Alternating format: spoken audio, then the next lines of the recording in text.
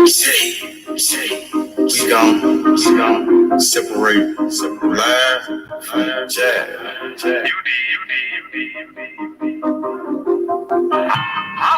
You might understand me. Ain't always better than damn. Oh, be better than no. Trap. I'm on my motherfucking trap shit. I'm on my motherfucking trap shit. I'm on my trap shit. NBA, I'm the number one in trap. D57, nigga on his ass down quick. Nigga came at me about a fucking bitch. D57, I laid his ass down quick. Blah, boom. Yeah, all that shit. Niggas talking shit. Wrong with all that shit. 20s, 50s, 100s shit, I want it all. First round drought pick, that's how I ball. Bitch, she bad, but I put that hoe on pause. Trap. I'm on my trap shit. I'm on my motherfucking trap shit. NBA baller, I'm that drop pick. C57 lay his ass down quick. Body found in the bag, laying in the ditch. I'm on my trap shit. For 48 a bitch. Nigga playing with the G shit. C-Mo, you know I'm with the shit. I'm ballin', Gary paid him back in 96. Don't give a fuck about what I do, cause they don't make you shit. 93 gang bad, they drop big. All of nothing about shit, I'm on some trap shit. Hold the fuck up. I don't think these niggas believe in you, man. They sleeping on you. Real, man. I thought you the number one trap pick. I'm on my motherfucking trap shit. I'm on my motherfucking trap shit. I'm on my trap shit. Yeah. I'm the number one in drought pick. Close the door, turn off the phone. It's time for this meet. Had to grind for the shadows all the way on me. I'm on some trap shit. You niggas somewhere out there sleeping. Trap like a drive-through. They know I keep going mad, cause I keep on firing up that reefer. I told them stress, got it, hold it down for my people. Ballin' like a motherfucking trap pick. D57, nigga gon' lay his ass down quick. These scaly sound was bad, that's all a nigga need. In my trap house, no sticks, stems, or no seeds. NBA drop pick, that's how I ball. 20, 50, 100 shit, I want it all. I'm on my motherfucking trap shit. I'm on my motherfucking trap shit. I'm on my trap shit. NBA, I'm the number one in drop pick.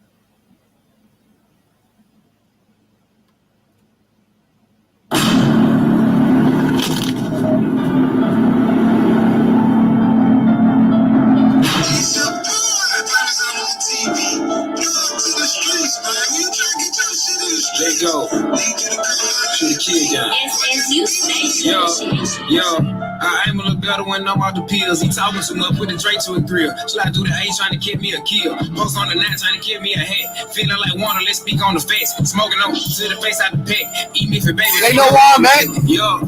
Nigga on the war, nigga know to be ready. Hand in the slammer, he just no telling. He coming home slamming shit like he million. Got on my ass, I got tired of disgracing. My bitch got a body, she came with a billy. Bows in the attic, I'm feeling like Belly. Bows in the attic, I'm feeling like Billy. Yo, boy, this and if and in. If I hop out the car, boy, you know we gon' spin again. I'ma call him my evil twin. This a Q37, you know we gon' swear the pin. And ain't no not to fuck with me. Do it so out of town, ain't no nigga touching me. And ain't no nigga booking me. I ain't squashing no beat, nigga know to be stuck with me. Yeah.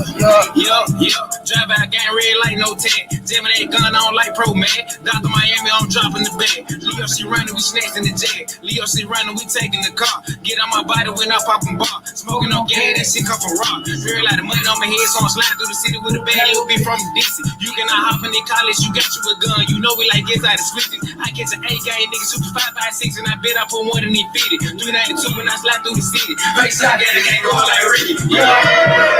Yo, camping on wax, she ain't did shit, gangsta. We're around town, you got both of your bangle. Bump down gang, boy, this shit can get dicey. 513 says you wanna be famous. Freestyle shit, they gon' put me on famous. 513 says you wanna be famous. Freestyle shit, they gon' put me on famous. You know you a bitch and you know you a hoe. Pills. You know I get active for real. Let's go, A. Let's go.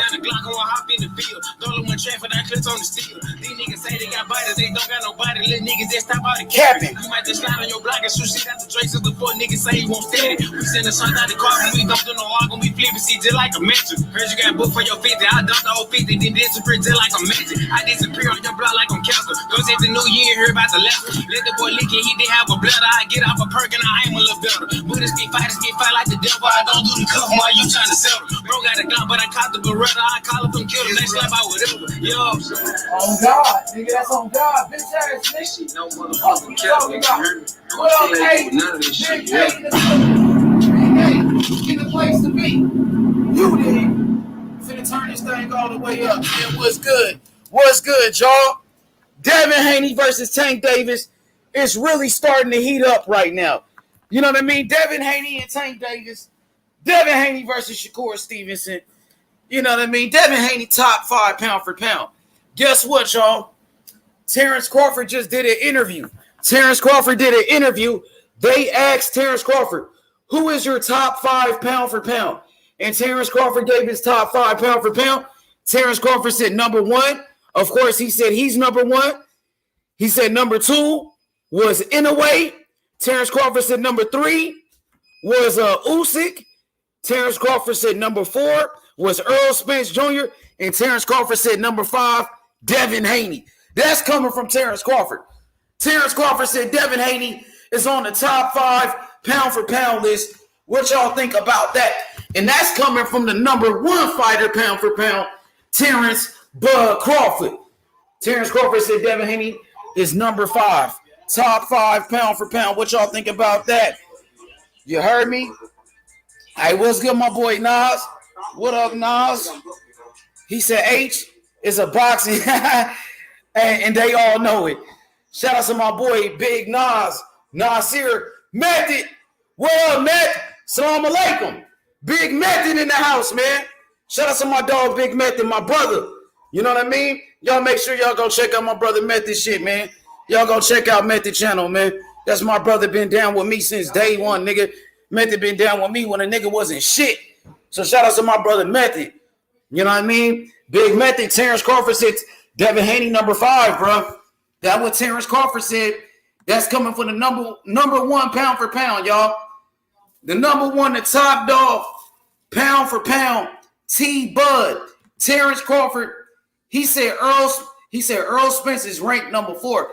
I was kind of surprised that Crawford gave Spence that credit, though, bro. I didn't think he was going to say Spence. But Crawford said Spence was number 4. He got Devin Haney number 5. He got Usyk number 3. And he got Inouye number 2. I was shocked that Crawford got Inouye number 2. Damn, I was kind of shocked, right? Crawford said Inouye number 2. I was like, damn. I thought he was going to say Usyk or something like that. When he said Inouye, I was kind of shocked, but we got to give this nigga Inouye his credit then. You know what I'm saying? We definitely got to give Inouye his credit for what the fuck he be doing in that ring, man. He be doing his thing. You know, he just took out Nonito Donaire. Shout out to Nonito. Of course, Nonito, that's my guy. But we all know that you know, Inouye is younger.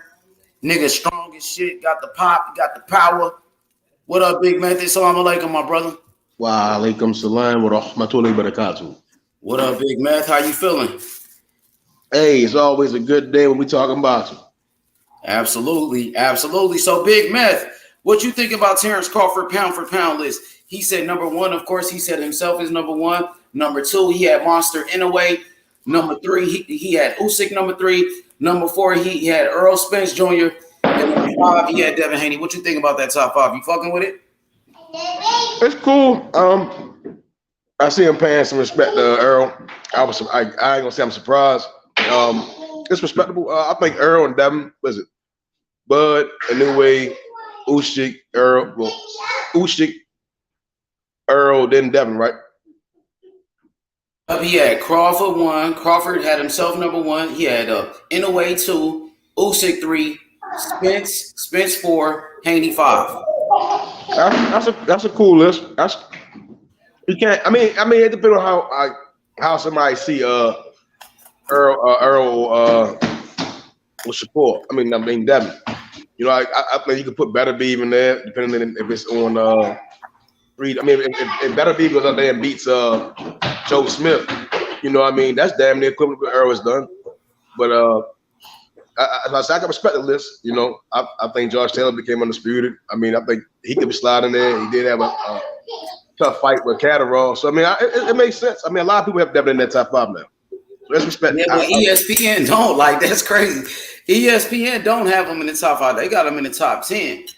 You know, but you hear from the fighters like Crawford giving, Devin Haney's credit, put him all the way at number 5, man. So shout outs to Crawford, looking out for the young fighter. Do you think number 2 is too high for Inoue? Crawford got number 2. Do you feel like that's a little bit too high?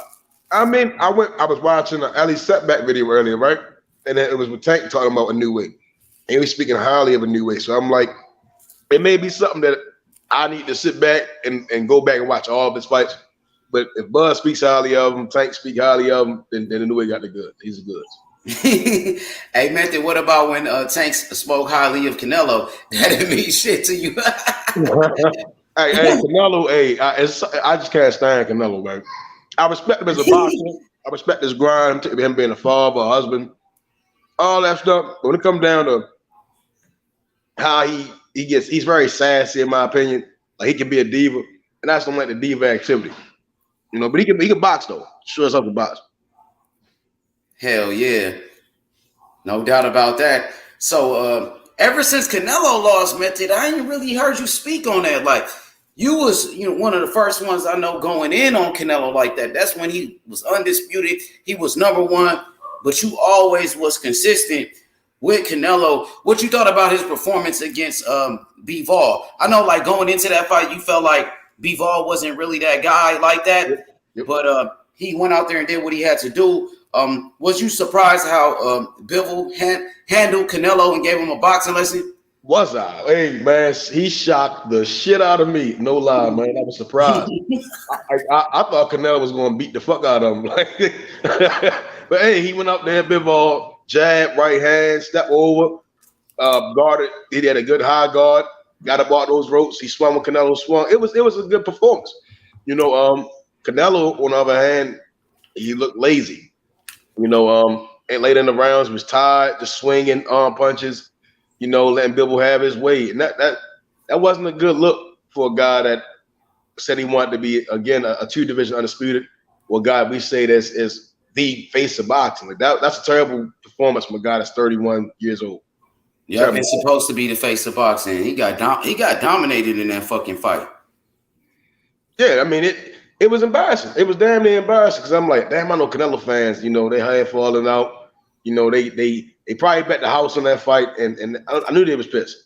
Oh, yeah, they was pissed. You see a lot of them Canelo fanboys, they disappeared. You know what I mean? Ever since Canelo lost, prime time bitch ass disappeared. Jimmy bitch ass, they all disappeared once Canelo got his ass beat. What up, Big Taco? Warriors! Let's go! Let's go, Taco! Let's go. Haney. Let's go.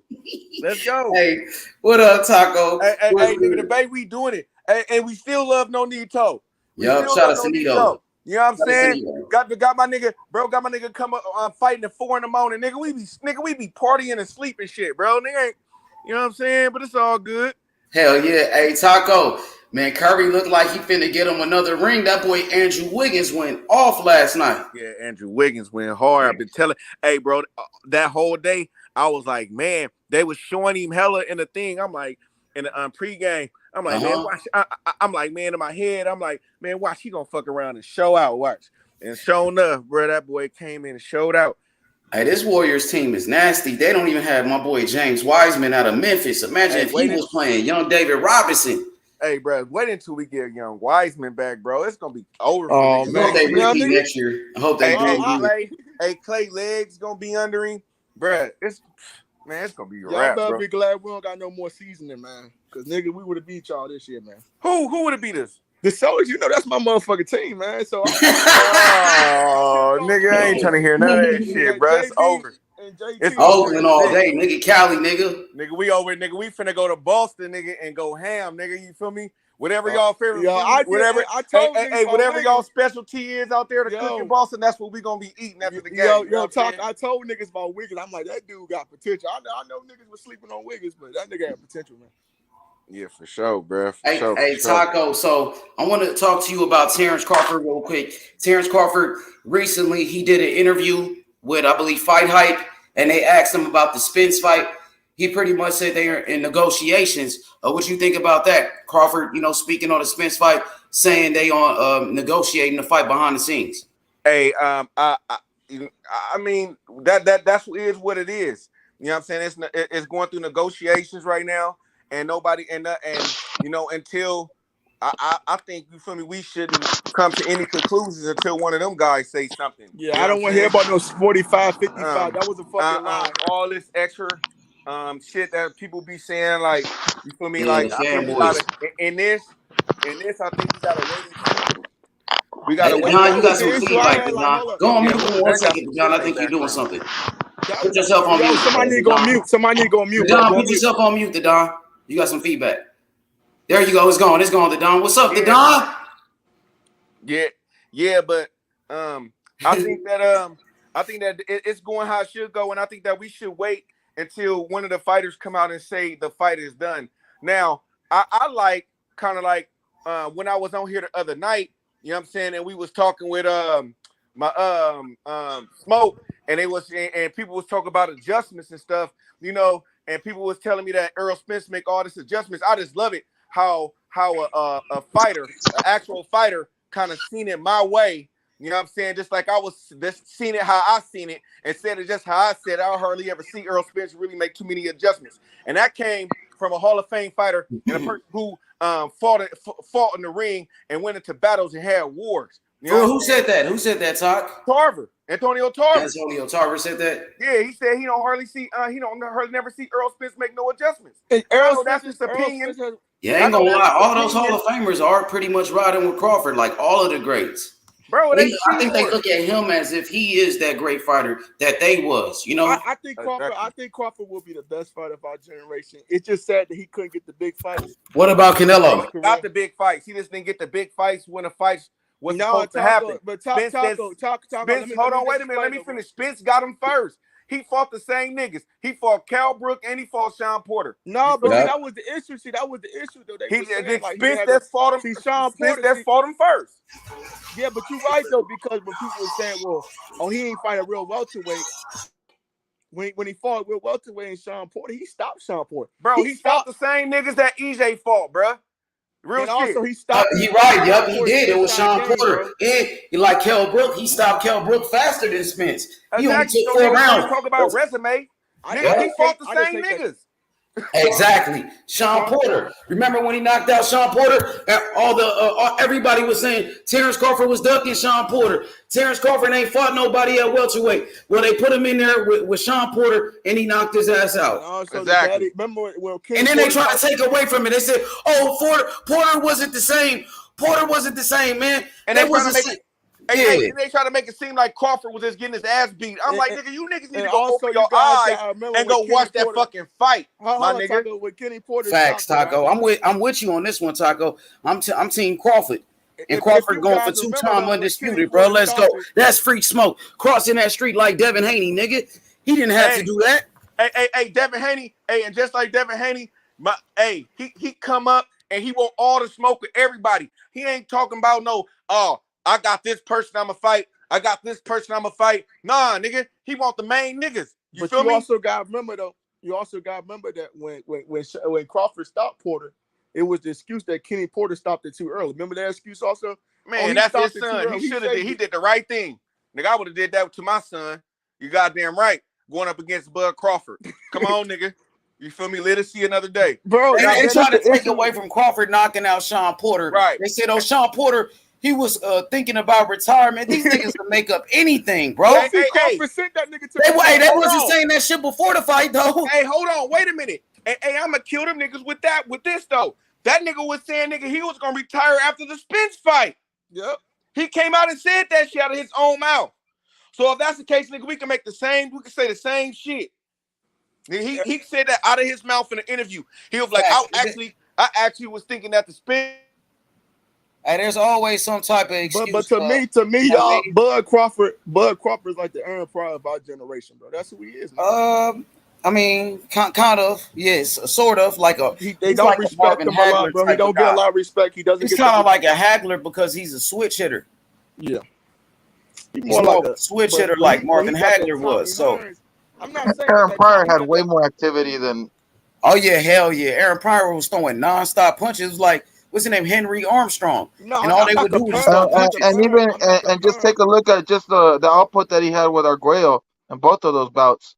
I'm not comparing him to the fighting style. I'm just comparing how he's a fighter of the generation that he's in. Hey, shout out to the Don in the building. The Don, Oakland's finest. Salute, hey my Don. Yeah. Salute Taco. Who's on here? Who's on here with me? Don. I got you. Here you go.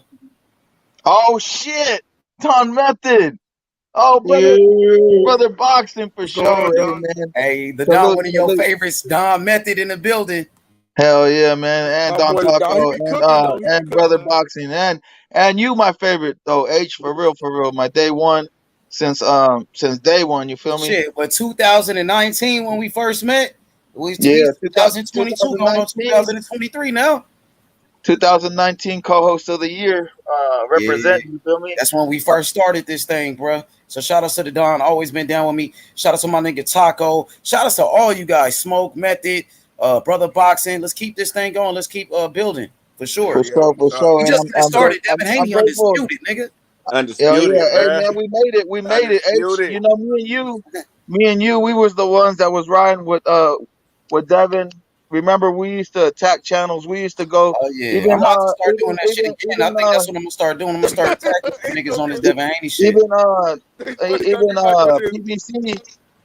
Just let me have a second, brother. I mean, I won't be long. You feel me? Even PBC blocked us. You know what I'm saying, H? Oh yeah. You know what I'm saying? We would attack top. Hey, that's funny. The PBC blocked us, the Don, and then they came to our channel that day. We was doing one of their fights. That's right. That's how it.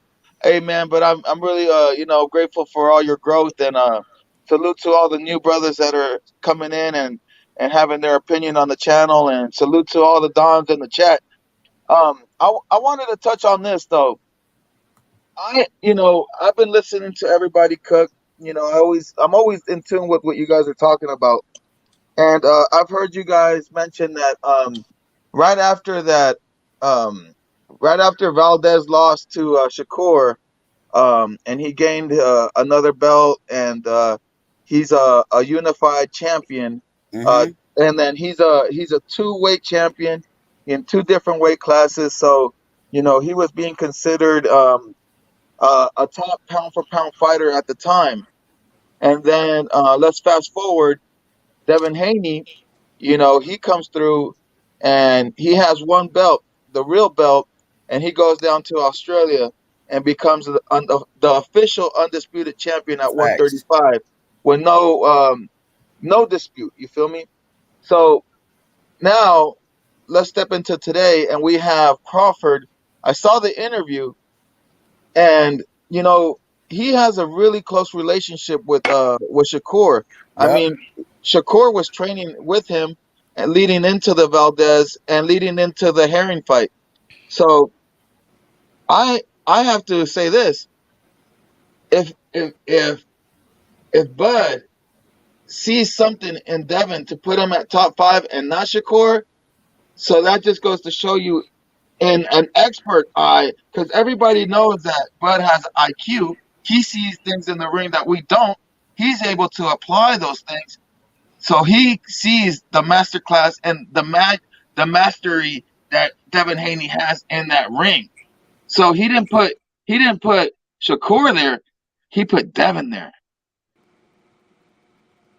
Hey, you know what, H?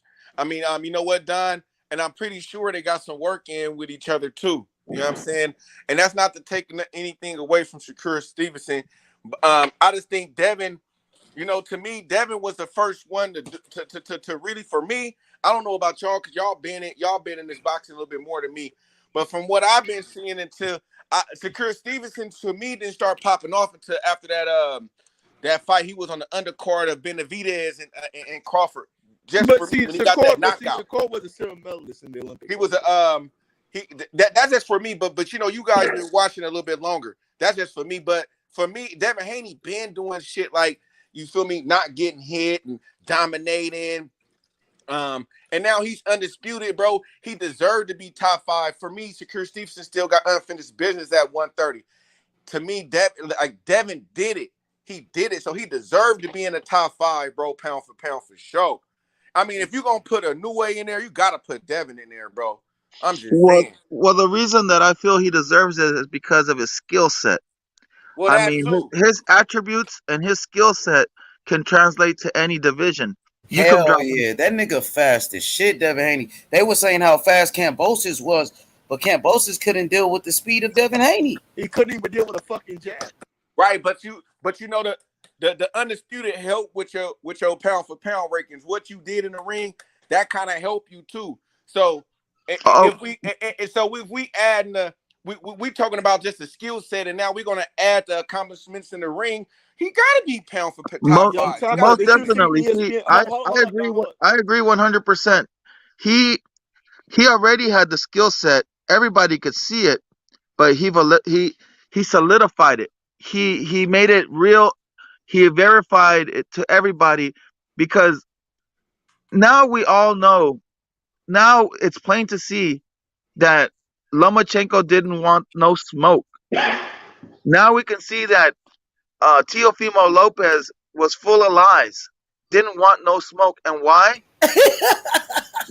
Because of what we saw. Look, man, where HLD has that, nigga? Look, me and H, he doesn't want to come back no more, bro. We made that me and H, bro. Like, when we met, I told, like, because we talk boxing for hours together with just like 1 or 2 people listening to us, bro. And I told H Money, I was like, Canelo's the one. Remember that, H? Yep, I remember. And then I told you Devin Haney's the one too. Facts. And we rode together because that's the one common fighter that we could agree on. It was Devin.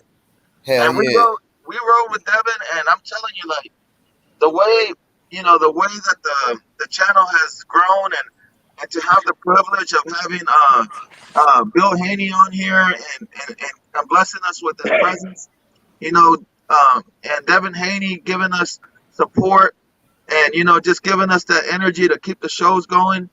I'm very grateful for that. Yeah, shout out to Bill Haney giving us opportunity and really taking us in when we wasn't shit, and during the pandemic when we was on lockdown. You know what I mean. So Bill Haney, shout outs to him, man. Much love. So y'all, Devin Haney was with Stephen A. Smith today. I don't know if y'all seen that. Not yet. What happened? Nah, he was on Stephen A. Smith show. Stephen A. got his own show, I think, on ESPN. No, I think he was on there a couple of. I seen. No, he came. He was on there again. Oh, he went back. Man, yes. Devin Haney, man, he should have went to the Warrior game last night, bro. He was supposed to bring the belts to the city. Yeah, I think he in New York doing these damn interviews with ESPN and shit. I know. But he should, if they say it's a game 7, he probably should. He should show up to Boston. No, he should show up to Boston with it. No. That's good publicity, though. It has to be here. Nowhere else. I know, but I'm just saying, though, if he show up, you feel me, to support, since he already out there in New York, you feel me, doing his media tour. It wouldn't be the right reception either. I know. Right here's the hometown kid. Now it's time for Devin Haney to come back home whenever he get a chance to go fight at that Chase Center. Man, or even the Oracle, because Hey, yeah, Oracle. I was just finna. Sorry, H, cut you Yeah, off. the Oracle, because he got his weight up now. Now that he's Right. undisputed, you feel me? Now it's time to go back home to do that shit. That's why I He was got just a gonna rematch. tell you. We got to get Cambosis. rid of Cambosis first. Yeah, One, Bozo. One more I fight with Bozo. wanna get that Cambosa. fight over with. Like, You look, know man, what? Hold let's on, get y'all. that Hey, what fight. you? Hey, HLD. Let me ask you this. I'm not y'all HLD. quick. That Hey, nigga because said and I know it's HLD, gonna go bro. into a Who you fantasy. talking not about, HLD. I'm Taco? sorry, bro. Don. Oh, My the bad, Don. bro. Yeah, I'm that's so your sorry. Oakland brother. I'm so sorry, Don. My bad. That just showed Hey, the Don disrespect, don't Taco, bro. fuck with Taco, Hey, HLD. He Taco, don't fuck with if him. you wanna find me, I'm at the Oakland Port. nah, my bad, Don. Don, my bad. Hey, Don. What do y'all think about because we know that in Australia it's gonna be hard for the top rank and ESPN for them to want to do that fight in Australia. What do y'all think about them bringing that fight to the town and bringing that Devin Haney first fight back to the Bay Area, man? I mean, if he could pull that shit off, that would be fucking big as fuck, bro. I think contractually the fight has to happen in Australia. Um, there's still big money out there for Devin Hell and yeah. Cambosis, and I just Yep. think that the only thing that we need to hope for is that they get it done within a couple months, finish it off. So maybe towards the middle or towards the end of the year, so Devin could get a fresh start coming Man. next year and start really putting Hey, those names and stamping his legacy. And I just see a bright future from here on out. bro, that Cambosis fight took Devin Haney career to the next level. All he needed was a Cambosis. You For know what I'm real. saying? Like Well, all he Cambosis was needed. the I'm sorry, perfect. Hey, Taco, H. Hold on, H. Cambosis. Go ahead. Go Hold ahead. on, H. I Go just ahead, want to brother. say this because we can't just label to Cambosis. All he needed was that opponent because I Yeah, had no doubt in my mind that he was going to Opportunity. beat. but I he was apologize. like the perfect All he opponent. needed was an opponent because it was An either going to be opportunity. Loma. It was either going to be. It was either going to be Loma. Theo, What's his fucking name? Lopez. Teofimo. Or it was going to be whoever, Cambosis, whoever had the belts. Devin Haney was calling them out and targeting them. It was just a matter of time. yeah, he was that nigga free smoke for Hey, real. he just needed the opportunity. It didn't matter who the opponent was. To me, he just needed the opportunity That's right. to show his talents in the ring for somebody to But, step up and actually want to but fight. Taco, I feel like Cambosis was the perfect opponent. Like what Cambosis brought to the table was more than what Loma brought to the table.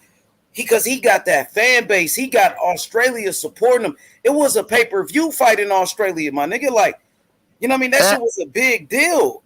it was 40. 50,000. It Tio was wasn't bringing 40 or 50. 50,000, or Loma wasn't 45 or bringing 50,000. 50,000. Yep, 45 or 50,000 Only packed in that arena. Cambosis was bringing that many people to the party, dog. And look, it was his homecoming, but we rained on his parade.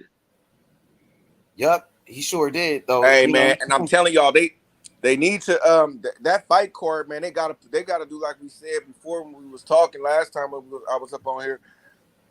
To me, for that fight to sell, they gotta have it should be a Australia versus American card, all Aussie versus American card somehow. I don't know who they got, but I mean, to me, for that fight to sell out there in that stadium, to at least break even with the gate. Do you think they're gonna do what they did last time, H? yeah, they for sure. Cambosis, his Cambosis fan could base sell is the like, fuck out of a fight.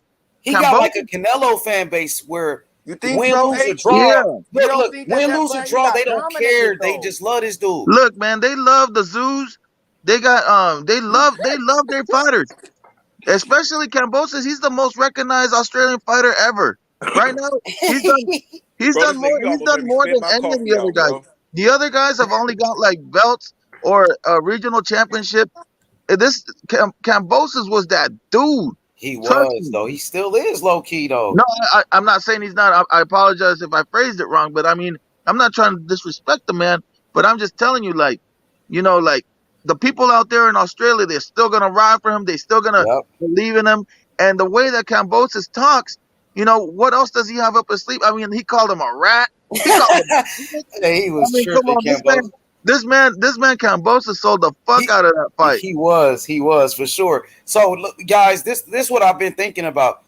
I want Devin Haney to stay at 135 Taco as long as possible. We see a guy like Errol Spence Jr., who's a huge welterweight, who's been staying at welterweight his whole career without moving up. And now he's about to go fight Terence Crawford in the biggest fight possible. The reason why Spence stayed at 147 all these years is because that's where the money was at. Welterweight is one of the hottest divisions in boxing. Now for Devin Haney, 135 taco lightweight, the Don, is the hottest division in boxing. Devin Haney is the top dog in the top division, the hottest division in boxing. You can't leave that, bro. That's where all the money's at. That's where all the big names are at. Tank Davis, Lomachenko, Kambosos rematch, and even Shakur Stevenson and Ryan Garcia. They all at 135. That's gonna be huge. You see that last name right there, H. I've always told you, I've always wanted that fight. Ryan, Because of the Latino fan base. uh-huh. And you know, and They got Devin that rivalry since the amateurs too. and Devin's got the brothers. You feel me? And I'm not a brother, but I got Devin too. Oh, you know, are a brother. You a brother to me. Hey, I don't Shit. think that. I don't but think I'm just that- I don't telling y'all, think- like, Man. just the fact of the matter, like, that right there is the Sugar Ray Leonard, Oscar De La Hoya dream fight that we never got, because we would always say, man, Oscar De La Hoya is Or a Oscar monster. and Floyd. What about Oscar and Mayweather? Nah, man. Nah, We because can't that put one Ryan happened. Garcia That on one Oscar happened. level, man. That one What's wrong happened. with y'all? Let's see man? what Nah. Taco got. Go ahead, Taco. Then Nah, Don, hey, you go right. look, no, but you know, I would love those fights, H, for my boy, but I think he might be caught on legacy, because to me, if he could go up there and get a Josh Taylor fight and get those 3 belts, he would just need one more belt. Josh. They got the same trainer, Ben Davis, and they not gonna fight. How you And know? Josh H, Taylor fuck said that. that he's They not got even the trying same to trainer, Ben Davison. Man, Hold on, fuck that trainer shit. and H Josh is business, Taylor- man, he don't give a fuck about no Josh Taylor. Josh Bro, Taylor said he's gonna that move ain't up. gonna work, bro. They got the same gonna work. trainer, Taco. That's a Nah, conflict man, of he interest. didn't use him for this fight. Because he ain't couldn't the get main in there. trainer, Could nobody get to Australia? He would have been there. Hey, he ain't the main trainer, H. But he a part of the team, and he But know nah, Devin Haney. but So Look, what happened? that- Look, what that ain't happened? gonna- Go Look, ahead. what happened when sometimes a fight can happen, but a trainer has to pick sides. You know, Roger Mayweather, he was training Oscar De La Hoya, and then the Mayweather fight came up, and he had to pick a side, and he picked his son's side. Yep. Floyd. And a Ricky Hatton. Remember? He was Ricky. Wasn't he Ricky Hatton coach? So yes, but I'm saying, like, Bro. Davidson's gonna have to pick a side. Hey, Taco. But I Fuck just 140, bro. What 140 ain't got no big fights. Josh Taylor is not even a big name, nigga. I know. Come on, it's bro. Josh legacy, Taylor, H. nobody even know Josh Taylor like that. Let's be honest. And then Josh Taylor, they got the same trainer. And then Josh Taylor fuck around and lost his last fight. So I know he did. the money. so you move up to 145 Teofimo. Teofimo already got his ass beat by George Kambosos, and Devin Haney beat the man that beat his ass already. Look, And think about this. Hold on, Don. Look at this, right? Devin go up there to fight Taylor to get those belts.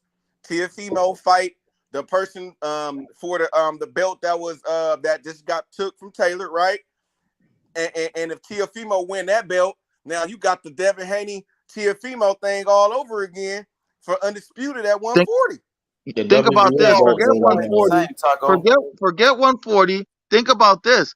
Think about the star attractions that you got at 135. You got Ryan that sells out arenas on his own. Tank. Ain't none of those guys at 140 bigger than Tank.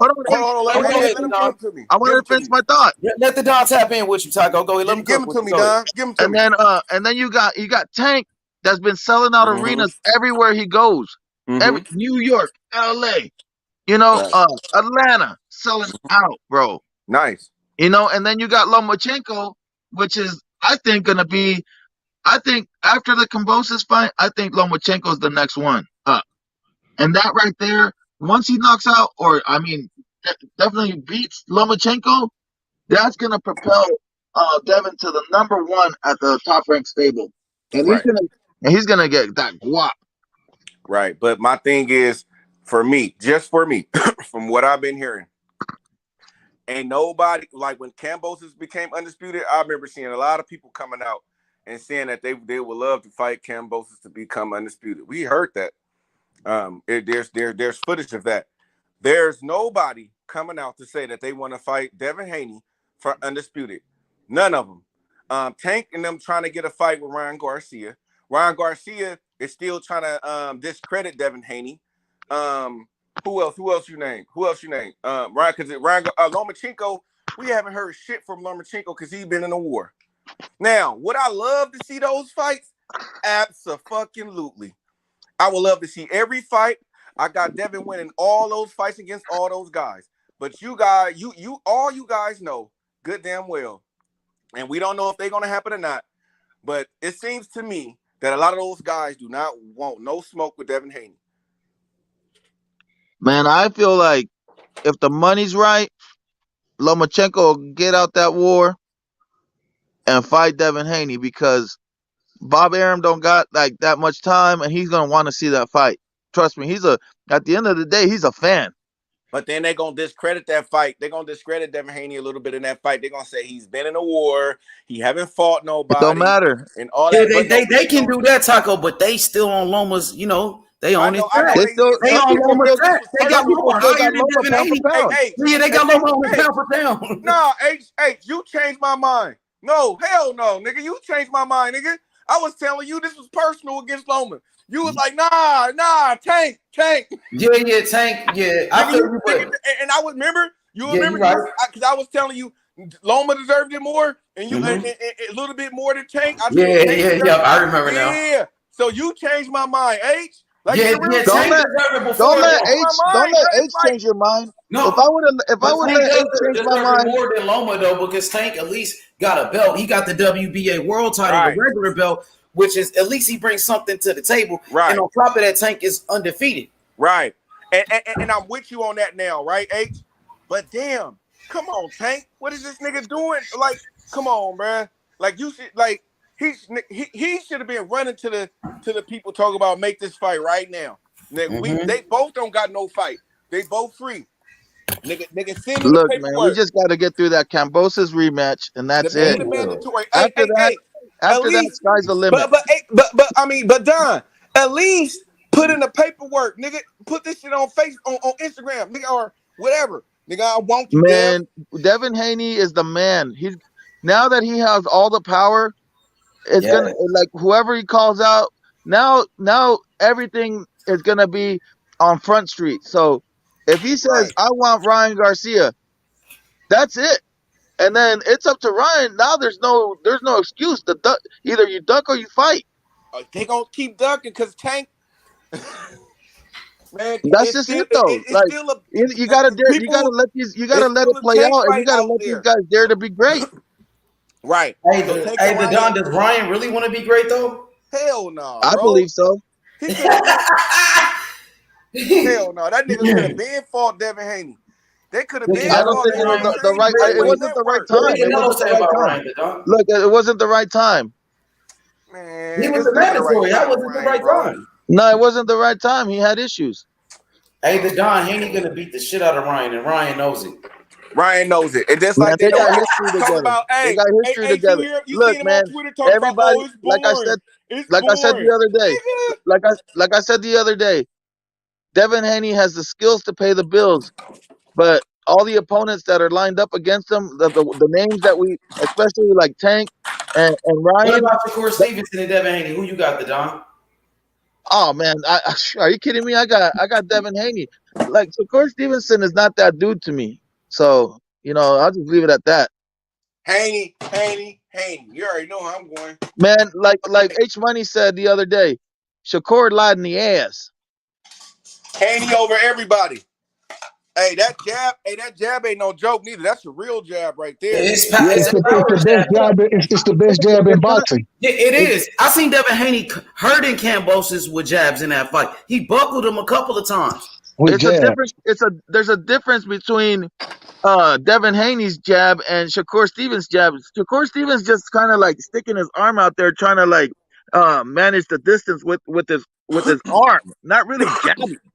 Man, Devin he's got a fucking stick, like a fucking whip after that thing. Like he really do hurt you. Like I saw Kambosos' neck snap back. I saw this dude JoJo's neck snap back. I've seen every opponent that That's he's why I ever kind of want faced him to go up to 140, bro. I snap. kind of want Nah, to. Taco, 135 is where the bag is at. That's where the big names are at. And here's 140, another thing. nigga, 140 ain't no big names. Gary Antoine Russell's not a big name. Motherfucking Regis Prograis ain't a big name, nigga. You know what I'm saying? None of them niggas. I know, but if And he here's can go up another there, thing. And here's another if he can thing. go up there and get those belts, though, you feel me? That Yeah, he see, will. Eventually he will. But right now, we got to stay where all the money is at. Where the big names. And here's another thing. I'm tired of people saying that Devin Haney is a back foot fighter because he's not. He's right there in the pocket. He's just a master of range. He's very clever with his footwork. Oh, He's yeah. right there. Exactly. Hey, whoever He's this there, is but he's talking, not he there. knows He's shit. there. He can hit you, but you can't hit him. We talking about Coco the Don, OG Coco the Don. Oh, Coco breaking it down. Go ahead, bro. And then you got Shakur Stevenson. He's more of a back foot fighter where he does need to retreat to regain his distance to set himself back up. So that's a key difference right there, because I feel like if Shakur Stevenson and Devin Haney fight, Devin Haney will force Shakur Stevenson to come forward, and he's not going to be comfortable in that position. I think Devin Haney would have the power advantage in that fight too, along with the reach advantage. And the size advantage. If you go listen to Shakur when he talks about it, he always says, it's funny, me and Dev, Dev has always been one weight class higher than, you know what I'm saying? So even now, Shakur, he's sucking down a little bit, you know what I'm saying, to make 30, but Dev doing the same thing for 35. Dev is going to be, I think he's going to end up at 54 one day, you know what I'm saying, for the right fight at 54, you know what I'm saying? I don't think he's going to just campaign at 54. He'll campaign at 47, but he'll definitely find the right fight at 54, and he can make that happen because of his size. Whereas Shakur, I think he'll be a 47-pounder, you know what I'm saying? He'll probably campaign there, but I don't think he'll be as effective. And the reach that Dev has, even though they list that man at 5'8", 5'9", I was just listening to an interview with Mickey Bay, and Mickey Bay was like, man, been just over the last 6 months with me training him, I've seen this man grow, you know what I'm saying, just in this time frame. And so, hey, Dev, at 23 years old, the sky is the limit, man. The sky is. And that's what I'm saying though too, though. And just to go to your point a little bit, and that's what I mean about going to 140, because we already know the welterweight division is almost coming to an end, you guys. It is. Just think about it. Hold on, H. I know you're gonna gas. Hold on. Let me explain. Because Sean Porter is out, Danny Garcia then they're out, right? You got Bud and Spence, who's at the top of the division. Them two is about to be out the division. Depends on, they're gonna get 1 or 2 fights. You got Boots. How long is Boots gonna stay at 147? I give Boots like 1 or 2 years at 147. So when you really look at the landscape, the 147 division is going to be them young guns coming up there. So I could see in a year or two, which is right on the map, if he was to go up to 140 right now, for him to go up to 140 in the next 2 years, 147. I mean, Yeah, I think he'll go up to 140. Man, I really think he's gonna look for. He's gonna take the Kambosos fight. He's gonna look for the Lomachenko fight, and after the Lomachenko fight, I think he moves up. I think those after this. Before we move up, gotta get. I hope that. But even just listening to both of them talk, just listening to them, man, I could be wrong. I agree with that. I'll put a target on Shakur Stevenson's back. Well, here's what I hear from. This is what I hear from Shakur. This is what I hear from Shakur Stevenson. I hear that he needs more time. The only thing that I'm hearing from him, coming from anytime I hear him speak, is he needs two more fights. He needs more time. He needs to grow. He needs to put some weight on his ass. Mm-hmm. I mean, that's what I keep on hearing. Like he ain't ready. Shakur needs 2 more fights. The thing is, these are the expectations. That a real great, a potential great. You have to really have to push for greatness. I hear a lot of people saying, the monster. The monster's a great fighter, but he need to move up. Well, the thing is, why don't Shakur Stevenson move up? Great, if you want to be great, you feel me? So let's just keep that same energy. Hey, hold on. I want to ask H a question, because he keep on saying Shakur Stevenson. Yeah. I just want to ask you: is there something more to this that I need to know? Nah, it's nothing more to it. This is what really happened. There's a lot of fans that be coming over here like Devin Haney just became undisputed. Devin Haney's on the top 5 pound for pound list, but they constantly saying that Shakur Stevenson is better than Devin Haney. I don't see it. Exactly. That's why I had to hop on. Yeah, that's the problem that I got. Devin Haney's the So it's a little undisputed personal. champion. Devin Haney is the one, that's, fighting the best competition. Devin Haney's going to people's backyards, taking low ball offers. He taking the hard route. Ain't nothing easy about that. So why Haney don't get the credit that he deserves? These niggas still constantly saying that Shakur Stevenson is 10 times better than Devin Haney, and that's not the case. Oh my God.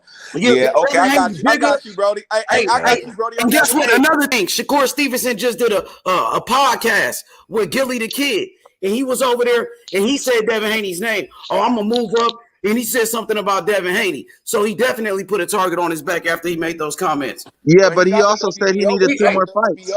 Yep, and then he said he said 2 more fights, and then I'm gonna move up, and I'm gonna kill. He said I'm going after Tank, and I want Devin. He said I'm kicking everybody ass. Oh, Devin moving because he knows Devin moving up. Hey, but what's wrong with him? I mean, that would be finishing business at 30. That would be. Yeah, I agree with that. I want him to finish business at 30. You know what the problem with that is?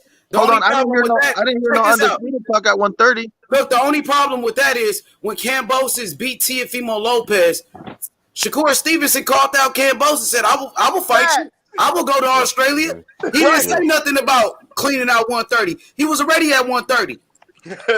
Hey, that nigga would have moved up instantly. Hey, nigga been calling out Lomachenko at 130. Look, Shakur been calling out Lomachenko at 135 for years. He been calling out Tank Davis at 135 for years. But you need 2 more fights for Devin Haney? You didn't say you need 2 more fights for Kambosos. Man, Shakur's capping on Devin. He's capping on that Devin fight. Yeah, so he need more time for Devin. So it's all good. Yeah. Shakur Stevenson a good fighter, but let's be honest, he started off at 126 pounds. He's a little nigga, and that's how Devin Haney gonna treat him. Yeah, he need more. He need more weight on that ass. He lied in the ass, like H Money said the other day. Too light in the ass. Hey, and people need to. Hey, I'm gonna holler at y'all, man. Hey, the Don for sure. The Don. The great Don. Don Taco. Don UC Flame. Mula. I'm gonna holler at y'all. All right, my brother. Show the Don. Good looking out. Yeah, man. Shakur Stevenson, man, and people need to put things in its proper context. Now, I know that people seen sparring footages of them two going at it, but man, those are sparring and.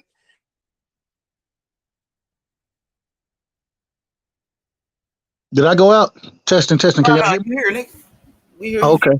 Taco, you cut out. Yeah, so Shakur need more time. Just take your time while Devin Haney, take all the smoke. But this the thing. I think that both of them, Devin and Shakur, I think they plan to fight each other. I think they gonna try to do it at a higher weight class at 47 when it'll be a real mega fight. I can see both of them fighting when Shakur's 28, Dev is 27, something like that. You know what I'm saying? Why so long though? Haney ain't gotta wait till 28. Haney already in super fights. I'm not saying I think it's gonna be more because of the difference in weights. You know what I'm saying? I think Shakur, he said he gonna try to, regardless of what Bob said, he said he gonna try to go for undisputed. You know what I'm saying? At 30, he's going for undisputed, but they trying to make him fight Never Rinse. Yeah, I don't know why. They're trying to do that. That don't make no damn sense. UGC, if he's trying to fight Never Roddy, who coming up from 126 without a belt? Yeah, that's not going after undisputed. But at the end of the day, that ain't going for undisputed by fighting Never Rinse, who's not a champion. Nah, well, that fight didn't get made. So yeah, but this the problem though. Gutierrez. Oh, go ahead. Was that but to be fair, what's going on with the other champions though? Hey, right side, did they try to make the Never Rinse fight? Absolutely. Is it Never Rinse a champion? Is Never Rinse wait. Is Never Rinse a champion? At 26.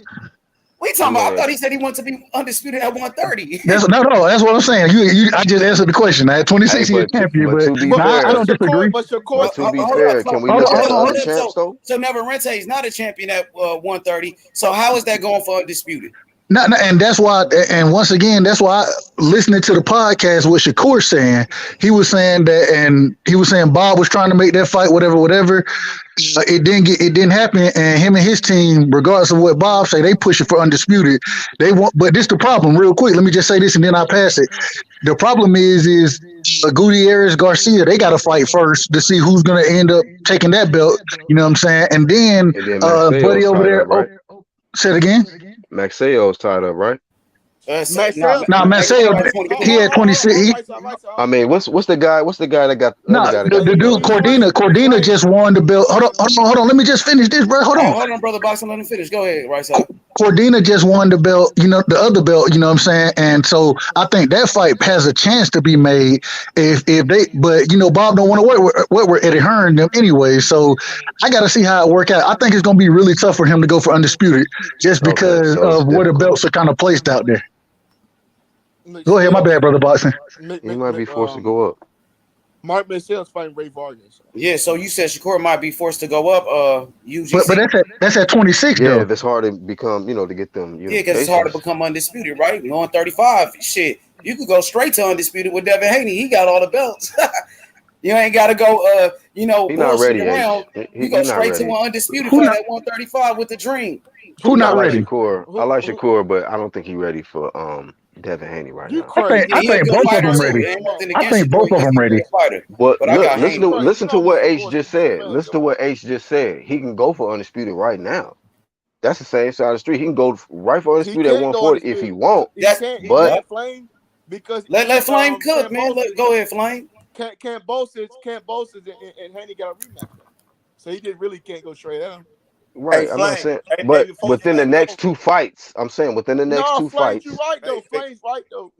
But the problem is the only way that's gonna happen is Bob make Lomachenko versus Shakur, which he's not gonna make because he want Lomachenko to get them belts. So he want to make Lomachenko versus Dev after the Cambosis fight. So Lomachenko coming back. We don't even know that. Man, Bob Arum said himself. Bob Arum said, and I'm only going off of what he said. He could be wrong, but the man Bob said Bob literally said that if a fight presents itself, Lomachenko is ready to come back into the ring. You know what I'm saying? So at the end of the day, I believe if Bob says it like that, and I know how Bob rock with Lomachenko, he want Lomachenko to beat Dev, in my opinion, regardless of the credit he gives Dev. We know what he want, but either way, it's still a top ranked victory. Whether Shakur get it, Devin get it, Loma get it. Agreed. Show must move. Before even Bob, we gotta listen to Bob.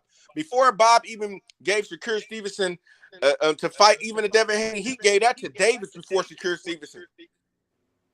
Repeat that, bro. He said that at the press conference. He said Davis probably could fight for undisputed. He didn't mention nothing about no Shakur Stevenson. He did mention Tank's name. He did mention Tank's name, but Tank, that man, the way Tank moving, no offense to that young brother. I hear he gonna get paid really well. Congratulations to him. But Tank, see the next fight Tank got to fight is Haney though. That's a really good next. So Shakur need two fights before Devin, to move up. And the rest of the 35 division. That's exactly what the rest of the division got question mark. They gonna wait for Haney to move up.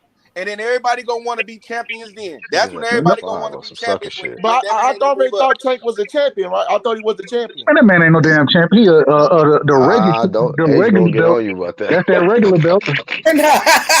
He's a mandatory for a championship. That's what he is. Niggas out that shit, dog. He a mandatory for the championship. He's the regular champion. It is a world title. Let's be fair. He's a mandatory for the biggest belt in that section and body. He the mandatory for it. Hey, Devin he don't even want to use this belt to fight Dev though. That's the problem. Yeah, that's what I ain't gonna lie. Billy was over there with Tank and him. He went to Baltimore. No, YB went over there to Tank Gym with Tank Trainer, and they said they was they want to fight Devin Haney. That's what they say. Man, them niggas is jaws, and they always. What they want to say and what they do is totally different. I've been hearing they but hold up, nigga. We can't say Garcia fight, bro. Them niggas focus on Warren Garcia, a motherfucking Instagram model. Tank a goddamn dog. Y'all, I think niggas sleeping on Tank, man. Tank a goddamn dog. No, I like Tank. I like Tank a lot. It's just look how the man moving. Look how he moving. It's Mayweather Promotions. I mean, man, look, Devin Haney did it. Fuck that. Devin Haney went on the other side of the street. Devin Haney signed a contract where he's making the less money. You know what I'm saying? When he been making more money than Cam Devin different, bro. Dev is different. That's what it boils down to. Dev is different, bro. It's different, bro. He a throwback fighter, bro. He really got that mentality. Already told us in multiple interviews, man, he not concerned about money. His legacy is what he concerned about. Fact. Tank, And when he gonna make it, choose when he get the legacy, the money gonna come. Go ahead, my bad. You go ahead, Flames. exactly. When you go after legacy, now the money it should come, but with 35, I don't know the way these niggas acting, man. Shit, he might have to go to 40 to get a paycheck. The problem is though, the only fight I really care for is Tank versus Haney at 135. That's the only fight that we really should be caring about, man. I don't agree with that, man. We niggas want to keep because talking about Lomachenko, bro. Lomachenko nah. Right now we don't know what's up with Loma, but I mean Tank ain't the only guy but at 35. But Devin would get more credit from the outside world, not the real boxing fans. The real boxing fans know that the real fight is between Tank and Dev right now at 35. But you still got a lot of people who got Lomachenko above Devin Haney on their pound for pound list right now. You know what I'm saying? And Tank not even on that list. Hold on. That's ESPN bias, though, bro. I'm not disagreeing with that. That's why I said to the real boxing fans, niggas like us who talk this shit every day, we know what the real fight is. But even though we know the real fight, the casual fan looking at this list right here, it don't work that way. Hey, I wonder where Comey is ranked, bro. I wonder where Comey is ranked. Hey, who got their TV on? Yeah, somebody got some background, bro. Niggas got some background noise, bro. Slow motion. Hey, Money, I think that's you, bro. Put me up on the shoe game. He said, "Listen, K9." He said, "Mike Jordan selling his Ace shoes. Money. You should sell your shoes. I'm selling mine." Yo, Ace Money. So I gave the shoe game. Oh shit. Well, nigga, listen to a documentary. Nah, he listened to K9. K9, I'm listening to K9 ass. I'm sorry, I thought I had my shit on you. Nah, K9. I fought with K9. Hey, just took over the line. Hey, but let me go back to what I was saying, man, before I got cut off by this fucking internet. This shit get on my nerves. Hey, but look, we know Tank Davis ain't finna make no sacrifices. You feel me? To go to another country. We know he ain't gonna go across the street to another network. You know what I'm saying? We know he's not gonna take those chances to fight. You feel me? A top champion that's at his division, which is Devin Haney. You know what I'm saying? Like, if he wants to smoke, he can have the smoke. He don't have no excuses right now. All that shit, when you was talking on the thing, you knew he had a fight. You know what I'm saying? So then you wanted to call Devin Haney out when he had to fight. Now that the fight is over, both of y'all don't got to fight. Nigga, we hardly hear shit from you, nigga, with that Devin Haney shit. Nigga, you could go and make this shit happen if he go and say, I want to fight. I want to be the mandatory to come and fight for Devin Haney belts. I want that next. Fuck Ryan Garcia. What can he do for my legacy? No, instead, these niggas is still trying to push that shit. If I was Tank Davis, every time they mention me and Ryan Garcia, I retweet, nigga, Devin Haney. I want Devin. Taco. I want Devin. Taco, it's crazy though, because Ace said something that was key. When Kambosos had the straps, you notice how the energy was way different.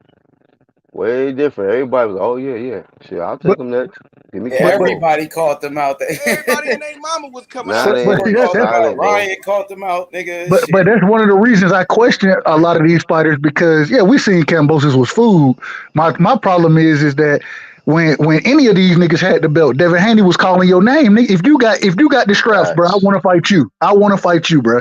I'm gonna show up at the fight. I'm gonna get in your face. Then if you my mandatory, I'm showing up at your motherfucking fight too, nigga. You know what I'm saying? I'm showing up at anybody who want to smoke. I'm about that life. And we see a lot of these guys. They wasn't about that smoke, bro. They wasn't about the smoke, regardless of what they said. T.O. wasn't about it. You know what I'm saying? Lomachenko, he wasn't about it. Ryan Garcia, not about it. Tank Davis. And this is my last point real quick. Tank had the opportunity to get that fight, regardless of what anybody want to tell me. With Tank being the star that he is, if he really wanted that Kambosos fight, he could have went to Australia and made that a pay-per-view fight for big money. You know what I'm saying? Big numbers. But what Floyd said, we're not going to go over there and fight him. But it's crazy. Floyd can go all across the world doing exhibitions, but you don't want Tank to go over there? Man, Floyd don't want nobody to succeed, bro. Well, I ain't gonna say succeed. He don't want nobody to surpass his legacy. So no easy work. You couldn't go to Australia for some easy work. Come on, all work is easy work. Like, and then in one of the interviews, they was like, "You want to fight Kambosos?" He was like, "Yeah, I'll fight him, but fuck the belt." Nigga, what you mean? What are you talking about? But nigga, why don't you? Okay, if you talking about fuck the belts, why don't you drop the belt, the fake belt you got? Like, you know what I'm saying? Like, Man, man, you want listen. to say fuck the It belt, gotta but you make don't even got sense, the man. real It's belt. What it was? Like, make this shit make sense. Well, he got the WBA, right? And so Yeah, he don't even the got the W. real title though.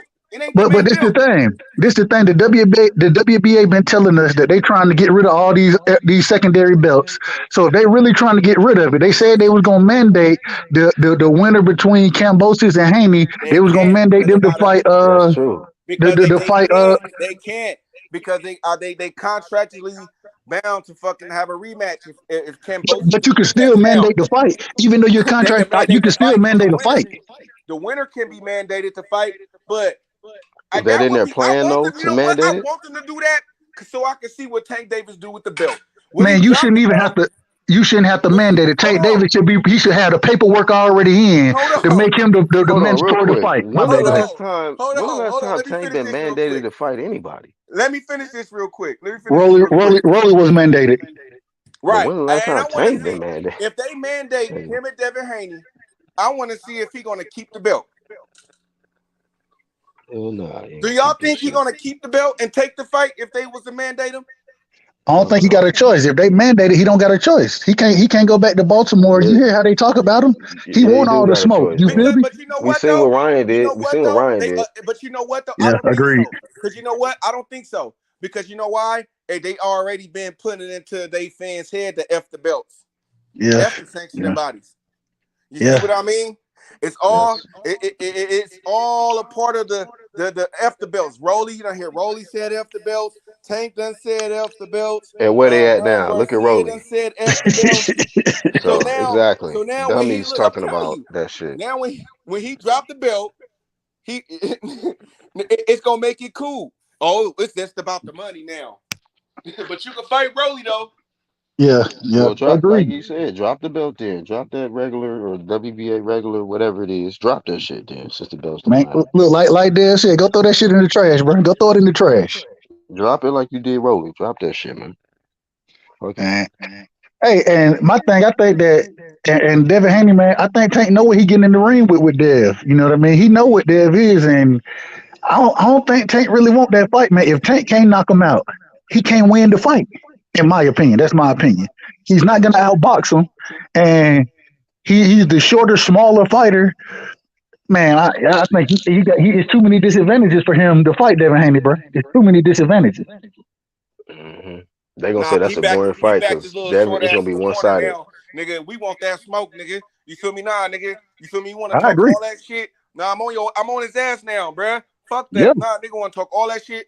All you niggas want to talk that shit, nigga. Tank, go Floyd get run is the that not smoke. gonna fade, allow nigga. Devin to beat his superstar Run fighter, that man. You fade, kidding nigga. me? You talk all that shit, If Tank, nigga. Run that fade, nigga. Hey, but realistically, if Floyd allowed Tank to get in there with Devin, do you realize Devin will blaze his top star? That's Yeah, it. blaze Mayweather who? Promotions will be out of Hey, here, you homie. think so? You think Haney give it to Tank? Bro, he'll yes. beat his But ass, just bro. think about the risk of it. If Tank lose, Mayweather Promotions out of here, man. That's over with, bro. Nah, but from Pack it up. Floyd say he a He part of trying the to protect his, PBC, so shit. but He they're got not. all them niggas his fighters. If you ask Floyd, According to him, yeah.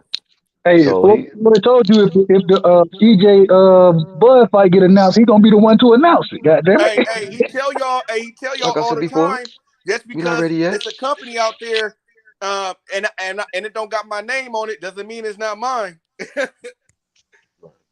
But hey, man, at the end of the day, man, once again, Devin Haney, in my opinion, I think he's a top 5 pound for pound fighter right now. He has one of possibly the best jab in boxing, and the man is only 23 years old. Look at these prospects that are 25, 26 years old on these undercards. And this man at 23 got his own promotional company, headlining all his shit. You know, man, the sky's the limit Rich. for this young brother. And when he beats somebody like a Tank Davis, just think about the pay-per-view star he's gonna become, because then niggas gonna people they may be against him, but they're gonna be looking for him to lose. That's what they're gonna be buying the fight for, looking for him to lose. And he's gonna continue to box people, and hey, it's the sweet science. He did not get hit, and he's a master at doing that. He's a master at it. Hey, I'm gonna be patient with Lomachenko because I know they got the little war situation. But if he don't, after that situation is clear, if he don't come back and try to get them belts off Devin Haney, hey man, get your sucker ass out of boxing, man, because Devin Haney surpass. He already took his dream away. Loma wanted to be undisputed at 35. Devin already took that. And Lomachenko's dream got cut real short by Teofimo. So hey man, Lomachenko, get through whatever you need to get through, but your ass need to come back. See, that's the dude that you ducked. You ducked that mandatory. And your mandatory came back and became undisputed. And you gonna let that shit slide like that? Hey, that mandatory. And now it's worse, y'all.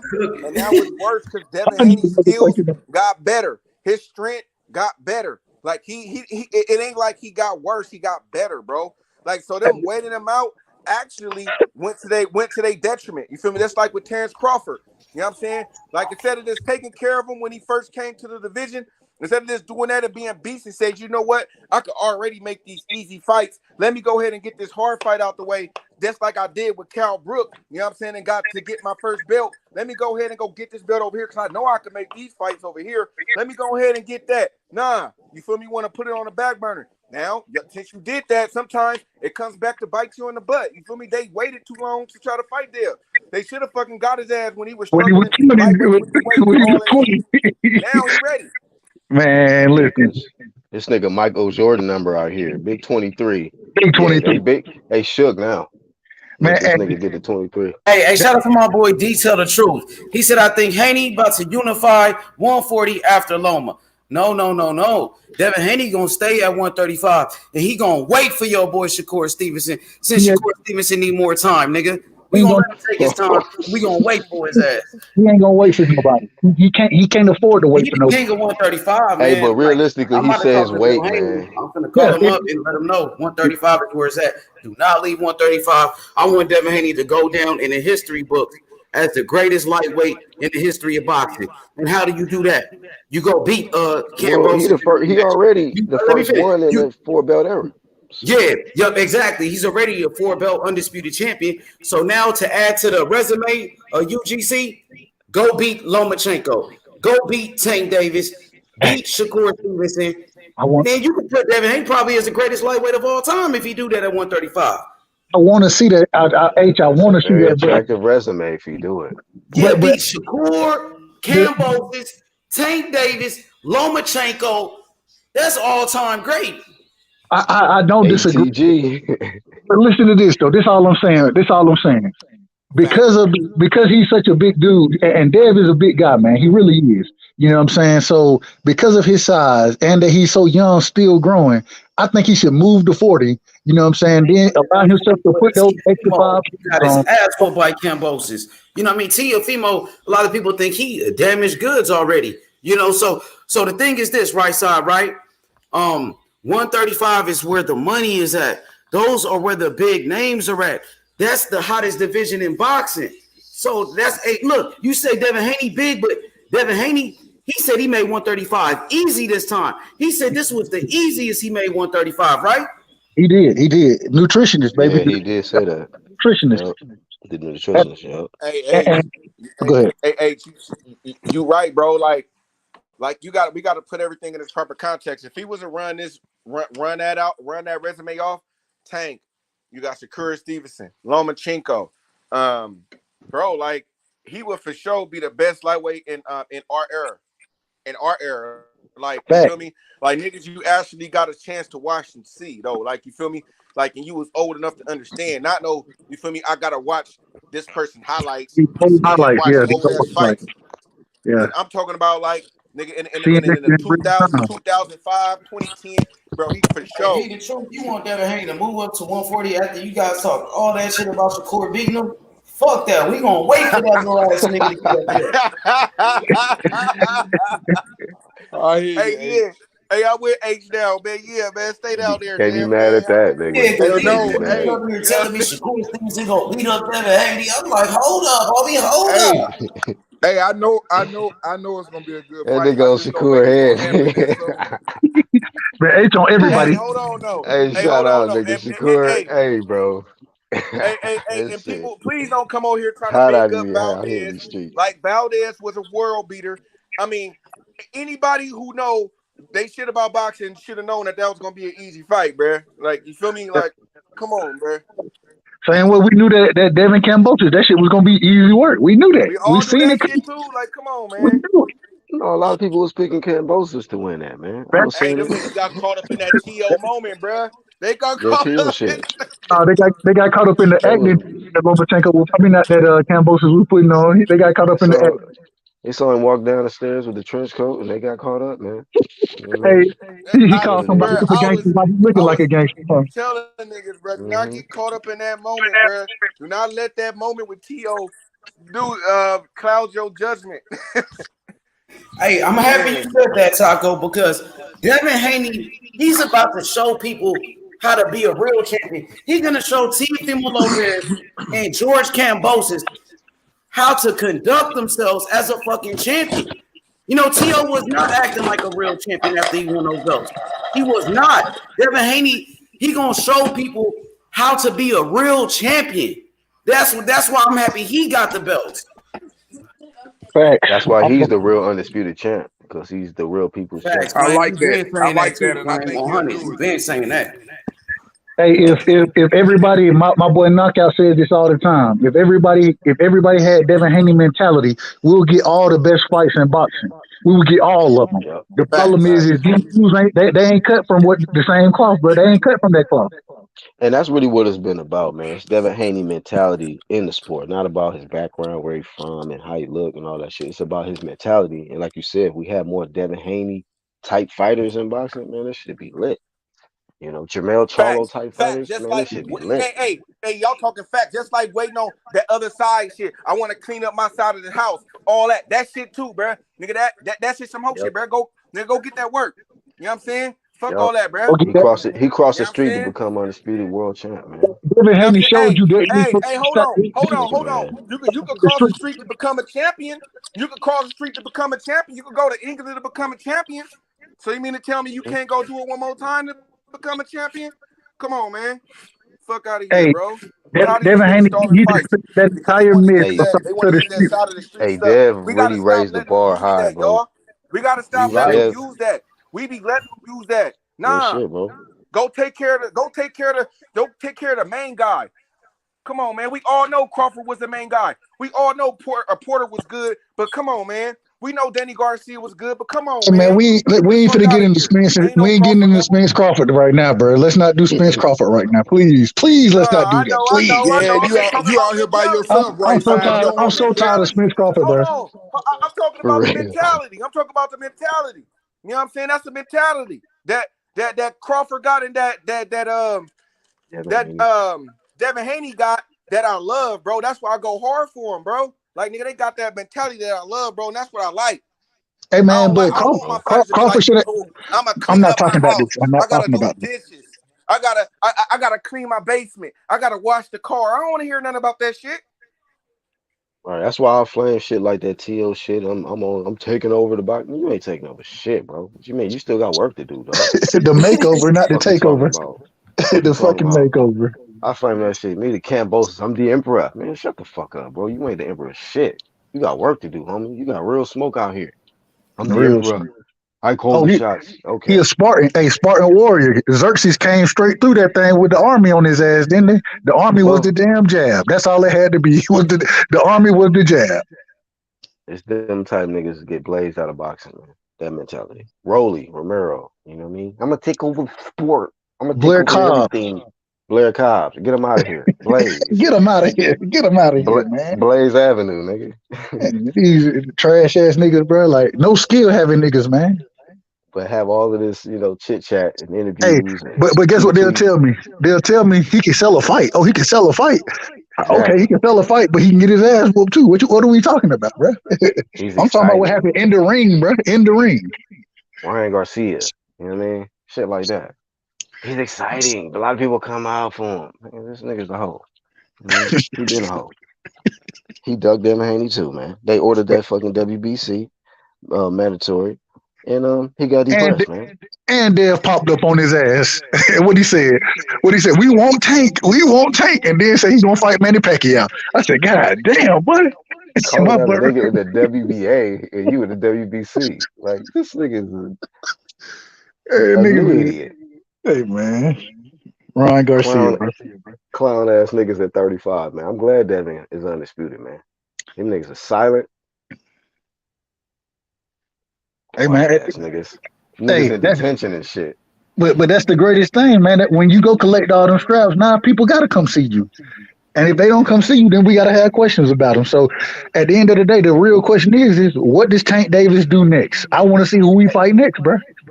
If he end up fighting the Pitbull Cruz again, bro, I was about to say that. If he rematch Cruz again, bro. It just tell me everything I need to know about where you gonna be heading in your career, bro. Yep. Smeller be gonna cook up another hot opponent for Tank. Hey, what y'all think about this comment right here from Isaiah Greenway? He said, bro, Ryan Garcia ducked Devin Haney 2 times when he was the WBC mandatory. It's all facts. It's facts. All facts, bro. But I understand why. Over here, bro. But I understand why, bro. So if they went 3-3, they fought 6 times in the amateurs, 3-3. Not really worried about the amateurs. The problem is Devin Haney has grown, tremendously and stayed active since those amateur days. Whereas Ryan Garcia, this man ain't been nearly as active. He ain't improved nearly as much as Devin Haney. And so, I think Ryan Garcia gonna be in trouble fighting his ass. He gonna be throwing wild ass hooks and not connecting with shit, bro. They asked that nigga, man. They said, you want Devin Haney next? I want Manny Pacquiao. Let's go. That's that nigga. And Devin Haney standing right there at the fight, bro. He right there with you. Bro. What you talking about? Looking at this nigga, and then I'm saying to myself, so you want to choose death over getting jabbed for 12 rounds, my nigga. You want to choose death because Pacquiao gonna send your ass out of here. You're not going to be on the planet no more, bro. Man, Pacquiao. And Pacquiao was big. Hey, got bigger anyways. Man, you crazy as hell. You think Ryan Garcia had a chance against Pacquiao, but I think the thing is Ryan Garcia wants to fight Tank because he think he can catch Tank. I think he feel like he can catch him and win that fight versus knowing I probably ain't gonna be able to hit this dude Haney and he gonna jab the shit out of me. He gonna use lateral movement and footwork against me, and I'm gonna be sitting here standing still, not being able to do shit against him. I don't think he want to fight Tank. To be honest, I think Ryan Garcia be using Tank Davis' name for clout. That's what he's doing. Every time he got a fight coming up, he bring up Tank. Yeah. He talked. Yeah, in his press conference, he talked more about Tank than he did about Fortuna. So, and I think Fortuna a problem for his ass. I think Fortuna gonna bring some smoke to him. Fortuna, dirty ass, awkward fighter. Exactly, and that's gonna be a problem for Ryan Garcia. Ryan about to fight a dude that JoJo beat. Devin beat JoJo. Like, man, these little weak ass niggas, man. That nigga fought to go, bro. I didn't even know who to go was. Y'all think he will really fight for Fortuna this time? Or you think he'll pull out the fight? No, he gonna fight. He got it, bro. He got to fight. He can't pull out, bro. Hey, let me say this real quick. Ryan Garcia, he can't pull out. But don't get it twisted. He ain't losing to Fortuna. Say it again. I said, don't get it twisted. Ryan Garcia can act like a little bitch, but he ain't losing to Fortuna. I'm sorry. I didn't say he was losing. I just said it's gonna be a tough fight. It's gonna be a tough fight for him. Yeah, my prediction is he gonna pull out of the fight, but if he makes it to the fight. That's what I'm saying. That's got a better chance of happening than anything what you just said. I can see that. That's my prediction. If that nigga if he pull out the Fortuna fight, bro, this nigga gonna have to sign a contract. When he signed a contract, he's gonna be like, if you pull out, you still gotta pay us $200,000 just for pulling out, bro. He gonna have to start signing shit like that if he pull out. They gonna say Javier priced himself out. He pull out, that mean he didn't. He won when he pulled out. He didn't get it pregnant, so he can't do that. Man, they gonna say Javier priced himself out, man. Hey, man, the contract already signed. Hey, he gonna go after Gamboa. When it comes to his pull-out game, is chart, bro. Ryan Garcia, man, I don't believe that nigga gonna fight until he get into the ring. Bro, Ryan Garcia got 7 kids, bro. I don't know if it's 7, but that nigga got a couple. He got some kids, so that nigga pull-out game weak as hell, and but his pull-out game strong in the boxing. In the boxing game is strong, though. In the boxing game is strong. He number 1 pound for pound pull-out. Right. And I don't even know why people still talking about this guy. Like, why is people bringing, man? For the wrong shit, because he losing money and doing dumb shit. That's why he's why they bring him up. All this stuff about Devin Haney fight. Dude, can you just go fight somebody? Anybody Right. anybody Man, that decent. dude clout chasing. That dude ain't all that shit is a front. He's just trying to get some attention, which I ain't mad at him because he do a good job at it. But that's I'm all mad he's at him. doing. I'm mad Ain't about Oh serious yeah, that. about it. I'm mad at his ass. I'm mad. Bro, don't talk all that boxing shit and then not be about that boxing Yeah, life, bro. he's a Like, don't do fighter. that. You know, he's a Hey, fighter. hey, He's make supposed to be every getting in there and excuse mixing it not up. to fight Devin Haney. This fight is boring. Oh my god, nigga, why don't you But show what you can go do then? That's basically that's what he did, bro. That's the thing about it. That's what the dude did. He made that try to make Devin Haney look bad, so you won't have to fight him. Oh, he's going to be boring. Oh, he's going to. I don't like the fight. He's going to be. He tried to get Tank to agree with him and everything. Tank like, man, shut up. Hey, how many of y'all remember? How many of y'all remember when hey, real quick, Uncle D, is it me or is Uncle D Mike staticky? I think it's static. Is that me? It might be me. He kind of choppy. Okay. Do a mic check, D. Can you hear me? Yeah, it's a little choppy though. You on your headset? I'll go out and come back in. I'll come back. Okay, all right, come right back. Go ahead, right? So keep cooking. Nah, I was just gonna say, Ryan Garcia. At the end of the day, man, until he He's on fight some little champ shit. him and Tank Davis, in my opinion, I think Tank is levels above Ryan easily. But at the end of the day, I'm looking at both of them, and if he actually makes the Fortuna fight, I think he'll fight that fight. I want to see how he moves after that, and I want to see what Tank next fight is. If Tank next fight is somebody like we said, a Pitbull Cruz, man, come on, bro. It's problems with that. It's problems.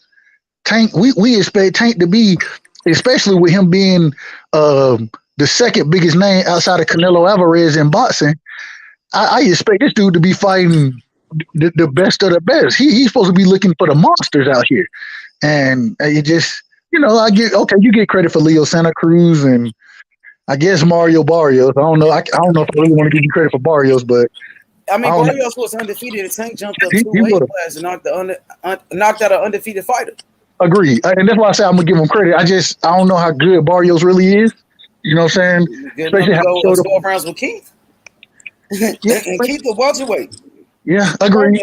One of the top welterweights. Hey, so I'm gonna read this comment. What y'all think about what my boy Arthur Martinez is saying? He said Devin did undisputed. Salute to him. But these folks ain't giving him no credit for Kambosos because they don't see Kambosos as an elite fighter. But shout out to the undisputed. What y'all think about that? If they don't see him as elite, then why the hell they picked him to beat Dev? I know they did. A lot of people was picking Kambosos.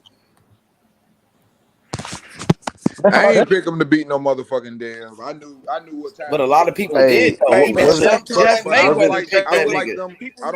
Teofimo Lopez an elite fighter? Hell yeah, they had Tio on the pound for pound. Some people had Kambosos on the pound for pound list. Hey, so Kambosos beat Tio, an elite fighter, and so yeah, Kambosos beat Tio. Top 5. Hey, Bud Crawford put Dev at number 5 on the pound for pound list. You damn right. I agree with him. Hey, but H, the narratives change when Devin get the belts. I mean, when Devin's at the top. Exactly. It's crazy. Hey, Devin's the real boogeyman. He the real boogeyman right now. When George Kambosos beat Tio, oh shit, he beat Teofimo Lopez. Devin Haney beat Kambosos. Man, he just beat Kambosos. He wasn't nobody. Wasn't nobody anyway. It's crazy how the narratives change. You know what I mean? Especially when Tio went fight him. Tio picked Kambosos because Kambosos was the damn cherry pick. That's why he picked him. And if Kambosos be the pound for pound fighter, how can it's crazy? So, hey man, that's the narrative they want to push. That Devin beat a nobody. But hey man, if I can beat a nobody and become undisputed, sign me up, my nigga. Sign me up. But no, I love that because that fuels the fire. You have some fighters when they do accomplish, certain goals, then they lose a little dog in them. You know what I'm saying? They become kind of content. Keep talking the shit you talking. I love it. The reason being because Dev heard it all. He said, "Hey, you ain't gotta have me on the pound for pound list. Damn it, watch what you do in the ring, shit." And you could call me boring, but if I'm beating niggas ass and it's boring, hey, then what they say about them? I agree. That's really all the media did was fueled Devin Haney to become undisputed champ because they was talking so much negative shit about him. So if y'all still talking shit like, oh, you ain't on the pound list, what you think he gonna do in his next journey? You know what I mean? He already became undisputed, so he's like, okay, let me just focus on becoming more of a pound for pound household name. You know what I mean? Like y'all just giving this man more goals to accomplish. What do y'all think he at 27, 28, when he really hits his prime, right? When he really hits that prime, then what would that be for him to accomplish in the sport with him moving the way he's moving right now? And mind you, that's still 4 years or 3 years. It's really because I think in November he'll be. He's gonna be moving like Money Mayweather by the time he get 27. Bro. 28. Some people have Devin Haney. Yep. Right. I ain't gonna lie. The plan that I got for Devin Haney and like Bill Haney, what they got is for Devin Haney to be greater than Floyd Mayweather or better than Floyd Mayweather. He is gonna be better by 28. It's looking like it. Like you think so, UGC? He's 23, bro, and he's already, you know what I mean? He's already undisputed. So that's already a lot of people go their whole career and don't ever get that. Floyd was never undisputed. Ever. You know what I mean? So to clear out a division and make your mark like that early, it's like, well, damn, what else can I do from here? That's why I say when he get the sky's the limit for him. So it's like I think he has a great potential to surpass Floyd. Man. We watching greatness right now, bro. We really watching greatness. At the beginning of it, like, yo, this is different. And a lot of people slept on it, you know. Shout out to us, you know. Some of us was on the wave of Devin Haney, but a lot of people slept on Devin. They really was hoping that he would never get that shot. That's why Loma did that sucker shit. That's why T.O. was doing that sucker shit. Kambosos, hey, when the options ran out, hey man, you had to just fight Devin Haney, and here we are. So, hey, look, before Devin Haney ever got that undisputed fight, the first time I hopped on Ace panel, I was like, hey man, Ace was like, oh, Devin Haney, he your favorite fighter? I was like, yeah, that's he the best dude in the division. Oh, yeah, I've been listening to you talk about Devin Haney for a while. So, you know, and now Devin Haney got all the belts. You know, he worked hard to get those belts, man. He ain't gonna let them go anywhere. He gonna show these guys how to be a real champion, bro. Dev is the true champion, man. He's a true champion, man. You know what? I'll tell you, when he came into the weigh-in when Kambosos missed weight, and what he said, well, I'm just, you know, true champions. I didn't miss weight. True champions don't miss weight. And art of deception. Yeah. It's the art of war, bro. It's the art of war. Art of war. Hey, I was thinking what you said. I was like, so you telling me it's the art of war to put yourself at a disadvantage by having to continue to drain when the other man rehydrating? Okay, all right, I got art of war to make sure you ass had to strip on the scales, man. You know what I mean, to make weight. And then had to go back and cut some more, man. So make them believe. Make them believe. And I think they pushed the narrative even further after he lost. They said, you know, him losing was the art of war or some shit. Like what? Hey, he was trying to trick him for the second fight, not the first fight. See, that's what y'all missed. He was actually setting him up for the second fight, bro. For the rematch. I done missed all of it. I done missed it. I'm like, it's the dumbest magic trick I ain't ever seen in my life, man. Get your lame ass out of here. Hold on, did you tell us? You know, so you gonna use the art of war, but you gonna tell us what you doing? All right, I believe it. This nigga read the wrong book, nigga. Shit. Hey, he might need to ask for the rematch at 140 since he's struggling with the weight. Catch weight. Watch him say catch weight. Nah, they ain't gonna do no catch weight. It's gonna be at 35. It'll be at 35. Man, the second fight gonna be easier. The second fight gonna be easier. Yeah, it's gonna be worse. I think Kambosos really might be. I don't think he's gonna take the rematch, bro. If Dev would have turned up in that fight, like I think he could have really got Kambosos out of there. But it wasn't no reason to turn up. He was beating him with the most basic tool in boxing. He beat him with the most basic tool. The first punch you learn is the jab in boxing, bro. That's the first punch you learn. He beat this man with the most basic tool in boxing, and he beat him. In my opinion, I had 11-1. Actually, I gave Kambosos 1 round. I had 11-1. Yeah. How you lose 11 rounds to a nigga with a jab, bro? And it wasn't He didn't bring the straight right out there like he could have. He didn't have to throw the hooks that he could have thrown. The uppercut was wide open the entire fight. You know what I'm saying? He didn't even have to take the chance to throw that shit, bro. Like, come on, man. Come on. It's niggas who is guys. When you look at fighters, you know the logical thinkers and those individuals who are truly playing the chess match. Cambosa's in there playing checkers. Devin Haney got kings and queens and bishops and knights moving all over the board while Cambosa's moving one block at a time. You feel me? It's easy work, man. It's easy work to these fighters. Hey, you know what? I feel like people you gotta stand on what you gotta stand on what you say. So it's a lot of people, man. I promise you. I come to this panel all the time, and a lot of people were giving Cambosa a chance, right? And I kept saying Dev is going to outbox him and do what he has, and now it's like a flip flop. Like everybody knew Dev was going to do what he was going to do. It just seems like when it's Devin, then it's oh well, he should have did this or he should have did that. Like nah, Dev did exactly what he was supposed to do. He didn't knock him out. He went in there and got the belt. I think he's gonna do him worse in the next fight.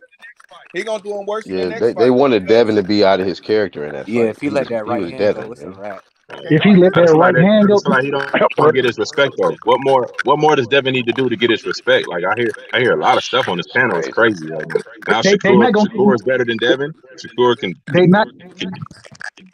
Go ahead, my bad. That is respect, in my opinion, because people are gonna pay to see him lose.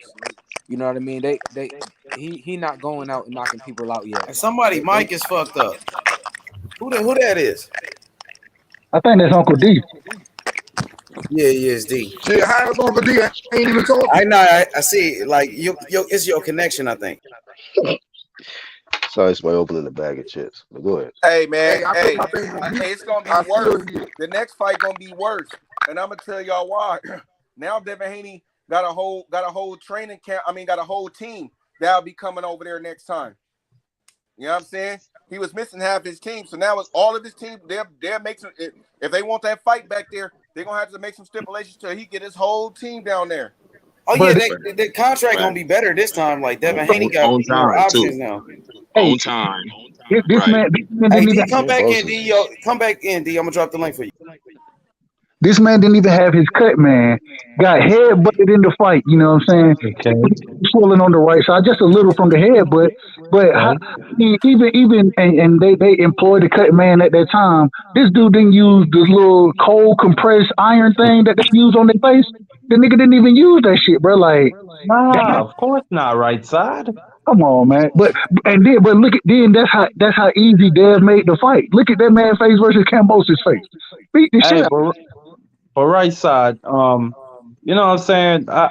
I was impressed with Devin. You know, he outclassed him, but at the same time, I look at Fulton's fight. Who he fought. Fulton fought the same weekend. That's what I expect. Haney.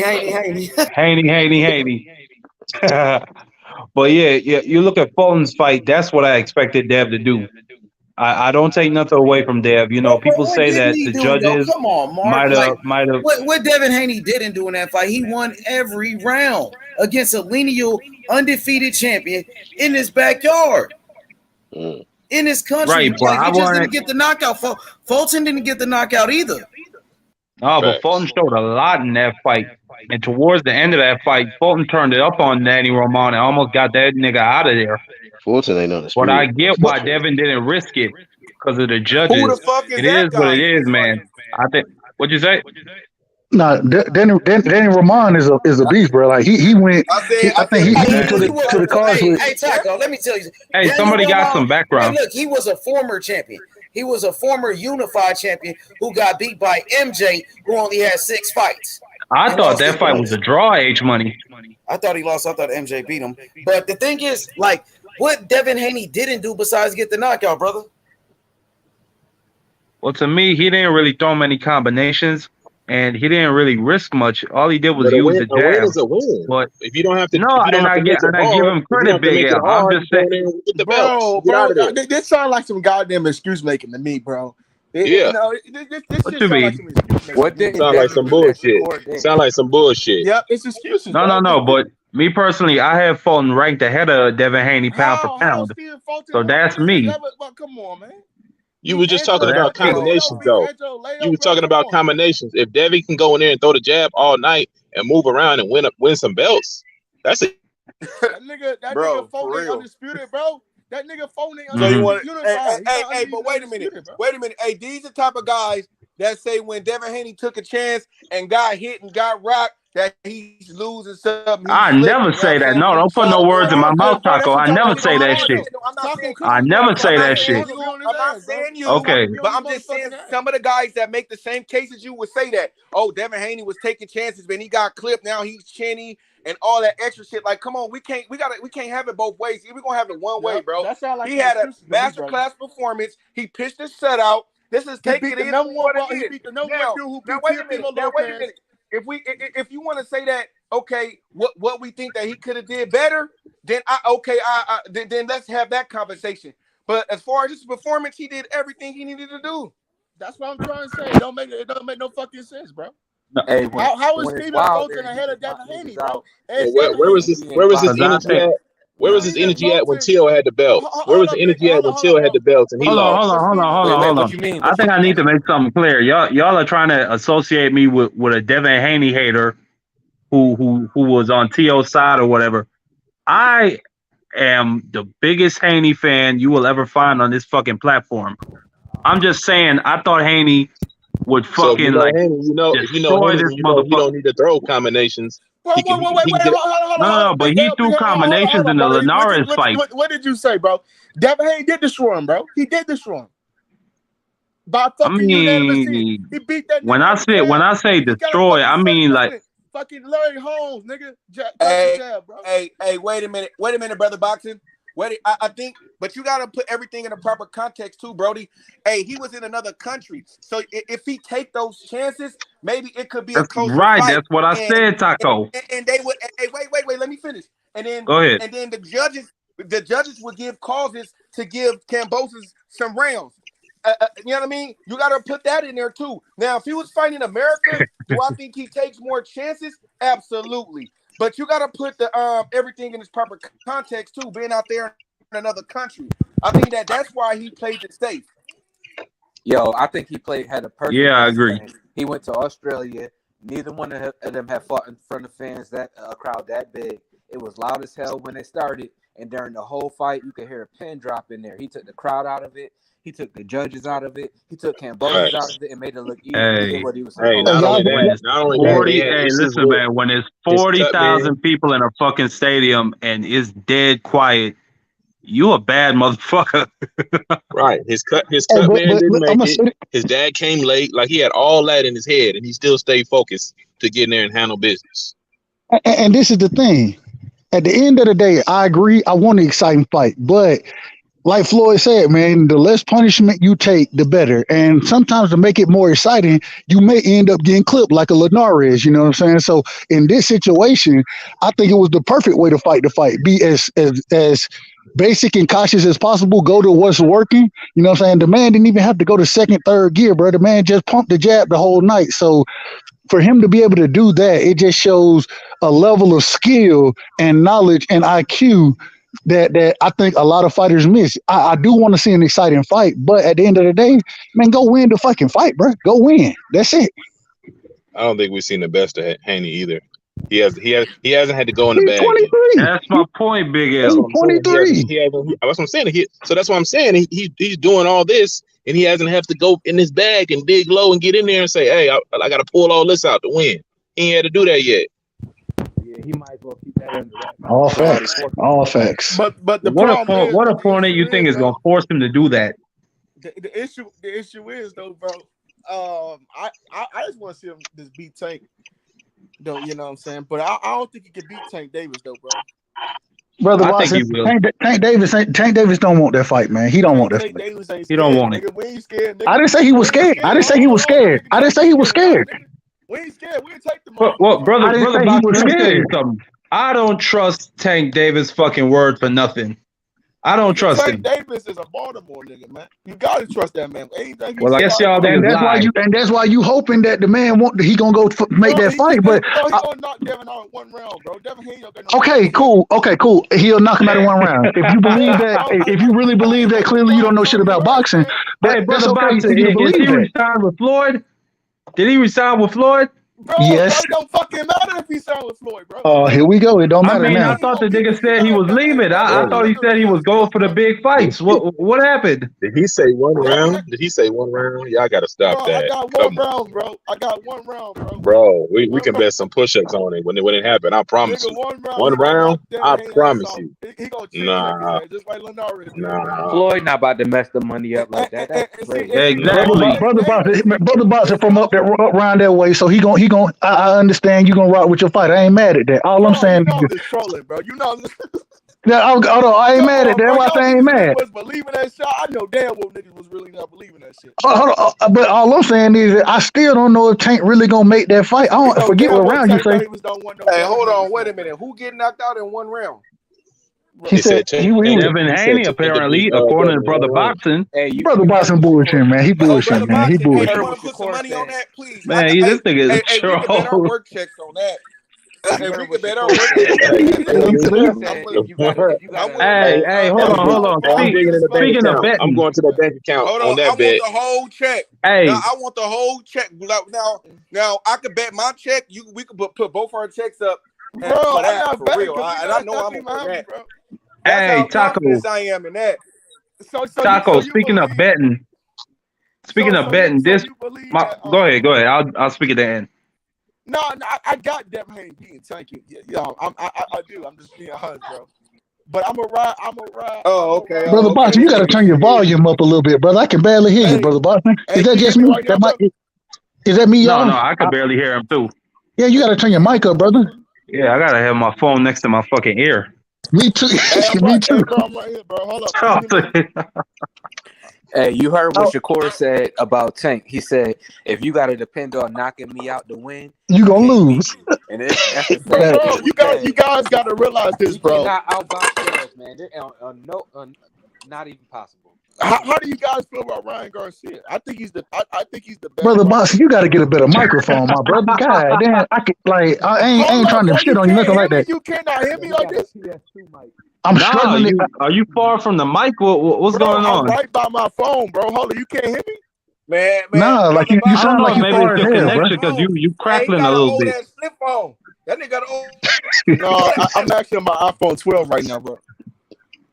You say so. I don't know nothing about it. Don't matter what type of phone. I'm just saying that the volume is bad. I don't know about the phone. I'm just saying the volume bad.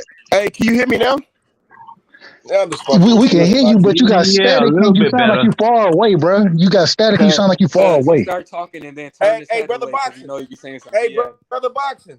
Hey, hold on, y'all. Hold on. Hey, brother Boxing, are you at your house? Because sometimes, my internet, I got good ass internet, but sometimes I gotta turn my internet off on my phone and shit, just to let you know. So if you probably turn your internet off on your phone, it might work better. That's what I have to do when I come on. Yeah, that's true. Cause my shit be tripping, bro. When I got my internet connected, and I got the high speed shit from Comcast too, bro. My nigga and I'm like, nigga, what the fuck? I'm not. Yeah, I got Comcast too, but I got a question for the panel. Is the Devin Haney versus Teofimo Lopez fight still a big fight that y'all want to see? Bro, hell yeah, that's still a big fight, bro. You gotta understand, bro. That's still a big fight. Bro, let me tell you, I want to see that fight more than I want to see Haney versus Shakur. I want to see that fight more. Yeah, I would that fight's bad blood. I think that's a tougher. I think Lopez is a tougher fight than Lomachenko is for Dev. I think Lomachenko is easy work, but I think Lopez is gonna be pretty easy work for him as well. Outside of power, you know what I'm saying? Lopez, he don't have nothing that he got an overhand right. But you know what though? I do got an overhand. Hold on, right side. He do got an overhand right though. He did knock down Comey with. So you know what? I think coaching, but I think coaching would be a part of that fight too.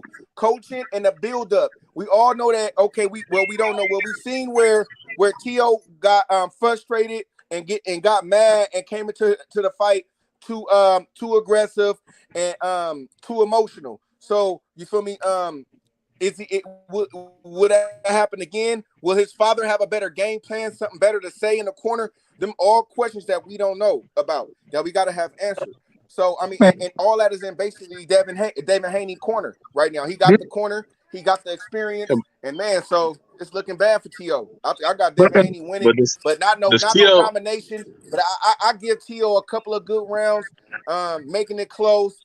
But I got Devin winning. Unanimous decision. But don't T.O. want 10 million though? Like T.O. want 10 million, so does he even really want the fight when you talking like that? I don't know. His daddy is a fucking crackhead, so he probably told him to say don't that disrespect T.O. Senior like that, bro. Come on, bro. Man, nah, man. I got no. You say don't disrespect it. That man disrespected himself. Did you hear what the man told his son in the corner, bro?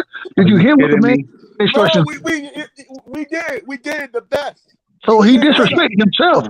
If we say that he's a bum. How is his train? How is his dad is a bum? I don't. As a trainer, not as a person, as a trainer. I mean, you watch your fighter get dropped in the first round, and then you tell him he won the first round. I mean, what the fuck? You think that nigga worse than Is that not crackhead behavior? Like what the fuck you want me to do with that? Angel Garcia, though, bro. You think he worse than Angel Garcia? What you say, brother Boxing? Do you think that nigga worse than Angel Garcia though? Fix your mic, bro. God damn, bro. Like, I don't know. Angel Garcia might be a crackhead too, to be honest with you. Yeah, but he's legit. Funny, that nigga Angel Garcia funny as shit. He brought Danny from the bottom. Nah. Hey man, T.O. Senior versus Angel Garcia. Who wins that shit? That's all time great type of shit talking. But you know, Bill Haney versus man, how motherfucking Bill Haney versus Angel. Man, Bill Haney versus Bill. I don't know if Bill is gonna be with the ignorance, man. Hey, I mean shit talking or boxing? No, my man I'm talking about boxing. I'm talking about boxing. Oh, I got Haney daddy all day. Bay Area legend. Oh, for sure. Did y'all hear the instructions that Bill was giving Dev in the corner versus the instructions that T.O. Senior was giving T.O. corner? Right. What are you doing? Kill this guy! What the fuck? Into the instructions, bro. That you had one individual working strictly off of emotion, the other one looking at it from a technical standpoint. Make sure you turn them. Make sure you're using the jab. Make sure you're looking for this hand, or you're taking this away from them. You had a much more technical game plan going in with Dev and Bill than you did with T.O. and T.O. Senior. That's just listening to what they talking about in the corner. Anytime brother Bob, if it ain't crack, it's alcoholism. It's something, man. Well, wait a minute. I don't know, man. Well, we know. Go ahead. I do understand what y'all saying, though, bro. I do understand what y'all saying, but I feel like we do got to give respect to TFP Lopez Senior, though, bro. I mean, yeah, he led his son there. I gotta respect that. But they did say they was adding somebody in the training camp. They gave that man Coach of the Year because his son beat Lomachenko, bro. He got Coach of the Year for one fight, bro. Yeah, bro, Coach of the Year, nigga. Man, stop they said Lomachenko was greater than Ali, more skilled than Floyd. Bro, he is, bro. So, he fucking is, bro. He's the white hope. You said what? He trolling, bro. He trolling. You on crack too, my nigga. What? Bro, how could you take these serious, bro? Like, niggas really be... I be telling niggas, ain't no way that Lomachenko was ever better than Ali, bro. He doesn't fucking come close to being Ali. Man, I don't even know why that's the fact that some people actually believe that shit. Just like people believe that Manny Pacquiao the fucking GOAT. Exactly. And what happened with Floyd? Manny Pacquiao have been sleep plenty. He done been slept plenty of times. And man, Manny Pacquiao done lost in every way a man could lose. He done got folded in half with body shots. He done got slept. Done got robbed. Oscar is a 6th division world champion. Boxed. What you say? I said Oscar is a 6th division world champion. And Floyd whooped Oscar ass too. What we talking about? Listen, they saying, he's an 8th division world champion. He's not an 8th division world champion, though, bro. People gonna hate what I say right here. People gonna hate it. He's not even a real 8th division world champion because if you go back to the little small weights, he only had the ring belt. He didn't have a real belt. People gonna hate what I'm about to say. At the end of the day, this is the problem right here with all these, and it's not. It is what it is. The individuals who come from that Floyd Mayweather school, right? And when I say that school, that sweet science school that Roger taught, that Floyd Senior taught, you know what I'm saying? That what's my boy? Emmanuel Stewart taught. Sure. You know, those guys who come from that school, bro, they know how to hit and not get hit. At the end of the day, you know what I'm saying? Niggas just tell you that they boring, but what they doing? They see Bro, we here. all know what those fires look like too, bro. We all know what type of complexion they got, also, bro. So we Ain't gotta go. Yeah. Yeah, I just watched. Hold on, I just watched Jimmy Smith. Or was it Jimmy Smith? Jimmy, whoever this dude was. I watched him Jimmy be Kelly. Jimmy Kelly. That's him. I watched him be a way more slick fighter than Munguia. Now the only thing is he couldn't stop Munguia from getting to him because he was a slick fighter. But I watched him not slick him. Listen, man, he made one mistake. He made one damn mistake. I don't That think can happen in He took a boxing. dive, bro. You know what I mean? He That's why took you a don't want to fucking get hit. dive, bro. We gotta be honest, bro. He took a fucking dive, bro. That's why I love. Nah, he brother. didn't take no dive, brother boxing. He got caught. He took a dive, bro. I mean, it wouldn't shock me if he did. That nigga took a They time brought him out to with the the corner dive, and bro. said, "Hey, man, you whooping his ass. You got to chill, bro." Hey, Man, you see Oscar De La Hoya in the front row. This nigga was having fits. He needed some coke right then and there, man. But Devin Haney's the fucking best fighter right now at 135. That's not even close to me, bro. I think his skill level. I agree. I think his skill level, bro, is the fucking best. That dude been working so fucking hard, bro. He been fighting in fucking Mexico with like 16 people in the front row and fucking ball club fucking arenas. You know what I'm saying? Bars, Bro, like fucking bars. Like when I go back and watch Devin Haney fight, bro, that nigga was fighting in bars, bro, when they selling alcohol and shit like that, bro. Leon Jamas, Emmanuel Augustus. So you got to get that man credit, bro. Him and Bill Haney. Devin Haney low key changing boxing. Him and his daddy, the way they came up by going to Mexico. You know what I mean? A lot of young fighters following that same blueprint, saying fuck the Olympics, nigga. We turn pro.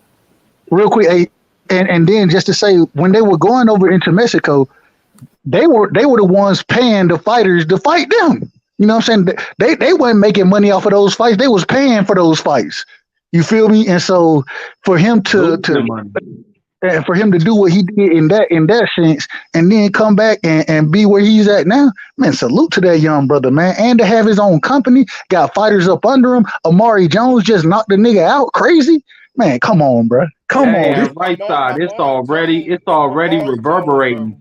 You see Shakur and Joe Cordina going back and forth on Twitter. Shakur say he want to go to UK to take on Cordina's belt. He want to take that risk and go to another fighter's backyard now.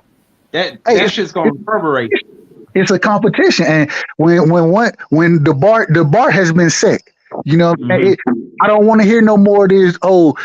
He ain't got no belt, or I don't want to hear none of that no more. The reason being is if this dude is one of the best, we done seen a young man go over there and say, "I'll take whatever it needs to be to fight the best and go get the belts."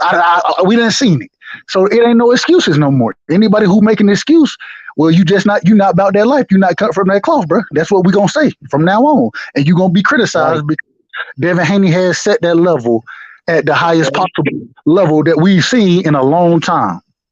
23 years old, took a pay cut, my nigga. Goes to another dude's backyard, was prepared to do it without his father, his trainer, most of his team. Bro, I don't want to hear no fucking excuses from these dudes. And when he got over there being the younger man, being called a boy, being called a snitch, being called a rat, the man kept his composure. He kept it all boxing.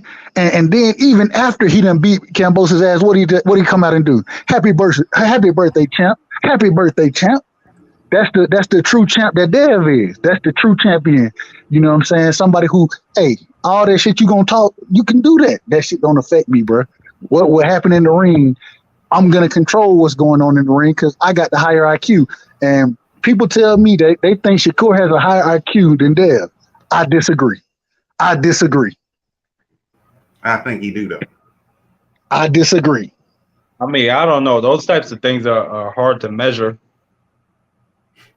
Exactly. I know. I'm not saying hard to measure, but all I'm saying is I've seen Shakur, and Shakur, he's been touched, and when he was touched, what he did, he boxed.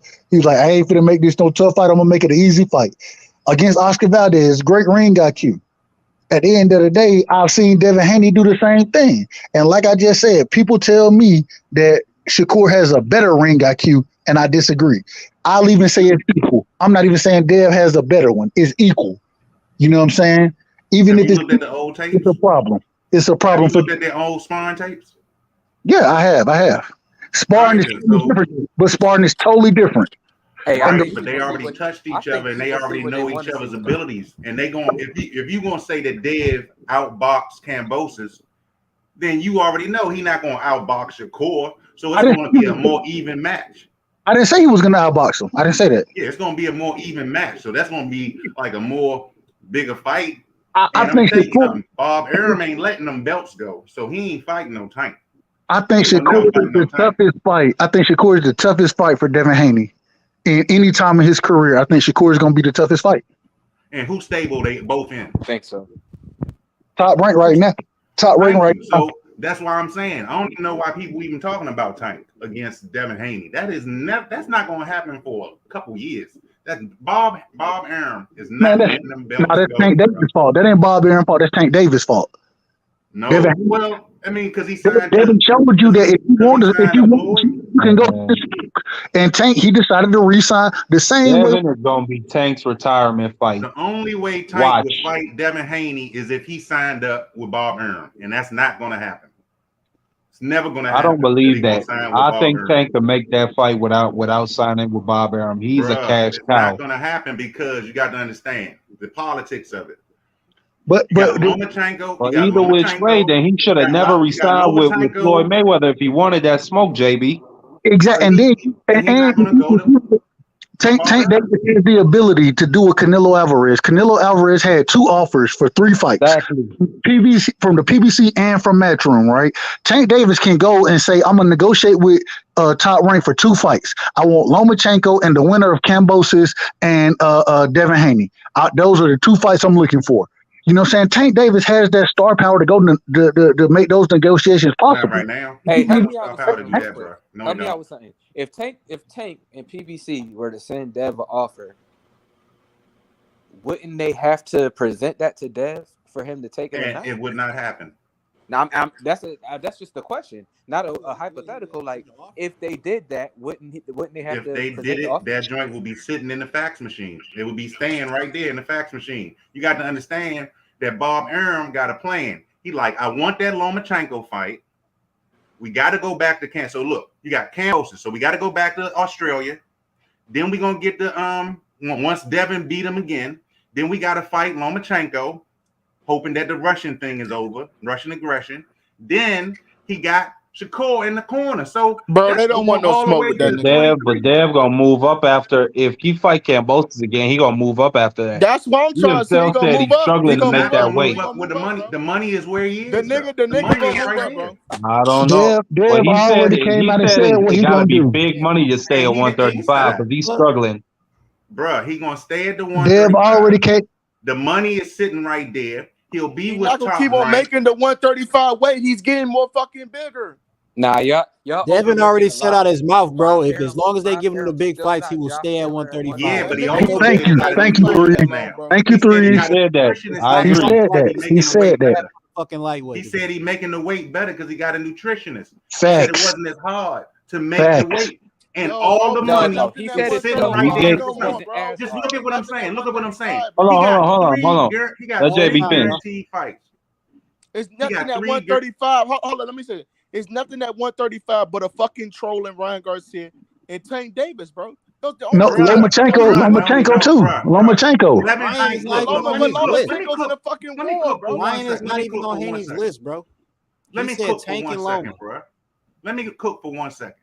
You got 3-4 guaranteed fights for Devin Haney right now, sitting where he is. You got Kambosos again. You got Lomachenko after that. We don't know if Lomachenko's gonna be back, bro. But hold on. But if he's not back, guess who else you can bring back in there? Teofimo Lopez. So you can put him in at there. 140. At 140 though, JB. Yeah, I bet, but he can come back down, bro. He can come back Hold down. on. Let JB finish. My bad, JB. Down, bro. Bruh, I'm gonna he go can on. come back. He can come back down. You act like 140 is 50 pounds over. He's like not just 5 coming damn back pounds. down. Yeah, Bruh, Tio not coming if the down, though, money's Jay. sitting right You're there, not coming he down, will. JB. That's what we trying to Okay, tell all right. you, So bro. even if he don't come back down, let's just stick to the 3. He still got Kambosos again. He got Lomachenko, and then he got Shakur Stevens. That's 3 guaranteed fights in which Devin Haney. JB, let me ask you a question, bro. Let me ask you a question. Was it a problem for Teofimo Lopez to move up to 140 when he had the belts? If he'd have left the division, he'd have lost the belts.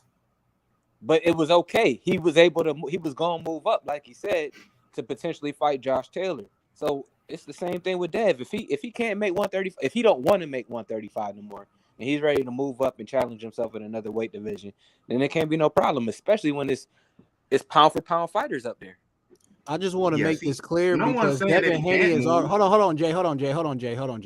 I just want to make this clear. Haney already said out his mouth what he gonna do. So let's not stop. Let's quit this if, ands, and buff shit. Like this nigga's not leaving 135 unless he cannot get those fights. If Tank and Loma can't get done and all he gotta do is fight the rematch clause, he gonna do his rematch clause, then he gonna go up.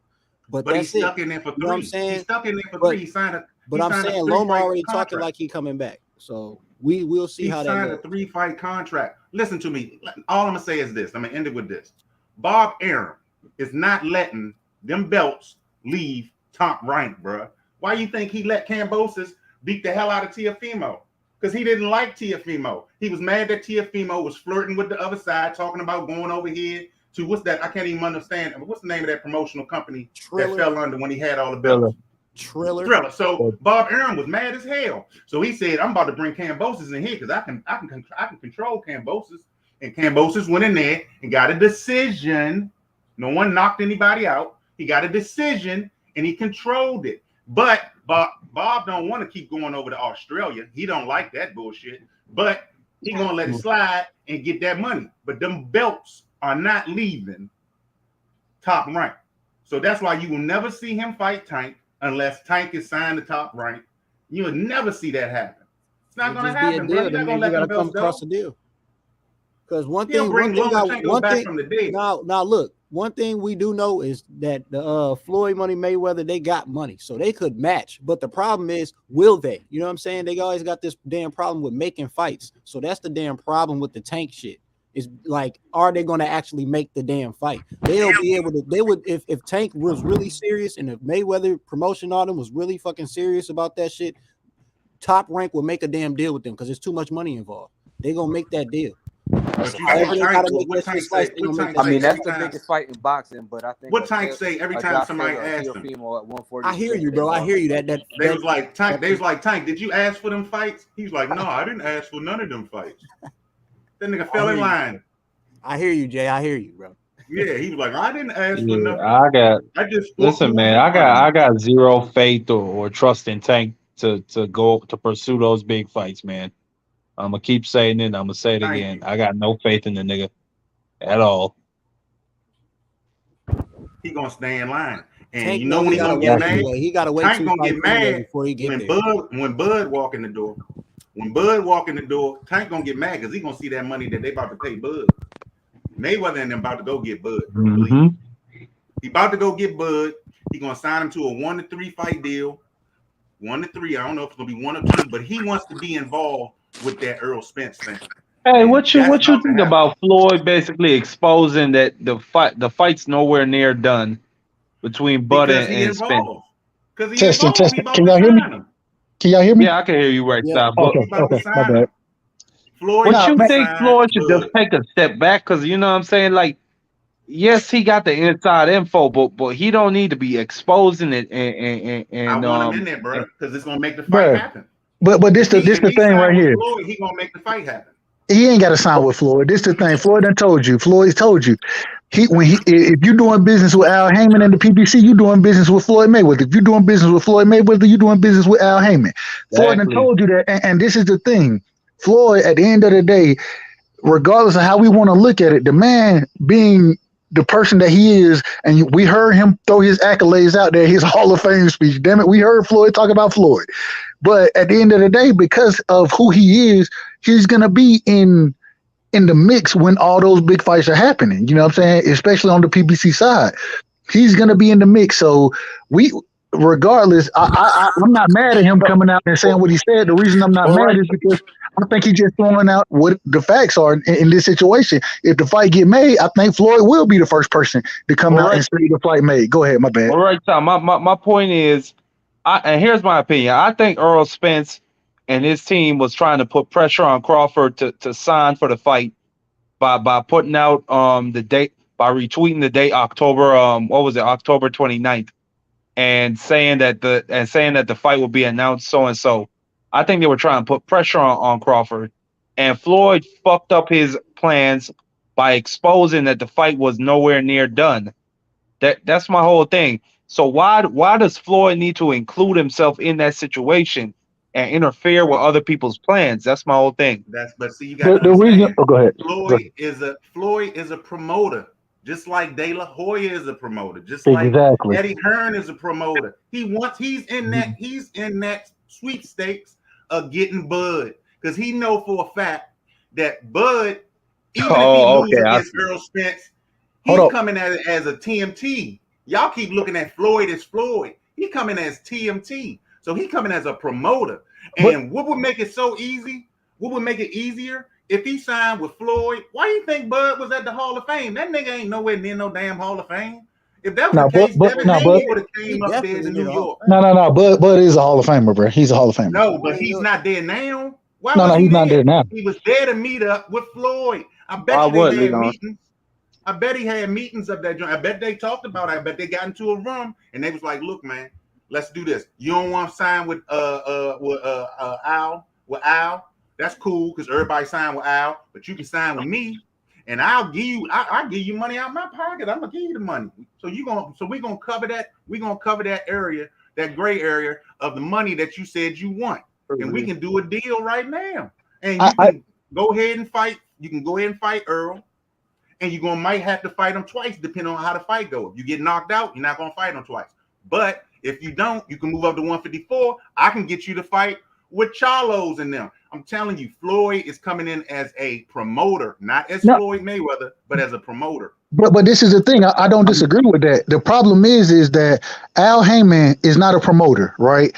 Al Heyman is an advisor. You know what I'm saying? So anybody who working with Al Heyman, they still need a promoter if they don't have their own promotional brand. And even if they have their own promotional brand, the majority of the time they end up working with Tom Brown or Floyd Mayweather. And so in this situation, I think that even though Al is the one brokering the overall deal, I think that there still has to be a promoter in there, and Floyd is going to end up being that guy. That's my point. That's what I'm saying. He's about to sign him. So we agree. I'm sitting here saying Floyd is about to sign Bud to a 1-3 fight deal, and he about to give him all the money, and he gonna give him way more money he ever gave Tank, and that's why Tank is sitting back saying, "Let me just see how this gonna go," because I'm gonna feel some type of way because I'm not gonna. If Bud come in the conversation, Tank ain't gonna get nowhere near the money that Bud about to get. Bro, I done heard Tank get some crazy numbers though. Sign with them, JB. I think he would have had more leverage if he decided to test the free agent waters. If he decided to see what Eddie Hearn was talking about over there at the Zone. If he decided to see what Bob Arum was talking about. But the problem is the numbers are they got Ryan Garcia over there, and apparently he asked Al to try and make that fight. If you go listen to YB's interview with Coach Cal, right? If you go listen to him, he said that right now Tank about count that money. You know what I'm saying? And when he said that, it told me everything. Especially with the interview. If you go listen to Mickey Bay on I can't eat Dog Pound on Dog Pound. You know what I'm saying? He just had an interview. Mickey Bay was like, man, from what I'm hearing, Tank fit to sign $100 million, at least a $50 million deal, possibly $100 million deal. You know what I'm saying? With TMT and Al Heyman and all them over there at the PBC. So if he about count that money and he gonna be loyal to the individuals who done helped brought him up. And Eddie Hearn said that he would offer $100 million. If they gonna match that offer or come close to that offer, Tank gonna be loyal. You feel me? So I can't be mad at that, but at the same time, I don't like that he ain't going. Hey, right side. That's what it's about. That's why Leonard Ellerby wanna beat the fuck out of Eddie Hearn. Facts. That's why he wanna beat that nigga up right side. I can see it. Man, like this. he said, you motherfucker, you made me pay this nigga all this goddamn money. Exactly. He ran the price up on his ass. Exactly, man. But if Bud walk in the door, we ain't talking about. It's not talking about Bud, man. Hold on. It's gonna be because it's about to happen, bro. I'm sitting here telling you, it's about to happen in the next couple of weeks.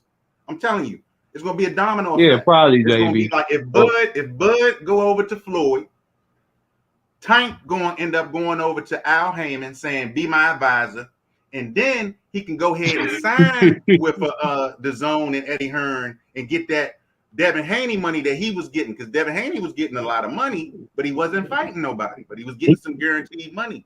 He fought some good fights. I can see that happen. Hey, quick question for y'all real quick. What y'all think about Ring Magazine having Inoue #1 pound for pound over Terence Crawford? You see my picture. I don't agree with that. I think Inoue is top 3. I have him. I have Crawford 1, Spence 2, and then I have Inoue at 3. I don't agree with that. I got Inoue at number 9 on my pound for pound list. Number 9. Wow, come on now. Let me tell you why. What you mean he ain't done nothing? Well, first off, he's a 3-division world champion and he's a unified champion right now. You know what I'm saying? So, and he just knocked out. He clearly, and much love to Nonito, knocked Nonito out in the second round. You know what I'm saying? Who is a future Hall of Famer? So we got about 40-some years old. But at the same time, this is the reason he number 9 on my list. The 2 fights he was coming off of. Exactly. This is the reason. That's all I heard about for motherfucking weeks. Come on now. Okay, he knocked out undefeated fighter, but it don't change the fact that he was 40 years old. But this is the thing. At the end of the day, it's still going into the point as far as Inoue goes. Yeah, the man is a hell of a fighter. You know what I'm saying? Hell of a fighter. When I look at the man's resume and his skill set, he has a good jab. You know what I'm saying? His footwork is it's not great. He doesn't have great footwork. You know what I'm saying? He has really good power. But I think if he runs into a slick boxer, bro, a real slick boxer, a true slick, if he fights a Stephen Fulton schools this dude. I don't agree with that. I think he has an excellent footwork right side. And his footwork, I think his footwork is at best average, bro. At best average. He don't like that. The man, he doesn't take half steps back like he needs to in times. He gets hit by punches that he shouldn't be getting hit with, in my opinion. I don't know. You're basing that off the first Donaire fight. You need to go look at all this man's fights. But then, he goes in and out quick, right side. I'm telling you.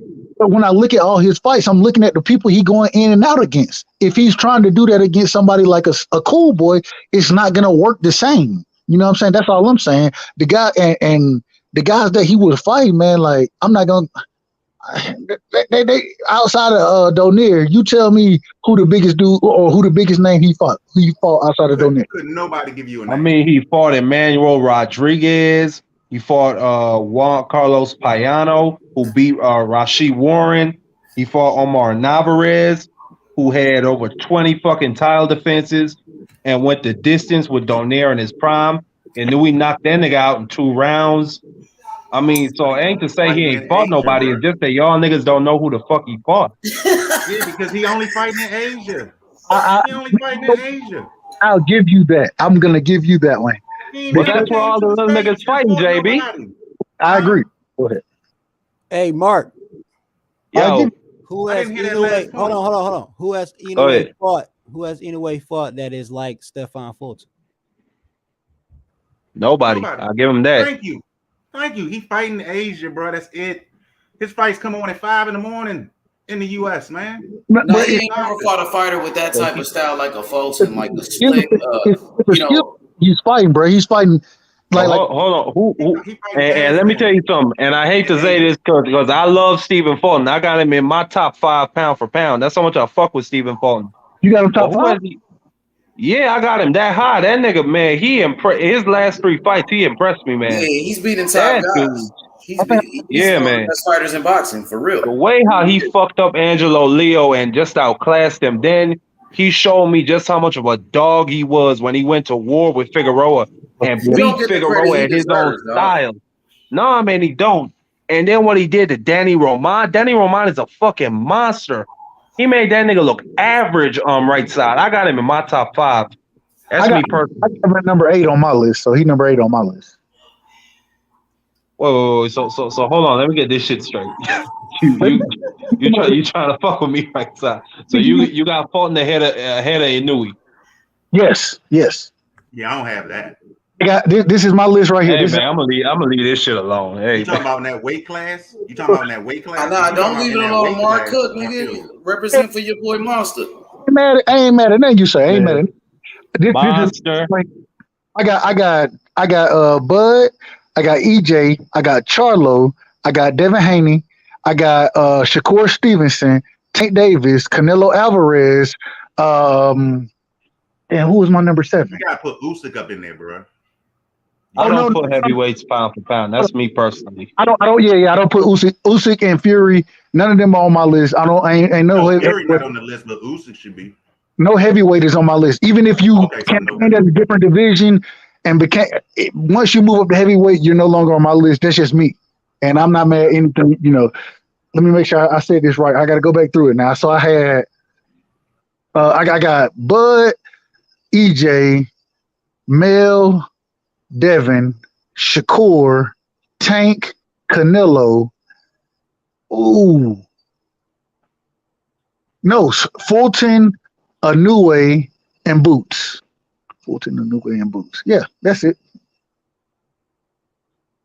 I mean, that's the first 3 is solid, but I'm solid with the first 3. They not gonna give. I can't say give Charlo, even though he got 4 belts. They're not gonna give him the top 5. So no one's gonna do that. I got Charlo in my top 5. I got him at 4. I got him up there. We got him up there because we like him and we see it. But all the other joints, you gotta understand top rank. He moving. Top rank, but ESPN ain't gonna have him up there.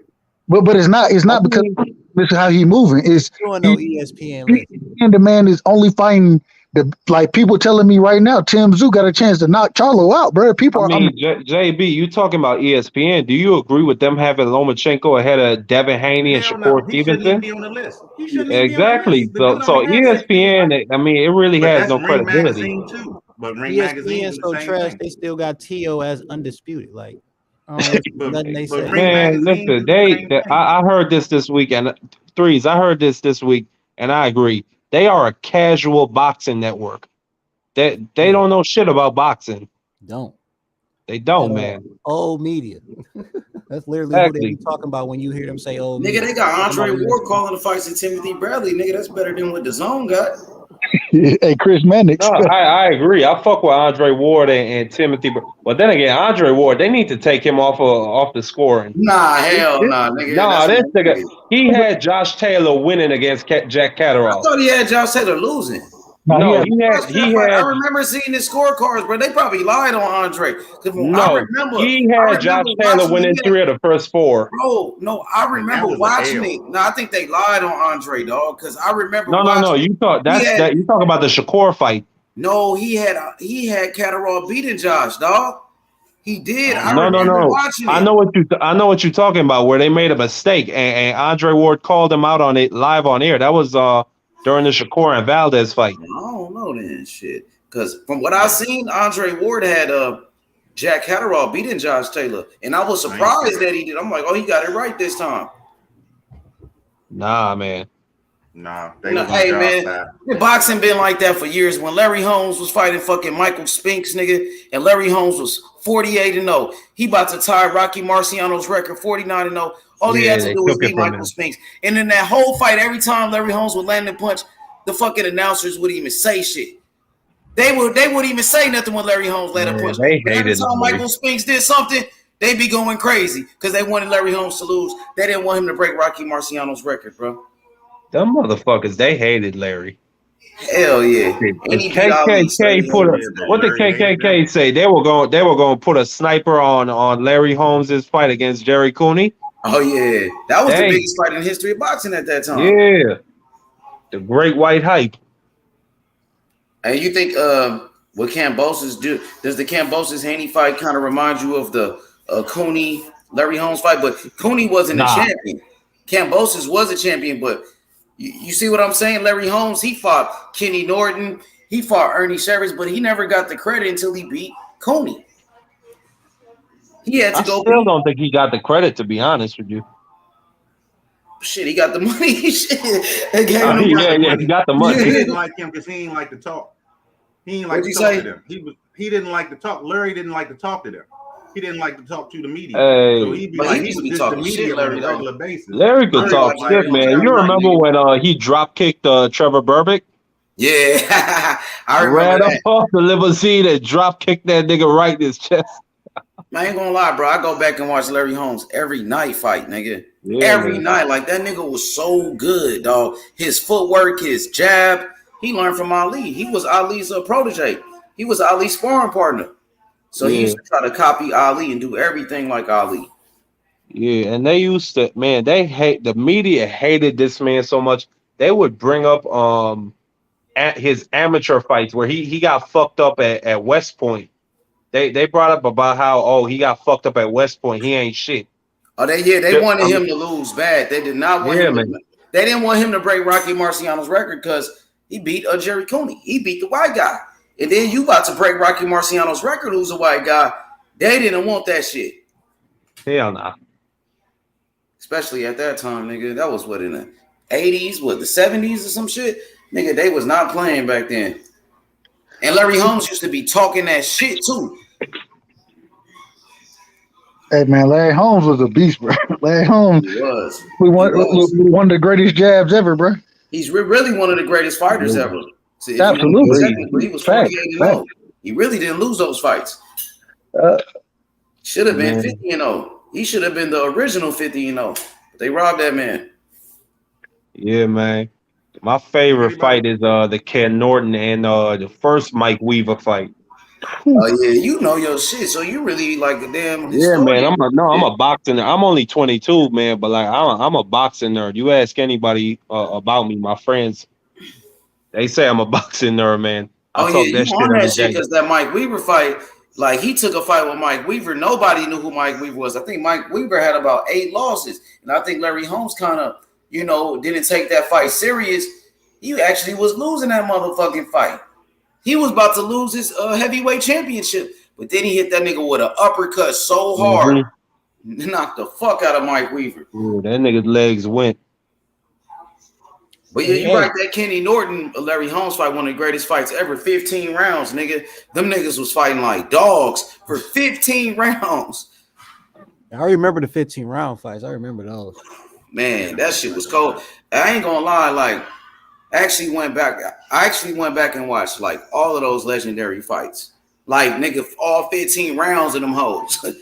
I had to go back and watch every fight, nigga. You know what? I only do that shit when I'm high, to be honest with you, when I'm smoking. Yeah, especially. I go back and watch that Hagler Hearn fight a lot. That motherfucker fight, bro. I thought Hagler won, to be fair, man. I thought they robbed Marvin, dog. You talking about Hagler Leonard or Hagler Hearns H1? Oh, yeah, he said Hagler. Hitman Hearn and Hagler. Hagler. I thought Leonard won. Fight. Now that was Leonard.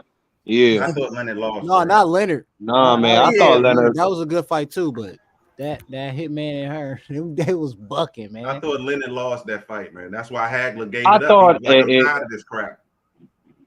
I thought it could have been a draw or either way, man. All he did was do the roll-a-ton joint at the end of every round. He made sure he did that. But Hagler won that fight, bro. That's why he quit. I thought Leonard won. To me personally, I thought Leonard won 4 of the first 6 rounds, and he just edged it. That's me.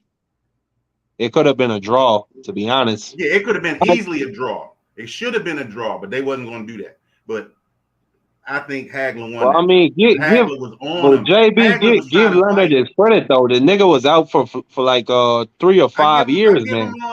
He had nowhere else to go. He was out for a couple years. He had nobody else. Hagler was on him. He had to fight Hagler. He couldn't end his career without fighting Hagler, dude. People would have been throwing that in his face for the rest of his life if he didn't fight Hagler. So he had to. He was put in the corner like Cambosis type style. He had to fight him. He had no, he retired because he had an eye injury. Julio. What you say, I Three? know that. I understand. None of them wanted to fight Julio Cesar Chavez, man. You said none of them wanted to fight Julio Cesar Chavez? It would have been a great fight.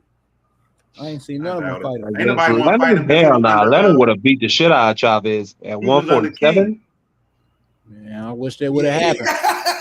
He was under a lot of time. That boy was on a spree. I mean, Purnell beat the shit out of Chavez at 147 threes. I don't think you could do nothing with Leonard. What you thought about when Durant beat Leonard? Man, that was a great fight. Go ahead, JB. Look, Durant was on that coke because remember he sat on that he sat on his chair and said I ain't coming back out. He was on that coke, man. That nigga. Nah, the problem with that fight was Sugar Ray Leonard fought the wrong fight. He was flat-footed. He didn't use his boxing skills. The Durant got in his head. Yeah, he called that man's wife a whore. Yeah, and he drove by and called her a whore, and she took that shit back to Leonard and was fucking with him. And you know how women are, man. They will fuck with you nonstop. And so Leonard said, "Man, I gotta beat this motherfucker's ass." And he fought a stupid fight. He stood flat-footed. He stood in the pocket, and that's the only place where Durant could work. That's how he learned the mistake, and he didn't do that against Hagler. He stayed away from Hagler because Hagler wanted to go in there and just make it a motherfucking inside out fight. Like, you know, we come in and I just hit them ribs and uppercuts and keep it close. Ray was like, nah, nigga, I'm bouncing. I'm up out of here. Exactly. Anybody watch the Hall of Fame this weekend? Watch the footage? I saw Floyd and Bernard's speech. I didn't see what's the name speech yet. I gotta pull that up. Who are you talking about? Roy Jones. I gotta pull up. Somebody said his joint was good. Hey, what you think about Klitschko saying that? Well, I don't want to bring politics, so never mind. Oh, you talking about Roy? Yeah, he did go at Roy. Yeah. Nigga, cute picture, funny as Roy fuck. felt some type of way. Roy wouldn't say nothing, but I know he felt some. Oh yeah. Zab Judah when he attacked Judah was ruthless as a motherfucker. I was mad they stopped that fight because they didn't even let that nigga get a count. He went down, got back up. You know what I'm saying? Hell nah, buddy. That nigga, dog. At that time, dog, I was mad, homie. Like, damn, give him at least a chance. Shit. You talking about against Floyd? No, I'm talking about the Costa. No, that was against Costa Zoo.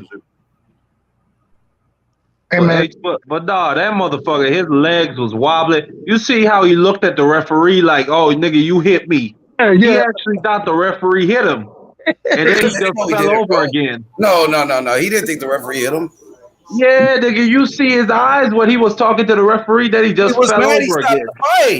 No, I'm talking about when he first got off the canvas. Then he looked at the referee. Then his legs wobbled and he fell again. He looked at the referee, right, Mark, and he was like, "I'm okay." Remember, he said, "I'm good," and then he went back down. You know, exactly. He stopped it. I was the mad. Fuck you wanted? Like I can see. Okay, you wanted him to do a full 8 count or 10 count. Well, okay, start the count. But you can't fault the nigga for stopping you. At least give the nigga a chance, though. Fuck, it was an undisputed fight. Yeah, I could see that, but man, imagine if he beat Costa Zoo, then he beat Corey Spink to become undisputed at 2 weights, man. I know. Zab should have took a knee. He should have took a knee, and got up, you know what I'm saying, and recomposed himself. Zab was hurt, bro. He didn't do it. You right. He should have took a knee. 100%. That's what messed him up. He should have just caught his breath, man. But he didn't know he was hurt like that. Like, you know, it's crazy because I've heard fighters say a lot of times, I feel like I'm in the building, but at the same time, my legs ain't with me, and then I stand up, and next thing you know, I'm all over the place, bro. Like when Adrian Broner got up and did the stanky leg. Pointed at my man's like, oh, hey man, leave AB alone. That's my boy. The reason they stopped it because when you get up and fall back down, they just call it back up. Like, remember, Zab got up and he went right back down and got back up. And it was like, hell nah. You gotta wait. That's why fighters always say when they get themselves back, they'll stay down till like the 8, or when they get to 9, then they'll stand up. AQ. Right back up with that shit. AQ, then why they didn't stop that Vargas fight this weekend? What, Josue? Yeah, Josue. When he was stumbling around. Yeah, my boy Dakota Linger, he got that upset. I was talking about but he didn't get up and fall back down. But I ain't gonna lie, I was watching that shit with my wife. Like I said, I've been trying to get my wife in that shit, and she was like, we was looking at that shit like, boy, they better not let that nigga go and fight. And they let that nigga go fight. We like, what the fuck? Like, that referee, man, was high as fuck, old as fuck or something. Yeah, he was wild. Also, I mean, the committee, doctors, everybody jumping in the damn ring. It's like, oh man. You know what happened? My boy Dakota Linger, who knocked out Vargas. I've only seen this nigga fight twice, and in both those fights, he got screwed. He got robbed. And he said, not this time, nigga. He knocked that motherfucker out. I know why you like him, though. Yeah, man. He's an entertaining fighter, that dude. Linger. Yeah. Like, he's like a brawler. He's more like a brawler, like a tough man type of fighter. And H Money, I like him because it's like, I've seen him just get robbed time and time again. And he said, man, fuck it, I'm going to knock this nigga out. Who the white bull? Yeah, Dakota Linger. They were saying he had like an MMA background and shit. No. He a tough man. He a tough man competitor. Oh yeah. But then Brandon, even worse, my nigga. Like, you a strong man. Like, put that nigga on the plate. Well, what's good with the D? I didn't even see my nigga. Salute. Sure, Brandon Lee knocked his ass out, bro. He didn't. No. Go look at that fight. That fight was stopped early, right side. I ain't gonna lie, he was bro. touching Brandon Lee. And I didn't like Brandon Lee last performance. That shit was ass, bro. Exactly, man. Brandon Lee. Listen, I think he a big puncher, but I don't think he that good, to be honest with you. I look at me. I hate this. I hate to say this. Beat his ass this way. If Dakota Linger touching you up, what the fuck is Gary Antoine Russell gonna do to you? Put them paws on his ass. Yeah, exactly. Damn paws on. But I think Brandon Lee, man, and once again, I don't want to disrespect him. At this current moment in time, bro, I kind of look at him like Jaime Munguia, bro. I mean, Jaime Munguia, at least he won a title. You said look at who like Jaime Munguia? Brandon Lee. When I say, I'm not talking about necessarily how they being. Respect. I'm talking about, like, I think if he runs into the wrong type of fighter, I think Brandon Lee gonna have some trouble. Me too. The same way Jaime Munguia this weekend we seen a dude who ain't damn near better than Jaime Munguia, but the style that he brought to the table gave Jaime Munguia all type of problems. You know what I'm saying? I see that same thing kind of happening with Brandon Lee. I could be wrong. I wouldn't be mad at you. You're right. No, you're right. Because shit, we done seen it happen to the best of them, bro. I done seen this shit. Brandon Lee don't move his fucking head. Marvin Hagler, like, bro, I done seen so many fighters that was supposed to beat this guy up and they went 12 rounds with him. The nigga gave him a fight, or they probably even did knock him out, but they gave the nigga a fight. That shit don't always be going like that. Like, and people get it confused. Like, that shit never happened to what we would consider a great fighter, bro. That shit happened to the best of them. It happened to the worst of them. Everybody done been in that ring, and we like, damn, he really went 12 with that dude, you know. But that's just how that shit goes. You know, some motherfuckers is tougher than what you give them credit for. But shit, you look at Emmanuel Augustus and Floyd Mayweather. You just look at Emmanuel Augustus' record. You don't think that nigga going the distance with a pretty boy. But Emmanuel Augustus had the most awkward. He didn't go the distance with him. No, that's my point. I'm just talking about the record right side. Yeah, he didn't go the distance either. It was a weird stoppage, but it was a stoppage. But still, oh yeah. You're right, Smoke. You're right.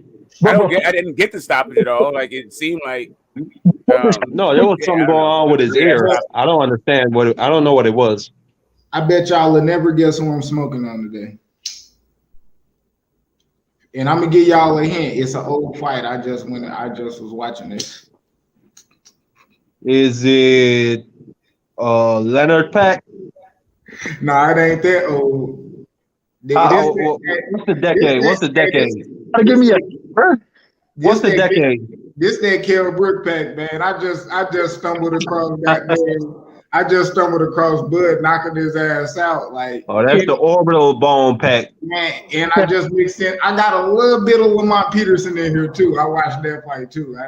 I was showing my wife. I swear to God, I watched the Kell Brook fight earlier today, bro, and I was, man, I didn't even think the shot Bud hit Kell Brook with. I was like, bro, he ain't hit him with shit, bro. He didn't hit him with shit. It was a damn right hand, technically a jab, orthodox time, but I mean, when they put it in the when they showed that shit in slow motion, like with the angle.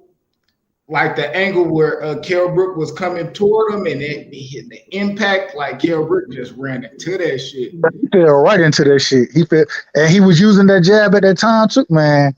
Yeah, he ran into them ropes. Like, that shit was like. I'm gonna tell you though, That's why he didn't want to fight Conor Ben. He gonna run into some more shit. He said, "Fuck that, let me just retire, nigga."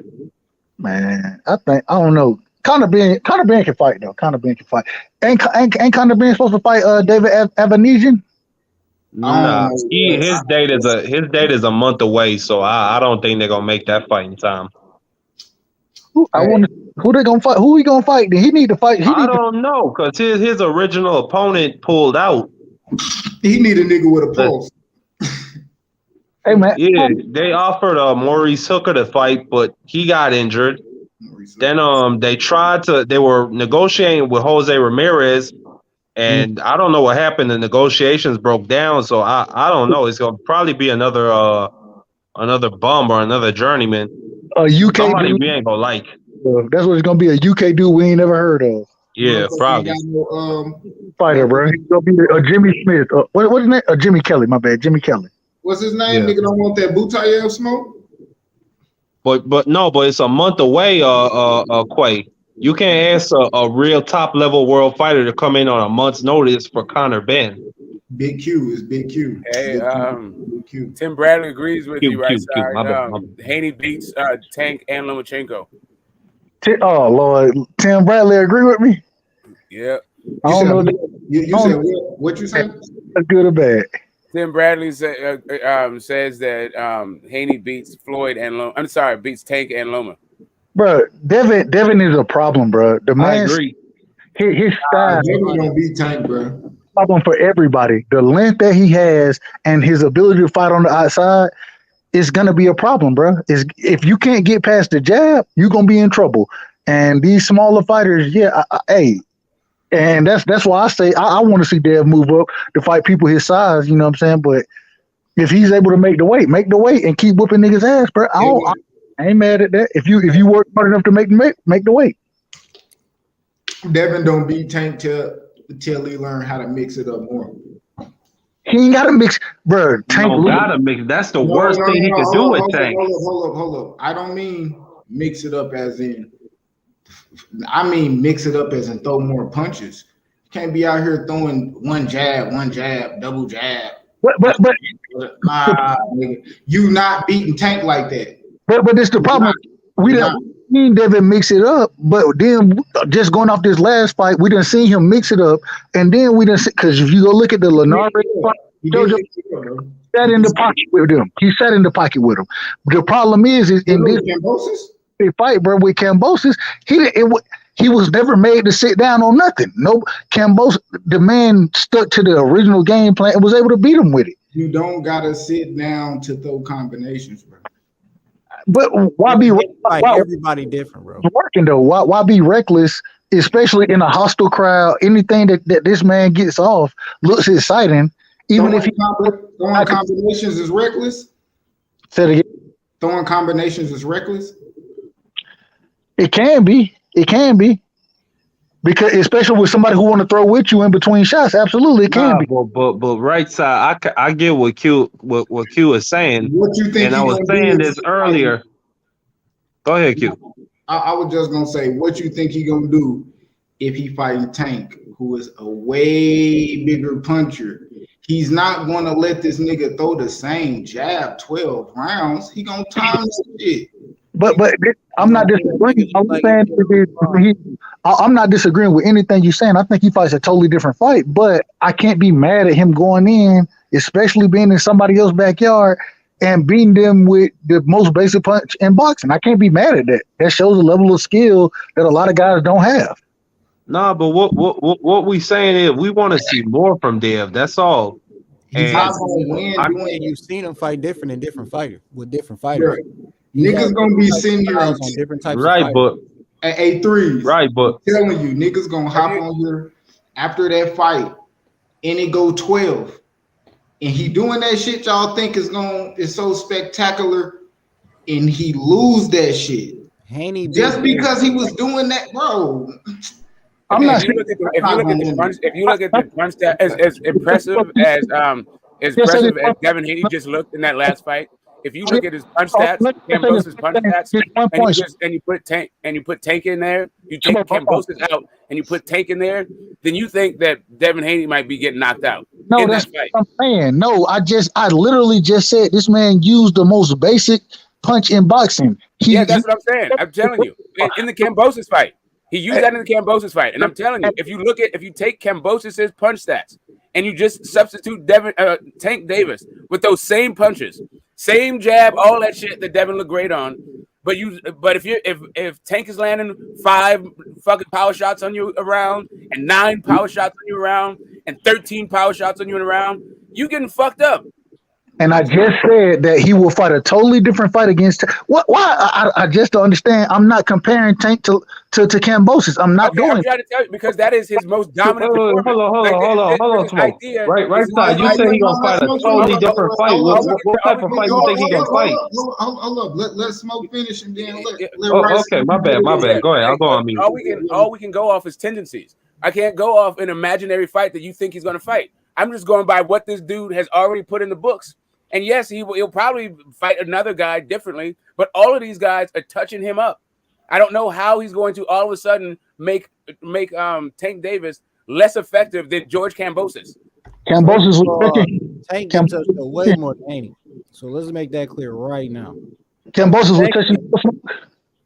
Hold on, I'm gonna cook right side. And I'm gonna let you go ahead, bro. Go ahead. For me. Second, Haney is a fucking boxer. And then all of his fights that he has taken, he has dissected every fighter that he's fought and took what they do best away from them. He do it with all of them. He disarmed every fucking fighter he fights. So with that being said, you talking about Tank and what the fuck he gonna do? We just seen Tank damn near getting outboxed by fucking Rolly and getting his ass fucking jabbed up in his damn face by Rolly. Haney not about to fight this nigga like Rolly was, looking like a damn street fighter. He gonna box this nigga. And Haney is already sparred with this man. He already knows what Tank does. He already knows what he does. So it isn't like he hasn't fucking seen what this man do. They both have fucked with each other. They both have seen each other. They both want to fight each other. But Haney and the Bill Haney, they already talked about what they've done to Tank and how confident they are in fighting this motherfucker. So to me, I'm really ready for any of y'all when y'all want to put your hand out when that fucking fight is ready. I got 100 on whoever up here thinking Tank gonna win. That's all. Speaking of betting, if the fight ever happens, but like for real, like you said, they both know what each other does. And Tank said, what Tank said about that sparring was, big gloves fucking saved you. And I can understand exactly what I'm saying. I'm not saying that Tank isn't, technically superior and all this. Like he can't outbox him, he can't win. And as a matter of fact, if he does win, that's how I think he's going to win. But what I'm saying about Tank is, if he wins, it's going to be because, from what I see from Devin Haney's opponents, yes, he outlands him. Yes, he dominates him. But he also gets hit a ton of times while he's doing the course of his performances. And unless he becomes way better defensively, all of a sudden, maybe it will, like when they actually fight at 147 or something like that. But if they're fight next, I think Tank can knock him out. Yeah, go ahead. Hold on. I'll go ahead. I'm just going to land it with Tank. I feel like if he's landing 5 power shots and 9 power shots, all that shit like these other dudes are doing, or like Jojo Diaz was fucking doing, then it's a different ball game. Kambosos, anybody barely tap that nigga and he get to hold it on for dear life. grabbing a nigga arm and shit like that, bro. So, it's not gonna look the same with Tank. What y'all gotta understand is Devin already feel like that's the end game. Like Tank is like the last level when you beat all that shit. Like, so that outlook, if I'm saying that's the outlook that you or pretty much everybody see about Tank, Tank look at them all the same. Bro, niggas gonna get in that motherfucker timid and scared, like, man, I'm really fighting Tank right now. Like, this nigga, like, niggas know everything that come with Tank. Y'all can say what y'all want about his boxing skills, his footwork, and his all that. All them people y'all want him to fight, they know the boxing skill. They know that. The only thing that they play on that shit, how y'all play on that shit. So they feel like people, the fans think Tank can't box. That's how they gonna say it. Oh, Tank can't box. He can't outbox me. Okay. Get in that motherfucking, get all doing that boxing shit and go point for point. You gonna run into some shit, man. Yo, who doubting Devin Haney though? I'm hearing from the chat. They said somebody was questioning Devin Haney on the panel. Who questioned Devin Haney? Let me see what's going on. What I miss? Shit, niggas just got Devin Haney. I got Devin Haney. You miss Tanker Haney. You miss Tanker Haney all day. You missed Tim Bradley saying Tank a dog, but I got Haney. You missed Tim Bradley saying that he's got Haney over Loma and Tank. Oh, Tim Bradley knows what he's talking about. I agree. That nigga said he know what the fuck he's talking about. You know what I mean? But Tank is a dog now. Tank is a dangerous fighter. That nigga Tank got power. Well, I recognize what Tank brings to the table, but I think Haney might be a little bit too long. Yeah, he is too long for him. And Devin Haney fast got the jab on him. And, you know, I just think Devin Haney probably outbox him, to be honest. Yeah, I don't think Devin Haney gonna be able to outbox him. I think Devin Haney he gonna have to show a lot of shit. He gonna have to mix it up with Tank. He gonna have to win exchanges. That nigga gonna have to, bro. He gonna have to throw. Nah, why would he got to do that? That's what Tank want him to do. Haney keep that nigga on the outside of that jab. You know what I mean, and tie him up when he has to on the inside. Shit, Haney can cruise to a good easy victory maybe.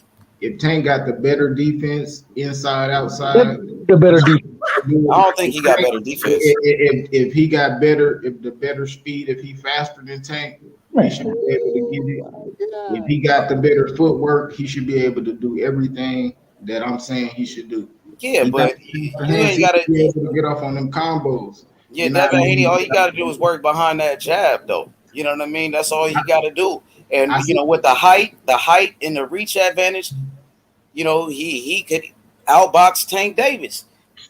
I see Shakur do it all the time, and Devin say he better than that guy.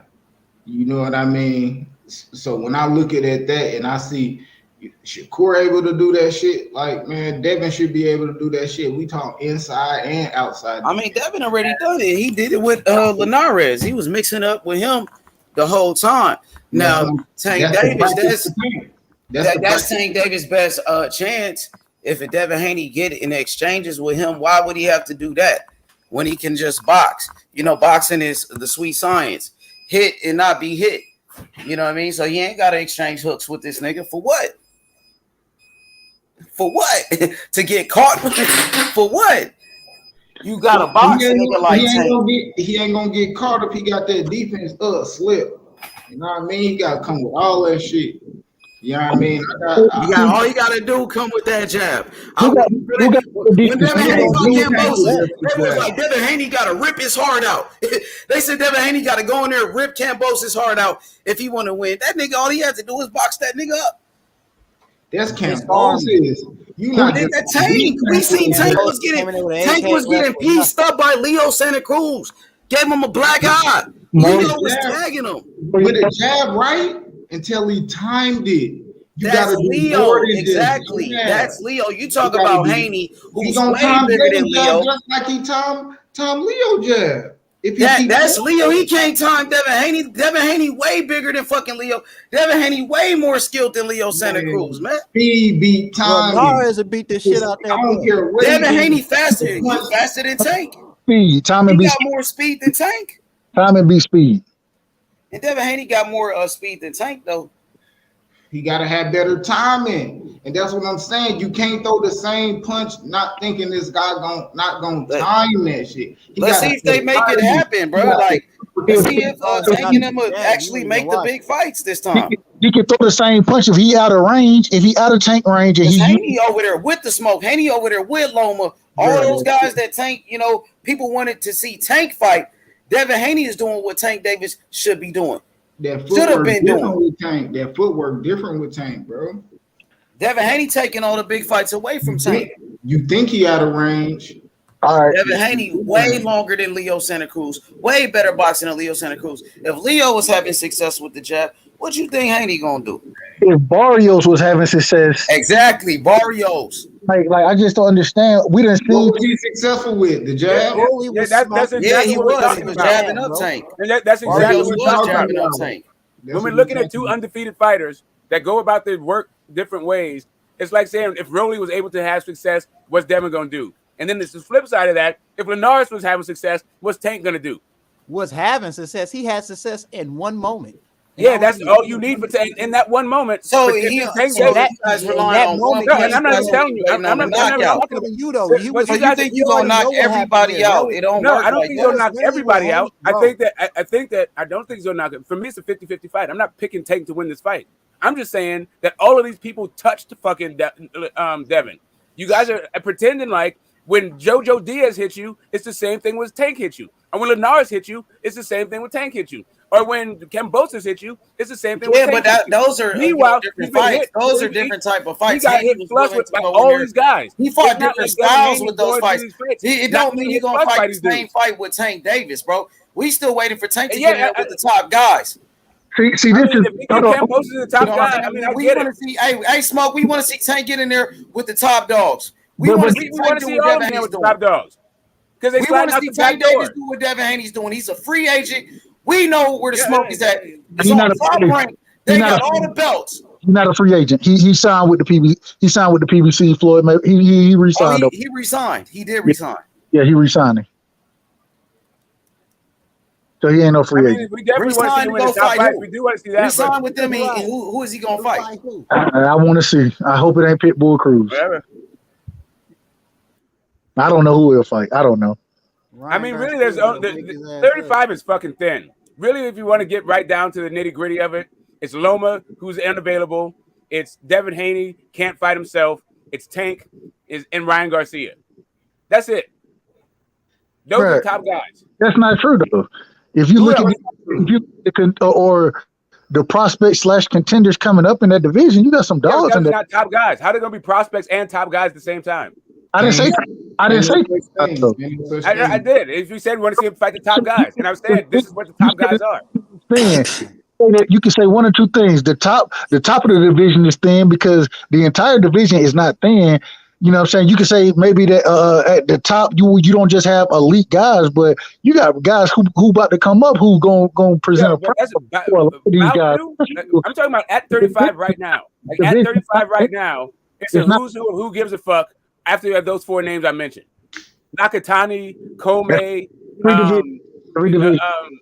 Isaac Cruz, I guess you could throw him in there.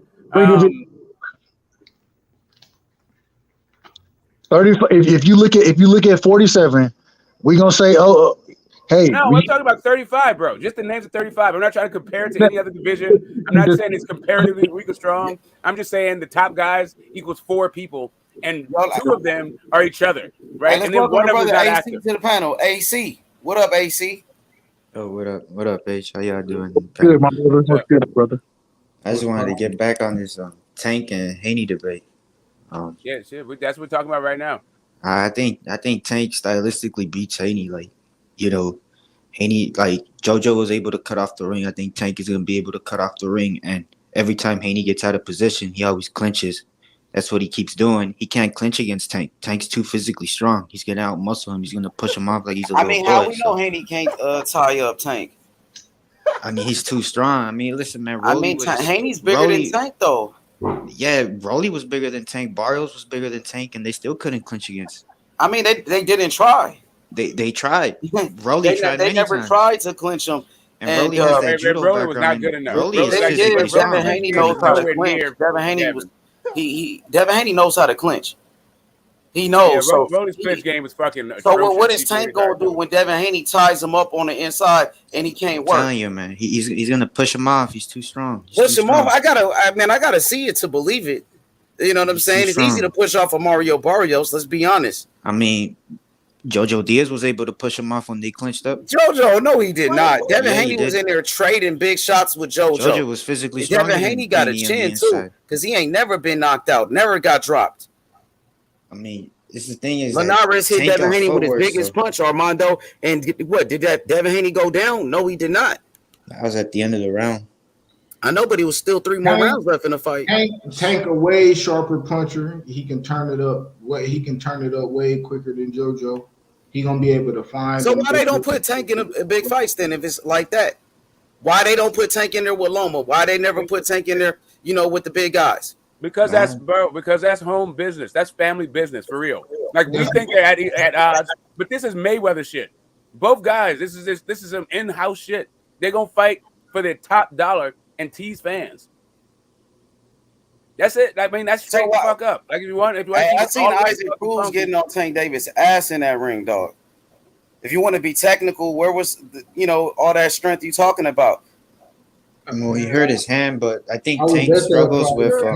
But he was on that back foot. He was just on the back foot against Rolly. Yeah. That's what I'm trying to say. Tank's way bigger than Tank. With brawlers though, like Tank's a little guy, bro. With him. Tank struggles with people. Tank that is a come little man. Exchange with him. Hey, AC, Tank is a little man. Tank was on that back foot against Rolly. He's little, who was stronger, Tank or Rolly, though? Why was Tank backing up like that against Rolly? I mean, Tank why was he backing up like that against Isaac Cruz? If he's this so strong, powerful, imposing guy. Let me get off. Listen. Listen, Rolly. Rolly, he got knocked the fuck out. Rolly's strong in the clinch. He has that judo background, so he could, and he's physically strong. That judo shit and that strength, I thought that was going to be a problem for Tank when they clinched up. No, it wasn't. He couldn't do anything with the clinch. I seen Tank getting roughed up on the inside. That's how he had that. Not on his head. Rolly had actually hit him with an elbow, and Rolly was roughing him up. Let's be honest. He was roughing him up, but he couldn't. He couldn't move. Oh yeah, because Rolly's not that skilled. We all know that. A lot of people call Rolly a bum. Bro, that's physical strength in the clinch. Yeah, but Rolly looked stronger in that clinch. So Peter, besides that one punch, what was really going on in that ring? Shout outs to Peter. He says Tank was on the ropes against Pitbull. Yes, he was. Yeah. Never heard of a Tank going backwards. Tank was on the ropes against Leo Santa Cruz. Yep. But against those they're brawlers, bro. What he does though, he figures out what you do, and then you go like you can't do the same thing over and over. Like that whole idea about he always clinches. That's a problem. What he does is he's varies the clinch, but like once you go in for a particular kind of way, man, I don't know. I wish Mayweather Promotions thought you guys be thinking about it. You know what I mean? I wish they was that confident about the fight. Maybe they would make it. No, hell no. They still wouldn't make it because they're not trying to bastardize. They're not trying to cannibalize each other's career. They can talk shit to one another and both get into the Hall of Fame without ever fighting each other and make tons of fucking money. They don't need each other at all. I mean, we'll see. I think we'll see it down the line. I don't know. Peter says Tank fights Pitbull again, he lose. Yeah. You ain't getting in the Hall of Fame fighting Ryan Garcia, goddamn me. Shit. Man, that's a good fight, though. What you thought about that Pitbull and Tank fight, AC? Hey. Man, I'm not gonna lie. I had that shit a draw. I had a 6-6. He was beating that boy ass. I ain't gonna count, man. But again, Tank messed up his hand, so. But if Triple G can get into the Hall of Fame off the 2 fights, that's not like an excuse. If Triple G can get out into the Hall with, go ahead. I'm saying if Triple G can get in the Hall with 2 fights against Canelo and Danny Jacobs, and what's your Deverenchenko, then Tank is in Rosado. Oh yeah, there you go. There you go. All those dudes, who's who gives a fuck, shit like that. Like all you need is 2 or 3 fights. Dude is 27. He can be fighting fucking cans and making money, whatever, forever, for another 5-6 years. before he even like fights anybody. Like that's. Hey, Smoke, I'm gonna blaze the fuck out of him if he do that. I ain't gonna lie, like it's hella smoke at 140, and I ain't gonna lie. Like when Devin go up there, that's when we really gonna see him tested when he actually fight them guys. You know, at least the good guys up there, whether he do it for 1 or 2 fights and go up to 47 or whatever he do, like he gonna get some work up there, 140, 147. Shit, he gonna get more work. You know what I mean? Yeah, but let JoJo Diaz get a belt in 135. See what happens. It would be like Tank be the first person to stop JoJo Diaz shit. Yes, man. Yeah, he is. Stuff like that. You know what I mean? Let's see. See, but Tank already went to 140. Like, see, I think Tank could go to 140 and do his thing, but see, Tank, he gonna have to pull the Pacquiao. You know what I mean? I ain't gonna lie, he gonna have to get in his Pacquiao bag. You know, he gonna have to, you know, kind of be selective on how we do it, you know, how we move when he go up, because shit, we talking about an undersized motherfucker. We talking about a guy that could easily make 130, 135 his whole career. This nigga little 5'5", 66, 68 inch arms, bro. Come on, he little as hell, man. So he go up to 140, 147. It's a blessing he make it out that motherfucker without getting knocked out, bro. Real talk. And if he knocking motherfuckers out up there, that shit real, bro. Real. Cause he little as shit. You know me, Pacquiao little as shit. That's why I think Pacquiao so great, cause he was little as fuck. Them guys is big as hell, bro. Marcus was low too. Yeah, I mean, yeah, I think Tank could get a few fights at 140, but not really campaign at 40, and get a couple of money fights at 147. But he can fuck it up. He's already 3-time champion at 130. He can hang out at lightweight, wait for these young bucks to come up from 130, see if Shakur get the Shakur fight. Now Shakur is not part of that. Is not part of the Mayweather family. That's a different thing. That's that East Coast shit. Yeah, Shakur might be able to get that work, but I don't think Haney's getting it. Yeah, I do think that Shakur fight, yeah, they could get that at Shakur. But you know what I mean? My nigga YB had that good interview with Calvin Ford, them, bro. And shit, you know, they was like they want Devin. I mean, they like shit. They want the Devin fight, you know, that's what he want. So shit, I'ma just be shit. Maybe see if they try to, but you know, TMT, the money team, bro. I'm kind of getting ready for Eastside Cruise too, bro. That shit, that's just how they be coming, bro. Yeah, man. But Eastside, real quick, salute to all y'all, man. Much love, bro. I'm hopping off for the night, man. But much love to all y'all brothers, man. And we'll rock again probably tomorrow. So I'm out. Yeah, salute, right side. Yeah, I'm about to get off too. But before I get off, I want to say what y'all think about that dude Michelle Rivera at 135, the DR, Dominican Republic. He's still got a lot of work to do. I don't know. He looks like Ali in the face and in the trunks, but yeah, he's a good boxer. I think he might fight Tank next if Tank don't got no other fight, because he's next up. He's the #1 contender for the WBA right now. I'd feed a few more guys to him, build his profile up, so it is like a worthwhile thing. Because right now, Michael Rivera is like not really. I don't know, man. I don't think Tank's going to start. Like, people are already on Tank's neck. If he starts fighting like unpolished guy, unheralded, unproven dudes, yeah, that's I don't know. I think Rivera's good. If you can maybe make a Mando out of it.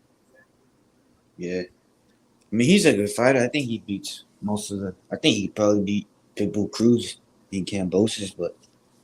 Yeah, let him get in there with Pitbull. Exactly. Like, let him get in there with somebody who's done something, and then sure. But yeah, I think he'll beat Cambosis. I don't know if he beats Pitbull. That's a good fight. I take think, Pitbull in that man, fight. I just think that's a bad matchup for Tank. I really do.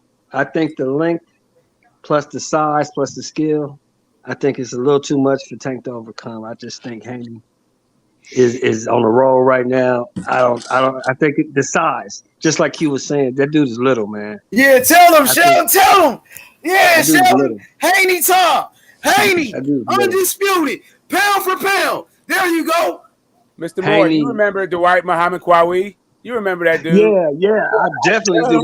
But let me ask you this. Hold on, Smoke. One question. How many of those guys are there? Who's to say that Tank is not one of them? Who's to say he is? What have you seen? He's knocking shit out. That says he is. I ain't gonna lie, that boy Tank, man, bro. Like Devin big, bro, but I'm not, bro. Tank is going to let his fucking hands go, my nigga. He throw the jab. He throw the jab. I'm slipping and I'm punching, bro. Y'all this talking is about, southpaw, hey, Q, bro. Tank don't throw that many punches. Q, Tank don't even let his hands go like that. He don't throw that many punches. Devin don't either. Yeah, Devin throw a jab. He throw way more punches than Tank. He got that jab pumping. Tank don't throw that many punches. Tank don't throw that many punches. Tank don't let his hands go like that. You're not beating him with just a jab. You're not just beating Tank with just a jab. Devin Haney could beat anybody off that jab. Larry Holmes, he became heavyweight champion off a jab. Larry Holmes put shit behind his jab. And Haney do too. Haney do too. Hey, ask Cambosis. He'll tell you. Ask Cambosis. They asked Devin, and Devin said he ain't throw that uppercut, and he didn't. And they was telling his ass. Oh yeah, you could always get better. Tank didn't do a lot of shit in his last fight. If you timid about it, nigga, they thought Tank was losing to Rolly before the knockout. Rolly ain't shit. Devin is not Mario Barrio. And if he timid throwing a fucking uppercut against a guy with 10 knockouts, what the fuck he gonna do against the nigga later than bitch? Leo Santa Cruz was throwing more punches than Tank. Leo Santa Cruz was throwing more punches than Tank. So was Mario Barrios, and so was Pitt. Leo Santa Cruz throws more than everybody. H. I can't tell you. So what about Rolly? Who's throwing more punches in that fight? Rolly was. I'm telling y'all. I told Q. Hey, what about Mario Barrios? Because he was throwing more punches. I told Q. Barrios was a good win. I told H. I told everybody this, man.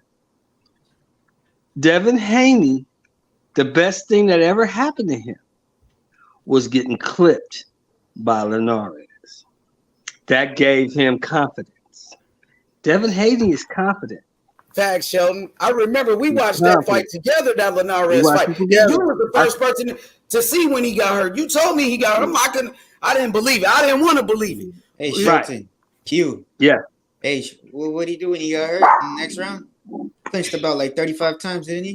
That's what you're supposed to do. That's what you're supposed to do if you get hurt. You don't be like if you get hurt in a fight, you're supposed to clinch. But here's the question. H. Hold on, H. Here's the question. How many times did he go down? 0. 35 clinches, but hey, I give him credit. He survived. He was really hurt. How many times he did he didn't go have down? his legs under him for like at least 10 minutes, So, but did he go down? I give it to him. Did he go down? I give it to him. He survived. Okay. That's what they do. But I guarantee you, he survived. OG Sheldon. Yes. I've seen better boxers get knocked down and didn't do that. I've seen better boxers than Devin get clipped or get knocked down. Yeah, you're right. You have. But here's my answer to that. There aren't that many better boxers than Devin in this era. Facts. You said a lot of boxers better than Devin. I don't know guys that became undisputed at 23. Ain't know a lot of guys that became undisputed. I'll say that again, H, so the people in the back can hear me.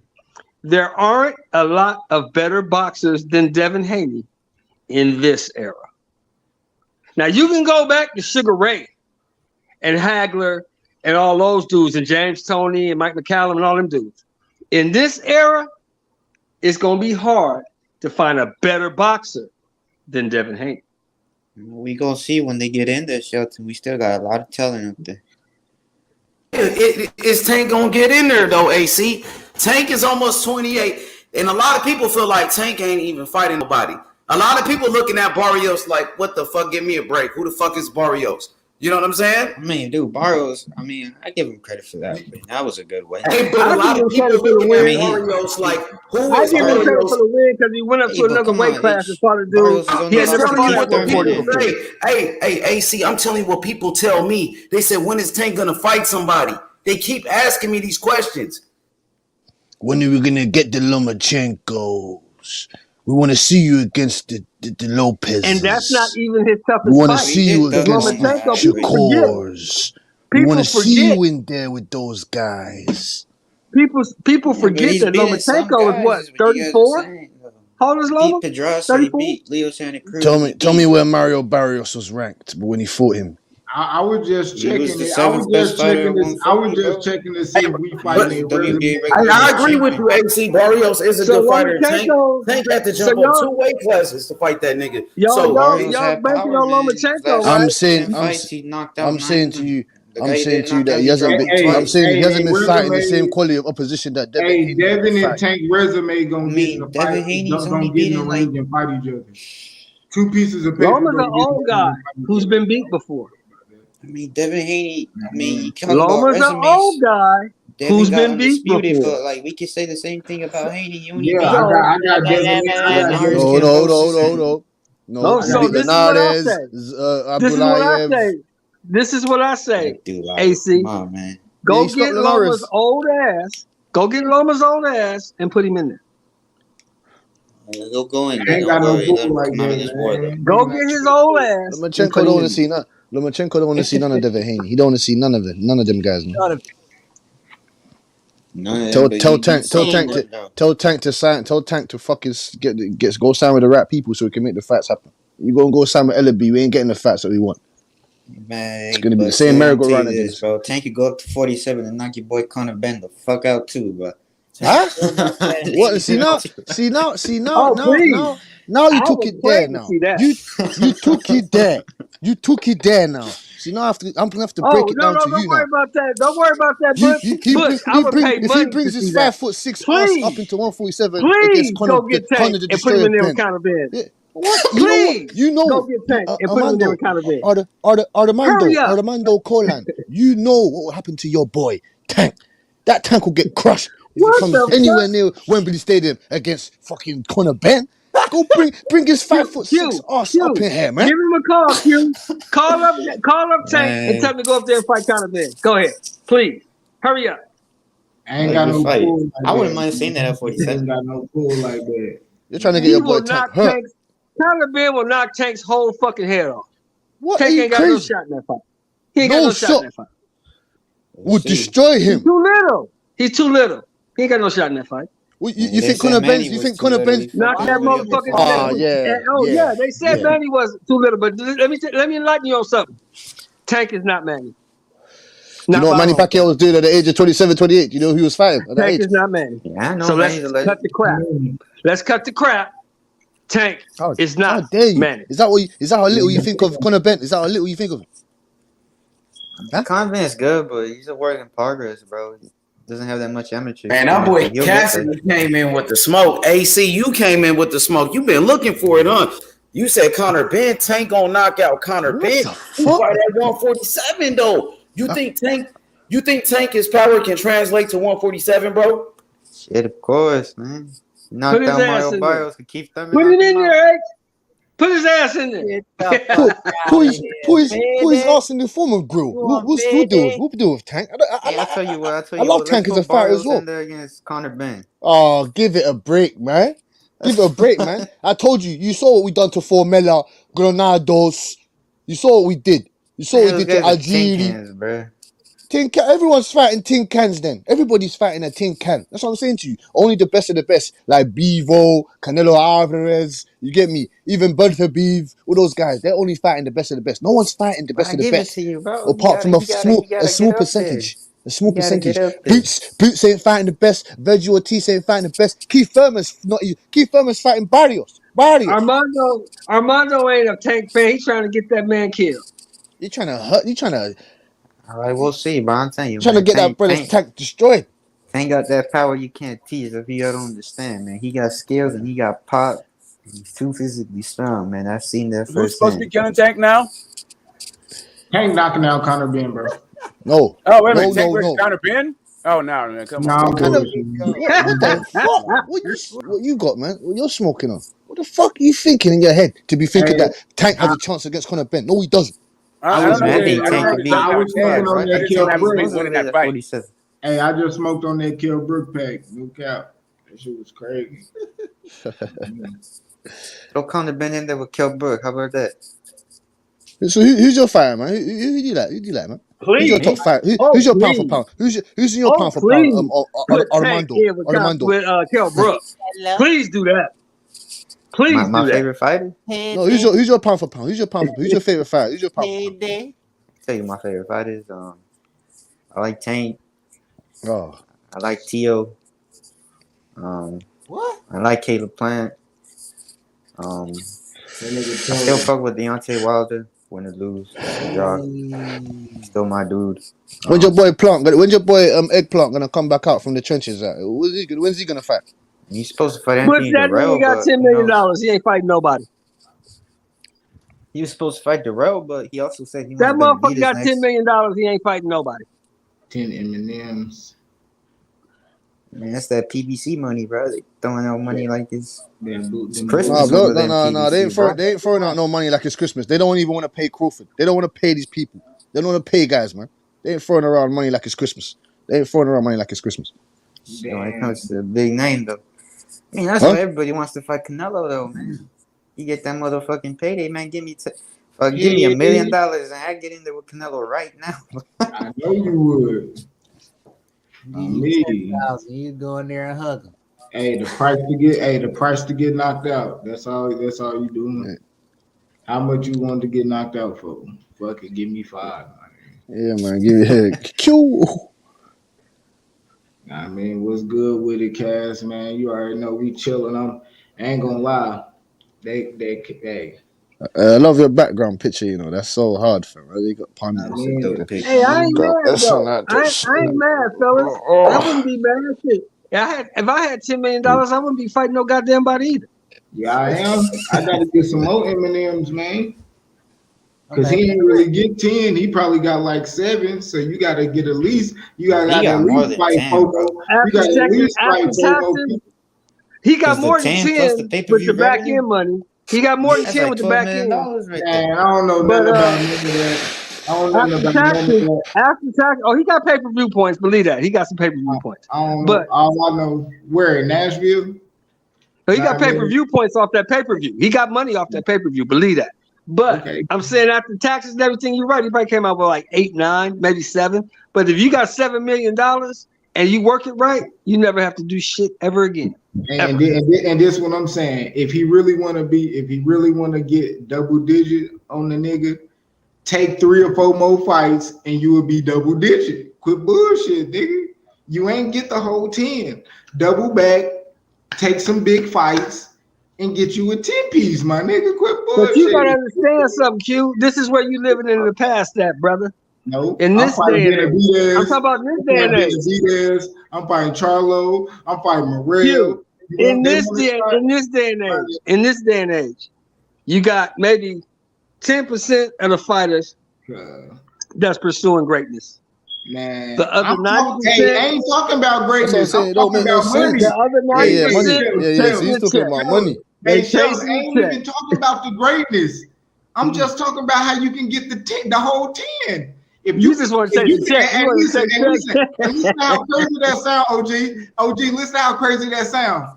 You actually can become great and get the money, nigga. Get in there, my nigga. Make the fight. That's what Devin Haney's doing.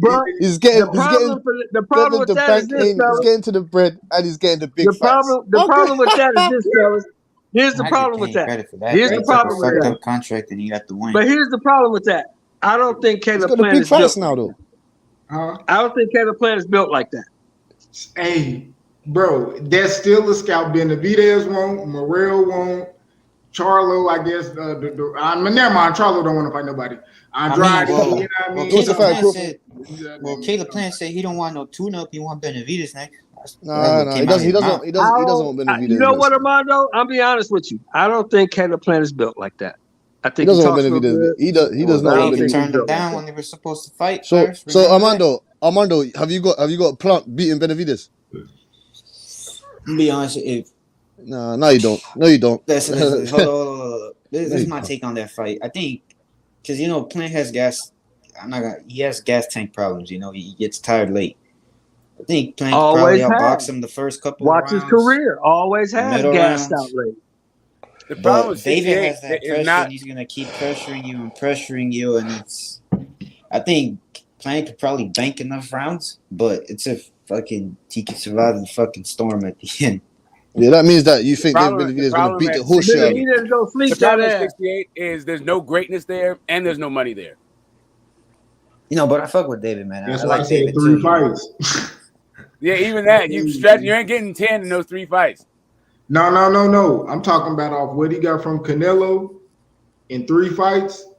He can make up what he spent and end up with 10, end up double digit. Gonna retire. No. Yeah, I mean, I feel like there's probably for a guy like Caleb Plant, there's probably somewhere between 3 and 5 million in the division. PBC. And it's a hard fucking road. He's gonna get his ass whooped in one of those fights on that road. Oh, yeah. So they get his ass whooped to that bread against Darrell.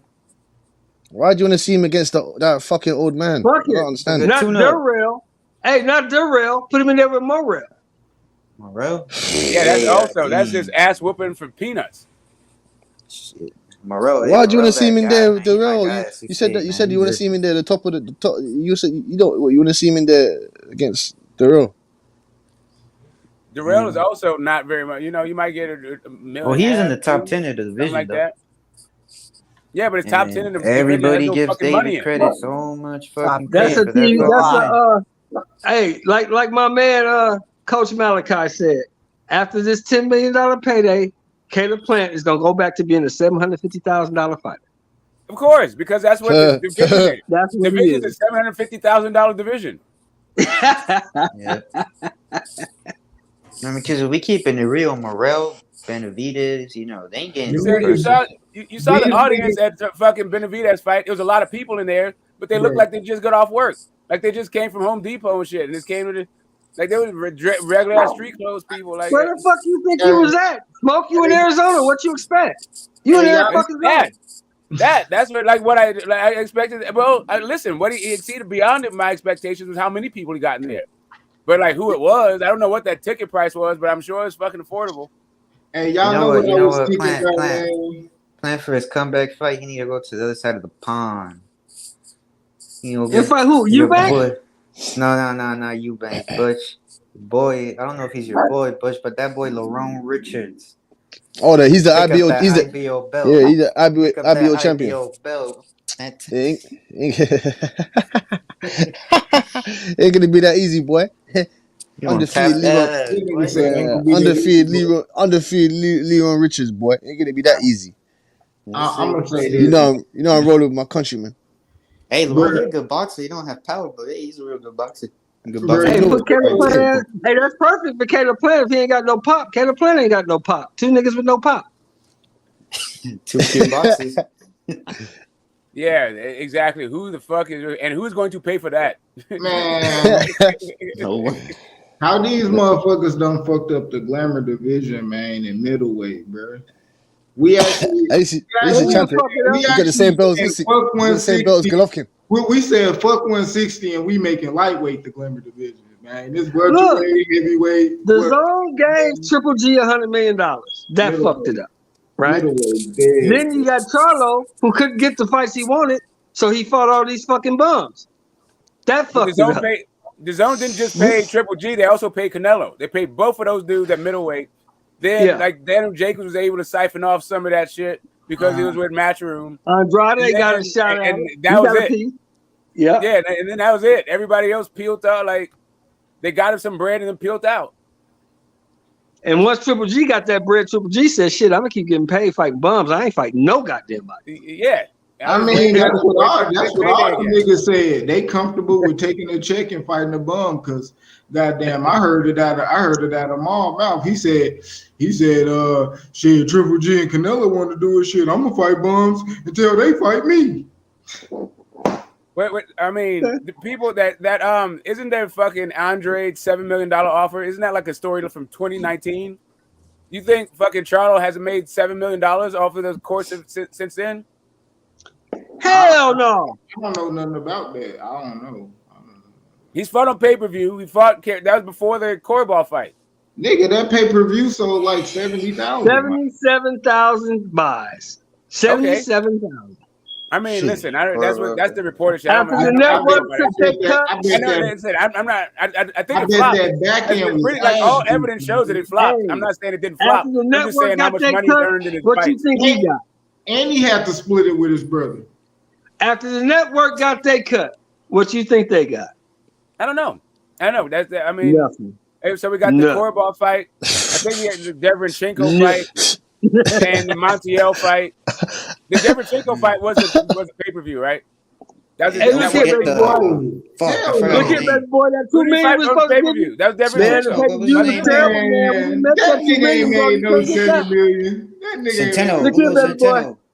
We gonna give you some now later. Some juicy beans and about $50. No, hold up. Smoke. I think he's had like 4 fights since then. You really think he made 7 million? No, I'm saying I don't know. I'm saying I don't know. I'm trying to figure out like how many fights he got some now laters. He got some jujubes and $50. That's what he got. Hey, man, get the fuck out of here. This dude is fucking iced out in mansions. You tripping? You straight fucking tripping. See the you going with that one, man? But I mean, it's in Texas. You can get a McMansion for not that much. I get it. Nigga, an acre ain't shit, but like goddamn 70,000. I hear you. No, all that income tax. I get it. I mean, he got some big boy toys out there. That nigga do got all I'm trying to figure out is how many fights has he had since then. I think it's been 4. Yeah. So if he made like 2 million, made 2 million apiece. Hey, Smoke, Munguia did that last year, my nigga. He could have been fought 4 bums. Hey man, Munguia ducking everybody, man. Munguia is, you know, I feel like Charlo's fighting way better competition than fucking Munguia. That's disrespectful. I mean, Munguia is just ducking. I mean, it's disrespectful, but I see Munguia in 30 days. Yeah, fighting the likes of Jim Kelly. If you just like watching Munguia, that's cool, but he ain't that cool to me that I'm just gonna need to watch this motherfucker every week for fight bums. It ain't nobody to fight. Fuck it. Put me in. Listen, I like give me some Fandor. Fandor's active as fuck, and his fights are fucking exciting. I'm not trying to watch no fucking Munguia versus Bum. I like Fandor's fucking fights actually. And the thing that Munguia said after the fight, if he knock him out, I'm cool with that. What he said at Charlo after the fight, he said, "Show me balls and fight me and stop hiding behind Al Heyman." Like, boy, you dude turned down the fucking fight twice. What you talking about? Oh shit! That nigga turned down the fade on me. It's crazy. But listen, man. Listen, man. He turned Andrade down, and he turned Janovic down. He could have fought Janovic for the interim title.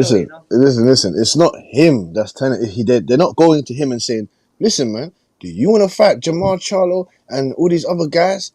Oh no, I don't want to fight. No, it's not him. It's Oscar De La Coca. He's the one that's stopping all this shit. Once he leaves him, the training wheels are gonna be released. The guy's got 40 wins and 32 knockouts. 40 wins and 32 knockouts, and he ain't fought fuck all. You get me? The only person his best win is Saddam Ali. Ali and Liam Beefy Smith. Yeah, Liam Smith. The 40 wins. So man can't blame him to the full extent. You get me?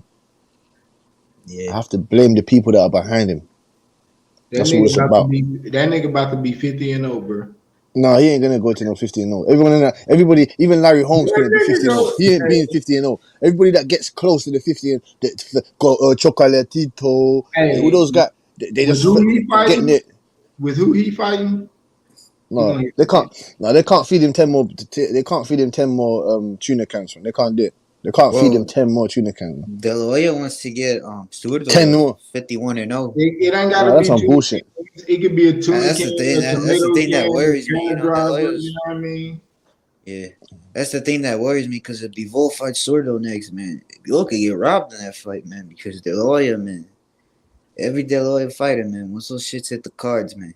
Nah, man, Hey, I hate Bivol, punch the shit out. I hate to be the bearer of bad news to the Maul fans, but Big Maul, $3 million. Man, that dude is getting more than $1 million to fight. Get the hell out of here, bro. That less than $1 million to fight? How?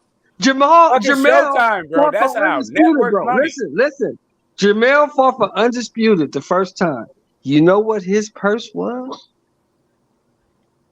Right, $1 million for Undisputed fight. $1 million. Right, that's what his guarantee is. That's it. $1 million You acting like for all you get is your guarantee. $1 million for Undisputed? That's how they do it over there, bro. Like they don't listen. God. Those fighter Those fighter purses. I'm trying to tell you, those fighter purses are taxed as personal income. That shit can be up to 40 plus, like 30 and 40% of your fucking thing. If you LLC that shit, and then get it on the back end, now your corporate tax, your tax burden is only like 15 to 20%. Like these dudes keep their purses on low TV for a though. reason. There was no back They're end. all There was no incorporated back for a end. reason. That fight was on Showtime. There was no back end. The Showtime is back. What do you mean? There's no back end to Showtime? It wasn't a pay-per-view. It was a regular TV show. Of course there is. But bro, why do you think Floyd said, "Hey, you know what? Espinosa just gives me $1.5 million every so often"? What do you think because it is? He owes. Okay. It is because there's no way. The Charlos, listen. I don't give a fuck what you talking about. The Charlos is not touching nowhere near the money Floyd was touching. So stop. I didn't say they're touching. I'm talking about the way they structure their revenue streams. I'm not talking about what they're making the same amount of money. I don't know about all that. I'm not in their pockets like that. Yeah, I'm just saying. No, I'm just talking about like how the TV business works. Like that's all. I'm just looking at it as like these guys. They're having these purses as their personal. Their personal income, and then they're incorporating themselves. That's why they're all self-promoting shit. So then they're actually like they are employing themselves, right? So their businesses are getting all the residuals from the rebroadcast, from the streaming, from all that shit, right? From the highlights and all, all that's an ongoing revenue stream, not just on the night. Right. So I'm saying, this is what you're telling me. So they put on the event, right? So you put on the event, Showtime got to get their cut, right? Right. The government got to get their cut. Yeah. Then the management got to get their cut. Yep. What's left for you? What's left over? It's like this, right? If you are top rank, right, and you have your fighter, right? So your fighter, the network gives you a budget, and you break your fighter off out of that budget. But you're going to keep getting money from that fight, from owning the rights to that fight. You're only licensing the rights. You're only licensing the rights out to the networks. Right. So then all of those, and depending on how many, networks, domestic and abroad, and then what streaming services and all that other shit, like all that money, Top Rank keeps that. But the way that BBC seems to be structuring their deals is they're breaking off the fighters from that pot. That's what the allowance shit is all about. Yeah. That's that whole back end shit. That's why they're like small like purses, but then guys are still getting fucking checks out the ass for 2-3 years after the fucking fights and all that stuff. Like, all right, one after motherfucking nothing. And of course, they're not making no fucking Floyd money. I'm just saying, like, how they're getting the way it seems like they're getting. These niggas getting $1,200 a week. Yeah, $20 a week. Listen, they're making that shit stretch. They make $20 a week look like a fucking. I said $100, man. I guess get yourself a house in Minnesota or somewhere else in the armpit of fucking America. And AB was crying because he said Al was only allowed him like a $1,500 a day or some shit like that. Hey, leave my boy AB alone, man. $1,500 a day, right there, man. So what you got for your boy? How many times did AB boy's fighting Omar Figueroa. Omar, like that dude after a fight said he didn't have any fucking money, right? I mean, whatever, dude. That's We'll AB. see what happens. Hey, Al is that nigga rich friend. Him and Espinoza. He said that shit in You court. got Brown in that fact. Yeah, he said my rich friend sent me money. You know what I I mean? got Browner, but Yeah, Hey, I mean, you done made some money in his career now. I can't Don't take get it AB twisted. like seriously. I Anyway, think AB done made some money. I want you AB to remember come when back and win a world title, man. you remember when Eddie Hearn offered you remember when Eddie Hearn offered him that $7 million deal, and he said, "I'm already making more money than that." Like nobody knew that AB was making that money, and Steven Espinoza came out and was fucking laughing at this fool. Like, bro, I'll tell you don't know what the fuck we got going on with this stuff. I'll tell you the biggest mistake AB made. He turned down that $40 million from Rock Nation. Yeah, that was it. I don't think he made 40. Yeah, I don't think he made 40 now. The mistake he made I was wouldn't whoever give a fuck fucking about selected nothing. I Maidana. took that $40 Whoever million. fucking matchmaked him with Maidana, that was the fucking mistake. Rock Nation didn't really do that well either. I mean, that was. I wouldn't have gave a fuck. You still owe me $40 million. He thought too high. I got a contract. You owe me $40 million. I'm gonna need started that. rapping and doing all that bullshit. Man, he just lost total. Lost his wig. He wasn't dedicated anymore. Hey, you feel me, Butch? I don't give a fuck what's happening with your business. I got a contract. You owe me $40 million, Jay-Z. I'm gonna need that. Yeah, we gonna need that up front. We gonna need take that money. What did he tell Jay-Z? Yeah, you know all that shit is performance based. You know it is. It's just like fucking Triller. So like, Canelo Alvarez does. Canelo Alvarez says, "Fuck that, fuck that, but then they can't put give me the money up front now. Give me all of it what's right funny now." is that he cussed Jay-Z and Rihanna out, and then he apologized like a week later. Is it if it's performance based like the NFL or the NBA or Major League Baseball? That means you get a signing bonus, right? Yes. Shit. Yes. Yeah. Okay. Yes. Correct. I'll correct. Take that. I'm taking that. You get a bonus. I'm going to the bank. Bonus, all right. As soon as you show up at the fucking, I think they give you some training camp fucking money, right? That's your little fucking signing bonus, so you can fucking show up and they give you a party bag, and then you get another. Disbursement for when you show up. You know. Floyd Mayweather got 1.3 million for that press conference today? Or today? Yeah, man. Come on, man. Shit like that. Crazy, man. Floyd, like, you see that guy? You see that guy that he's fighting? I can't believe you still talk about Floyd as a fighter, like, or Floyd making $1 million.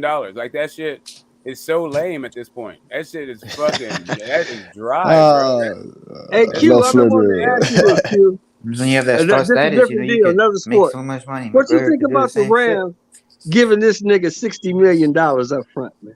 Yeah, man, he deserves it. That's Aaron Donald. He deserves it.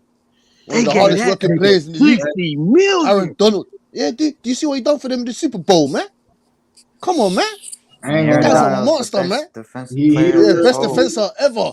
He's up there with LT. Contract. He's up there That's the one where LT. you want your money up front, because you are not getting your full contract amount. He got $60 million up front. He don't need the rest. Okay, he don't need the rest. He got $60 million. Yep. Yeah, $60 million contract. What was guaranteed up front? No. His contract is for $145 million. Okay, there he we got go. $60 million as a signing bonus. Yeah, you remember when Mike Vick had to pay his shit back? You remember he had to pay that $60 million back? Mike Vick went to the feds, bro. Mike Vick went to the feds, bro. Yeah, I know. That boy what's his name? I'm just saying that fool had to pay it back. Hold up, Smoke. You saying Aaron Donald going to jail for dog fighting? No, I'm just saying. Did you remember that Mike Vick had to? Yeah, because he went to prison. That's a different situation. Okay, I'm just saying, shit happens. Listen, man. You see how important. A lot of guys went to prison. They have to pay back their signing bonuses.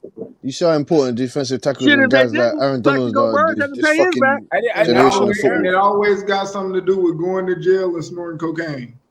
Well, this dude went for dog fighting. He didn't do anything. And sometimes it's both. Yeah. Yeah. As long as you don't do that shit, you get to keep it. Yeah, 60 million up front. That's I think crazy. even that was like, even if you pop dirty in baseball, you get to keep your shit. That's the best contract. Baseball got some cool ass fucking contract. Yeah, look at Mike Trout's contract. Still the best business model for me. I would play the other day. They might not put your weak ass in the Hall of Fame, but who cares? Man, they're gonna pay you though. I don't give a fuck. Oh yeah. And then I do Von Somebody Miller. said Butch. You said Von the Miller best is defensive old. player ever, Butch.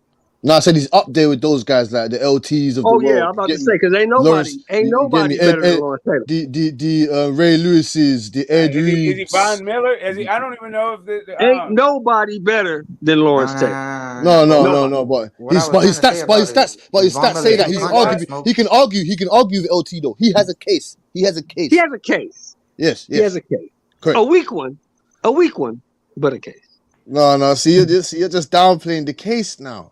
You're downplaying the case now, OG Shelton. Did you see LT, bro?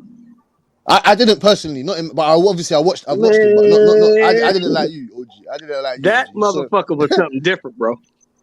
That motherfucker was something different. yes. Oh, Deion Sanders. You can't forget the fucking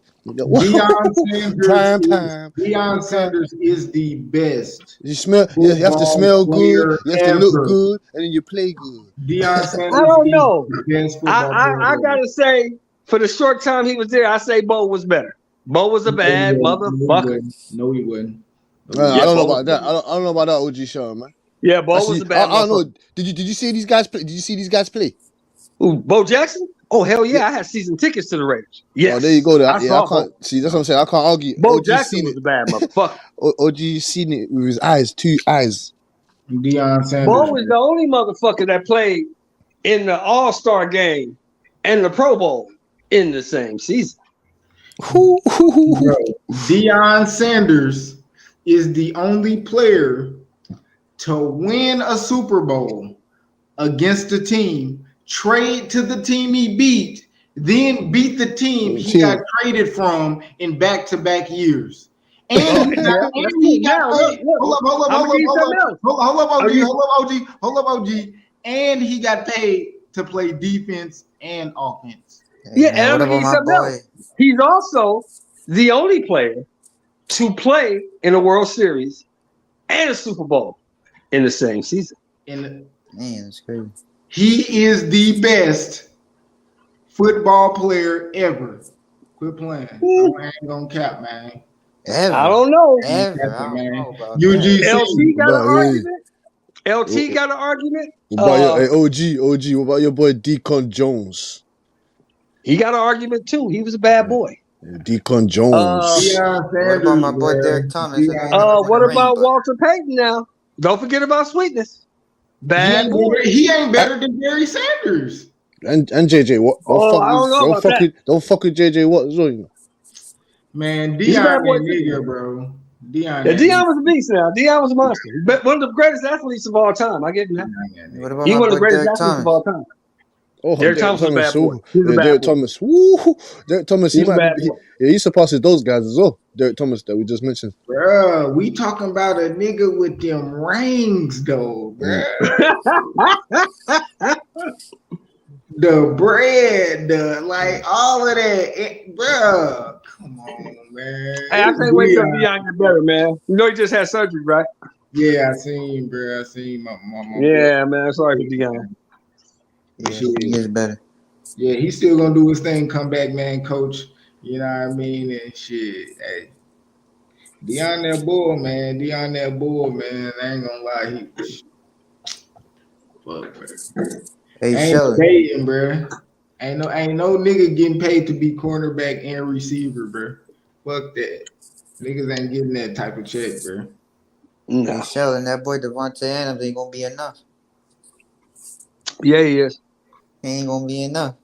Hey, but Chandler Jones, Chandler Jones gonna help out a whole lot. Chandler Jones gonna help out a whole lot. It ain't gonna be enough neither. Chandler Jones gonna help out a whole lot. Hey, Sheldon, it's gonna be 7 years in a row. And my boy Mad Max on the other side. Defense gonna be sick. Yeah, Max Crosby. I like Max Crosby, boy. He's a dog. He's a dog.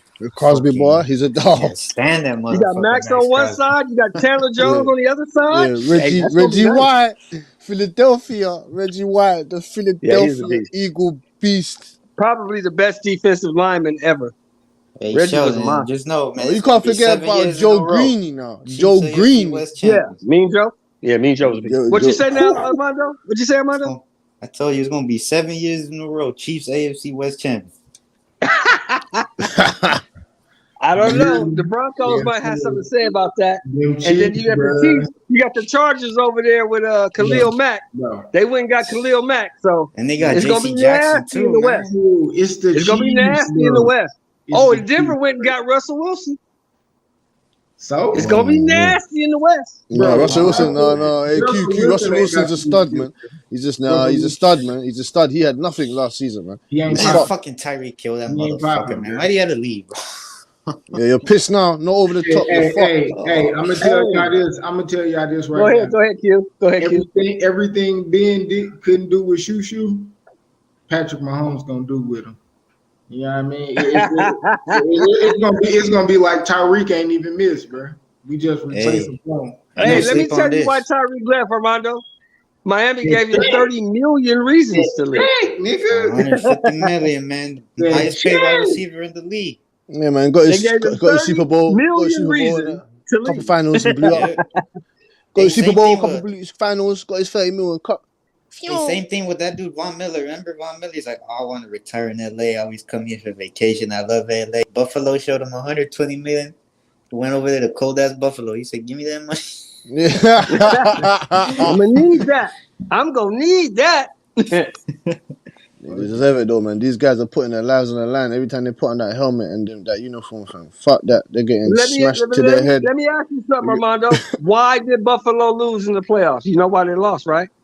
Because they don't have a good no pass rush. No pass rush. They're fucked. Can't put no pressure on the they're fucked. Can't put no pressure on. I like Oliver though. I like Ed Oliver though. He's a piece. That's what my Chiefs don't have neither, man. That's why we lost to the fucking Bengals. We could not sack fucking Joe Burrow. Nah, dude. Nah, Joe Burrow ass. The reason why we lost. No. Hold up. The reason why we lost, bro. Come on, Q, man. It is because adjustments, bro. I ain't gonna lie, Andy Reid ain't make no adjustments, and they made the defensive adjustments. Cause I ain't gonna lie, Joe Burrow. Y'all really want to talk about Joe Burrow? The nigga he's a stud, man. No. The nigga that threw back-to-back interceptions. What you mean? That nigga ain't got a clutch bone in his body, bro. Oh, no. That nigga ain't got he took the Bengals. Look who took the Bengals, Q, man. Look who took the Bengals, Q, man. The Bengals ain't done shit. Wait a minute.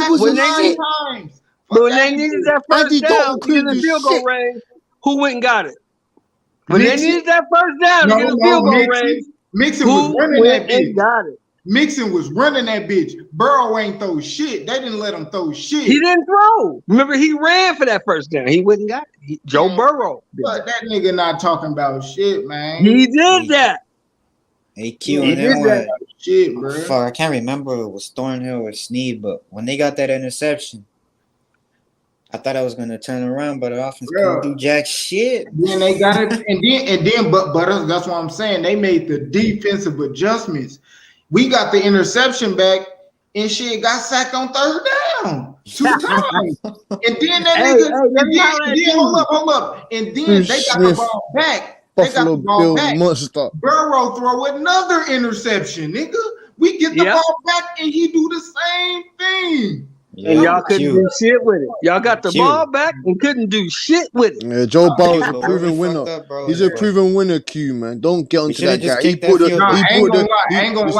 the bench where they ain't been. Bro, the real game was the week before, bro. When we played the motherfucking Bills, nigga. That was the game. That was the game. That was the game of the year, bro. I was mad as a motherfucker. I can't believe the Bills fucked that shit up. And that's why I'm like Josh Allen. I'm looking at their performance and seeing Burrows. Man, come on, man. And let me holler at these real quick. They never really used Davis like that. He broke out. Man, you best believe he's gonna be a weapon come this year. Hey, let me holler at Jeezy right quick. Jeezy in the chat. Derek Carr's the truth, man. He's our guy. We ain't getting rid of Carr. No, he ain't.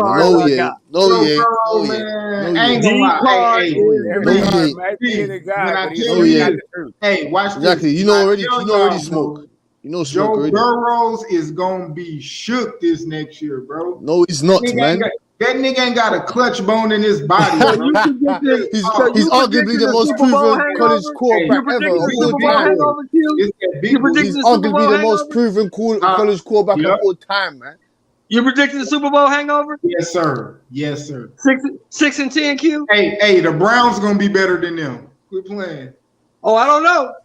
I don't know because you heard what they're trying to do in Cleveland, right? They're trying to suspend that boy for the whole season. Who, Watson? Yes, sir. Damn. Why? Because of what? Because of his stuff in that. Because of the accusation. Even though he's been acquitted by Still. the grand jury said he didn't do shit. They still saying the accusations they're trying to suspend him. Why didn't they? So they're gonna make Baker play out that What I first. can never understand is this, man. But they're gonna make Baker play out that first couple games. Make Baker He play out can't the play first all. couple games. They're trying to say he can't play all season. But So about Baker. but what I never understood was this, man. The Browns have a fucking super team. It's not about that. It's about the coaching, man. It's about the hearts. Bro. It's about the coaching and the fucking hearts of the players, man. It don't matter if you In got a this built league, super team. It's not like football used to be back in our day. In this league, if you ain't got a quarterback, you ain't shit. Josh, Oh yeah, you need that. I take Josh Allen. I'm taking has Josh some Allen okay over years, Burrow man. any day. He was hurt Allen last over year, so Burrow you any can't. day. Any day. I don't know about that. Josh Hey, Allen over Leon, Burrow. we keeping D We Card, took man. those D boys to the Card gonna finals, fam. retire a Fuck Raider. that. Josh Allen We ain't keeping switched No, that D yet. get Card. and then if the Raiders are, man. Listen, I'm still mad at the Raiders. So like the fact they're not in Oakland. You mad It's because just they left? T. You Higgins? mad because You they see left? T. I'm mad Higgins? too. Listen, man. I'm mad Listen, too, you got. Smoke. I'm mad I too. know You see that other you're monster Fox as well? Hills Malls. I know where you are, man. Why don't you guys? You guys have been covering our team all the fucking time. I don't know why. You see that boy Chase? Can't just be in That Oh Oakland. my boy God. Jamar Chase? Smoke. That shit don't even sound right. The Las Vegas Raiders. That shit don't even Man, sound. no, that's just fucking whack, man. That shit don't sound right. That man. Sounds shit. Anyway, Needs to be Oakland Raiders. They need to switch that shit back. It should be the Oakland if I go in my Raiders, bro. backyard, It I can should see be the Oakland Oakland Raiders. Raiders. They still have Oakland banners hanging off the fucking Coliseum, bro. It should be the Oakland Raiders, man. It should not be the Vegas Raiders. And if they take it down, they just gonna put a light like that shit still there. They're shining that motherfucker. Yeah, it's just fucking whack, man. You don't understand. They bankrupted the school system to get the Raiders out of L.A. They put that shit in conservatorship. They like bankrupted. They took the city coffers, and those dudes still fucking left. Hey, And also you the know Chargers, what? man. They should have stayed in San Diego. Even though I had season tickets, Smoke, I was glad they went back because the L.A. Raiders didn't sound right either. Yeah, That shit man. didn't sound right. It's the Everybody was Oakland talking about Raiders, the bro. fucking, and you know, you're talking to somebody who's went to Fox Hills Malls extensively, right? I know all about Crenshaw Slauson. I did, yeah, man. Like, I appreciate it, but you don't. Not our team. Get the fucking Chargers back. Not the Chargers in there, but you got the Rams. The Rams at home. The Rams are doing good too, but nobody in LA was ever talking about the fucking Rams. Everybody always wanted the Raiders. I got to roll with my Raiders, even though they're in Vegas, but it's the Oakland Raiders, man. I still call them the Oakland Raiders. What about Washington? Changing their name. Oh, the Generals or whatever. The Commodores. Whatever. They're gonna be the Skins. Hey, they're the Redskins. But I do call them They're the Redskins, Armando. They're the motherfucking I still call them Redskins. the Redskins too. I still call They're the them the motherfucking Redskins. Redskins. But I get it. But yeah, that's the Skins. Commanders is not. Yeah. They're the motherfucking Redskins. Yeah, like they went from. I mean, the Bullets was a fucked up name, but the Wizards, I still don't. You know, I don't know, man. I can't say it. Like Washington Wizards just sounds fucking dumb.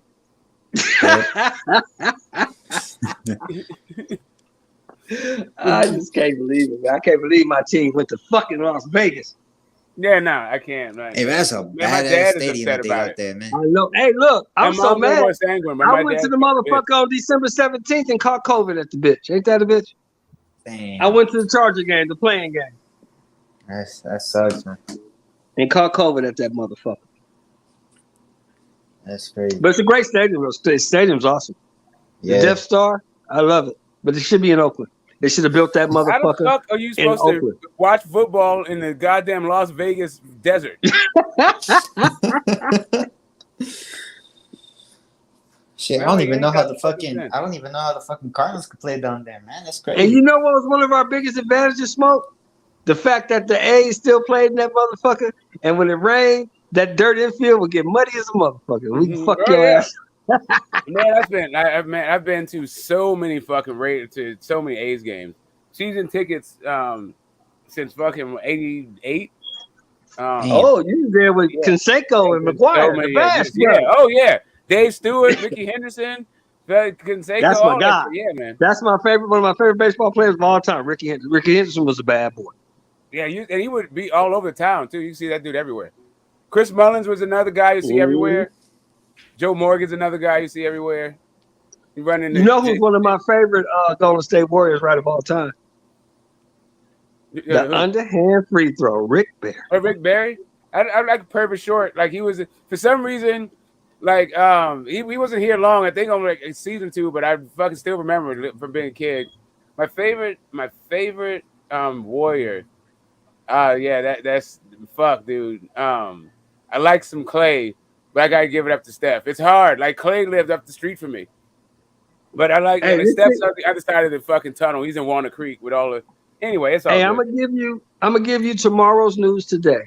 This shit going 7. Oh, I got Warriors at 6.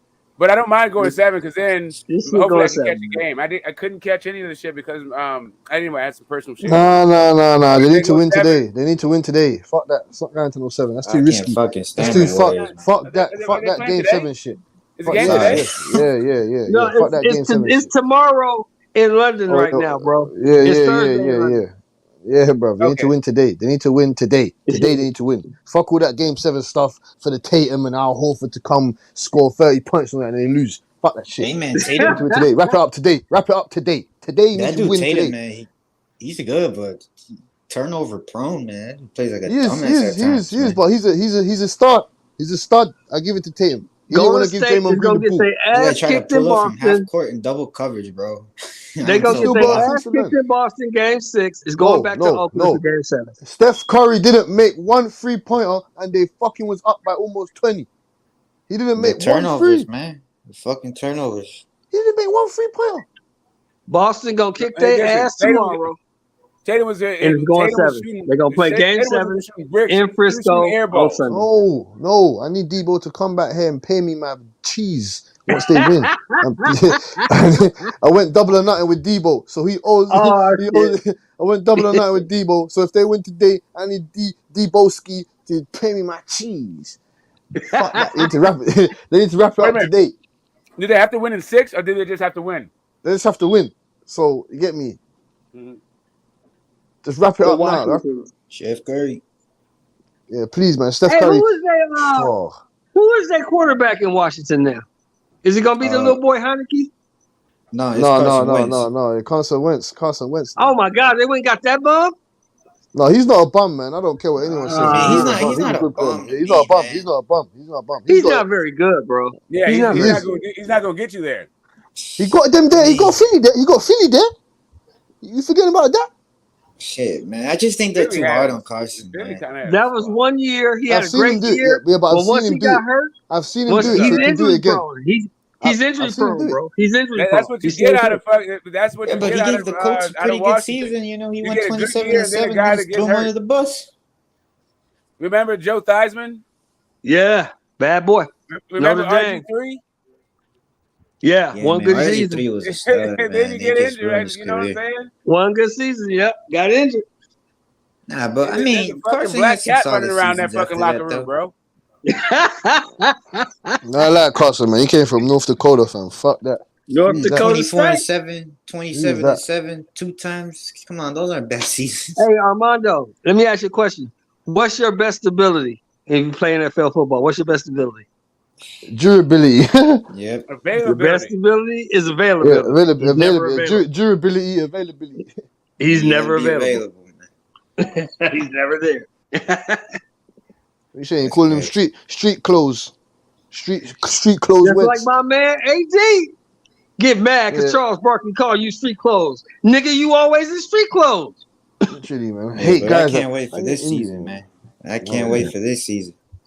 Stepping into the unknown. We don't got Tyreek Hill no more. But so who you got winning the order? I still got my Chiefs winning it all, man. The Raiders. I'll So say you got, this, guy. I'll say this, Shelton Butch. Don't sleep on that boy Justin Ross we picked up. He went Oh no, undrafted, but everybody don't sleeping on sleep him. on Justin Ross. He's from Clemson. Everybody sleeping on him. That boy can fly. that Super Bowl window for you Chiefs are gone, man. It's closed. That boy can That's fly. crazy, man. That dude went Kelsey, undrafted, but man, I hope he's okay, man, because that spinal fusion with his neck, man. What if he gets hit in the back? You give me? Hey, that's what he signed up for, my That's the dog. chance you take. He Yeah, signed so you up signed for. up. So you signed up for, my dog. But he's a good player, man. That Them dude's a big stud, 6 man. foot plus 300+ pound monsters are gonna be running at you. Hey, Butch, and he already took them white folks' money. Quickly, He like already took them white folks' money. slid it in the envelope, like yeah. And we got Marcus Valdez Put it Scantling. underneath the table. Oh, you got MVS is Scantlin. good, but You got that dude Scantlin. drops too many balls. You got Scantlin now. Yeah. Okay. He can beat you over the top, man. He's a weird receiver, man. He could Yeah. do this crazy 80-yard catch and then just drop a 2-yard Hey, slant. it don't matter. Y'all can have all y'all opinions. The Raiders won it all. Super We'll see Bowl about bound, that, baby. We'll see about that show. It's gonna be 7 years in a row. I'm telling you. car wreck. Super Ah, Bowl yeah. bound, baby. Super Bowl bound. All right, y'all. I'm gonna hop off the pound, man. Hey, take care, everybody on the pound, man. All right, Armando. Get Armando, to man. Armando. Yeah, salute. Yeah, take I care. remember. I'll never forget. You said Tank Davis will move up and smack up Conor Ben. I'm never gonna forget that, Armando. I'm always gonna remember you because of that statement. He will. Nah, I'm just kidding. All right, salute.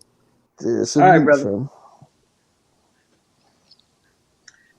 Oh, here come Alden. Here comes Yeah, my boy Alden. yeah, man. What you saying, OG show? Who you got for this bird to be, Van? Joe Smith, man. Hey, you know what, man? They got Joe Smith as a 6-1 underdog. I might have to put $100 on Joe Smith. That's what I'm saying, though. He's not out. I'm not counting him out. I don't give a shit.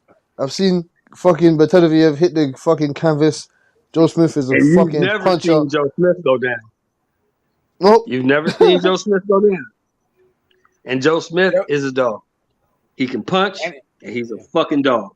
And he's got nothing to lose, as in he's He lost ain't already. supposed to win anyway. He ain't supposed to win anyway. Yeah, he's not. So someone might forget to tell him to lose that night. Yeah, they didn't. They might not send him the memo. He might not get it. That's going to be a very, very good fight. It might even be fight of the year. Another fight of the year candidate. Well, this is the thing. We know Joe Smith can take a beating, and we know he can crack. And we know Better BF can be put down. So I'm gonna take a beating also. I can spend 100, and I got a chance to win 6. I got to take that. I win $600 if he wins. No, he might. I don't know what the fuck's gonna happen in there, but Hey, Joe Smith crack his ass. It could be a tough fight. Did you put for knockout or did you put for win? Because that ain't going 12. No, it's a 6-1 that he wins. It's 6-1. shit. He's 6-1 odds. Anyhow, headbutt, DQ, not showing up. It's 7-1. The knockout is 7-1. That ain't going 12, man. That's not going 12 rounds. That fight is not going 12 rounds. Oh no, somebody going to sleep. Yeah. What's the film? I got Khabib. He got King say he got Better BF. Archer's a dog now. Don't get it twisted. Archer's a dog. We know. Yeah, man. But I just hate that. Hit a lot. And Joe Smith is longer and bigger. Yes. But Better B's got that amateur background pedigree, man. You get me? I know he might find. Yeah. He might just box up Joe Smith from the outside and work his way in. Is an excellent. Yeah, my bad. Better BF is an excellent boxer. He's excellent. I don't expect him to just go walk in there and walk through Joe. I don't expect him to just go walking through Joe Smith now. Fuck that. Because he's gonna respect Joe Smith. He's gonna respect Joe Smith. Oh, it's gonna be some hot shit coming at you now. Joe Smith going to do nothing but swing bombs. Joe Smith is not the most skilled guy, but he's a dog and he can punch. Yes, I was impressed with Joe Smith over his win. Who was that just on the panel? That's Rodney. Come off mute. That's Come off Rodney. mute. Rodney. Stop That's lying your to ride. boxing. Stop lying to these boxing fans about your sorry ass Raiders, man. Hey, shut the fuck up. Hater. On You must be a football Cowboy still. fan. You must be a Cowgirl fan. He's Man, a Rams. hell He's a no. Rams guy. Don't He's a even Rams. do He's a that. Rams guy. Hell no. Are you rolling You with the saying- Rams? Nah, I'm a Saints fan, OG. Huh? Oh wow, that's my guys. I like to say, hey, look, I'm gonna tell you The something. Aints? I'm gonna tell you something. Jameis Winston. The New Orleans Saints. The New Orleans Saints are gonna be better than people think. It's gonna be up to Jameis. Yeah, Jameis Winston. Jameis You put in the keys. Hey, You don't put in the forget, keys of when your Jameis fucking got hurt. keys When of your Jameis got hurt, what was fucking. y'all 5-1? That was 5-1 when he got hurt, right? Yeah. Your keys of to your franchise. You're gonna give it to Jameis Winston. Like, you still think this Jameis guy's crab legs Winston. Yeah, exactly. You still believe in this dude? You're gonna put Sean Payton is gonna put the thing that keys. ever Give happened the to him, keys. the to Sean best thing Payton. that ever happened to Jameis Winston was going there sitting behind Drew Brees for a year. That was the best thing that ever happened to him. That dude got paid tens of millions of dollars and didn't upgrade his own fucking house. They still got all the cousins and shit living in pissy fucking torches. They have the same bedroom. They didn't even paint the bedroom that this dude lives in. They're still living in the same fucking bed that he grew And up you on. know what? Like, bro, and you they know don't what? I don't know what they're doing. You over know at the what? Winston Drew household. Brees told him to do, right? Drew Brees made Yeah. him go get that LASIK surgery. Oh, is that what it is? You couldn't see right? Got them eyes fixed. Got them eyes fixed. Hey, they talk about Breeze supposed to come back, man. They playing my emotions. I heard that. They I playing heard with my that. emotions, man. What is Breeze? 60, 65? Oh shit! Yeah, he's thinking about 40. coming back. He's really thinking about coming back. He's 40, OG. Breeze is 41, Drew 42. Brees finished, man. Drew Brees finished. He's not 40. He's 43, man. Drew Brees is done. He's done, man. But OG, I can't blame him, OG. We ain't had. He's gonna be 44. He's gonna be in a 44. long time. They're trying to get Drew Brees. They're trying to get Drew Brees hurt, man. Rodney, you He's saw trying to this. pull- You saw this. He's trying to pull a Around Brady. game 8. Huh? Around game 8, game 9, Drew Brees get tired, man. The only guy I want to see playing over 45, 46 is Drew Brees. I mean, Drew. I Sorry, can we get Tom back Brady. into some boxing though? You NFL, y'all niggas love football, don't it? Man, I'll say what you lot saying about this Better to Beef and Joe Smith. Man, I got we was talking about Better Be. We was talking about Better Be with Joe Smith. I'm putting some money on Joe Smith. Yeah, that's a 600. Hey, you Yeah, Joe said Smith has a 7-1 chance. underdog. 6-1, bro. 7-1 for the knockout. Niggas might as well put like $20 on that. Trust I'm me. putting 100 on Joe Smith. I would Everyone put might as 100. well I put win 20 6. bands on Joe Smith. 20 bands. Split that bread. I spent man, 100. I quick win 80 6. bill. Because that fight ain't going 12 rounds. Even though I That's like what Better it to ain't. Beef, Better to Beef he gets hit. OG Sean's right. He gets hit a lot, and I've seen him hit the canvas. Joe Smith never been stopped, and I ain't seen him hit the canvas.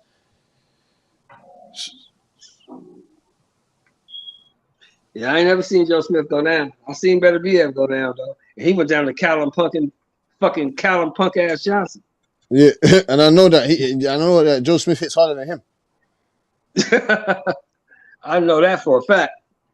Definite. Joe Smith is a hard puncher. Have you watched their talk? Have you watched the what that the mean? talk- Show since he got dropped. What does that mean? Huh? I'm saying, well, what does it mean? I say You said that he I've got dropped? never seen. Yeah, I've never seen Joe Smith go down. I've seen Better Be go down. But what does that mean? Joe What does Smith- that tell you? Joe Smith is not the most skilled guy, but Joe Smith can fucking crack, and he's a dog. If he cracked that motherfucker, I know he can go down because I've seen him do it before. But you see what Better Be That's what did that means. after he got knocked down, right? He came back up and then he was better than ever after that. But that was Callum fucking Johnson. That wasn't Joe Smith. If Joe Smith dropped him, Joe Smith gonna finish him. Yeah, he definitely got a chance. I ain't gonna disagree on it. He does have a chance. I ain't saying but he gonna win, but I'm saying he got a shot. And at 6-1, I'll be a fool not to put $100 on. if Joe Smith smart, stay off the ropes. Like, he But should Joe impose his Smith, like will. I said, Joe Smith is kind of like I be shitting on your boy Errol. Joe Smith is the same way. Joe Smith fight one way. He fight one way. Ain't nothing tricky about Joe Smith. He does have a sneaky good jab when he uses it. Yeah, but Joe Smith is gonna be right there. You're not going to have to look for him. Yo, You're not going to look for Joe Smith. Yo, OG, I just want to see a war. Yeah, that's what you're gonna see. I For as long as it lasts, You're definitely gonna see fireworks in that fight. Well, You're gonna see it. Well, like I said, man, that fight ain't going 12 rounds. Better to be ain't been 12 rounds. Better Beef ain't been 12 rounds. I hope it go at least 8 rounds. He ain't been 12 rounds since in 5 years. He hasn't been long as 8 rounds of action packed. Hey, the guy hasn't been 12 rounds for 5 years. This fight ain't going no 12 rounds. Hey, look, like he said, that fight is gonna be fireworks for as long as it lasts. The guy's only been 12 rounds once in what? he's only been 12 rounds once in his whole career. But to the beef, he's only been 12 rounds once. Yeah, but the win margin, the win margin is a lot. Wait, he got 17 wins compared to what Joe Smith 28 wins. Yeah, 17 wins, 17 knockouts. Joe Smith, I think 28 wins and three losses. I think. The only reigning champion with 100% knockout rate. 100%. He fucking retired Gozik. He retired him. Fucking KO'd that Dennis guy, destroyed him, and he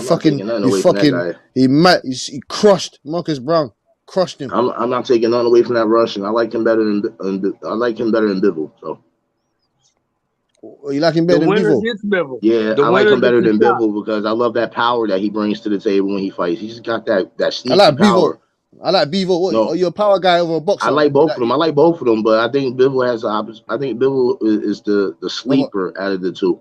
No, but do you like boxers over power pressure fighters? Like, do you like boxing? I've seen Benavidez do a little other things, but he just don't do it enough. I mean, he does have other punching skills. He just don't use it enough. He always pressing so much. So I think it's what better be if he's a good boxer. He press him out. He press him out. Better is a good boxer. He beat Usyk in the amateurs. He beat who else he beat in the amateurs? Didn't he beat? He can't box, man.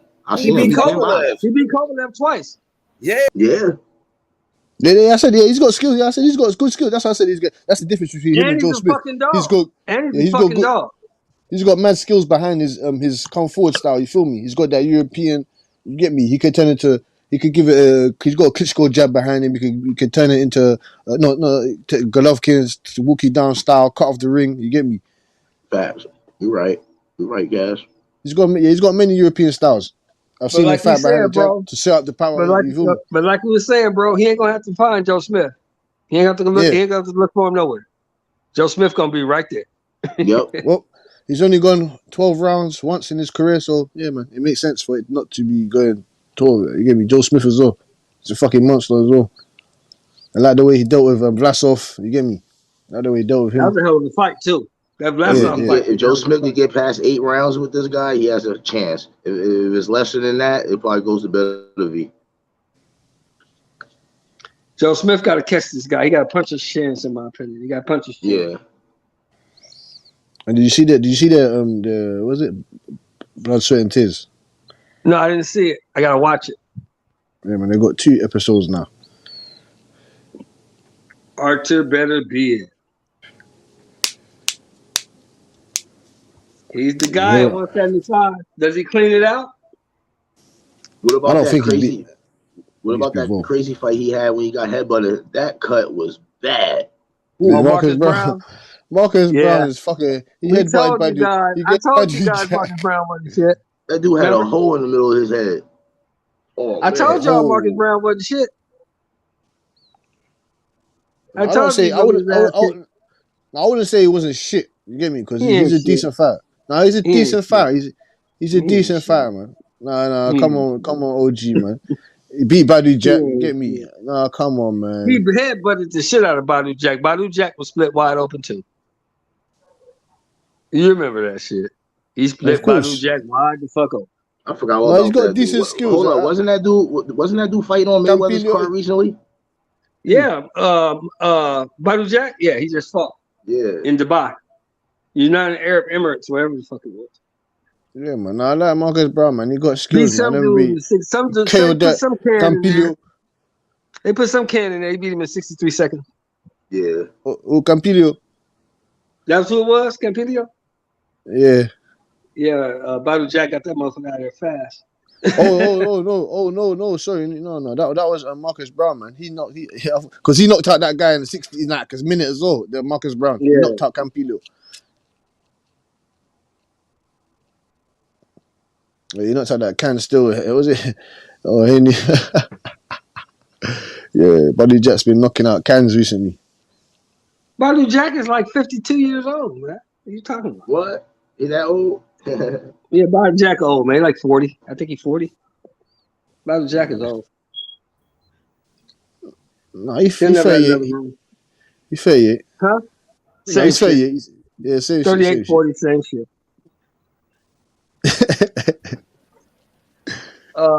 So who's cleaning out 75, y'all? Who y'all got? I got better BF. I got Bevo. Bevo. I got Bevo. I still think better V has the better chance of Bivol. Yeah. Bivol. You know who I got, BF. H? You know who I got? You still riding with Bivol? Zerdo. Oh, Zerdo. Hold up. He has Zerdo, man. Hold up. They put they just said recently he has a fight with somebody with a name. I forgot who it was. He has a good fight coming. He ain't got no fight coming up against. You gotta check. I saw something. Zorro Ramirez has a fight coming. His next fight's gonna be against somebody else. I forgot who the guy was. It was a good name. It was a name, yo. I think I gotta look it up. It was a name. I know he's the number one. I know he's the number one contender for the WBA. I know that. Bro, the last dude he fought was a straight bum, though. Bosil. Zerdo fought a straight up bum. Nah, I'm gonna call it what it is. He was a bum. Bosil was 186 pounds. Zerdo came in at 202 okay, let me ask pounds. you this, H. Let me ask you this, H. Was he more of a bum than the bum Munguia fought? Yeah, I think he was. Yeah, I think the guy Munguia fought was a little bit better, but that dude that Zerdo fought, he was terrible. The guy that You know the only thing that worried me about that fight? I didn't like the fact that Zerdo. You know what Zerdo came in at? Yeah, he came in him at 205 pounds, bro. Yeah, 205 pounds. That guy 186 pounds. What's that? Zoro do got skills now. He got the skills and shit, man. If he can like somehow get a belt, do something, make some noise somehow. He might could go to cruiserweight and dominate too because of his weight. He ain't going to no cruiserweight, man. He ain't going to no cruiserweight. Once Richie Piakpo, even though cruiserweight's the weakest division in boxing, Richie Piakpo, we'll kill him as well. We'll kill him. He's 6'3". He's big. He's strong. He's 6'3". So he's probably gonna wind up back cruiserweight. OG, can you please go and watch Richard Riakpo, please, and see what this guy does to people? And you told me Zerdo can beat him. You told me if Zerdo can beat him, the Black Panther, the monster. I'm gonna watch him. Who's that motherfucker last week? Was it Coley? Yeah, Coley. If Coley punches Zerdo, he punches his head through the fucking wall. I think Zerdo could beat Mukabu. Oh, Lawrence Okoli? Zerdo, I think, would knock out Okoli. I think Zerdo beats Okoli also. I think Zerdo has a problem knock Okoli out for sure. With the dude. Who's the dude that fought Craig Richards? Difficult fight. Craig Richards? Boatsi. He's good. Yeah. He good. He's good. He good. No, Zerdo will stop him. Zerdo will stop him. Zerdo will stop him. I think Zerdo will stop him too. Yeah, Zerdo will stop Boatsi. Zerdo got hand. Zerdo got hand. Boatsi went luck. But the problem with Zerdo, he does get hit a lot. I see Zerdo hit a lot. That's true, H. That's his problem. He does get hit. He does get hit flush. But Zerdo's like kind of like a slow starter. It takes him a while to warm up a little bit. But once he get going, he a beast though. Once he get started clicking, he's he throw all the punches. He's constant pressure. Constant pressure. Do you think Munguia fights like him a little bit? Munguia, man, that guy. Shit, if Zorro was in that weight division, that would have been a good fight between them two. That would have been a nice one. Carmen said Okoli will hold until he can't hold anymore. Of course, he got that from the boy, Anthony Joshua. Ain't that Anthony Joshua fighter? He fight just like Anthony Joshua with his head all the way up and shit. Yeah. Slow, stiff like a motherfucker. That's a good statement. That's true. That's true.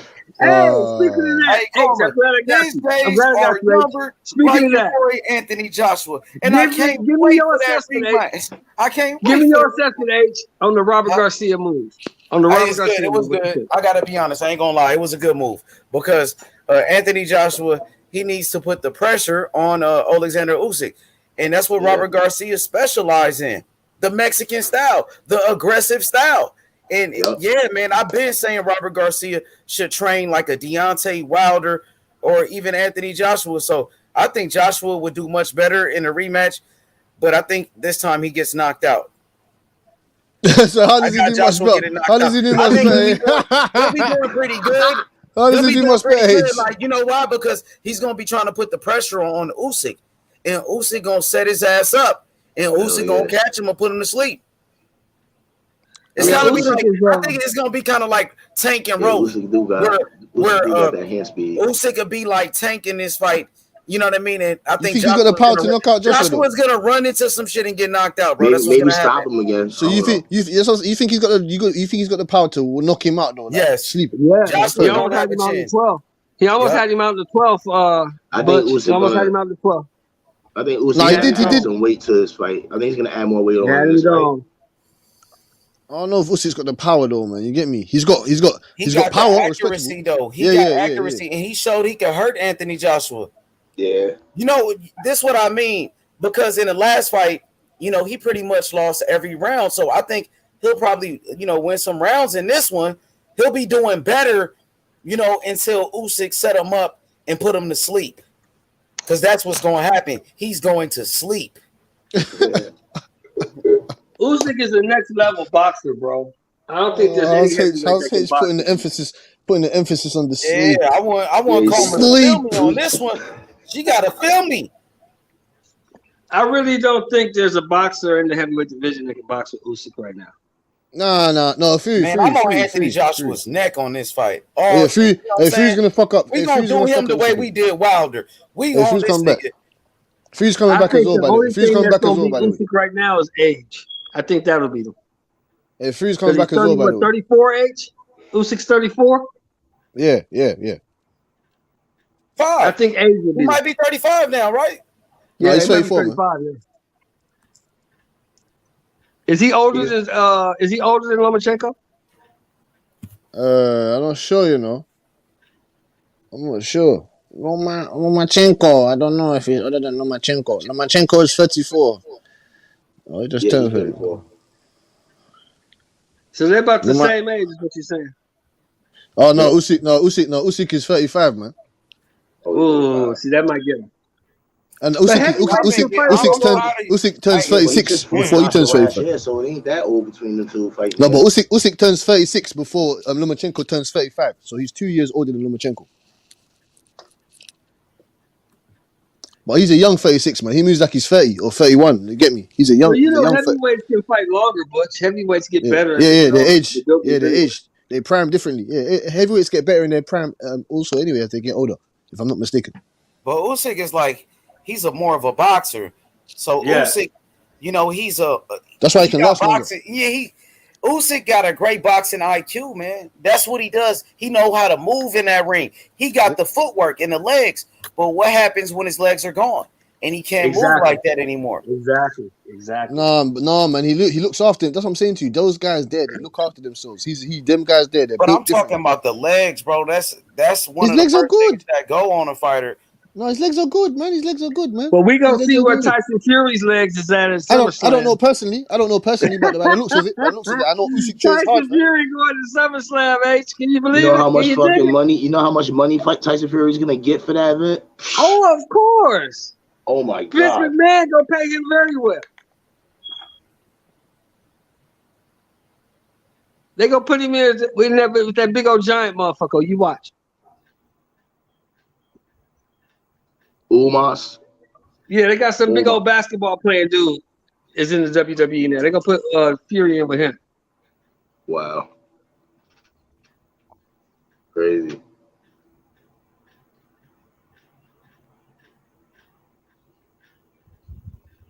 They might put him in there with Brock Lesnar. They might put him in there with Brock Lesnar. Who knows? Fuck Brock Lesnar, man. No, actually, no, it's not fuck Brock Lesnar. He's kind of hard. I think But Brock Lesnar finish. Back in the Brock day, is he was what? stamping everything. I think Brock is what, 45 now, 46. Yeah, he's something like that. Yeah, he's Brock finished, and sooner or later, Roman Reigns is gonna be retiring, so he's gonna be going next. He's next. He already said it. He's next. He's leaving. Yeah, Roman is what, 40? Yeah. He's up I never there, watched. man. Sorry, man. I never watched that guy. He was shit to me, but I And never he watched made that a guy. lot of money too. He's already made Shit, that I money. didn't really like him either. But his new character since then, shit, I like that. You know version who of his him. daddy is, though. You know who his daddy is, don't you? Who's that? Well, I know The Rock and the Usos. They all cousins. I know that. Remember Alpha and Seeker, the Wild Samoans? Who's that?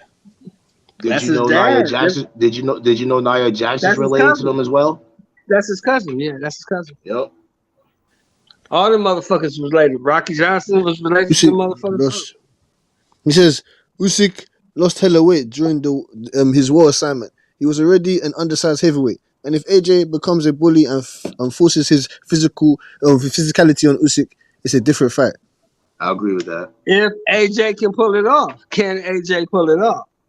But you know, one thing I learned that speed does kill too sometimes. So you never know because Usyk does have good hand. Yeah, but timing beats that. Timing beats Because that. that's how Timing AJ should negates have beat that. him the first time. AJ should have pressed him and bullied him and banged him out. Simple. This is why I can't give him credit if he comes back and beats him now. I can't do it. You should have done that shit the first time, man. Fuck. That's what I'm saying. I can't do it. That's what I'm saying to you. You're just racking up. Oh, now 3 times this, 2 times, 4 times. I can't do it, man. You should have smashed him up the first time.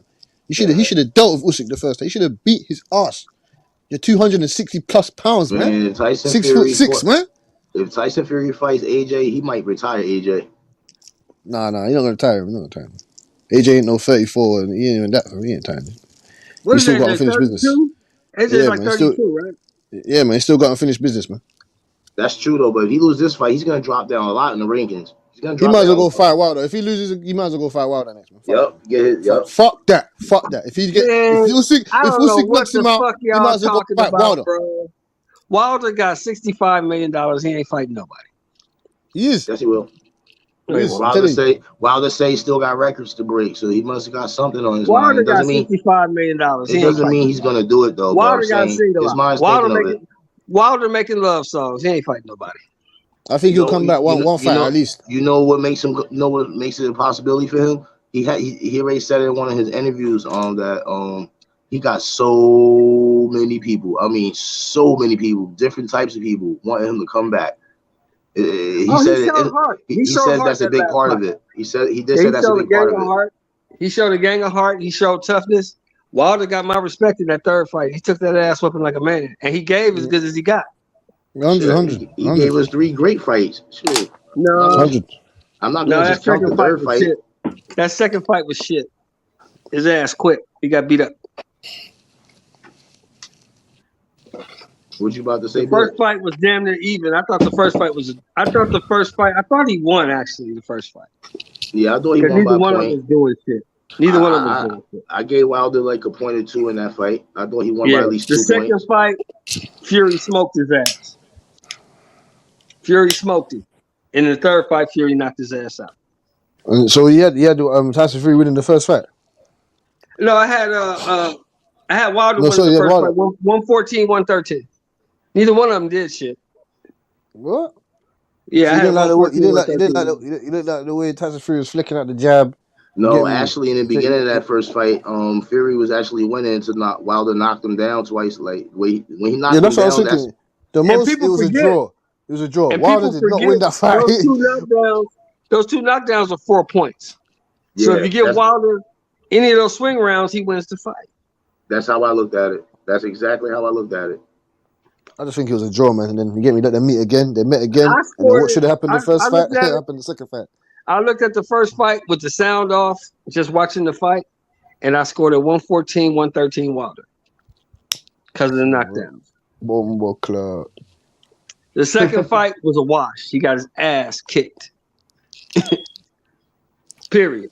Wasn't no spiked water. Wasn't no egg weights. It wasn't none of that shit. He got his ass kicked.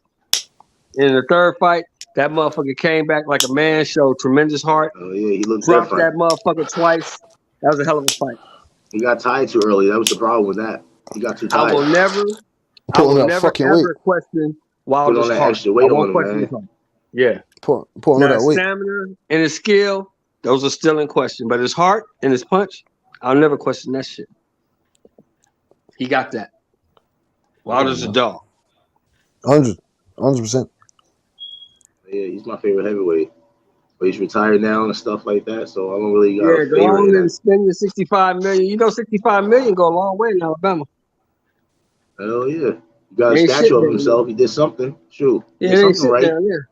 Ain't nothing down there but Alabama football. That's it. He's nice, man. Fuck that.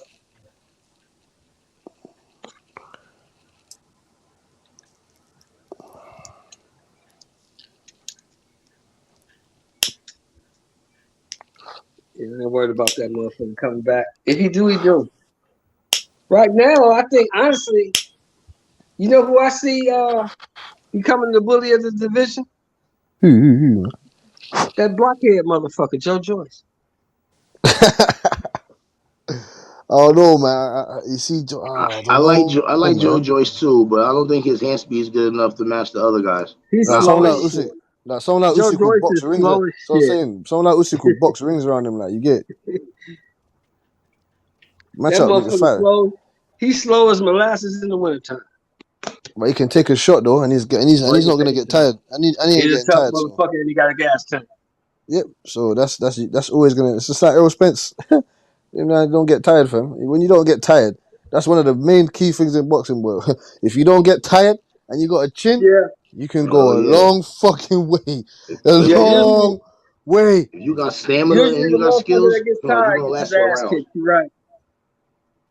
That's what I'm saying, fam. You can listen. If you can go all 12 rounds and you ain't getting tired, and you can take a shot, you world champion. You can be a world champion. Yeah, usually the motherfucker who gets tired first gets his ass kicked. That's how it goes. Yeah, man. You already know. Taking a chin shot, taking a temple shot, equilibrium shot, eye shot, solar plex shot, neck shot. When you're tired, yeah, you're done. So who else we got fight this weekend besides Smith and Better Be There? Is there another fight on? No, there's a couple fight. There's a couple fights, but you get me. No one's really. I don't know if anyone's really gonna. You know, I love the sport of boxing, so I'm always gonna be interested in the fights. So you get me. There's Jonathan Gonzalez, Mark Anthony Barrega, Alex Vega versus Angelino Cordova. That's gonna be that's a good fight. Junior flyweights. So That's gonna the zone is that the zone, Butch? I'm not sure. You know, I'm not too sure. I'm not sure. It's on Pro Boxing TV though. Okay. Then the day that's on Friday as well. That's on Friday. So you got two good fights. Oh, okay, yeah, I take that. That's on Friday, and then on Saturday you got Jesse Urungwasai versus Bam Bam. Oh yeah, that's why these guys, Bam Rodriguez. There's definitely 5 fights on that card though. There's 5 fights before Joe Smith and Who we got on that card? One says Robisi Ramirez. All right, you got Steve Goffrey. Remember Steve Goffrey? He back. Yeah. Hey, Pastor Thomas, you on the panel, Pastor Thomas? He's Is that a real person? I think that's a vacant belt. Come off of mute. It says that he's fighting for Smith's WBO belt. Yo, Pastor Thomas, you on the panel? Come off of mute. Oh, we got trolls in this motherfucker. Who's that? It's all good. Keep cooking. Let's see if this is a troll. Arias on this card? Is Louis Arias fighting? Yo, all positive network, you there? No. Yeah, I'm here. What's going on? Yo, what's up with you? What's good? What's up with it? What's up, man? This is my first time on the panel, man. I just saw y'all around here, man. I'm enjoying the conversation. I think the panel, I think the show is great, man. It's my first time being here. Man, for sure, man. Hey, what you think about the conversation they having? Oh, I think the conversation is great, man. You know, we talking about. I like that y'all mentioned 115. That's like my favorite division in boxing. It's always overlooked. You know, what I'm saying, on the east side and Bam. You know, because you have 6 of the top 10 guys fighting each other in 3 fights within the next few months at 115. No other division is doing that. So that's like 115 is my favorite division in boxing right now. So who you got Saturday night? That's a good point. Oh man, better Good be point, man. man. He's gonna bludgeon Joe Smith, man. Come on now. What's up? What's up? Hey yo, man. Hey yo, man. What you saying, man? What's obviously you get me. Welcome to the platform. You feel me? This is the mob. Oh yeah, H shit. You welcome, man. Yo, well, Give thanks your for having me opinion. up here, Give your man. You know opinions what I'm in saying? there. Yeah, thanks for It's having me cool, up here, man. man. Like I said, I What you respect want to you go guys. by? What you go by? What you go by? What you go by? All Positive Network. You know what I'm saying? It's me and a chick. We run this channel, so I just call me APN. Okay, no problem, man. No All problem. Positive Network. All right, so you Okay, got Joe Smith getting his Yo, ass Positive kicked. Network, you got a choppy audio. You on a Bluetooth or something? Yeah, let me move the phone right quick. Let me move it. Is it good now? Is it good now? Say it again. Is it good now? Yeah, a little choppy. But Real bad. go ahead. Keep going. Keep cooking. Go ahead. So you got Joe Smith. So you got Joe Smith getting his ass kicked, huh, APN? Yeah, I mean, Joe Smith can't win the fight because better be if he's susceptible to a straight right hand, though. You know what I'm saying? It's something he can't get out of the way of. But at the same time, better be if he's almost 40, so he's not a spring chicken. But Joe Smith, he's got a stick and move, and he has pretty good boxing ability. But I don't know how he's going to react to that pressure, man. You know, the guy that keeps coming and keeps coming. Joe Smith can win the fight, but I wouldn't bet on Joe Smith, even though it's good odds, but I wouldn't do it. Who do you have at one? Oh, go on, OG. My bad. I'm gonna say this. The one thing I do know about Joe Smith is that he's a fucking dog. Joe Smith ain't gonna go with him. They're both dogs, though. They're both pit bull dogs, though. They're both pit bull I dogs. think it's gonna be, like I said earlier, APN. I think it's gonna be a war for as long as it lasts, but it's not going to. I think that better be might get dropped, but he may get dropped because he's been dropped before a couple times. But I think he's probably gonna pull it out. And the thing about Joe Smith, my favorite fight of all time is Bernard Hopkins. Joe Smith did me a favor because I was like, I wanted Hopkins to lose that fight against Joe Smith because if he had won that fight, he would have kept fighting. So I was like, I hope Hopkins loses this fight, man. Yeah, and I love the fact that B Hop is so competitive that he tried to lie and say he slipped. Yeah, you slipped over that right hand. You slipped on that right hook. He got knocked out the ring, man. Nah. But I'm happy that he lost, so he retired because I didn't want to see B Hop get hurt. You know what I'm saying, in the ring. We're happy that he's still, you get me, he's got his faculties of today. He's in the Hall of Fame. You feel me? He's up there with the greats, SOG Ward and these type of things. And where you from, sir, man? What state you from, man? I'm from North Carolina, man. Okay, yeah, cool, man. You got good fighters there, great fighters over there. We got Beeman. He fought at 115. I remember he fought on, who was that? Was it Estrada that he fought at 115? And the fight was on the Zoom. But yeah, Beeman, he's our fighter here, out of here. He's from Goldsboro. It's not far from me. Okay. And who do you have in your pound for pound, man? Your top 10 pound for pound fighters. Man, it's kind of hard for me to do this pound for pound, man, because your favorite fighters. Your favorite fighters. It doesn't have to be pound for pound. I don't really have any favorite fighters because right now, because a lot of these guys aren't fighting each other. Like if I have a favorite fighter and I see these guys they don't want to really make the big fights, and you know what I'm saying, I really stop supporting them that much. Like I don't like too many fighters above 115. I don't like too many. Like I do like Jermell Charlo. I'm not a big Jamal Charlo fan. I'm a big Jermell Charlo fan because he's almost cleaned his division out at 154. So I respect that. But at 147, I mean, you got like 6 or 7 guys in the top 10 that are undefeated. I'm like, that's ridiculous, man. I mean, that would never happen in UFC. Not 6 or 7 guys in the top 10 undefeated. That means nobody's fighting each other. And I like Boots, and I like Ortiz and Ben. But like, come on, man. These guys haven't fought a top 10 fighter yet, and they've been pros for almost a decade. They've been pros for 6 years. They haven't fought a top 10 fighter yet. Oh, you're talking my sauce, man. You're talking my sauce, APN, man. I mean, I just want fighters to face top fighters, man. I mean, if you lose, you lose. It's not the end of the world, but I don't want to see guys keep beating up the same journeyman, padding their records, and talking about A side, B side. I mean, as I stated before, a fight, I'm taking it back to because I'm a little bit older. I'm not old, but I'm a little bit older. But A fight like Abiyabuchi when he fought Tua, that fight wouldn't happen today.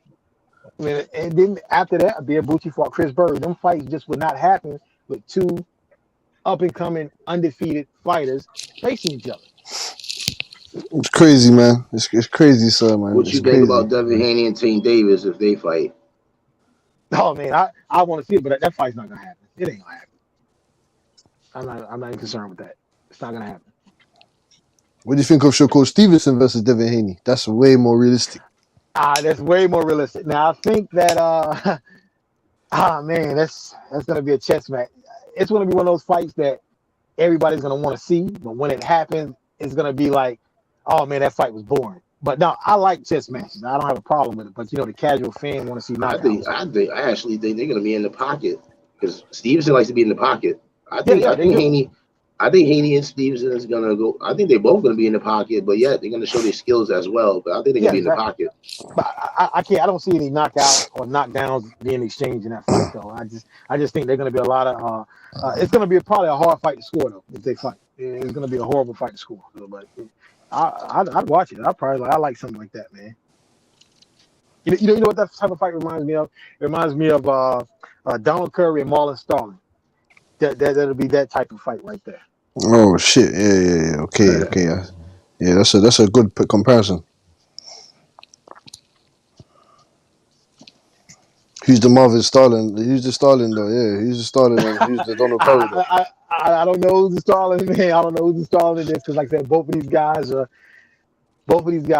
really top fighters of their division. So I don't know, man. Shakur is a smaller fighter. He technically is a smaller fighter. So as far as skills, I don't know, man. I think both of these guys are 10 out of 10. Shakur and Haney, man. I think both of them are 10 out of 10. Okay. So this fight could be a possible draw to you. Possibly is a draw, man.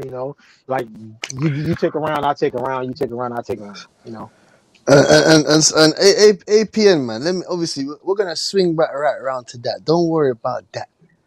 But obviously I'm gonna ask you the Willy Wonka question, the golden ticket question that we all wonder and ponder about on this platform, this great platform of H Money Boxing. Who you got? Spence and Crawford, and why? Okay. Check this out. Now, and that's realistic. Okay. I'm gonna be realistic. I'm not a diehard fan of either guy. I like both guys equally, so I'm not gonna be like, oh man, Crawford's ducking Spence or Spence ducking Crawford. I would never do that because I respect both guys. I'm all positive when it comes in. But the fight like this, I think if Errol Spence makes it a dog fight, gets on the inside and stays on the inside, because Crawford's a slow starter, I think he stops Crawford late.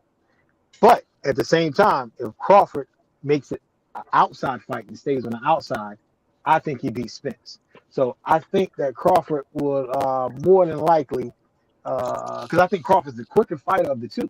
I think he's the quicker fighter of the two. And me personally, I'm leaning a little bit more towards Crawford in the fight. But like I said, it's a 50-50 fight, but I'm leaning more towards Crawford in winning that fight if he stays on the outside. But if he lets Spence get on the inside, like a lot of other guys have gotten on the inside against him, like Gamboa or what's his name, Sean Porter, then he's going to be in for a very long night. Okay. In your opinion, why hasn't the fight been made? So what? In your opinion, why hasn't the fight been made? Well, at first, I was thinking that, hey man, Crawford is signing back with Arum to prevent the fight because he wants to easy money. But as I analyze the situation, as I look at it more and more, I see why he signed back with Arum to get the Pacquiao fight, and Arum basically lied to him. So I can't really, and at the same time, Spence was trying to get all the belts at because the PBC had control all the belts. This guy's a fit sitter. No, I'm not a fit sitter. I mean, I just like both guys, but the thing is, I really don't know why I was held up. I mean, I really don't know. I mean, I'm not behind the scenes, so I don't want to say what I think, but I don't know. I really don't know. You sounded like you want to There's two sides of the fence, my brother. Nah, I'm not really. I don't hate either guy. I like both guys, but I just, I don't. I really don't know. I mean, everybody says that Spence was holding up. He was ducking Crawford, and most people say Crawford was signing with Arum to stay away from PBC fighters. I mean, I'm not behind the scenes. I really don't know. I'm just being Now honest. that's one narrative I never went with. I don't think either one of these guys is ducking either one of these. Yeah, I agree. I don't think either guy's ducking each other. I agree. I think they both want to fight. Yeah, they both want to smoke. I think that here's my scenario. You might say I'm crazy, but this is what I think. The PBC got one more bullet in that rusty ass 38 they got. Yep. You remember that rusty ass 38? Spence. Remember that rusty ass 38 you should put under the tire in the car so the police wouldn't catch it? That old rusty motherfucker. The neighborhood gun. Yeah. They got one more bullet in that rusty ass 38. It's Errol Spence. The Wilder bullet got fired and lost. Nah, they got plenty of dogs over there, Sheldon. You tripping? Nah, they got Tank. Can't forget about Tank. They got one more star. Oh yeah, Tank. Because Tank is with the Charlos don't sell. You got Charlos don't sell. They don't sell. The only ticket seller they got. Crawford don't sell. The Charlos don't sell worse than he did. The Charlos did a pay-per-view, joint pay-per-view. The Charlos did a pay-per-view, so 77,000. They did 77,000. But they can fight though. Most important, they can fight. Oh, they can fight. They can fight. Yeah. But I don't think that PBC management is too eager to make this fight. They know it's got to happen. It's gonna happen. I just don't think they're rushing into it because I don't think they believe Spence can win. Yes, they don't believe in him. That's what I'm saying to you. Now Spence believes he can win. Mm-hmm. His trainer believes he can win. Yeah, but they I just don't think Heyman and them think he can win. I already said this. Oh, Heyman, he knows once Terence Crawford beats his ass, the belts are gone and they have nothing left. Then they have to build again. But Shelton and Al Bushman, my question is, why doesn't Al Heyman do what Bob Arum does after the Olympics? Why doesn't he snatch up a lot of the top Olympians? Oh, that's a very good question. PBC, that's a very good question. In my opinion, this is what it is. If you're a prospect and you want to be built, in my opinion, Top Rank is the place to go. They are the best at building prospects. Once you become established and you're a main event player, you're a star and you're a champion and you're making money, you got to get away from Bob. Because Bob is not good. Because this is the thing with Bob. And people have a misconception of Bob. Bob isn't necessarily cheap, but with Bob, he's not going to overpay you. He's going to pay you what he thinks the fight is worth. If he don't think it's worth that, he's not going to pay it. That's why he was so pissed off at Crawford, because he signed that deal. Well, I got to pay this motherfucker $4.5 million per fight, no matter who it is. Even if I think the fight is shit, I still got to pay him. And I got to give another extra $1 million for every fight that is not Errol Spence. Bob hated that shit. You think he wanted to pay $5 million for Benavidez? No, I know he didn't. What about Mean Machine? What about Mean Machine? He didn't want to pay that. But he had to pay it. Because that's the deal they had. Well, those fighters is smart as hell then to take that money off of him like that. But you know, my thing with Bob Arum, man, I know Bob Arum has been a great promoter. I mean, even though he lost De La Hoya and Mayweather, he's been a great promoter over the decades. But this is one thing that's confusing about Bob Arum, and I'm not trying to make it a racist issue or anything, but you got one of the top fighters in the world in Lomachenko, a white guy, and there's not a lot of white guys doing what Lomachenko has done. How could he not make this white guy a household name? That's what I'm trying to figure out. He's not a white guy, by the way. He's Eastern European. He was a household name before until he lost. He's not a white guy. Oh well, Loma has never been a household name, bro. Never. Loma was more. Bob Arum had him more as a more. I'm gonna tell you something. I live in Los Angeles, California. Who was the face of ESPN when Loma was there? Nobody knows that motherfucker out here. Nobody knows him. Who was the name in ESPN before Haney got there? Who was the name they were talking about the most? No, I'm talking about to the casual fan. I'm talking a household name to like casual fans. Nah. That's what I'm talking. Boxing about. fans, boxing Yeah, fans, we damn sure know who Loma is. We know him. The regular public have no Not the boxing idea fan. who that motherfucker is, and don't care. Yep. And don't care. You can drop Lomachenko right where I am. They'll just think he works in the phone shop or something. I swear down. They'll just think that he works in fucking Morrison's or Sainsbury's or something. They don't know, the chicken shop or something. He looks like one of them guys. He looks like the guys that work in the chicken shop. I say it all the time. Like I said, I live in Los Angeles. I could take Vasil Lomachenko at 12 o'clock on a Saturday, drop him off in the middle of the Fox Hills Mall. Nobody will know who the fuck he is. Exactly. Nobody will know him. None of these dudes, Spence, Crawford, they don't know this dude. Yeah, I agree. I mean, I think Spence and Crawford both think they're big. They think they're bigger stars than what they are. I mean, like I said, we know them, but when I'm talking about a household name, my grandmother knew who Mike Tyson was back in the 80s.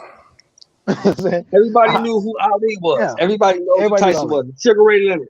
They knew who that Marvin Hagler. They knew those guys. Oh yeah, Nobody knows. Yeah, he's definitely not a name when it comes to the bands. Yeah, you're right about that.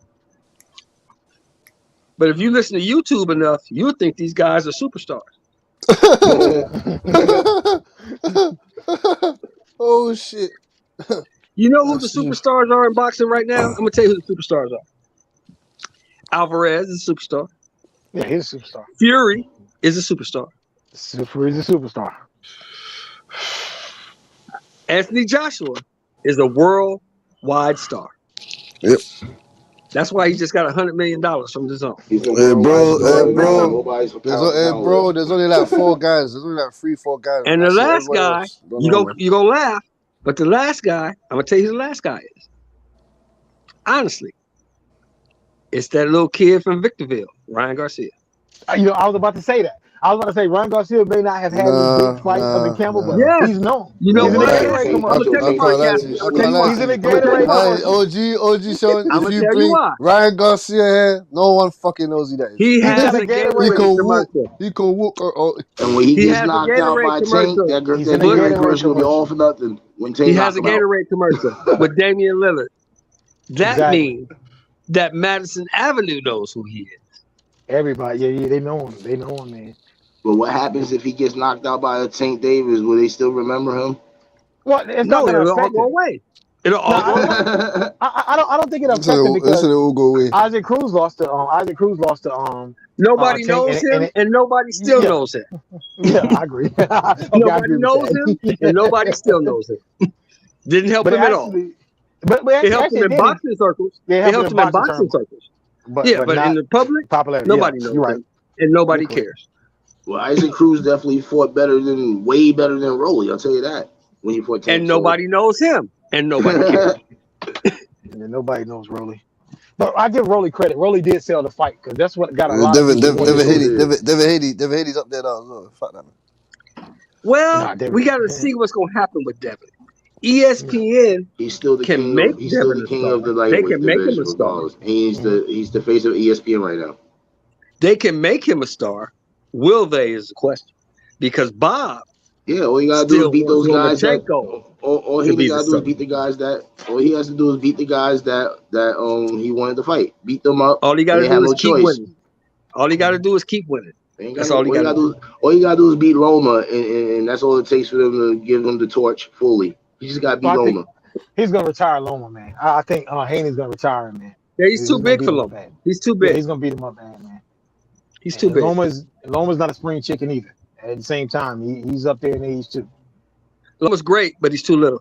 Yeah, it's gonna be what he did to Rigondeaux. That's gonna happen. Yeah, that's why Teofimo beat him because he's too little. Yeah, man. Fuck that. I don't see him. And Salido. I think he's fucking Richard Comey. No.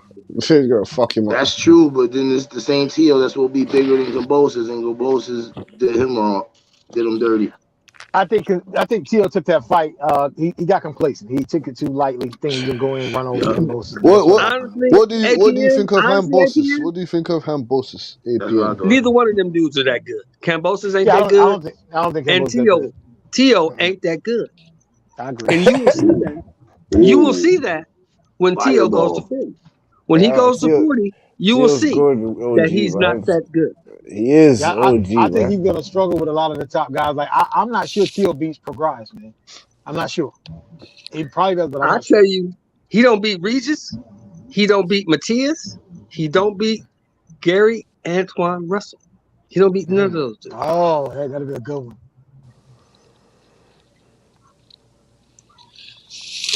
Wow. He So beat you Nick trying to say? though. So you trying to say T.O.'s a hype job? I'm not saying he's a hype job. I'm not going that far. I'm just saying he's not as good as he thinks he is, and he's not as good as they think he is. T.O.'s flat-footed. He's flat-footed. He's flat-footed. He comes forward. He's not that good. Yep. Easy to beat. But he does have that 1 punch power. Say that one more time, Shut. Say that one more time. I want you to repeat that. T.O.'s flat-footed. He's not that good. He's easy to beat. It's not always bad to be flat-footed, though. You said he flat-footed, flat-footed, comes forward fighter, not hard to beat. Not hard to beat. You know what that sound like to me? Flat-footed against You know who that sound like to me? What you just described right there. You just set up. You set yourself up. Hold on, Ghetto Bird. Oh, Ghetto Bird. Ghetto Bird. Okay, go ahead. Yeah, so you know who that sound like, right? You said a flat-footed come forward fighter. You said that's easy Sound like to Errol Spence, Spence showed he could box from the outside too. He did show he could box from the outside, but that was against Mikey, and he pretty much had Mikey like, you know, that was easy work for him. Yeah. Right. Mikey so wasn't that good. Well, Danny, he kind of did that against Danny too. Danny ain't that good. But Danny was a champion though, right? Yeah. So was Richard Coleman. He was ranked in the top 5 though in the welterweight division. People always go by rankings. He was in the top 5. Was a champion too. And Dongo was a 2-belt champion, wasn't he? Yeah, and Dongo was a champion. But I'm just talking about Danny. Like Danny ain't that good. Yeah, he ain't that good. Come on, don't mention that guy Julius Adongo, man. I mean, he was a unified champion though. You can't deny it. That was an undisputed fight with Crawford. That's in the history books. Yeah, he was a champion. That'll never change. Yeah. So Shelton, like I said, you know who that sound like, right? Come forward, flat-footed fighter. Ain't hard to beat. Benavidez. Damn right. There you go. There you, my nigga. He know his shit. There you go. I think Benavidez. That's why David Benavidez fights Morrell is over. The thing is though, the difference with Benavidez is he has a high work rate. T.O. doesn't. He has a high work rate. That's the problem that anybody has when they fight Benavidez. I mean, that's against who he's fighting. Like, you gotta have a high work rate against a David Lemieux or a Kyron Davis. And, you know, I'm just saying, when you fighting those type of guys, you see what Wilder was doing to them bums. He was slaying them niggas. Yeah, it's killing. I don't think Ortiz was a bum, man. I pick Ortiz. No, I don't think Ortiz was a bum either. But a lot of people don't think he's that good. Shelton don't think he's that good. I think he was a B-level fighter. He wasn't that good. I think Ortiz probably would have beat AJ if the fight took place. Okay, let me ask you this. He was one of the top 5 names out there with Joshua and Wilder and Fury. Serious question. I want you to tell me who in the hell has Luis Ortiz beat? I knew that was gonna be your question. Who does he beat? Okay, you're right. He really hasn't beat anybody, man. He hasn't beat anybody. And at the same time, Ortiz might be about 50 years old. You know, them Cuban birth certificates. Well, Yoel Romero says he is. Yeah, the Cuban birth certificates. Damn, 50? He probably is about 50. Yeah, seriously. Because Cubans, they do it all the time. I mean, look at how they use their guys. They beat up on our youth in the Olympics all the time, man. These guys aren't the real ages, man. Like Rigondeaux's probably about 45, 46. We don't know. Yoel Romero said he was training for the Olympics. Was that 2000 APN when he went to the Olympics to wrestling? Yeah. And Yoel Romero tells you he's 45. Yoel Romero's a gold medalist wrestling. He says he's 45. He says he trained with Luis Ortiz in Cuba. He said Luis Ortiz is older than me. Yeah, I'm telling you, man. Yo, these guys, man, these Cubans are older than what we think they are, man. And the same thing with they did a documentary on Sonny Liston. They said Sonny Liston was actually in his 40s when he fought Muhammad Ali. Yeah, you he's seen about that? 40. Yeah, you seen that he's about documentary? 40. Yeah, I They saw it. had him Yeah, he's listed. about They 40 had years him old. listed at 32. They say he was like in his 40s. Oh, that was crazy. Shit. Yeah, he won the heavyweight title. So what's you He won guys' the real heavyweight title. age? He was like 36 years old. Mm-hmm. 35, 36. Because he had been out of prison 4 years when he won the title. Yeah. He's like 35, 36 when he won. He's like 40 when he fought Ali. So what you guys' real age then? I don't know. Who gonna say he's 35? He's probably about 38, 39. Yeah. Wow. Y'all never heard that Cuban birth certificate joke before? For years? Like for decades? Fucking how old do you think Frank Sanchez is? About fucking 38, fam. He's about 32, 33. Yeah, but He ain't no 28. He ain't no fucking 28, I'll tell you that.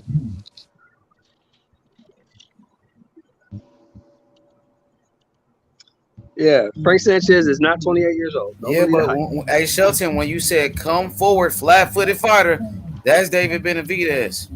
Yes, it is. Definitely. And when you got a fighter like a David Morrell, that guy can do it all. He can bang, he can box, he can move, he got speed, he got power, he can dance in that ring. He's a boxer. But we got to. My problem is we got to put him in there with somebody. Shit, put him in the same guys. Put him in there. Hey, put him in there with the same guys Benavidez has been fighting. He's gonna do the same thing. Yeah. Benavidez ain't proved nothing. Benavidez actually got beat up in one fight. I don't know if you seen that fight when he got dropped. Oh, by Robert Gavril? I thought he lost. He got his ass beat in that fight. The first one, yeah, I thought he lost. Yeah, for sure. He had to do a rematch. So I see flaws. I see flaws in this guy. I seen it in that fight. I know we know how to beat this guy. And when they fight Shelton, I'm telling you, when the fight happens, Morrell is gonna beat him. But see, here's the problem. Here's the problem for Benavidez, and I'm sure he understands this. If I fight this guy and I beat him, they're gonna say, "Well, the guy was green. He only had 7 fights. You should have beat him." Mm-hmm. If I fight this guy and I lose, they won't say that if the fans want it. Anyway. They're gonna say I ain't shit. That'll be the best guy that he beat for sure. You know what I mean? Yeah. So it's a lose-lose for him. That's better than what he's been fighting, though, Shelton. Yeah, but it's a lose-lose for him because he got eyes on the Canelo fight. He got eyes on the Charlo fight. You only think like that if you don't think you can beat this guy. Mm-hmm. True. You know, that's the same thing with Andrade. They wanted to put him in there with Janabek, right? He should fight him too. He should. Beat the shit out of Janabek. They gonna say Janabek only got 12 fights. Here's the fact. Listen, that's mandatory. So he's got to the end of the month to fight him or to decide to fight him or not. If he doesn't fight him, I like Andrade, man. I'm not giving up on him, bro. Everybody turned their back on Boo Boo, man. Now they said they're gonna strip him for the belt if he doesn't decide to fight. Be honest, Butch. He go in there, he beats the dog shit out of Janabek. They gonna say Janabek wasn't ready, right? No, that's not. Yeah, they gonna say. Well, some people you might say he was good, but everybody else that's gonna be a tough fight. You know what it is? That's gonna be a tough fight. Johnny Beck fighting his last fight. Like niggas looking at Charlo, who Charlo fighting? Charlo ain't fighting nobody. Who the fuck was that dude that Johnny Beck was fighting? Nobody knows. Nobody knows. Nobody knows. He's from Essex, man. Why nobody says talk about his competition? Who Johnny Beck is fighting? He's from Essex, Diggum. Who is that? Danny Diggum. Who is that? He's from Essex. Who the fuck is that? He's from Essex, man. Like, man. He's from Rand. He's from Rand. Yeah, I want you to keep the same energy though. Like you say, who Charlo fighting bums. I want you to say the same thing about Johnny Beck. Who he's fighting? He's fighting bums. Hey, why Benavidez fighting? Serious question. Is Big Maul fighting bums? Yes. Not throughout his whole career. Recently he's been fighting. I think Montiel was pretty tough though. You know what I mean? He was a good guy. You can say he was a bum.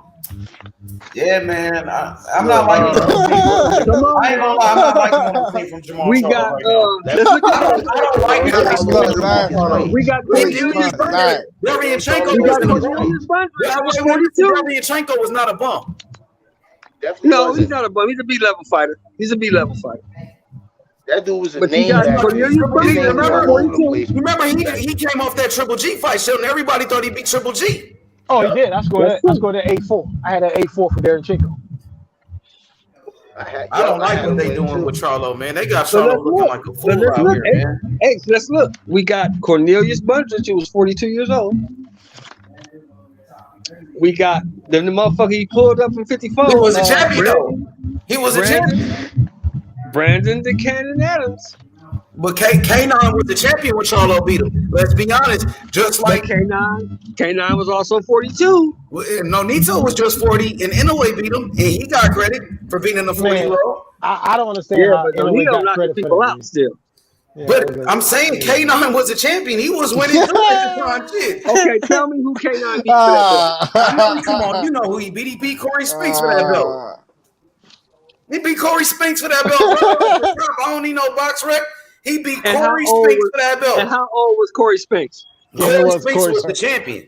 Yeah, but he wasn't above his best weight class. Bro, we can talk about all those old ass guys that Joshua fought against. How Briscoe was old as fuck. How Pulev was old.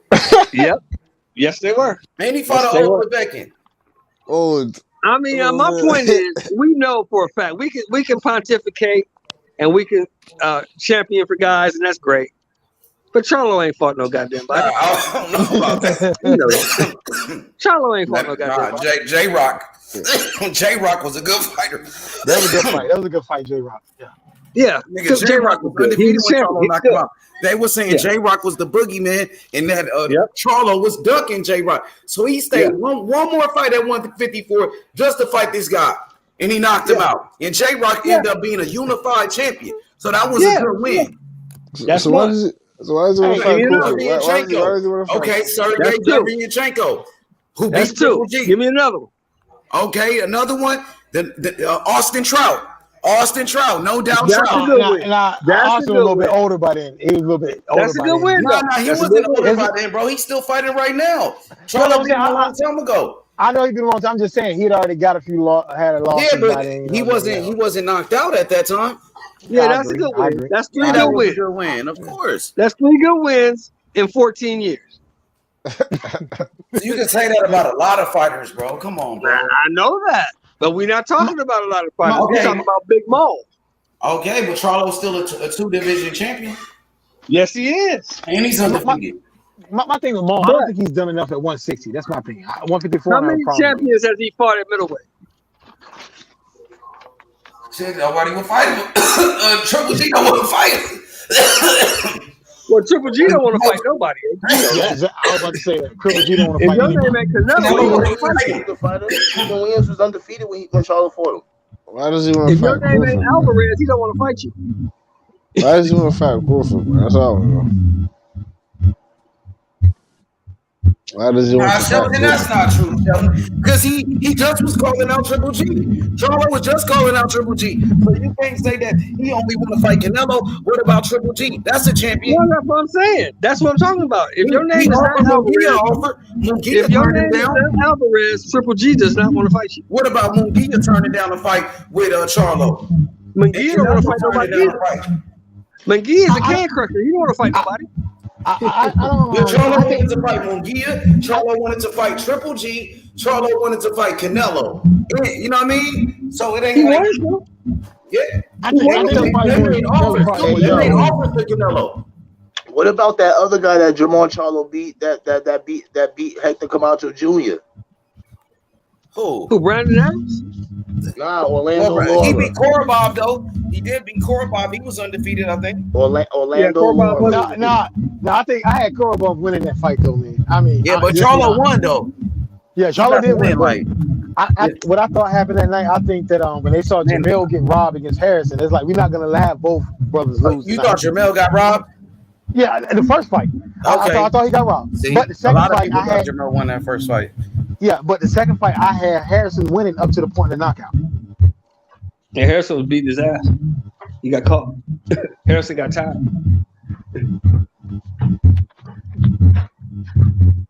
I mean, you know, we can pick apart anybody's resume. We really can. The bottom line is Maul got to do more. So you I got noticed that people only do it with Charlo. They only want to pick apart his resume and Tank Davis. But people don't want to look at these other guys' resumes, though. Well, you know, with Big Maul, you got motherfucking Andrade on injury. He's on the injury. When they come back from injury, they should fight each other. That's what I think. You know that's not gonna happen. Yeah, but the thing with that is that man don't pick on everyone else's resumes. That it's what he says. That's what I'm saying to you. It's what he says. He should fight Andrade, man. That been the fight to make. I mean, Triple G should have fought him, but Triple G fighting Canelo, so you can't be waiting on Triple G. He's about to go to 168 to go fight Canelo. He should fight Andrade. That's a champion versus champion, and they got bad blood for years. Might as well. They need to, those two, they need to fight just like Spence and Crawford. They need to fight each other. You can fight Jared Hurd. He slapped your brother. Fight him. Hurd ain't shit, man. He ain't really just slap him like that. Like that, you know what I mean? Like that shit wasn't like that though, Sheldon. Like, you know what I mean? It's a better name than anybody else you fought so far. Fight Jared. Jared Hurd just got beat, man. He just lost his last fight. That's true. That's true. You talking about Charlo? Yeah. He should fight, I think, Laura. He don't want to fight Laura. He could have been fought Laura. I know they were stable mates with each other. They used to train with each other and shit. Exactly. That's probably why he don't want to fight him. You think that he got respect for him, so he don't want to fight him? Yeah, he don't want to fight him. Well, boxing is a business. Even Larry Holmes fought Muhammad Ali because he had to. Exactly. They gave him 8 million reasons to fight him. Exactly. That's what Roy Jones was talking about too on the bus with in the interview. I saw that he's like, a lot of these guys are friends, man, and they don't want to fight each other now, man, and it really hurts the sport because you got four main titles now, and you probably got 4 or 5 different main promotions, and it's so hard for fights to be made. Hey, did you like what Roy said about his mentality? What was that? Roy said, when I was fighting, if you had a belt, I need that. Yeah, okay. I'm gonna tell you my beef with Roy. I think Roy's an all-time great. Roy's a great fighter, but for me, I think the black eye on Roy's career was 168 because after he beat Tony, he didn't do anything until he moved up to 178, 175. Now I think Roy would have beat all these guys at 168, but he didn't fight them. That's the thing. He didn't. I think he would have won. You know why, don't you? You know why he didn't fight him? Why? Wasn't no money in it. You said what? Why? Wasn't no money. He moved up for the money. I heard Roy Jones was ducking my boy Gerald McClellan. Everybody ducked you, man. I said the fight was gonna happen, but if he had got past Nigel Benn, the fight would have happened. But just that. I heard that Roy Jones said he would never fight that dude. I already beat Roy Jones in the amateurs. I already knocked out Roy Jones in the amateurs. Roy Jones would have fought him. Nah. Roy Jones actually said I would never fight that guy. He actually really said that. That would have been a problem. That gave Roy enough reasons to fight him, believe me. But G-Man, everybody. They said Roy was avoiding certain guys, though. I ain't gonna lie. I mean, I don't know how true it is. Yeah, he was. I mean, he could have beat Steve Collins. He could have beat Littles. He could have beat these guys. But Littles, see, that Littles fight, Littles was on his ass. He was from Florida too, with the ball-headed nigga, right? The southpaw. And that's why I was mad Roy never made the fight. He moved up to 175. And I think Roy could have beat no money in it. The money was at 75. And Tarver was on his ass. Tarver felt like he was ducking him. See, they said he ran up to heavyweight to get away from Tarver. That was the biggest mistake he made, though. He should have never took that fight with Tarver after gaining all that muscle to fight Ruiz and coming back down 6 months later. He should have never did that. Hey, Roy was the truth. I ain't gonna take nothing away from Roy. You know what I mean? Roy's a legend. I love Roy. That was too much weight to lose and too fast. I love Roy Jones, dog. I didn't see, man. Yeah, Roy's a bad boy. At 60, in his prime, at 60, I don't think nobody beats that dude. Roy's bad. Look, I'm gonna tell you this much. I had Roy Jones beating Hopkins at the time. He won the fight easily. 8-4, 9-3, however you want to score it. I didn't like. See, that's another thing Roy did I didn't like. Because when Hopkins became undisputed middleweight champion, Hopkins wanted that rematch. Hopkins, he was willing to jump up 2 weight classes. Yeah. And guess what he said, Shelton? 60-40. He was the original Errol Spence. He was the original Spence at 60-40. That's what he said. That's where Spence got that from. But let me ask you this. At that time, was Roy not number 1 pound for pound? He wasn't. I mean, Bernard was undisputed middleweight champion. He just beat Felix Trinidad, and he beat Oscar De La Hoya. But let me ask you a question. He hadn't beat De La Hoya yet. Let me ask you a question, though. Let me understand that. Let me ask you a question. Who was the guy at that time? It was Roy. Roy was the guy at that time. He was number 1 pound for pound. He was the guy. And he was a more popular fighter, so I can understand Roy from that point of view. When you're the guy, you get to make the rules. Mm-hmm. True? True. That's true. But I have no problem at 175. That's why I have no problem with this fight that's coming up. Because neither one of these guys is the guy yet. You got one guy who's number 1 pound for pound, and you got one guy who got 3 belts, but neither one of you are the guy. Yeah. And I don't think either one of these guys are really promoting themselves like they should. Like, imagine Crawford or Spence with Raleigh's charisma. Imagine that. That'd be crazy. That'd be crazy. Imagine that, man. Come on now. These guys, they would be superstars. Yeah, that'd be crazy.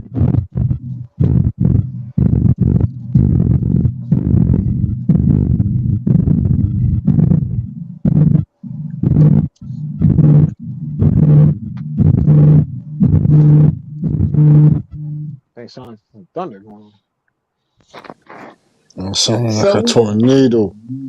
So we got Smith Benavidez, we got Rumvasai and Bam. Who you got in that fight, man?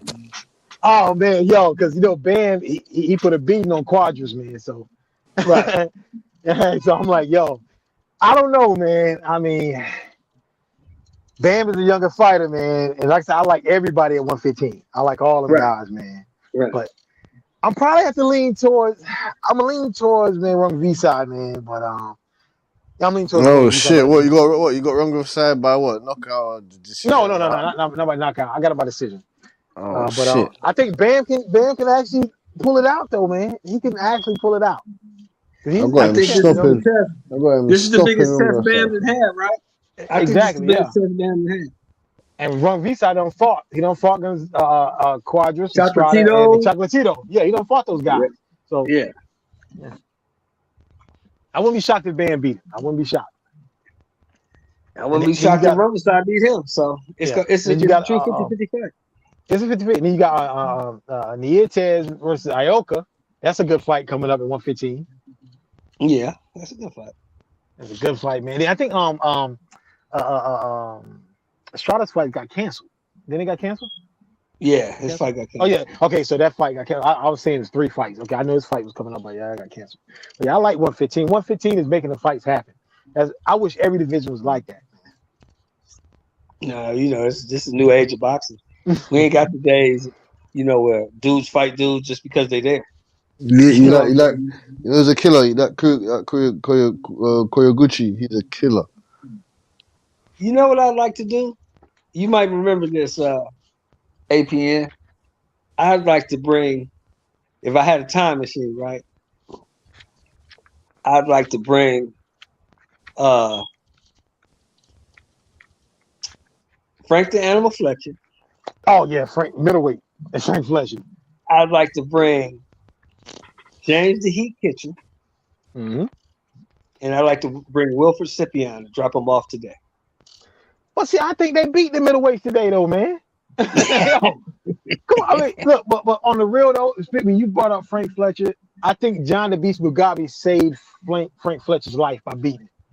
Yeah, because then he got in the ring with Hagler. You saw what happened. Yeah, So that was like a blessing in disguise. Yeah, they're lucky. John the Beast Mugabe today, he killed all these. Oh my God! And I said the same thing about Donald Curry. I said Donald Curry. I said Donald Curry was in the welterweight today. I don't see too many of those guys beat. Oh, he had a good ass jab though. That jab was good. Yeah. I think Spence probably take him. I think Crawford could possibly take him. I think I those don't guys know, could beat him. man. I think I don't Boots. know. Boots will give him a run. Boots will give him a run for his money. Boots. Boots will give some problems. You know, for I'm gonna be sure. honest with you, H. I don't think a lot of these dudes could be. Who's the guy that beat Breland? Mark Breland talking about my boy Marlon Starling. Marlon Starling. Aaron Davis. Marlon Starling. Oh, He's right. The other guy, he trained my boy Shamar Canal. Aaron Davis, Superman Davis. Aaron Davis, yeah. Aaron Davis. You're right. You're right. But Aaron Davis was getting swole up in that fight. But Marlon Starling's the first person to beat Mark Breland, knocked him out. Yeah, I don't think these guys could beat him. Exactly. Well, hey, Marlon Starling is like a Hall of Famer, bro. Marlon Starling, man. He's Marlon one of Starling's the truth, best man. fighters, bro. His defense too was amazing. But history has forgotten Marlon Starling for some reason. But he was at the Hall of Fame with Mayweather. You seen him? He was on the stage with Crawford and them and James Toney. He was there. Yeah. Yeah. I'm gonna tell y'all maybe didn't recognize him, but he was right there with Floyd. He was following. Hey, Marlon Starling was following Floyd Mayweather. Yeah, but he was following Floyd everywhere Floyd went. Marlon Starling. He was. I'm gonna throw another name out there for you. I'm gonna throw another name out there for you. Now, this guy, I think this guy was just in the wrong era. But all the top guys he fought, he gave him a good fight. Now, what if a guy like Overcar was fighting at 147 today, and he wasn't in the era? Overcar was good, but his chin. I think Spence would take him. He would beat, like, I think he probably beat a Keith Thurman. I could see him beating guys like Danny Garcia, but I think would probably knock him out. But he was just in the wrong era with you see what Tito did to him? Trinidad put him out. But he dropped Trinidad and he dropped Cortez. He did, but Trinidad always would get dropped and get back up. Now let me ask you this. What if they put Bazooka Ike Cortez into that? Oh man, Cortez beats all these guys, man.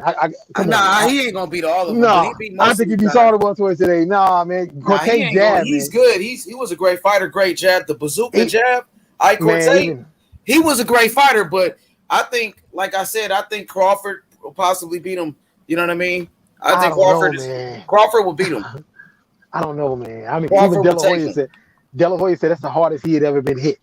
Fuck that. He got back up though. That nigga Crawford will fuck him up, man. I mean, it would be a good fight. He will give Crawford all type of problems, but I think Crawford will edge it out though. I tell you what, Crawford's bigger, stronger. He'll fuck him up, man. Fuck that. You know, I love me some motherfucking Terence Crawford. You know, that's my guy. Yeah. But if the body snatcher was at 54, he wouldn't be wrestling. No. What do you think?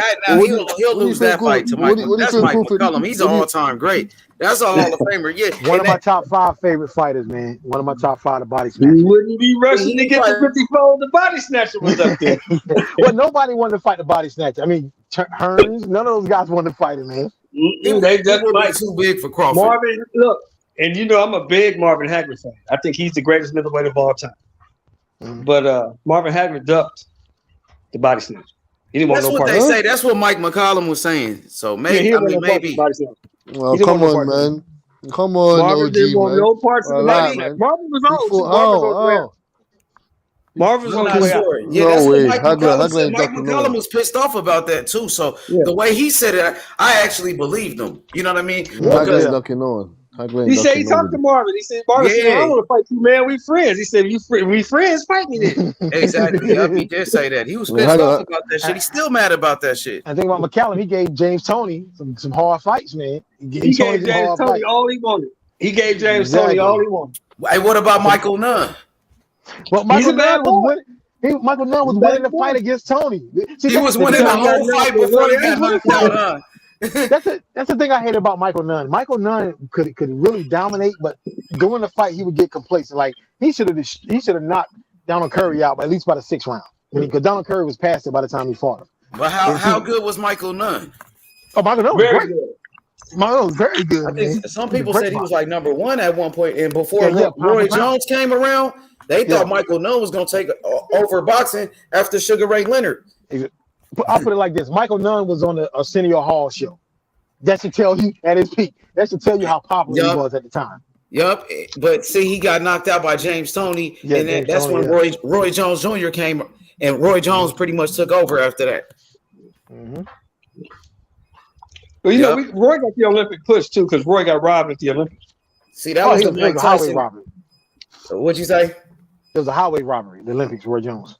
Yeah, Roy got for robbed at sure. the Olympics. Hell yeah, for sure. A lot of fighters got robbed in the Olympics. Floyd Mayweather got robbed. Floyd Mayweather, yes. Evander Holyfield. Oh yes. Shakur Stevenson. I don't know. Shakur, I thought said he lost though. Didn't he say like he didn't do enough? He said the Cuban won. But I don't like the Olympic style scoring, man. I mean, I just don't. I don't know what the standard is. Now they change it for the rounds and stuff. Man. I just he won that fight. Man. No, he said that the Cuban won the fight. I know, but he won that fight interview. You can hear him say it himself. He said he lost. No, I know that, but he won that fight, man. He can say that, but so why he said he lost then? Maybe because he said he could do better. Yeah, that's maybe all he I could needed do to better. hear. When that nigga said he lost, I was like, this nigga lost. You feel me? If a nigga say that he lost, yeah, this nigga beat me. That's all I gotta hear. Holyfield said the same thing. He didn't lose. It's like Floyd Mayweather. Floyd Mayweather can say that. Oh yeah, all right, I lost that fight. Yeah, I lost, but we all know that he didn't lose that fight. I don't like that the whole Olympic style. Yeah, scoring. I don't understand. I don't understand why are you getting robbed? Why are your guys getting robbed like this? I don't understand. We got robbed. We got robbed for the gold. We got robbed. I think Keyshawn Davis won. I think Keyshawn Davis won that last Olympic fight against that guy that he lost to. I think he won that one and they didn't give it to him. Tony Yoka ain't shit.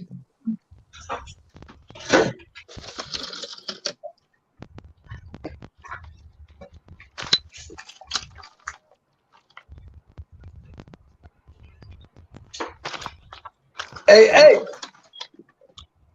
What's up? Yo, what's up? Somebody eating or some shit? What'd you say? Let me ask you a question, H. Was James Toney out of line for saying that, in his opinion, Spence be lucky the last 6 rounds? I don't know, man. I don't believe in that. Nah, that's a little bit too much. I think we're thinking that we're gonna see fireworks in this fight, but I think it'll probably be a chess match. I think it'll be a chess match, and it's gonna be like the Pacquiao Mayweather. Everybody thought someone was gonna get knocked out, but I knew Mayweather was going that fight. But we're gonna probably see a chess match. So you think that James was hating? Well, James Toney don't like anybody, so he don't like anybody. So to his credit, yeah. That's true. He doesn't like everybody. I think James has an opinion. That's all I think. He had this. Yeah. He's had everything. He don't like anybody, man. I mean, okay, check this out. When is the last time you seen James Toney really compliment fighters like that? No. Nobody. He said all bums. Yeah, exactly. He said all bums.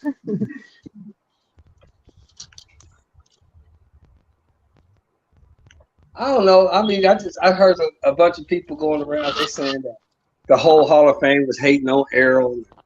Nobody likes Errol. I didn't see it that way. They asked people who they thought was going to win, and people said who they thought that was going to win. I don't think there's nothing wrong with that. I mean, they're giving their opinion. I mean, I don't know why people get mad at it. Because they can see who the fucking, I don't know. That's what I said. They're ex-fighters over there. Yeah, ex-fighters, Hall of Famers. Man. I'm not gonna say they don't know what they're talking about. You get me? Maybe they can see what they can see what majority of people can see, but we'll have to see when they get in the ring. Innit? You get me? I don't like everybody's like Roy Jones is hating. Why would Roy Jones have to hate on Errol Spence? I mean, Roy Jones is a career accomplishment. Those legends don't hate. No legends ain't hating on nobody. No legends is all about skills and skill sets. That's what they always been about. They like skill sets. Okay, I agree. They're going with Crawford because Crawford has the abilities of doing everything, and Spence. That's what I'm saying to you. That's what I'm saying to you. If you was to ask all of those fighters there, what type of fighter would you rather be if you had a choice? Terence Crawford or Errol Spence? They're gonna fucking say Terence Crawford because he can do more. That's it. Simple. That's basically what everybody said. That's true. That's why they shouldn't even be using the word hate because those legends, all of them, like boxers. Again, with Everybody Errol Spence, basically hopefully said, he'll be there. He'll get if you there. He'll listen be to up what there those as well guys with them said, guy over the rest of everybody the basically next. said the same thing, bro. They said, look, you got one guy who fights one way, and you got another guy who does multiple things in the ring. I think that guy's more skilled. I think he's going to beat him. Errol Spence is going to be up there with the rest of them guys, with the next batch of Hall of Famers anyway. Yeah. Like Nonito Hey, Domain, all look, those guys anyway, bro. like they say, man, 28-1 ain't bad, bro. 28-1 ain't bad. It's all right. It's a good record, right? That's a good one right there, Shelton. That's a good one. 28-1 ain't bad. It's not bad at all. You just had to add the one right away, huh? It ain't bad. How do you think Crawford would have did with Mayweather? Huh? How do you think Crawford would have did with Mayweather? That's the type of fight that I would have loved to see that. I think at 135, Floyd beats his motherfucking ass. I think at I'm talking about 140, 140 or I think at 147. 147, Terence Crawford stops Floyd. Yo, do you really think? Do you think Amir Khan would have gave Mayweather a fight if they actually would have fought? Nah. It'd have fucked him Yeah. up. Nah, Amir Khan has speed. he would have solved him by the Amir by Khan the did sixth have hand by speed. the I ain't gonna sixth. lie on that shit. Fuck that head speed shit, man. By the 6th, 7th round, he would have got figured out, and then Mayweather would have just fucked him up. Simple. That's what would have happened. I'm telling you, that's what would have happened. I don't know. We'll never know. Problems in the game of fits. Amir Khan gave everybody fits. Terence Crawford, Canelo Alvarez. He gave them all fits. Fucking Danny Garcia, all of them. Then guess what happened? He knockout, or he just doesn't go. He doesn't go. There's a video recently. Amir Khan was with Crawford in the gym. Didn't help him. Kell Brooks still kicked his ass. Yeah. The fight should have never happened. Never. Should never happen. Why? Because we know that was coming. We knew that was gonna happen, man. Glass fucking chin. You got some glass no, fucking.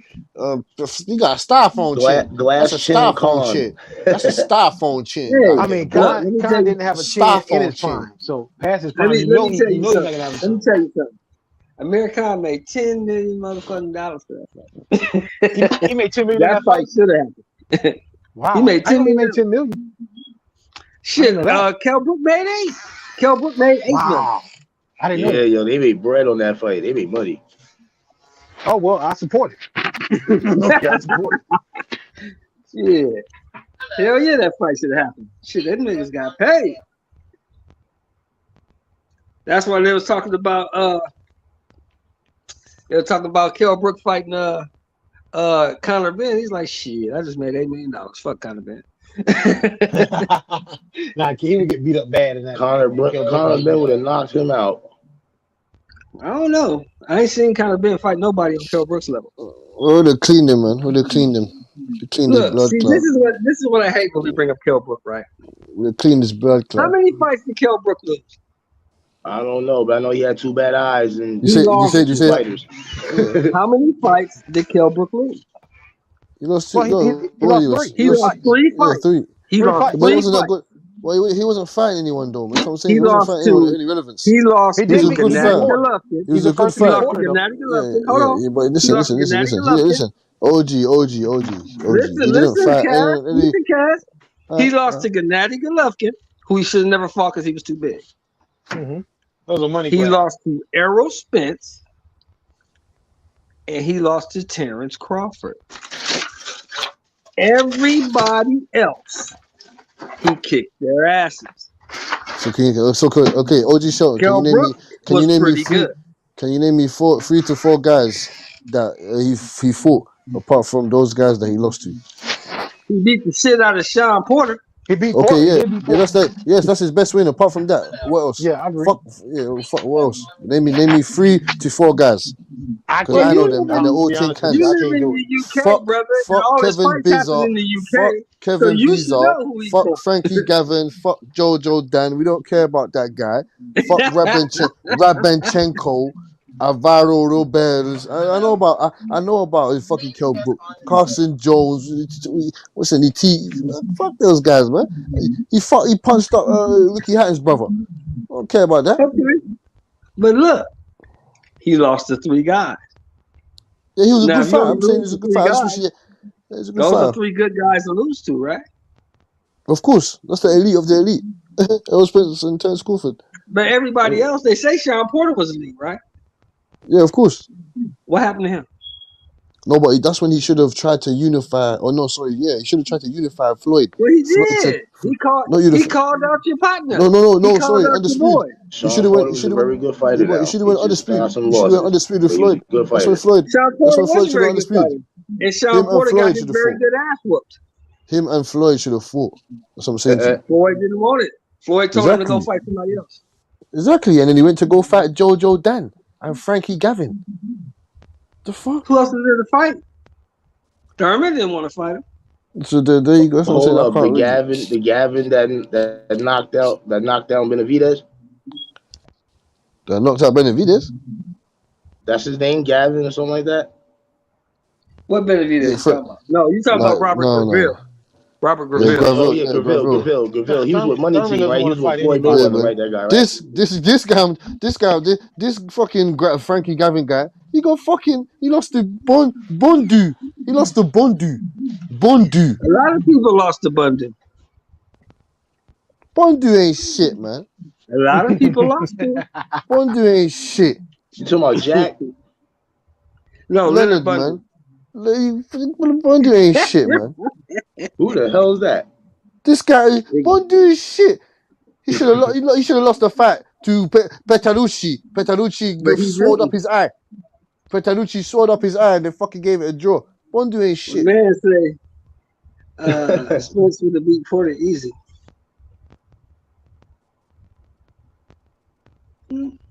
So I'm saying to you, Errol Spence even fucking KO'd that nigga. That was Keith Thurman's leftovers. Leonard Bondu was like 90 years old when Errol Spence fought. Come on. Hey, I think Devin Haney got a chance to be the greatest lightweight of all time for sure, bro. Like, hold up, bro. Let me talk, bro. Hold up, bro. Let me fucking talk, man. Okay. He just became undisputed champion. He only 23 years old. Okay. He did that shit at 23. Ain't nobody ever did that. Now, if he fights Lomachenko next, beat Lomachenko, and then he beat Tank Davis and beat Shakur Stevenson, who got names like that on their resume? Yeah, but how long can he stay? Bro, I ain't talking about how long. I'm talking about the names of the guys. He beats all of them. He is definitely the number one lightweight champ in the world. Definitely. Pano Whitaker. He beats all of them. I'm saying, give me Pernell Whitaker top 5 wins at welter at lightweight. Well, I agree. Just answer the question, bro. I agree. Now give me the names. I'll definitely agree with that. If he beats all those names, he's definitely number one. Definitely, he's the king of the division. You got to think about guys like Bojack back in the day, and even what you say? You got Joe Gans and Bojack. These guys, they fought other top fighters all the time. Azuma Nelson, okay, that's one great fighter. That dude was a nice one. I'm trying to think of great fighters, though. Yeah, that's only one great fighter. I'm talking about the Devin. He just beat Kambosos to become undisputed. Kambosos not a great fighter. Kambosos, some people had him on the pound for pound list. I don't know why. Yeah, a lot of people had him on the pound for pound list. Let's not bash Kambosos now. No, that's what I'm saying. No, wait. Kambosos just beat Teofimo Lopez. And everybody was saying this nigga was the greatest fighter and all of that shit. I like Kambosos. I just didn't like what he did. Coming to my did. channel every day saying Kambosos is a fucking god and shit. Hey, we told you know, me and you talk. Hold on. Me and you talk. And I told you Kambosos wasn't shit. You know that. That's what you said, but that's not what everybody else was saying. That's not what the world was picking Kambosos. I don't know why. I don't know why. You don't know why? Because he just beat Teofimo Lopez. But Teofimo ain't shit. Teofimo just beat fucking Lomachenko. Teo just beat Loma the number one pound for pound at that time. Oh, that's funny. Oh shit. Teo beat the man. He beat the number one guy at that He time. beat a little guy. They said he was number one. Well, they said that little guy was the number one fighter in the world. That's what they said. Let me ask you this. Let me stop you there. Let me ask you this. When Teddy Atlas said that shit in front of Terence Crawford and Andre Ward, what did you think? What? When he said what? When he said, I got Lomachenko over both of you. Atlas don't keep it real. I mean, shit, that's what he said, man. I don't know why he said that. You know, I thought, I don't know why he said that for real, but that a lot of people, matter of fact, ESPN, they had Lomachenko number one. You know Well, what I Bob mean? And Arum Tito, owns ESPN. well, You know? shit. So why, if that's the case, why to Errol Spence on the pound for pound list? You know what I'm saying? If that's the case. And I mean, if but that's the case, Terence Crawford ain't even with them. He's suing them. Why is he number one pound for pound? what I'm saying, Top rank don't own ESPN. No, I'm ESPN. saying that I'm not saying in the sense of ESPN, ownership. I'm not saying own them like they own them. I'm just saying like they're in their pockets. Let's Bob just Arum's be in fair. his Let's be pockets. fair. You know what I'm saying? They had Lomachenko number one Money pound wise, for pound. definitely. I know what They you're had Lomachenko number one pound for pound. You're Teofimo right. Lopez beat him. You Right? did, And then but, Kambosos beat Teofimo. but how long have I been telling you that Teofimo ain't shit? Be honest. That's you. You only one person. You really only think he one ain't person, shit? bro. I don't think I'm that. telling I'm you, sorry. after Tio beat Lomachenko, they had Tio on the pound for pound list. Everywhere. He was He number looked pretty 5. damn good against He just beat the number one guy. He was number 5, actually. You're right. He was. He was on the pound for pound.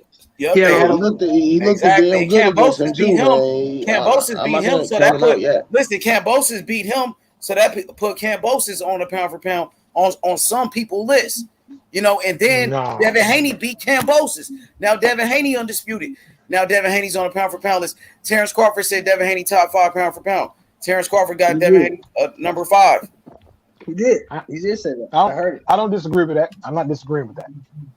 Now, let me ask you this, H. Do you think Devin Haney will be a better lightweight than, let's say, He Kenny got a King? chance to be the greatest, bro.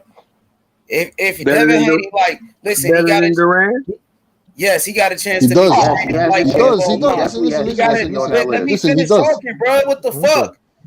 This nigga got a chance to be the greatest lightweight of all time. He got a chance. Now, you say he already beat Kambosos. He already undisputed. He the first man to ever get all 4 belts. Yes. You know, so now what he got to do next? Loma. They still got Loma on the pound for pound list. Gotta be knock him. Loma off. Knock him off. Next, after that, Tank Davis. Tank Knock Davis, him off. if he want to get up in that ring, make it happen. Tank Davis, Devin Haney. You put Tank Davis on your resume. This is all at 135. And then guess what? Shakur Stevenson. Put Shakur Stevenson on your resume. Another one. You start beating these big names, pound for pound fighters. You know, come on, bruh. Yeah. Yeah. The history books will remember him. If Devin Haney beat Tank, Shakur, Loma, he already beat Kambosos at 135, bro. That's who got a better resume than that? That's up there with the I like what you're saying right there. I like what you're saying there, but at the same time, how long can Devin Haney continue to make 135? Oh, he can make 135. That's the thing. He We're can make talking it. lightweight, period. He can make 135, bro. He said he just made it easy this last time. He said it was the easiest of his whole career. He looked good. He wasn't tired or anything. So I want Devin Haney to stay at 135 and, you know, try to become the greatest at 135. You know what I mean? Yeah, that would be smart. If I would do that. He has a dietitian. I don't see anybody beating him at that weight class. He damn near, to me, like almost unbeatable. He might be unbeatable right there. I don't see Tank beating him. I think I don't he's too see big. anybody beating him right there. I don't see Lomachenko beating him. He's too big for him too. I don't see Shakur beating him. He's too big for him. He's too big for Shakur. Yeah. You're right. Yeah, man, he could be the greatest, man. If he talk about the greatest, he has to go back. He has to go back into the time for that boy. So Stay at 135. That's where the big fights are at. Gotta stay there. Even Ryan, if Ryan finally, you know, grow some nuts, you know, and then you could beat Ryan's ass.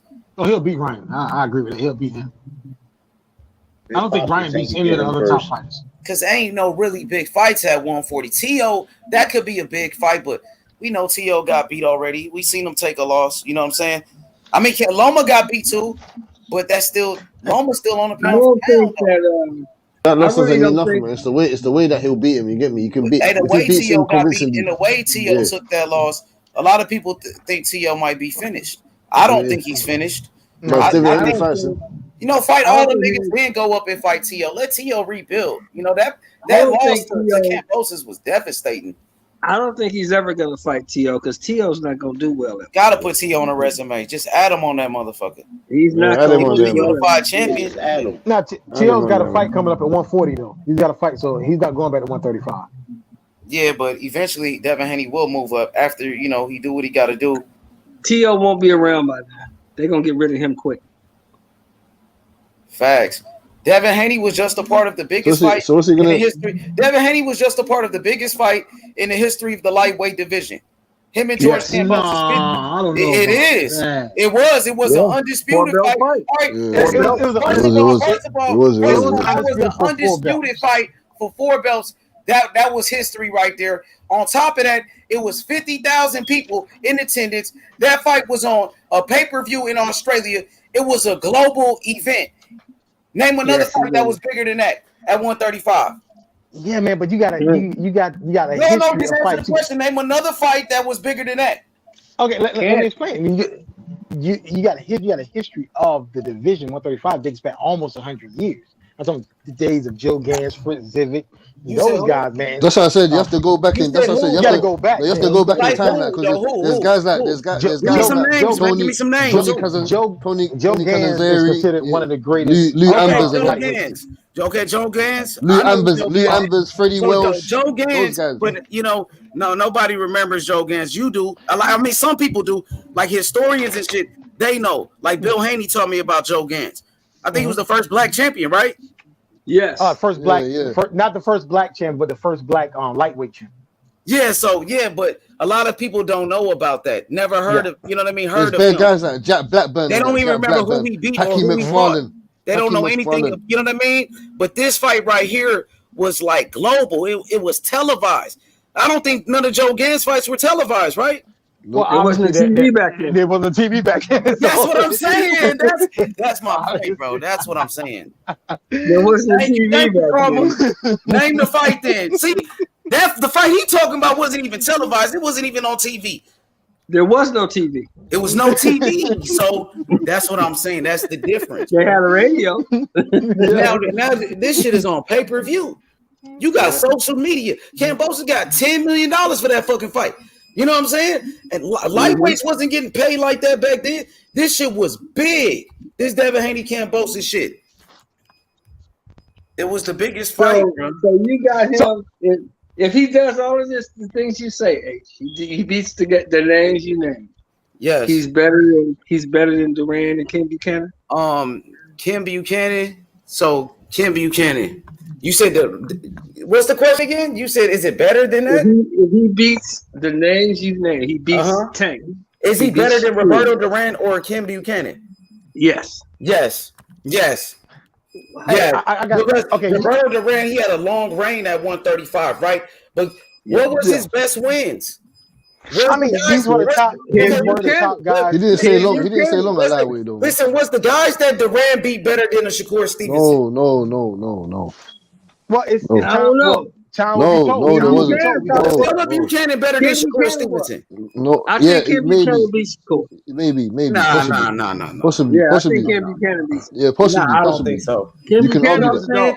Was Philip Buchanan better than a fighter like Lomachenko? Yes. Yes. I mean, I don't know. Was he number 1 pound for pound in the world? He was the undisputed lightweight champion for 6 years. Okay, 6 years. Who was he fighting? Whoa. The top guys of his day. Like who? Like Shelton, bro. Who was he fighting, bro? Do you know who he that made him so great? You know what made Ali great, Shelton Moore? Because he beat George Foreman. What made Ali great was he beat everybody. Listen to the guys he beat. I'm talking about Sonny Liston, real killers. Yeah, he beat everybody. Yeah, but you know these guys. You know they were killers. You know they was dogs. Give me those killers and those dogs that Buchanan beat. But you couldn't beat no mad killers though, man. That's what I'm saying. You can't beat no mad killers. I'm gonna look it up. If I tell you guys, if I tell you. OG. You know your shit. I'm gonna look it up. Only know a couple guys like Joe. I only know the couple African guys that you fought. Come on, you gotta know these. But you know guys like Adrian Malve, Hey, the fighters that I'm talking about, we know. We know Tank. We know What I do know is, know but I do Loma. know is he knocked Durant knocked his ass out. I do know Yeah, you that. know, But check this out. but do you know guys like Miguel Vasquez bro. and that? Devin Haney Brian would beat Hudson. those guys, bro. Devin Haney Ishmael would beat Buchanan, Ishmael bro. Lungana. He would beat those guys. Shakur Stevenson can beat those guys. I'm See, the thing telling is, you. you're making a lot of sense what you're saying, but history 50 years from now, it's not going to be kind of Lomachenko and Kambosos either. Because Why 50 not? ye's from now, someone's going to be having the same conversation. They're like, who's They said Kambosos? Who was Lomachenko. that? This era's what's his name?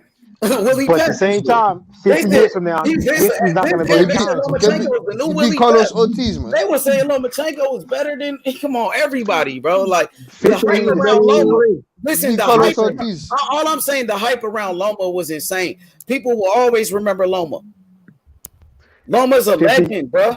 He's a I'm just saying, legend in the 50 years sport, from bro. now, history might not be kind to him. Lomachenko is the fastest man to become a 3-division champion, bro. He did that shit in less than 10 fights. Lomachenko is a legend in the amateurs. Yes, 385-1. So what about him as a professional? He was a three division champion. I kind of got to go with APN on that one. Okay, History, three 50 division years from champion, now. though. Loma 3-division champion, right? Unified 50 champion. years from now, ain't nobody guess going to what? talk about no Lomachenko. So They'll be why talking was about Devin Haney. Lomachenko number 1 pound for pound? Because ESPN wanted him to be. Oh, Exactly. Okay. But he was number 1. You can't take that. You can never take that Those away are the from same Vasily people that said. Lomachenko. Those are the same people that said Lomachenko was a better fighter than That's Muhammad not Ali. hey, when Devin Exactly. Haney beats him, they're gonna say Devin Haney beat a legendary champion who was the number 1 pound for pound and Vasily Lomachenko. That's what they're gonna say. That's what they're gonna say. Yes, that's what they're gonna say. Okay, But that's But the like my legend. man APN said, but like my Listen, man APN said, 50 years from now, they're gonna see that shit a little yes, bit different. hey, people will be talking about Lomachenko because he's No, I a don't think so. legend. Bro, Lomachenko's still a legend in the sport of boxing. You know what I mean? He was a number 1 pound for pound. He was the fastest man to become a 3-division champion in less than 10 fights. And he was the number 1 pound for pound. No matter what, you know what I mean? Michael Young was the number 1 pound for pound too. When Devin Haney beat Lomachenko, that was a legend on a resume. That's putting a legend on a resume. You see what I'm saying? So what legends, Durant, you said, what legends Durant got on the resume? How many legends at 135 he got on his resume? Legends. Ken Buchanan. You consider him a legend, but you You don't know know what what he he beat. beat? You consider him a legend, but you don't know who he beat. He's in the Hall of Fame. He's good at you, man. He's a Hall of Fame party. It's Hey, all good, man. You know what I mean? It's another thing. It's another thing you said. You said you gotta be a Kambosos legend. and I mean, I gotta know at least who you beat to be a legend to me. you said Kambosos and Haney was the biggest fight. It was probably the biggest fight as far as ratings. But do you really think that was a bigger fight than Mayweather and Castillo? Yeah. Was Mayweather and Castillo undisputed? No. Was Mayweather and Castillo? Hey, listen, was Mayweather and Castillo undisputed? Mayweather wasn't even getting millions at that time. No, I'm talking about Mayweather Corrales. That wasn't even a pay-per-view. No, I meant Mayweather Corrales, not Castillo. Mayweather Corrales. You think that was a bigger fight? That wasn't at 135. They fought at 130, wasn't it? No, 135. I think they fought at 130. We could look it up on BoxRec right now. What do you think the answer man on BoxRec. And guess what? That fight wasn't undisputed either. Guess what? That fight wasn't undisputed either, though. You know what I'm saying? We got 4 belts. So I'm talking about when you fighting for 4 belts, undisputed, that's legacy. Yeah, man, but yeah, they fought each other when they was young. And I don't even think that was a unification. It wasn't even both champions at that time. But do you really think, you know what I'm saying? Unification That wasn't pay-per-view. Come on, bro. They wasn't getting big money like that. He wasn't even Money Mayweather at that time. But do you think it'll go down in history 20, 30 matter years of from fact, now? them niggas fought during the day. I remember that fight. It was on HBO. They fought during the day. But do you think history will go down that 20, 30 years from now, they'll say like undisputed, yeah, of course. The first 4-belt undisputed fight. Aside from undisputed. That's legacy. That's history in the sport. So the history don't mean shit now. We talking about all the fucking belts. That's for all the fucking marbles. That's what it's all about. That was the Super Bowl of the lightweight division, nigga. That was the Super Bowl of boxing undisputed. Okay, I'm glad you said I got another question for you. So it's Tyson versus Tony Tucker bigger than Fury versus Wilder last fight? At that time, was it? All time. Is that better? You said Fury and who? Fury Wilder, third fight. Is that? Hey, bro, that's different. We talking about 135. You going to I'm just saying. I'm talking undisputed. about 135 pounds, bro. I'm talking about undisputed fight. Undisputed fight. Listen, Tyson Devin Haney and George Kambosos was the biggest fight in the history of the lightweight division, dog. You talking about Mayweather and Diego Corrales, nigga? They wasn't even making millions at that time. So what made that fight so fucking big? According to both you, of them are Hall of Famers. Both of them are Hall of Famers. What made that fight so big? They wasn't Hall of Famers at that time. You know about Esteban They Jesus? wasn't Hall of Famers at that time. You know what I'm saying? George Kambosos just beat Teofimo Lopez, who was on the pound for pound list. Top George 5. Kambosos will never get into the Hall of Fame. I promise. Hey, so what was Diego Corrales' big win at the time? Diego Corrales is in the Hall of Fame. Pound list. He's in the Hall of Fame though. Who did he beat on the pound for pound list at that time? He beat Robert Garcia. Mm-hmm. But he's in the Hall of Fame.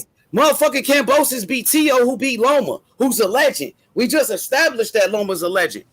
You know what I'm saying? Hey, H Money, let me explain something to the new guy. Sorry. Okay, for sure. Go ahead, brother. Hey, this fight with Haney and Kambosos will go down in history, not just because of what you guys were talking about, but mainly because it's the first time since Jack Johnson that an American has gone over to Australia and won an undisputed champion off a, not that he was an underdog, but that he was in a tough situation, considering that the whole country was behind Kambosos. Just like all of Australia was behind Tommy Burns, even though Tommy Burns wasn't Australian, he was the white guy and Jack Johnson was obviously not. So, they both went over there and won in historical fashion and brought a undisputed championship back to America. So that will definitely go down in history. But I'm not saying it facts.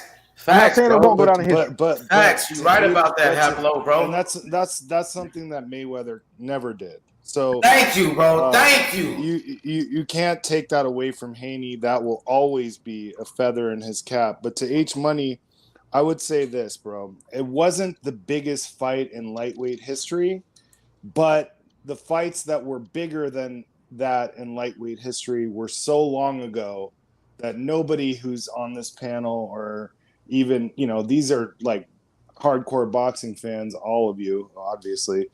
But, even these guys wouldn't really know the fights that were bigger and why necessarily. But there were some that were bigger. But I'm just saying this one was definitely the biggest one in the last 50 plus years of the lightweight division. And Haney was a part of it. And Haney won that fight. Absolutely, dude. Haney will go down in history for this one. For sure. I'm not taking that from you. You're right. I'm not taking that from him. All right, bro. I'm out. All right, peace.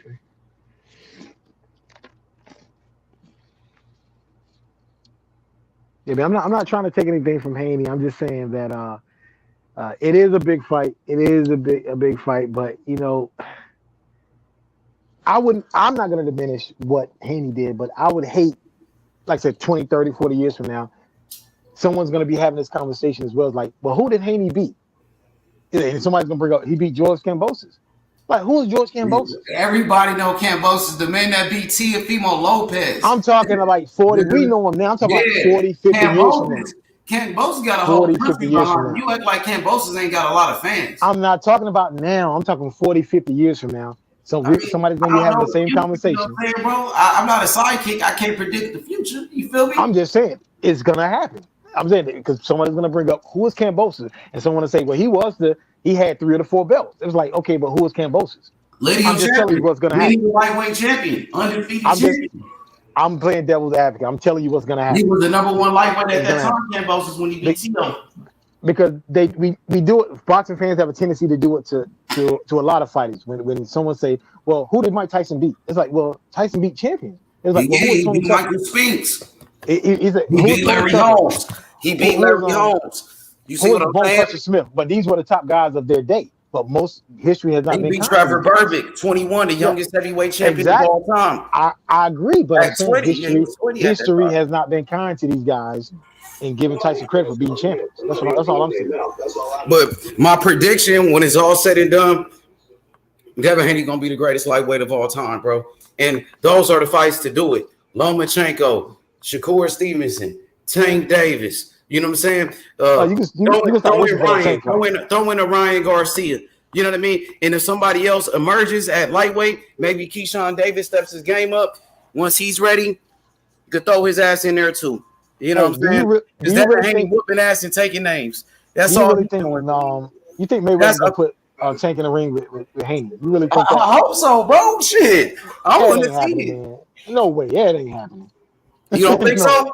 I know he ain't putting him in there with it. No way. Why not? Why you don't? What's stopping him? He didn't put him in there with Lomachenko, and I thought Tank could beat Lomachenko, but he didn't. Mayweather didn't make the fight. What you think about Tank, man? He just was calling out Devin Haney, and now Tank, his trainers, they saying they want to make a fight. They saying Tank is the WBA #1 contender. He got the WBA world title, the regular belt, the world title belt. They said the WBA about to order this shit and mandate it. Well, Munguia wanted to fight Triple G. That didn't happen. Munguia wanted to fight, but it didn't happen.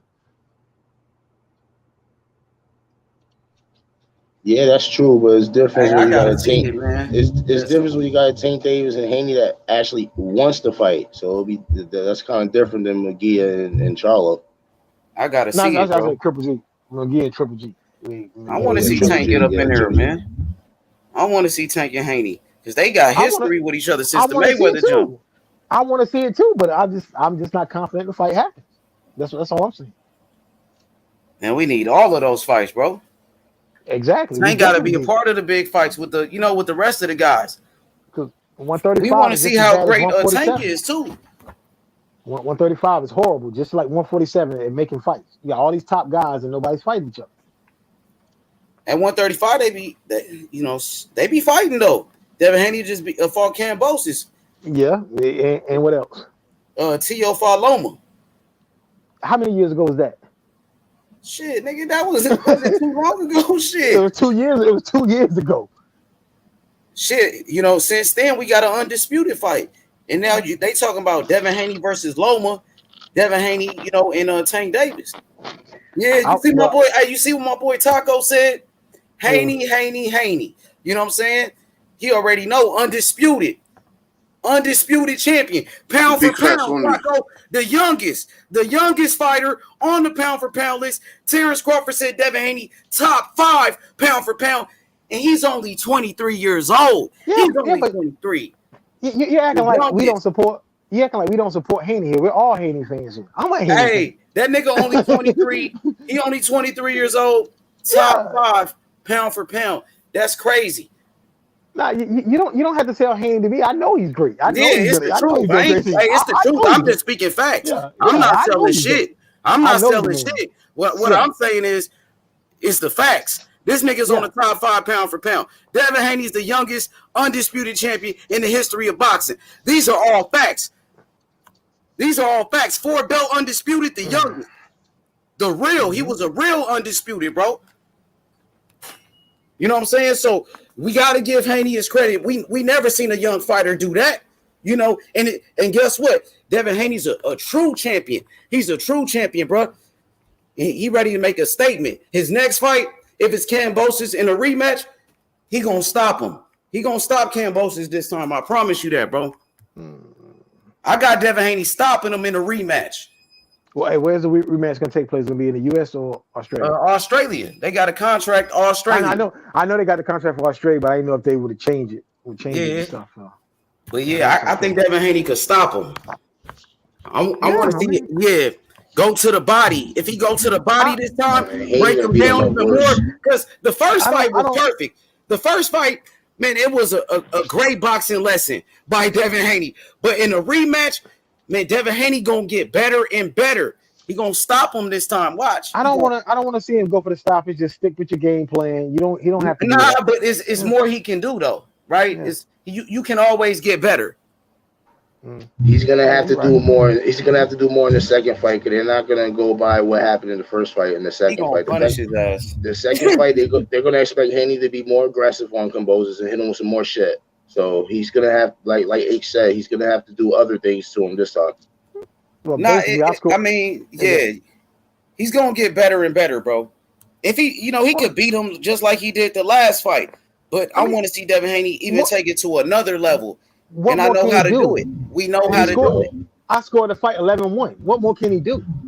Stop with stop his ass. That's what he gotta do. 11-1.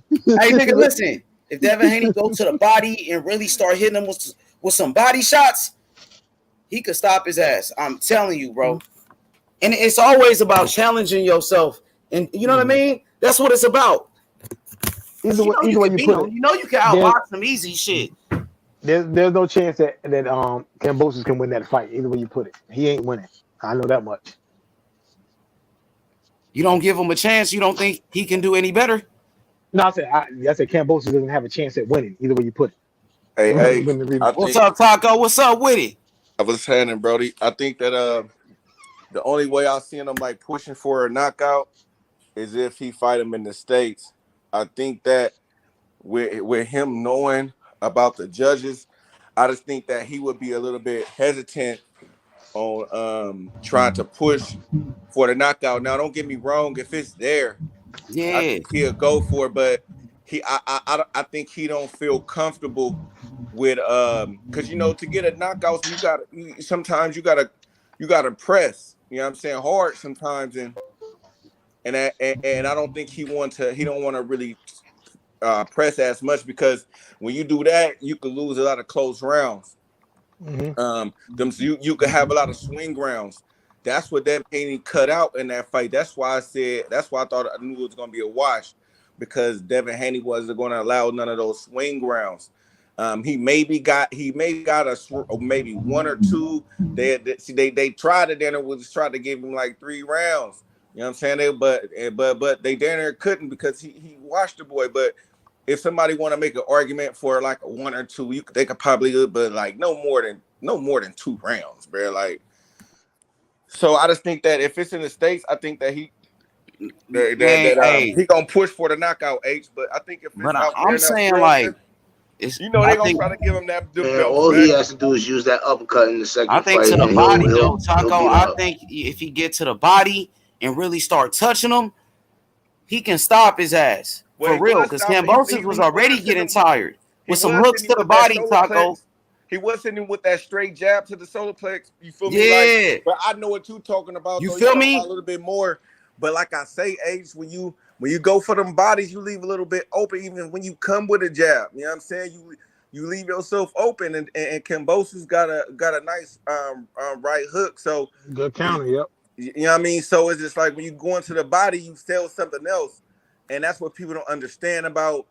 You know what I mean? That's why I be telling people it's different when you're going against Bud. You know what I'm saying? Like with the EJ and Bud fight, same thing. Like y'all say that body shit when he go to the inside, but y'all forget Bud is fast and he quick and he's got longer arms. So that counter is gonna be deadly when he drops that hand. He gotta drop the hand and go to a body. Oh, you can't nigga go jab and throw the hook to the body. Like, come on. Yes, you gonna have to leave your face open for the counter. You feel me? So you got to be careful. But that's why, I just think that if it's in Australia, I see him doing the same thing. If it's there, he take it. But I think that if they could get the fights to the States, I think he'll push for the knockout. I think all Haney needs to do in the second fight is do the same thing he did, but this time use that uppercut that they was telling you to use that you didn't use. Use it on him. Use it on him. Put that uppercut in Kambosos' face, because he had adjustment punch. He had uppercuts all night and he didn't even use it. He could have hit him anytime he wanted with that uppercut. He just didn't use it. Hey man, say that shit for the next fight. He just wanted to keep it simple, keep it basic. Get the belts, bring them back. Facts. You know what I'm saying? And that's how he got the win, and that was the important thing. Now I think that they should try to push to get this fight. I think that they should push to get this fight into the States, because I think that they could create and make more money that way. It's gonna be hard to sell, especially for the U.S. fans. Well, the timing would be okay, but it's gonna be kind of hard if they, you know what I mean. Niggas ain't gonna want to watch that shit, bro. I'm telling you, bro. A lot of people ain't gonna want to watch that fight, and it's gonna be hard to get the U.S. market to watch that shit. I think that's why I say they need to get that shit in the States where they could put the undercard. The undercard could be kind of fat. You feel me? They could put something together. If it's in Australia, it's gonna be hard to do the undercard. You know what I'm saying? Mm-hmm. Because they don't know a lot of fighters like that. Right. So to me, like they should try to bring it to the States, and then they can have the undercard kind of fat. It'll get a fan something that they'll want to see. You could put the kid Davis on that motherfucker. You could down there and get Shakur Stevenson on that motherfucker. Well, he's trying to be a headliner, not Shakur, but you could put Davis. You could put Big Baby. You feel me? They got a little. They got a lot of shit they could do.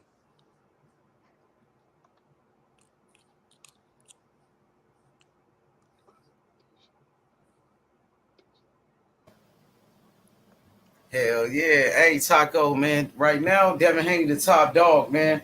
Top dog. Oh, one more thing, H. And for sure, once he get done with this Cambosa shit, man, his next fight for sure gotta be in a town, bro, or in San Francisco or something, bro. He gotta set the market. That's the perfect timing, bro. Nigga, like, hell yeah. You know, nigga, if niggas want to fight, you feel me? Nigga gotta come to your backyard, like, you feel me? You know what I'm saying? Had a town lit. You feel me? Yeah. Like, you feel me? To me, that'd be perfect for him. That's what I'm telling you, man. Man, if I was a part of if I was telling him part of the promotion team, he should try to get with the Warriors. I get with them motherfuckers, with the managers and shit. Yeah, he ready now for sure. You know He's the undisputed champion. They want him. Now everybody want him. You feel me? Ain't nobody sleeping on him now. Before they were sleeping on him. Yeah, man, come there with those belts. You feel me? Because this is gonna be over. That's why I said he should have came. He should have came at this game because I think it's gonna be over in 6. So Thursday it's gonna be over. You feel me? We celebrating. You know what I'm saying? If it's game 7, it's gonna be even better though. If you show up to game 7, they're gonna be fired. Oh yeah, no game 7. We wrap it up in Boston today. We're wrapping it up in Massachusetts today. We're lifting up that Nolan trophy Curry, today. he might, Hey guys. Man, hey, don't forget about game 6 Clay. Oh yeah, he came through.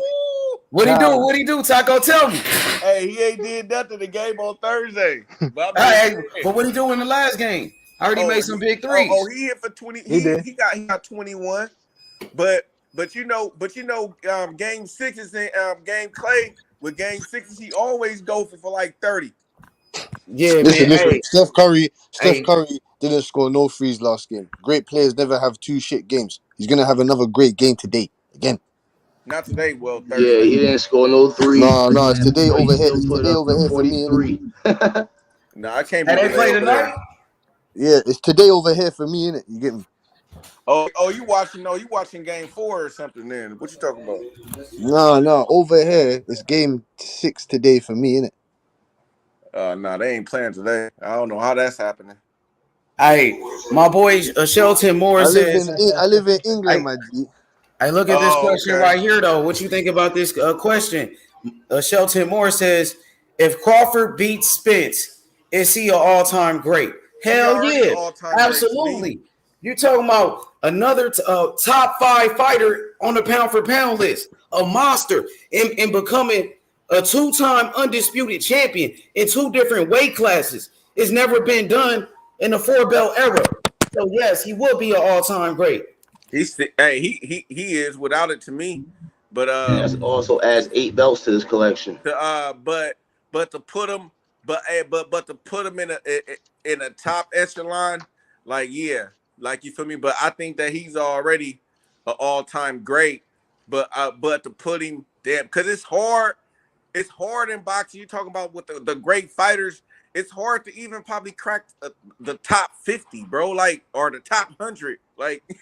It's so many fucking fighters, but to get, you know what I mean? If we want to just leave it at a top 50, I could squeeze in Bud in there if he was to accomplish this one for sure.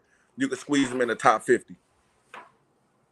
Y'all about to be out, fellas, but I'm happy. I'm glad y'all let me on y'all panel, man. Oh I yeah, no subscribe. doubt, man. I Hey, subscribe and I'll be coming back. I'll be for coming sure, back man. Make tomorrow sure whenever you y'all have come it. back, man. You already Most know. definitely. All right, man. I appreciate it, All fellas. right, good Peace. looking out. Yeah.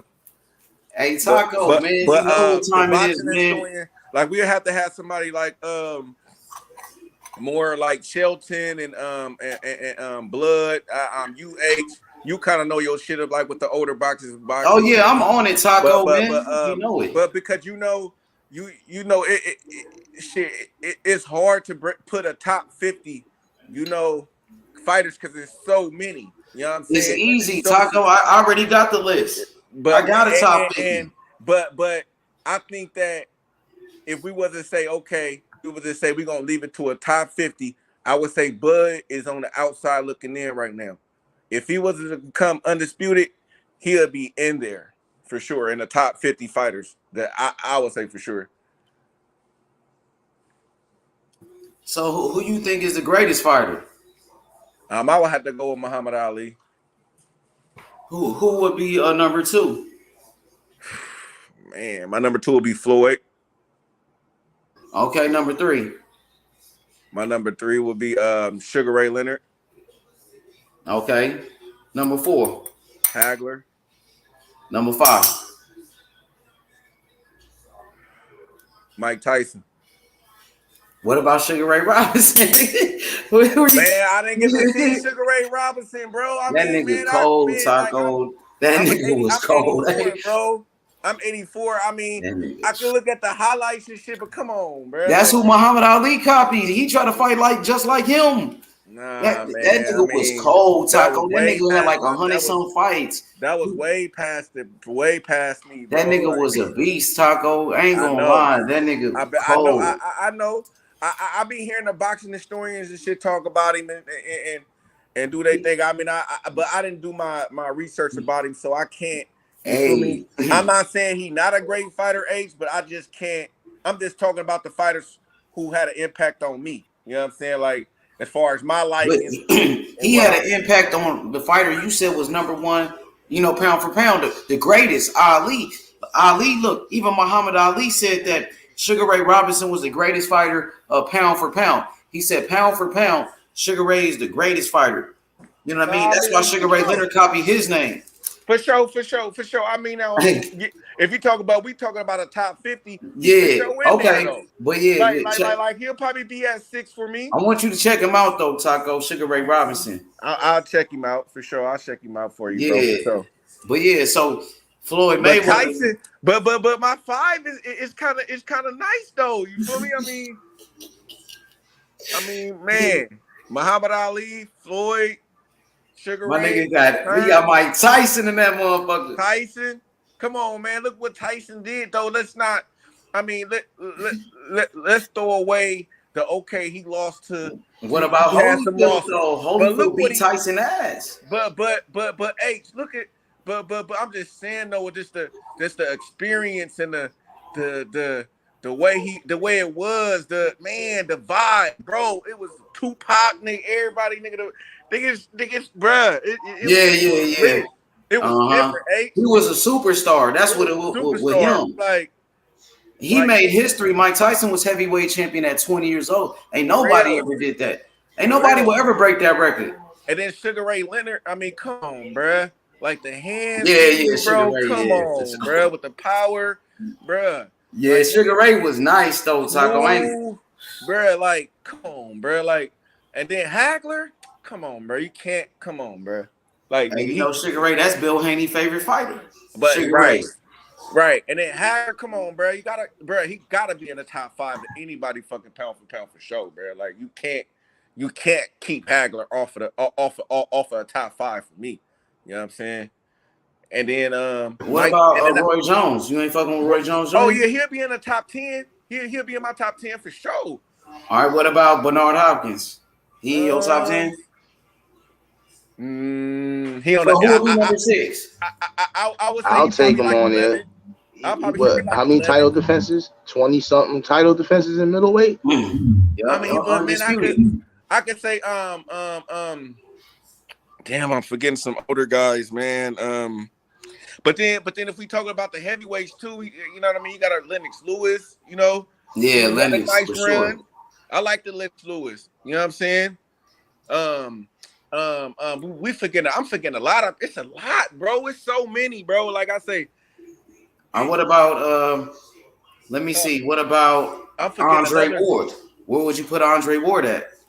Ooh, he'll probably be in the 20s, the 20 to 30 range. 20 to 30 range.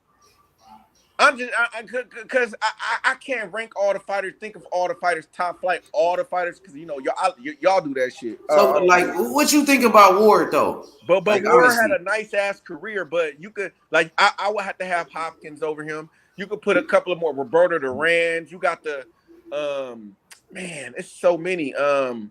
Sweet Pete Whitaker. You got a yeah, Pernell Whitaker for sure. Pernell Whitaker. You got a it's just so many, bro. Joe Frazier.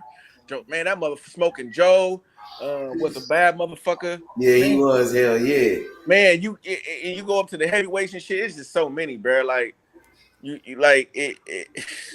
Man. Ask me though. All right, number 6. Let's go to number 6. We have number 5. I will put Roy Jones right there at number 6. Okay, Roy Jones at 6. Who you got at 7?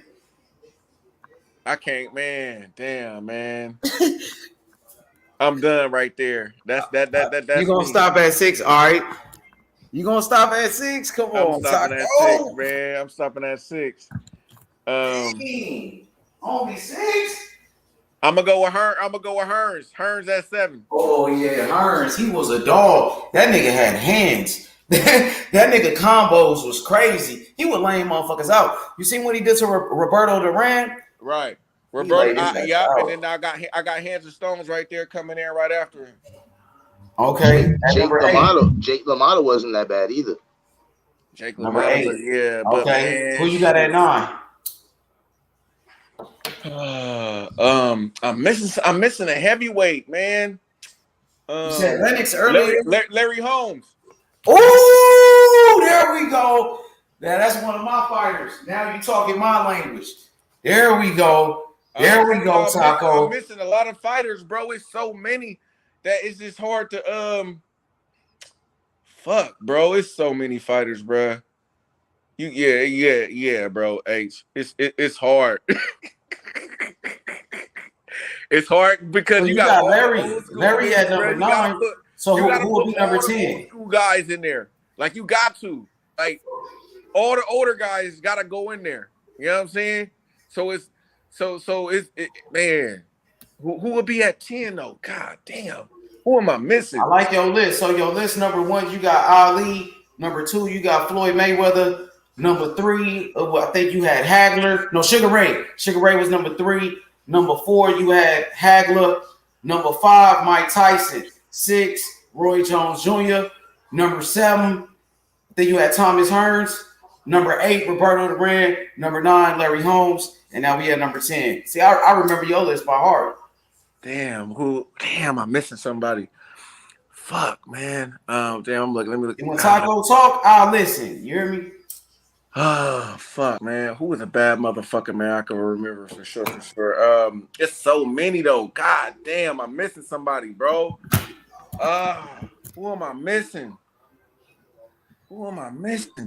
I'm missing a lot of motherfuckers. Salvador Sanchez wasn't bad either. Yeah, Salvador. Don't help him, dog. Don't help him. Let him come with his list. Fuck it. I'm gonna go. Y'all gonna go next? I'm gonna go right after him, though. I'm gonna go with damn. Nigga, the nigga Ryan Garcia coach. Oscar? Oscar. I'm gonna put Oscar right there. He's showing. Hey, Oscar was a bad motherfucker. He was like a five division champion, bro. Like I'm gonna put Oscar in there. But please, everybody, don't kill me. I know it's way more motherfuckers than Oscar. I wanted to I wanted for sure give my shout out, and I know it's a lot of bad other Mexicans I could have chose too. Yeah. Okay, that's a good list. Oscar to me, man, to me, he was a bad motherfucker, bro. He fought everybody though. Like, nigga got to give him his respect, bro. Like that nigga. He didn't go out like no bitch. He ain't never had no bad fights. He had a couple of but that nigga was going all out, bruh. Like that nigga was a nigga, bruh. Real shit. So for sure. That's a good list right there. So ask me. Let me get up in there. God damn. All right, yeah, for sure. I'm glad I'm done. Hey, please don't get on me on my list. That's BC. Go ahead. Ace, who you got? All right, number 1, I got Muhammad Ali. You got to. Number 2, I got Sugar Ray Robinson. Number 3, I got Floyd Mayweather. Number 4, I'm gonna go with Number 4, I'm gonna go with damn. That's what I'm saying, bro. It get dicey. You gotta remember all the old guys. That's what I'm saying. Like you gotta remember because you want to get some of the new guys they pub, but it's like it's so many older guys that did so much that is just, man, we missing a whole lot of people, bro. Like that. Like that's why I say I need a just an OG on here just to remind me of a couple of more niggas, bro. Like, cause I don't know. I remember motherfuckers, but I don't remember everybody. And you know what I mean, the mainly people I can remember, mainly people I put on there was the people that like made an impact on me and that I really seen and watched and kind of like not covered, but just watched a lot and seen a lot of. But I know it's a lot more guys for sure, and that had good careers too. Because back then a loss didn't fucking stop your career. Man, where my brother Blood boxing in this motherfucker, man? Where Blood at, man? Shit, this nigga will be perfect for this shit. Hey, man, this bear fighters, man. Man, who y'all? But shit, H must have dropped off for a second, man. Who you got, man? Somebody give me that. Give me a top 10 if they can give one off the dome. Boy, I got my obviously Muhammad Ali. To me, obviously, is number 1. You feel me? Gotta put him on. For sure. Boy, that's what I'm saying to you. Then it starts to get hard after that, man. Man, it starts to get fucking hard after that, man. Yeah, because if you want to go by accomplishments or skills, like I don't know, like right. I totally dig what you and that's what I'm saying. Like, you know, my list probably pissed a lot of people off. Like, yeah, because I don't know how you put Oscar De La Hoya. I don't know how you put Oscar De La Hoya fucking in front of guys like Harry Grebe. You get me? The Joe Gans, the Sam Langfords, Gene Tunneys, the Rocky Marciano. You get me? Jimmy Wild. Come on, bro. I ain't see that. Mickey Walker. Julio. Do you say Julio Cesar Chavez? I know, but I'm just okay, bro. I ain't really Barney, there's bad guys. like Barney that, Ross. Bro. I'm just saying though, I knew of him, but I didn't really watch him like that. I actually seen Oscar though. That's what I'm telling you with my own 2 eyes. Like I seen this nigga, bro. Like, so I can't go off of people I heard of that was nice. I only could go off of people to me in my eyes I know about. You know what I mean? So to me, Oscar had a great ass career, bro. That nigga was a bad motherfucker, bro. That's one thing you can't tell me this nigga couldn't fight, bro. Y'all can't, like, you could take his whatever he do outside the ring and you know, him managing fighters and shit. But as far as him fighting, that nigga was a bad motherfucker. He was a bad Mexican, bro. Listen. Did you have Sugar Ray Robinson in your list before? Nah, I didn't really. Oh, I didn't. Sugar Ray number 2 on my list.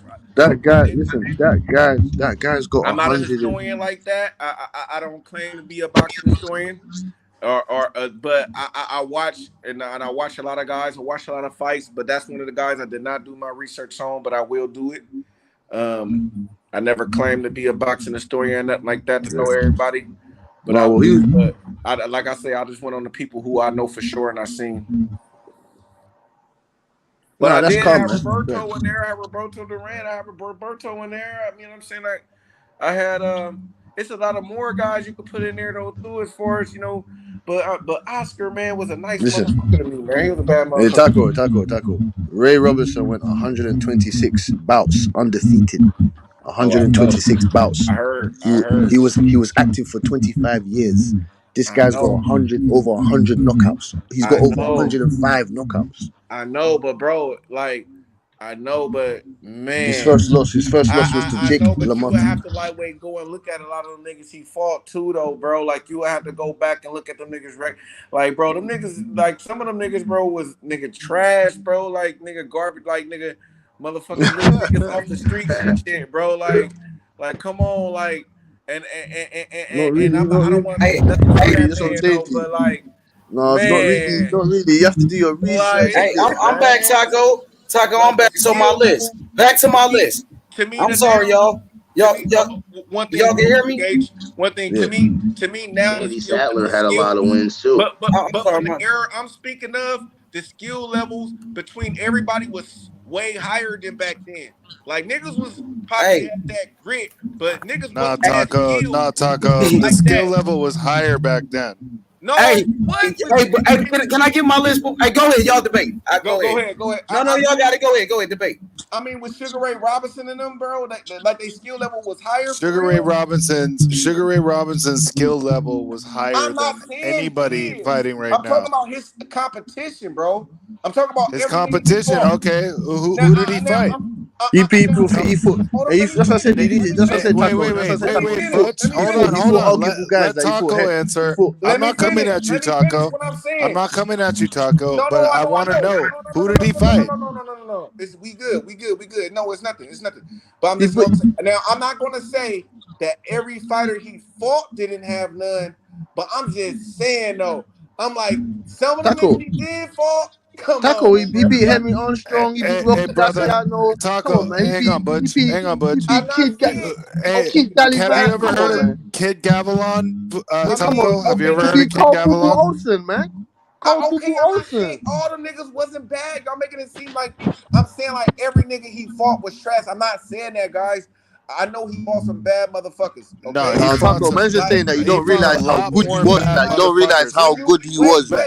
when you say he won like 100 and something fights, I'm like nigga, pop, give me a 126 fights in a row. pop. Okay, but like I bet you nigga half of them And niggas beat a he could gang have of beat Hall of their ass, Famers. nigga. Like nigga, real shit. Like come on, bruh. Like No, He's all he got a them beat a batch niggas of gang Hall of of Hall of Famers, though. He's got a Famers. batch of Hall of Famers on his resume, though, man. He's got a batch of Hall of Famers on his resume. He's got guys like Carmen Basilio on his resume, man. More than any of the guys that you named that were modern fighters, he's got more Hall of Famers on his resume. Randy okay. Turpin. Randy I Turpin. He mean, was a come good fight. on, He's bro. a Randy Like Turpin. how hard probably was it to get into the Hall of Man? Like, I don't know, bro. No, it I ain't was a much boxing harder. historian like that, so I The can't really standard of speak the on Hall it. of Fame Like, has gone I way don't want down to since they let Gotti in. wait, because y'all not talking to somebody that really is a boxing historian. Remember that. So I'm gonna stay in my place. Hey, look, I take y'all word for it, but I'm just saying that, like, come on, like, I got the best top 10. Wait until y'all hear my list, bro. go Wait ahead. until y'all hear my list, Haplo. Go ahead, Haplo. I want to hear your Go list ahead. because I Hey, need a good laugh, Haplo. I want to hear your list because I know it's going to give me a good laugh. Go ahead. I put my list in the chat. It's Ray Robinson, Langford, Greb, Ali, Armstrong, Archie Moore, Canzaneri, Benny Leonard, Maxie Rosenblum, Joe Gans. That's the top 10. Hey, and you see, man, he got all That's the a good old laugh. guys I in there, need. and I Thank can you. read the It's second. only a good laugh because you don't know what you're talking about. Right. You can laugh. You know what? Go ahead. Bro, wait a minute. And that's not a shot to you though, because I want to commend you because, and this is what I was saying because I don't know everybody. You feel me? And I'm like, I know I'm missing a lot of people. You know what I'm saying? No, So Taco. The reason I jumped on is because you said Blood Boxing. You wish he was here, but me and Blood, we talk all the time, okay, and we've talked about this for years, bro, since 2006. Who are the top 10? So, like, Wait, hey, now I you're know some talking of the to me people. about it. Now you're talking to me. No, I'm talking to no. Taco, Yeah, I'm and then you talking to you. jumped Well, I'm on. talking to you. How about Okay, that? well, Yeah, I'm you can talking talk to to you, me. Pablo. Are you trying to argue? No, I'm I gave talking to my you. What's wrong? top I can't 10. talk to you. Dang. No, you could Why you talk to being me. sensitive, bro? No, I'm Dang. I not was being just. sensitive.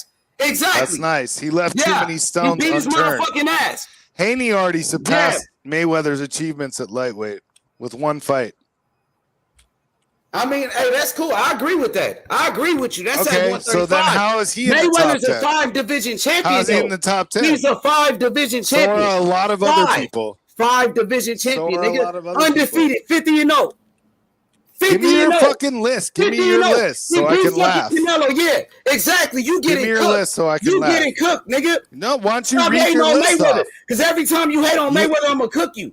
Hey, bro, Every time. you already took You're not- 10 minutes Now to take go this fucking L. do some Take this research. L, my Why nigga. don't you give us our Yeah, list? you got beat. You got beat. Yeah, give us our list. You got beat H-Money. already. Yeah, tap no, out. I didn't get beat. You quit. You quit. I You made wish. you quit. You heard that he's done. If you dream He's that you finished, beat done. me, you better wake up Knockout. and apologize. That's a knockout. That's if you a ever fucking dream you knockout beat right me, there. you better You know wake what I'm up saying? and apologize. Easy work. Easy work, Cappy. Easy work. Whatever, H-Money. Hey, man. Hey, but let me give my list real quick because I know you Go gonna hate on ahead me. so I can 'Cause laugh. You a hater. You a hater. Nah. I You want to got hear cooked. it so I can laugh. So you let me cook you. Go ahead. Fucking say your list. God damn. I got you. I got you. So number one, we got Sugar Ray Robinson. Sugar Ray Robinson, number one. Number two, agree.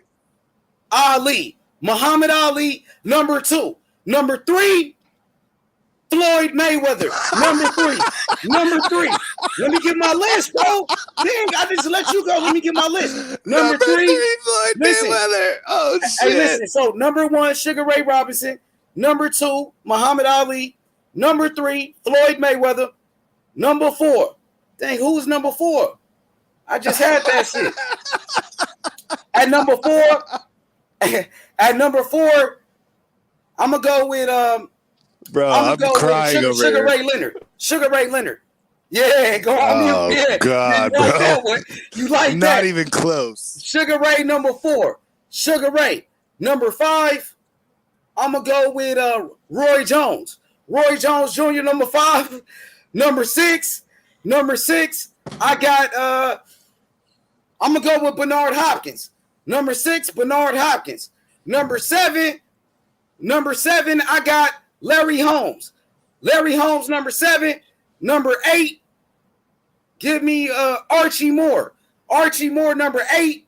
Number nine, give me Lennox Lewis. Lennox Lewis, number nine. Number 10, damn, number 10 is tough. Number 10 is tough. I'm going to go with Pernell Whitaker, number 10. So that's my list. All right, bro. If that list was...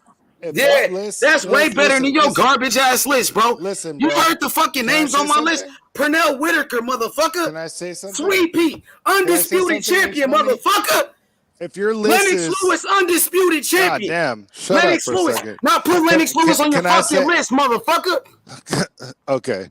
If your list Henry is Armstrong. if your list is the best guys in the last 50 years, that's a pretty good list. What about Sugar Ray though?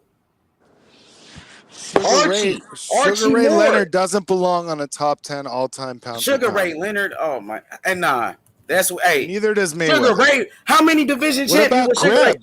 Well, where's Greb on your list? Where's Langford? Yeah, Langford. Yeah, Langford. Yeah, you right. Yeah, Langford. Who else? You said but Langford for sure. Langford, Greb, Benny Leonard. What about Henry Armstrong? Henry Armstrong was fucking number 3 on my list, bro. You got fucking Mayweather. That's a joke. He hit 50-0 though. Fuck that. Fucking Armstrong ran. Yeah, even Julio Cesar Chavez. But Aaron Pryor though, that's another fighter. See, we got to do like a top 20 or something like that. You got to split it into eras. H-Money. I understand what you're saying. Aaron Pryor. These are he guys deserves that to be on the people list. know. But if you don't know Canzoneri, you don't know Benny Leonard, you don't know fucking. I know Archie Benny Moore. Leonard. Come on, bro. Don't play me like bro. that. Those guys are Well, above Sugar Ray Leonard, all Sugar Ray the Leonard has a guys good that case you're though. mentioning. No, Sugar Ray Leonard has a good case of doing top 10 though. No, 100%. not with 30 fights, bro. No, he's come he's on, got bro. 7. No, but he's got 7 championships in 5 weight divisions. Hey, if you're bro. talking, hey, Butch Cassidy, if you're talking about signature victories, Hey, Sugar don't Ray say his Leonard name is like you number calling 1. him out, bro. That sounds like a call out, bro. I'm not calling him out. Okay, just Shit. watch it, bro. I'm Watch just, who you call I'm out. not gonna watch it. I'm not Yeah, fucking just scared watch of yourself, nobody. bro. Just be careful. I'm not That's all scared I'm of saying. you You know or how that Butch shit go, Cassidy. little guy. You know how that shit go, Cappy. Little guy. You know how that shit All go. right, H You know Funny. how that shit All go, right, H Cappy. Funny. Because you just All right. lost the debate. All right, no, I didn't just lose bodied any you, debate. bro. You No, forgot you that didn't. quick. You just your lack of Yeah. knowledge, bro. Come on, your That easy you work, bro. yourself. Floyd Yeah, Mayweather is not in the Haplo. fucking He's You definitely top taught it top 10 with his yourself. That's a resume, man. joke. Floyd He's got Mayweather signature not in the victories. top 10. Wilfred That's a fucking Benitez, joke. Tommy's You Hearns, gotta lie. Hagler, He's got the Your signature list is victories full of for hate. sure. Your list is Cassidy, full of hate. for sure. Your list is full of hate, buddy. No, I know my what you mean, list though. is full of full of hate. I gave me facts. split hairs. I know what you mean, though. Listen, my boy No Cap Leonard- said he got Mayweather Sugar number Ray- one. No Cap God said he damn, got stop Mayweather number interrupting one, though. H Money. Let me just Hey, say what I want you to think say. about his list? He got Mayweather number one. So you mad Who at got- him? Who got Mayweather number one? My boy No Cap. Okay, No well Cap, that's he okay. doing no every cap. night. Let's no cap. Hey, No cap. Come and everybody dispute can Yeah, have that. their No own Cap, come list. over here, bro. Come But and no cap, dispute that. no No cap cap. Come and dispute. obviously doesn't know like these other fighters, bro. No, but listen, Obviously. Crazy. Haplo. Listen to this. Listen, Yeah, hey, Melvin's my got, list he's way got a better case. than your list. Listen Hey. to my list, dog. I got motherfucking Sugar Ray Robinson, dog. I got Muhammad Ali, Floyd Mayweather, bro. Your You know what I'm list is a saying? The good TBE, list for like the TBE, 1960 50 and 0 Money Mayweather. Number No, 4, 1940 on. Sugar Ray Leonard, number 4. Number 5, nigga, I got motherfucking Sugar Ray Leonard, number 5. You understand me? No, hey, now Roy Jones Jr. Roy Jones, hey, listen to me, bro. My boy No Cap in the building. No Cap, man. What you think about this? Because, hey, your name is No Cap. You know, he go by Haplo, but I call him Caplo. You know what I'm saying? He been doing a lot of capping, but see, I call him H I Funny. said he been doing a lot of capping. And I call him H Funny. because you hate Melvin's You said listen. he been doing, Melvin's, he's got. Haplo, he said you doing a lot of capping. You heard that? Yeah, and I said you're H Funny. You gotta get him. Hey, Melvin's got a good case. He's got 8 chips in 5 weight divisions now. He's got 8 chips in 5 divisions. I told you, be careful, bro. I was warning you. I warned you. Case for He's what? won multiple world titles. He's won multiple world titles in 3 weight divisions, man. Hey, let my boy No Cap get in there. You said he been doing a lot of capping. Yeah, because Mayweather is the best boxer of all time because he can do it all in the ring. He could do any. He could brawl. He could box off the. He could fight off the ropes. He could fight in the pocket and not get hit. He could motherfucking run and outpoint a motherfucker if he got to do it. He could beat. He done beat motherfuckers with a broken hand. He done beat motherfuckers with a dislocated shoulder with a rotated cuff. Bro, you got to understand, but you don't understand. Mayweather Cap. Mayweather fought in that I era. don't understand. No, I Better think you because don't all the fighters came before him, and he has all that old school knowledge from. He doesn't have that. No. Yes, he does, bro. Nah, He's tripping, dude. He's got an old style. Ray Leonard would have. He doesn't have an old style. His style is new. He the only person with that style ever in boxing history. New? Bro, yes, you don't know. it's a Look, combination of all the I don't want to disrespect. I don't want to disrespect. I don't want to disrespect No Cap, but No Cap doesn't know what he's talking about. I told you about It should be no knowledge. No knowledge and H Funny. Division world champion. No knowledge and H Funny. Beat your favorite fighter, Manny Pacquiao. When Floyd Mayweather beat the shit out of Manny Pacquiao. No knowledge and H Funny. Hey, tell him what happened. Tell him what happened when he got his ass whooped. Tell him. Tell him. Tell me what happened when he got his ass whooped by Castillo. Yeah. Tell me what happened there. What happened when he got his ass whipped by Maidana? What happened when he got his ass whipped by Maidana? You a casual. Remember this day. What happened when he got his ass whooped? He got a casual. How you gonna get his ass whooped when he's 50 and 0? He got his ass whooped by Maidana and Castillo. Fighting both fights. Do you looking at when you watch boxing? See this hate with Mayweather. This I know because this type of hate is not even rational, dude. It's not even rational, bro. Dude. Like, you know what's not rational? Your lack of knowledge. And H Money thinks it's funny. I think he's laughing at you. You haven't displayed any knowledge. You just say some names because you really? No, I can display some knowledge. You never seen none of them dudes fight. Have you ever heard of Harry Grab, sir? Some footage of somebody better than Mayweather. Have you ever heard of Harry Grab? Yes, he not better than Mayweather, dude. Okay, Harry Greb went 45-0 in 1 year, beating several Hall of Famers. We didn't say nothing about the record. Yeah, Harry Green was a monster, man. He was world middleweight champion, man. From about 1914 to about 1925. You just can't. 1913 to about 1925. Am I wrong? Hey, Floyd Mayweather 50-0 TBE, man. The best ever, man. The best ever TBE. Jimmy We all know who the Jimmy TBE Wild. is. Money Mayweather, bro. That's why he beat your boy Manny Pacquiao. Remember, he beat the fuck out of Pacquiao? Remember It's money. I didn't bring up Pacquiao. You keep bringing up Pacquiao. Bro, fucking Jimmy Wild went over 100 fights in a row undefeated. Let me rebut that old school shit with all them fights. You got to think, Mayweather, when he first turned pro, he had 17 fights in 1 year because he was trying to get to the belt. You know what I'm saying? He had 17 pro fights in 1 year. That was great. So lots of other guys had more. Okay, once he reached the top, when you at the top, you don't fight as often anymore because the boxing business is different than it was back then. That's what makes it impossible for him to be number one. Skills. This box sport is about skills. Mayweather's the best because he's there's better guys. Boxer in the history. Than him. He has more times than any boxer in history. Everyone on my list has better skills than Mayweather.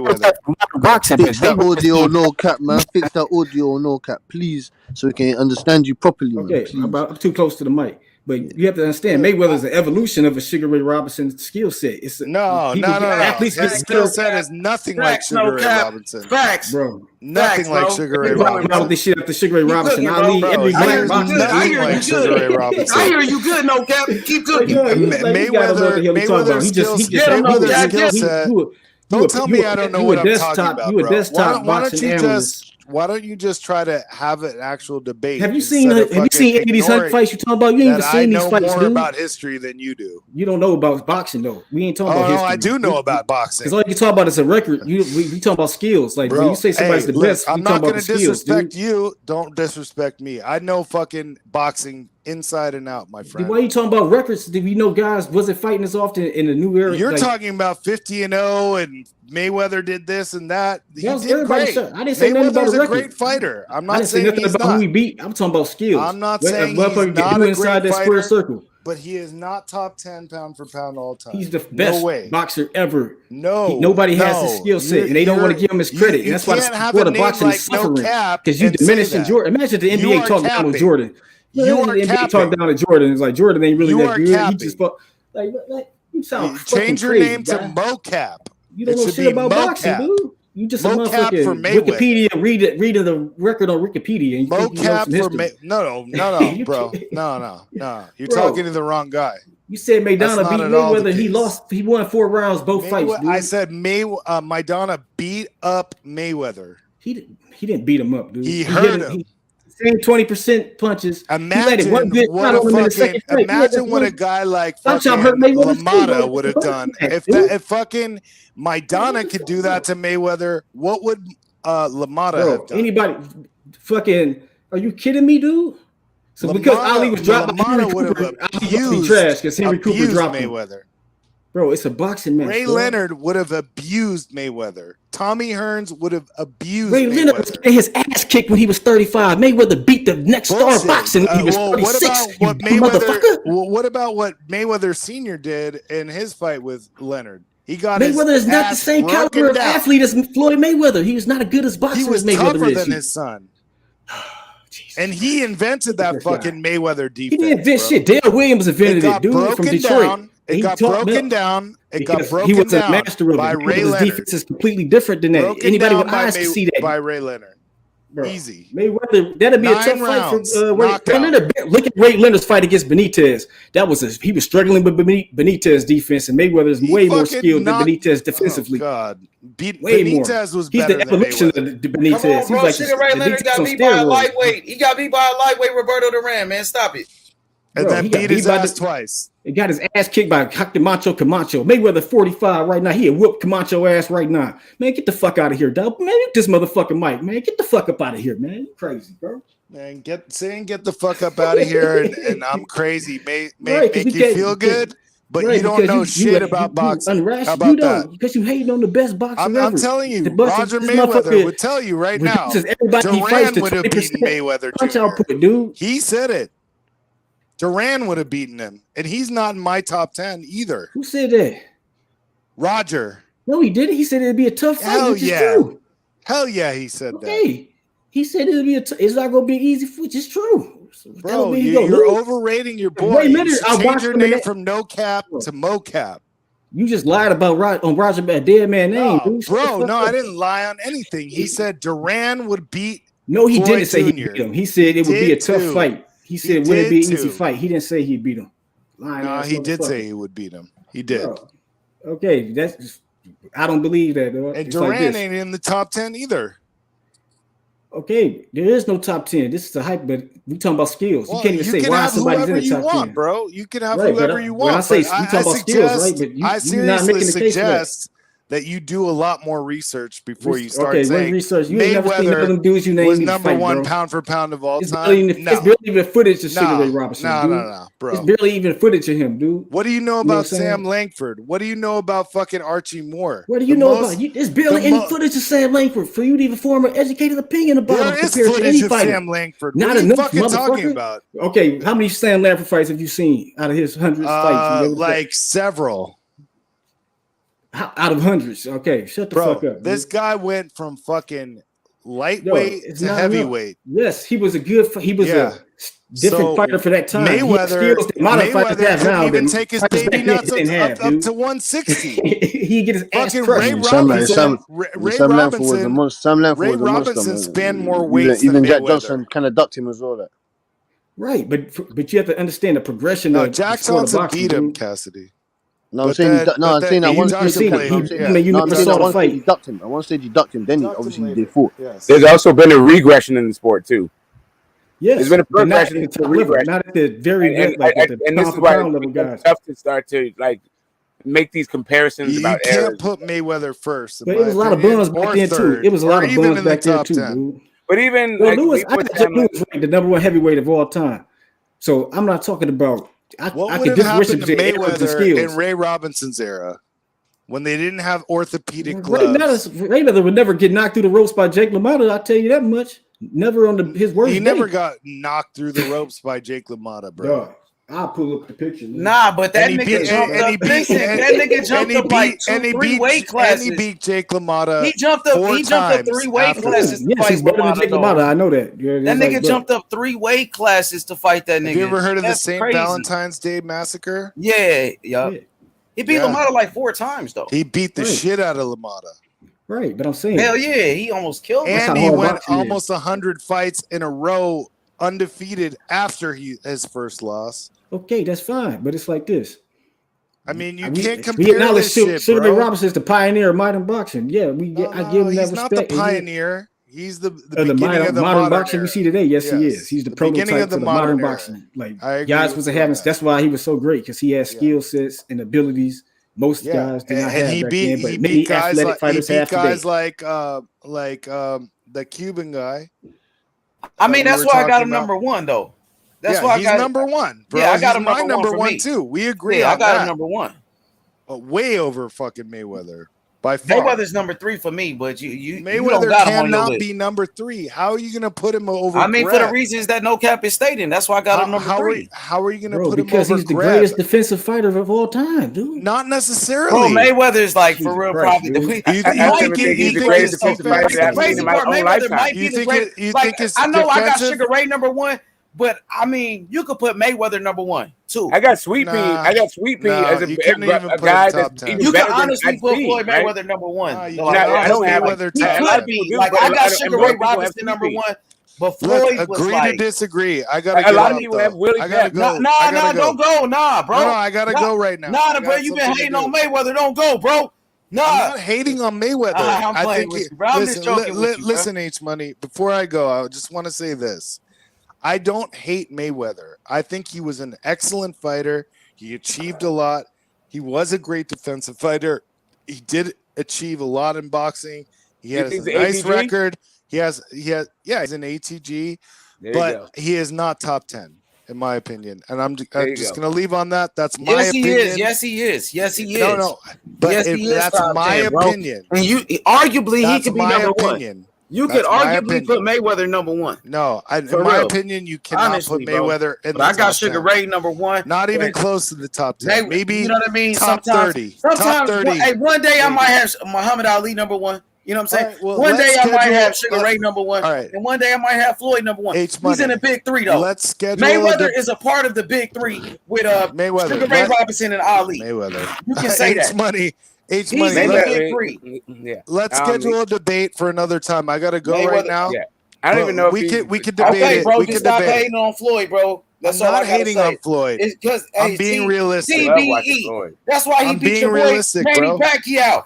When he beat your boy Manny Pacquiao, you keep bringing up and you Pacquiao, guys bro. made I haven't excuses brought up talking about a shoulder injury. I remember those excuses. I gotta go, H. Bye. All right, peace out, boy. Peace out. Yeah, hell yeah. So, yeah, man. Back to my list, though. So, number one, I got Sugar Ray Robinson. Number two, Muhammad Ali. Number three, Floyd Mayweather. Number four, Sugar Ray Leonard. Number five, Roy Jones Jr. Number six, damn, who was number six? Shit. Okay, number six, I'm going to put Bernard Hopkins. Number seven, I'm going to go with Archie Moore. Number 8, Larry Holmes. Number 9, Lennox Lewis. Number 10, Pernell Whitaker. What y'all think about that? Y'all fucking with it? This is solid on I this think list. that you got everyone. The only person, I mean, it's hard, right? You have Roy Jones in there. Yeah, Roy Jones number 5 though. Oh, James Tony beat Roy Yeah, Roy Jones. Jones, Right? nigga, went all the way up to I know Roy heavyweight. Jones beat him. He was I know he did. undisputed light heavyweight I know. champion. I'm not even talking about accomplishments. I'm just talking about, like I'm a skills guy. Wait, you but put Roy him Jones over guys was like athletic Julio guy, Cesar right? Chavez? Yeah, yes. Roy Jones Jr. was number a good one list. pound for pound. Chavez was good too, but come on, bro. We know Meldrick Taylor did beat him, bro. Let's be honest, bro. Chavez, six world champions. Yeah, it's Sweet Pea beat him. Three divisions. Pernell's on my top 10. I got Pernell on Yeah, there. I got Pernell. I got a Pernell higher than Floyd. But that's just me. Chavez 6 world Right, championships in 3 weight divisions, man. But at the same time, I like Floyd a little bit more than I like watching Sweet Pea. And I don't know, man. And Floyd didn't have that downward spiral at the end of his career, the way that Sweet Pea did. That's because Sweet but Pea Muhammad relied on Ali his is my athletic number one ability. guy. Regardless of all this shit, Muhammad Ali is number one for me. If we're going, and your list had a whole bunch of people that I saw. The only person that you had on there that I didn't see was Archie Moore. And yeah, I could see how you'd put him on this list, but I feel like that's a different list of people. Like when I start going through like historical records and like, I don't know, different eras kind of shit. But yeah, for me, none of these guys can hold a candle to Ali. It's really not even close. Like if you talk about who had the greatest events, who had the greatest fights, it's Ali hands down. He got the most famous he got the Rumble in the Jungle and shit, Thriller in Manila. He got all these fantastic fights. He fought he had fought the toughest era in heavyweight to me in history. Yeah, he fought fucking everybody. He just went through fucking hell to do it. He ain't never been knocked out. To be no real and fight the people he fought and never been knocked out. That man fucking chin is made out of fucking concrete, bro. Yeah, he was whooping dudes with Parkinson's. Man, I gotta get Aaron Pryor on my list somewhere, man. That boy. Aaron Pryor is the best 140 pounder ever in my book. I think he would have beat the He's entire one of the fuck out greatest of fighters ever. And Marvin Hagler, damn, it's a lot of guys. I forgot about Hagler. Yeah, you left out some. I mean, but you only put in 10, right? I mean, it's kind of like you can squint and you switch up. With all these fucking boxers, man, has been greats, and we've been lucky to see him. Like, I mean, you said Sugar Ray Robinson number 1. That's another guy I didn't see. So, I don't know, man. I see. I feel it. I felt your list. I didn't feel like it was like inappropriate, but just to me, like the idea that Floyd Mayweather is better than Muhammad Ali is some fighters that bullshit we've Floyd seen, Mayweather like, watch, will tell like- Stephen A. Smith. And if you Hey, fucking feel like you can believe that shit, then okay, whatever. Hey, Smoke, you want to make the list like about the fighters that we seen and shit, fighters that we watched? I mean, that's more understandable. Like you get me. I feel like that's my thing. Like if no I'm cap going to list. talk about my favorite fighters, sense. that's easier than trying to like sift through 140 years of fucking fights and all that shit. You know, like George Yeah, Dixon man. was fighting fights to the death with fucking metal gloves and spikes and shit. Like, I don't know.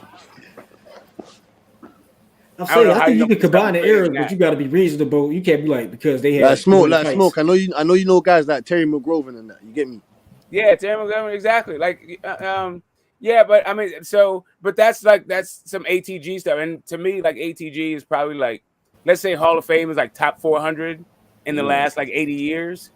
Right, that's like Hall of Fame shit. That's the top 400 shit, and then within the Hall of Fame list, you got like the top 100 guys that are in the Hall of Fame. That's like ATG, and you put that guy in there.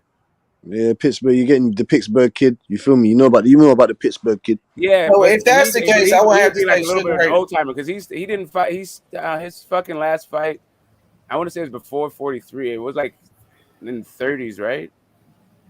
I Yeah, I mean, think so. Yeah, I think Right. so. I think it was So in the it's kind of 40s. like 40s, 30s. that's a different era kind of shit. what That's about like the old Ali? timer shit. A lot of people watched Ali fight though. Yeah, I'm saying I did. Well, Ali's number one. Credit Which that. fight you seen, Smoke? You remember I live? started with Rumble and Juggle. That's my introduction to boxing. Man, I fucking almost cried when he lost to fucking Leon Spinks. Then I cheered when I watched. Then that's when they had boxing on regular TV. So I watched that shit on CBS. It was 15 rounds and stayed up for it. I was, You watched all of his fights, Smoke, like back then? I mean, I don't know about all of them, but I saw like here and some there, of those right? fights, So my family, because Bay Area was a thing about boxing. So George Foreman was out Smoke here some of the boxing. fights like after that. Because Say he said again? the Rumble in But the to me, Jungle Ali after that. Prime was in the Yeah, 60s, though. yeah, You He know fight what I'm saying? the Thriller in Manila was after that, wasn't it?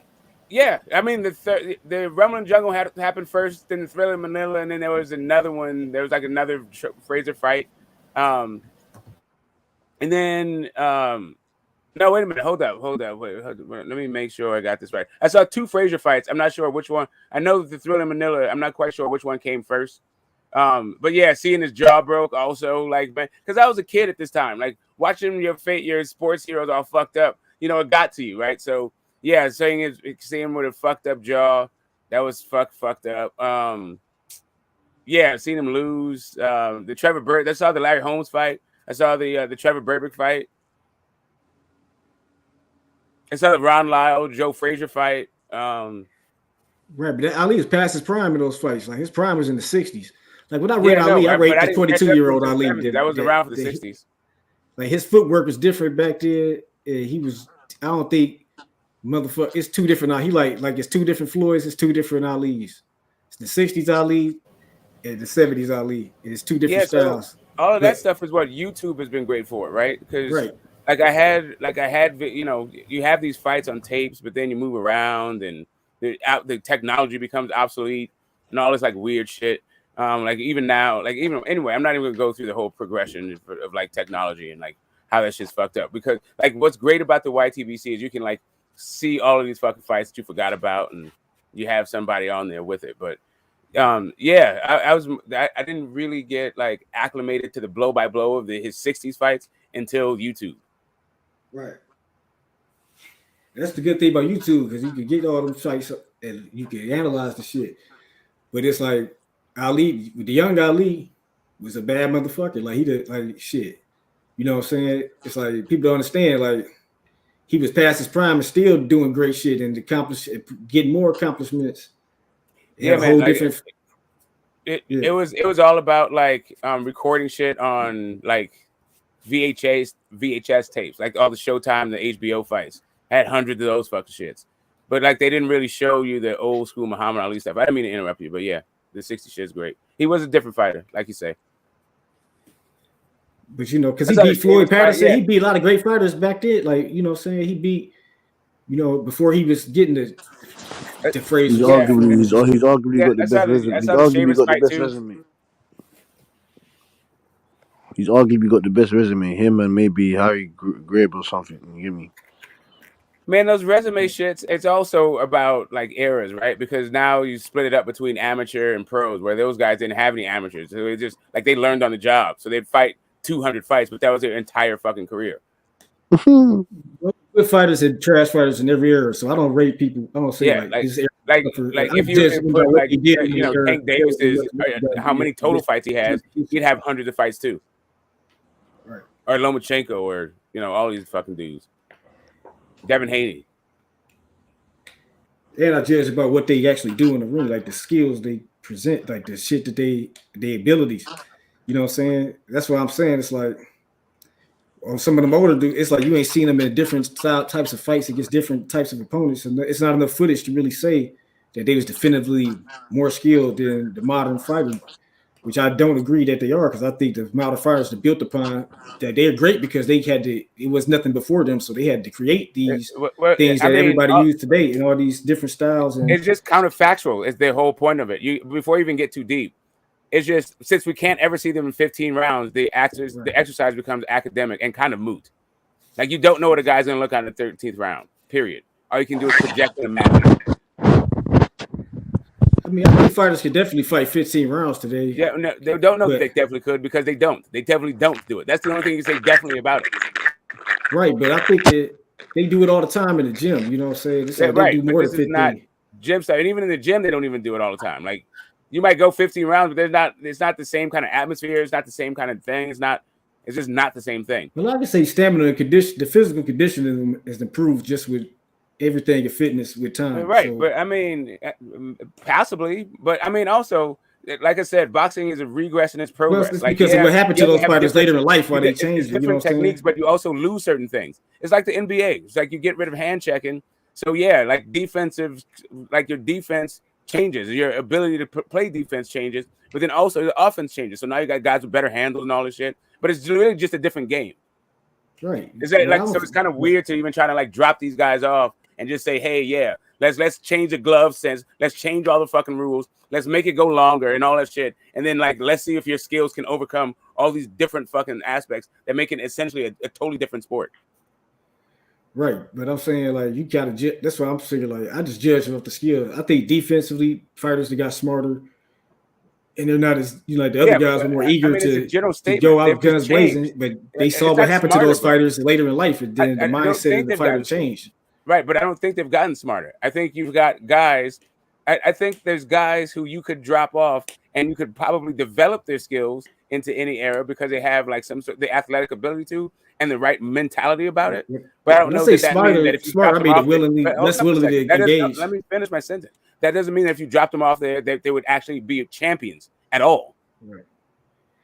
I mean, just like another hypothetical, but I'm saying like they got smarter as they're trying to last longer. They're fighting differently to preserve their bodies. Like Shakur Stevenson could probably turn up the heat and knock guys out. But he already learned. He learned from twice a year. They tell him, don't fight that way. You can save your hands. Yeah, but what if you have to fight 10 times a year? How the hell is it? Okay, let me ask you this. How's Floyd Mayweather in different gloves fighting often going to deal with his hand issue? I mean, especially with 15 rounds, not 12. Yeah, and he doesn't really get knockouts. But that's like he fought 17 times in 1 year when he first turned pro. So yeah, that's what I'm saying. And none of that shit. And that was with fighting 4 rounders and 8 rounders and all that shit. But they didn't last. You know what I'm saying? So I mean, I got you. I'm just saying, like, and that's the other part of it. You would start off fighting longer with guys who are like battle hardened, like Joe Jeanette and Sam Langford fighting each other in their first fucking 10 fights. And shit. Like shit, you know, so he could go 15. You get thrown in, man. They saying they couldn't do 15. But like I'm saying, I don't know how he's going to do 15. How's he going to do 15 rounds fighting 12? Right. So a guy who fights 1 or 2 times a year, first you're going to make that dude fight 12 times a year. Then also you're going to increase the amount of rounds he fights. And also you're going to change the equipment. And then you're going to also change your level of competition. Right. But I say the competition and then say level, like, yeah, he's going to be a champion. Like, it's either you're fighting a great fighter or you're not. It's like when people say this level of competition, it's like, is this guy dangerous or not? Is he a threat to you or not? That's how I judge it. And when you look at the threat level of Mayweather, his resume is up there too. He just made the guy. How does it? Okay, so let me ask you this: if he developed in the Olympics, right? How are you going to say that same development happens while he's a pro? What do you mean? So there was a time when they didn't have the Olympic boxing, right? They still had boxing, so those guys had to learn on the job. Floyd Mayweather learned in the Olympics when they had an amateur program. That was my argument. Why I think the modern fighter is more skilled because that doesn't matter. I'm talking about that's an argument. Just because you make an argument for that, bro. Just because you make an argument for that, that's just an argument. I'm talking about how's he going to actually, if you threw this dude in 1923, how is he going to survive with his attributes? Let me finish. wouldn't beat Floyd Mayweather. He beat somebody else. No, I'm asking you. What would make his hands less brittle? He'd be a whole different fighter. That's his actual physical attribute. The Floyd Mayweather exists today is because that time existed. That's the reason why he has. I'm just talking about dropping him off in any era. You talking about as he is right now? Yes, Floyd Mayweather, the guy who's fast as fuck, his same stature, the guy who he is. Everybody in his weight class, he'd be way more athletic, way more powerful. Why would he? No, I'm asking him the same. That I'm not asking you to put him on steroids and then drop him off 20 years ago. Steroids. Athletes get bigger, stronger, and faster with time. No, I got you. No, he's not bigger, stronger, faster. He's 135 pounds. He's 5'9". He has the wingspan that he has. It's not even a comparison. He has the wingspan that he has. He's the fastest as he is. How is he supposed to fight guys at his weight? Bro, you're not answering my question. You're saying all of this other shit and not actually at all addressing what I'm saying to you. If he has brittle hands, how is he going to fight 12 times a year? He fought with different gloves. Times a year as a pro. He done beat people with broken hands before. Right, as a pro, bro. Right, as a pro. I'm saying, how's he even going to get to that stage? He done won a boxing match. How's he ever going to become a pro? Okay, listen. If he starts off, all right. So you're saying that Floyd Mayweather, first off, is going to turn pro in 19. I just want to make sure I got this right. Floyd Mayweather is going to turn pro at 15 or 16 years old, right? That's first off. He's going to start beating grown-ass fucking men. Because they're fighting for money, after all. Grown men back then, Floyd would be the grown man in comparison to them. Like, just look at the but he wouldn't be a grown man compared to them. He'd be 16 years old. Bro, Floyd would beat the fuck out of, like, fucking damn. He would not have beat Sweet Pea. He beat the fuck out of Floyd Mayweather. When Floyd Mayweather was 16 years old, he trained with Sweet Pea. He would not have been able to beat Sweet Pea. He beat Sweet Pea in sparring when he was 17. He was fucking Sweet Pea. He didn't beat Sweet Pea even in sparring. Yes, he did, bro. He just gave the guy good work. Sweet Pea got his eyes shut by De La Hoya. Canelo couldn't touch. Oh my God! Now we're talking about De La Hoya. Listen, I can't have this type of great Floyd is that much like for real, bro. Like you're not. You're like totally missing De La Hoya closed Sweet Pea eye. He's not a better defensive fighter than Floyd Mayweather. Okay, great. Whatever you say, bro. Floyd Mayweather never been cut, dude. Like, you see. Okay, fine. He's never been cut. I got you. You know what? Guess what? I got you. Like Jesus Chavez. That was the Maidana before Maidana. When he was at 130. I forgot what weight. I got you. I'm not arguing this fucking thing. Like, I'm not arguing this with you anymore. I give up. You're not actually even talking. You're talking past each other. You're just giving me your thesis on this shit, and there's no reason to argue about it because you're not even listening to have a dialogue. You're just preaching at this point. You are not listening. No, I'm listening to you. What you're saying, you're like totally changing the subject. I'm only talking about how this guy is supposed to develop in 1923. And you're telling me about Oscar De La Hoya and Sweet Pea. I'm telling you, it's not a possible situation because Floyd Mayweather wouldn't exist in that time period. For one, right. That's why I'm telling you I don't actually put these guys. I don't actually compare time periods. That's what I'm saying to you. I'm trying to give an argument for why I don't compare time periods. Why I don't sit there and say that Floyd Mayweather is better than Sweet Pea when Floyd Mayweather was a fucking child when Sweet Pea was a fucking man. But I put it like this: Sweet Pea ain't fucking with Floyd, man. Stop with that shit, man. Right, I got you. Because you're gonna look at Sweet Pea on his decline, and then you're gonna talk about how Floyd didn't have that kind of thing. Meanwhile, when Sweet Pea was at his, if you talk about prime for prime, there is no way that Floyd Mayweather was as good as Sweet Pea defensively. No. How many 120s did Floyd get? Listen, can Sweet Pea do? I'm just want to ask. I'm just straight up. And who was it against? Sweet Pea at 17 years old in sparring. Yeah, you keep saying that, but it didn't happen. He gonna do this to prime Floyd, dude. He ain't gonna I got you. He didn't beat him in fucking sparring. Floyd Mayweather would tell you that Sweet Pea taught him how to be a champion. Around the last 30 years, they could beat Floyd as Errol Spence Jr. at welterweight. Nobody else could beat him. Okay, man. Listen, I'm not trying to knock you. I'm not trying to convert you from your belief. He's if you're in the cult of Floyd, cool. Tell instance and tell all people to come to the church of Floyd Mayweather. But all this shit is fucking dumb for real, bro. Like Canelo couldn't touch Mayweather. You sitting here talking about right? Canelo couldn't touch Mayweather. Here we go. Great. Services begin on Sunday. When the services begin at the church of fucking Floyd. They never had a shut eye, dude. Awesome, but he did have a broken hand, and he did get dropped by Zab Judah. And he won the fight. People did say he got bought by Luis Castillo. People did say he got beat by Maidana. They And if did, you, but if you want to see, that's why they had a listen, media rematch. if you put me on the big board, you'll see what you see exactly how the regard I show for Floyd, right? Ray Robinson was knocked through the ropes by Jake LaMotta. Yeah, and Jake LaMotta is better than everybody that fucking Floyd ever fought. Nah, bro. So now what? That's that cap you talking about here. No, that's that cap. Jake LaMotta would have knocked out everybody that Floyd fought. Everybody, every single person. Outbox him easily. Every single person that Floyd fought, Jake LaMotta would have knocked the fuck out. This is when they romanticize them old fighters. Well, then you're the one saying about, hey, this guy got knocked through the ropes. You're the one bringing up those guys. You're romanticizing new guys. Floyd is better than them, dude. Okay, you're just saying that, right?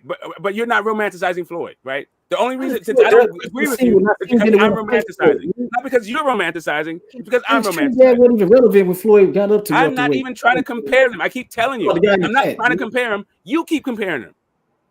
I'm not comparing. You talking about Floyd that Floyd couldn't win in that era, and that's just not true.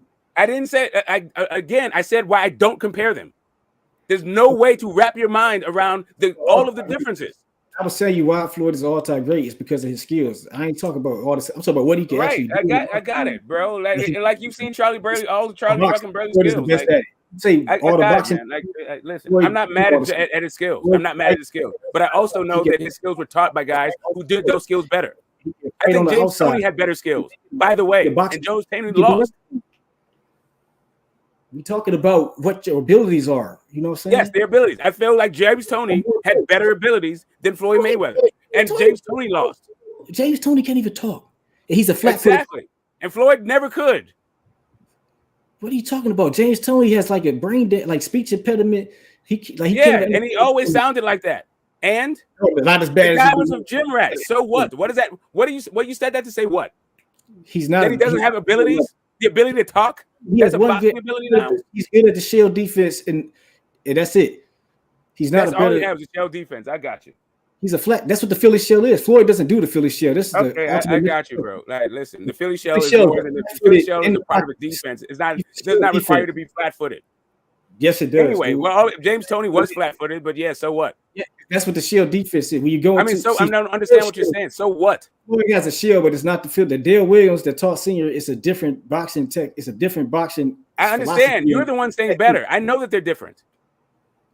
That's what. But I'm saying Floyd could do. He could do all guards. He could go to. He give you different looks. He could go to the high guard. Yes, James Toney could give you different looks also. Right, but he excelled at all those looks. He could fight the whole fight. Also, right. And also, so did James Toney.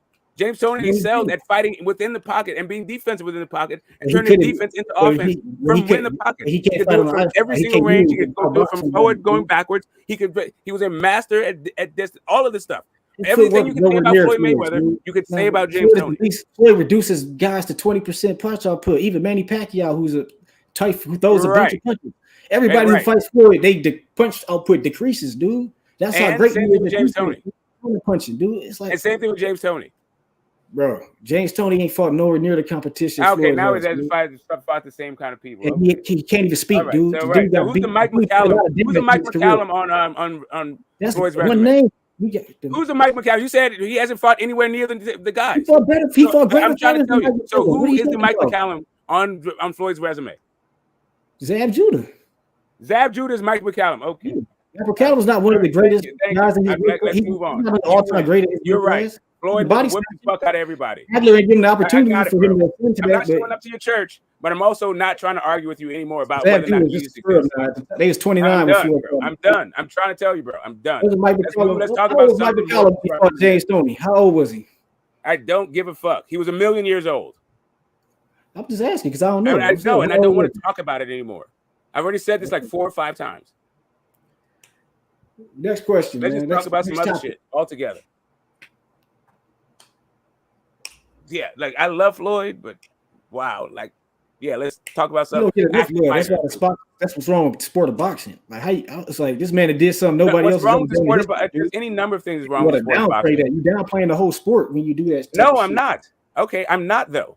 Just because I don't agree with where Floyd should rest in the annals of boxing is not what's wrong with the sport. I'm talking about. I think like the fact that you're talking about Floyd, I think Muhammad Ali is a way more worthy topic than fucking Floyd Mayweather. Bro. All right. Whatever, man. But you want to talk about Floyd Mayweather's ability to do what a bunch of people have the ability to do. No, they don't. What the hell is They do. Bro, It's not literally a all of style it. thing. The Midwest style is predicated on what you're talking about. Who else from the Taking away Midwest what fight the like other guy Floyd? does well. Who else? It's what Who the Devin best? Haney does. It's what No, he Andre does Ward not, did. bro. Johnny Haney ain't from the Midwest first. And then he don't fight nothing like It's what Floyd, James dude. Toney does. It's literally the style. James Toney Floyd don't fight nothing alike. I'm just saying, James Toney Floyd can do what I James got Toney it. does. No, right. They don't but fight anything James Toney alike. does what James Toney does. I'm talking about the attribute, He can the do- ability it's to take all he can away do is- the ability to take away what the other person does James well. Toney is a phone Is the booth type attribute fighter, of the dude. Midwest fighting style. The Midwest fighter It's literally style. what they say about Bud Crawford right now. Listen, the Midwest has all styles of boxing, dude. Now, what are you talking about?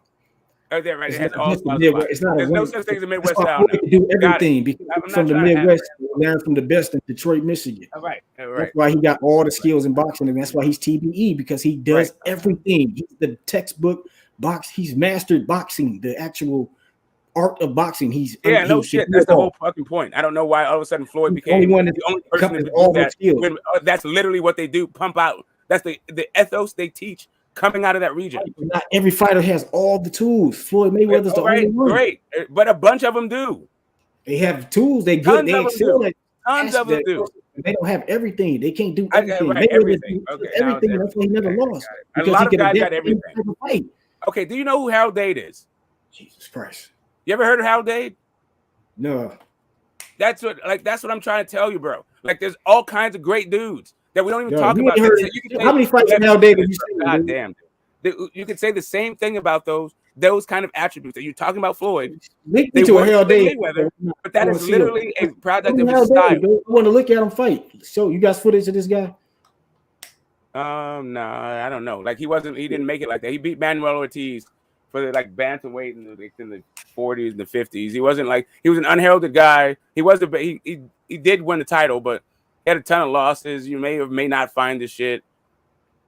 I'm just saying, like it's just kind of a whatever, man. This is all I'm saying. Floyd could do it all. He's proven that he could do it all. A lot of guys can though. No, they haven't. No, they haven't, dude. Yes, they have, man. Like who, though? Like even Sugar I'm Ray. telling you, and not only that, they proved that they could do it all. They proved they could do more, right? I'm saying, like, when you got guys like Joe Gans out there, right? Like, when you say like all Floyd's the only guy, and you got to name all these fucking people, this becomes a conversation, an exercise in futility. Like, it's kind of like, bro, like if you literally think Floyd Mayweather somehow has broke the code to the sport of boxing that nobody else did, then I can't. There's nothing to say. He mastered the art of boxing. He could do it. There's a lot of guys who mastered the old box. Joe Gans' literally name was the old master. Right, but did he master every aspect of boxing? Yes, bro. Could he fight off the ropes? Could he counter punch? Oh my God, dude! Oh my God! Let's look up Joe Gans. Figure out who Joe Gans was. So how did you get this opinion of him if you ain't never seen him? How did I get this opinion of him? Because I understand who Joe Gans was. The guy's 135 pounds, never fought above 137, yet was beating middleweight champions like Sam Langford. After fighting a guy the day before. Like he came up one of the things like his tight circle. I can keep going on and on, but if you want to interrupt me because all you want to hear about is Floyd Mayweather, all I'll tell you is this. I'll end the play with this. Look up Joe Gans. I can look him up, but can I see him fight? Possibly if there's a website here. I'll tell you the website. Let me figure out the website where you can get all these old films. I used to know it by heart. Back in the day. Let me find this thing for you and find it for all of the people listening to this conversation, so that they can find the old fight film. Jesus Christ! So they can find the old fight films. I'm answering your question for you the best as I can. Right, but it's not enough footage even with that because you asked me. You don't know what the footage exists, and you're telling me it's already not enough. Because I know I'm not trying to pierce your belief system, bro. Yo, find a website. I would look for it. I look for us. Like,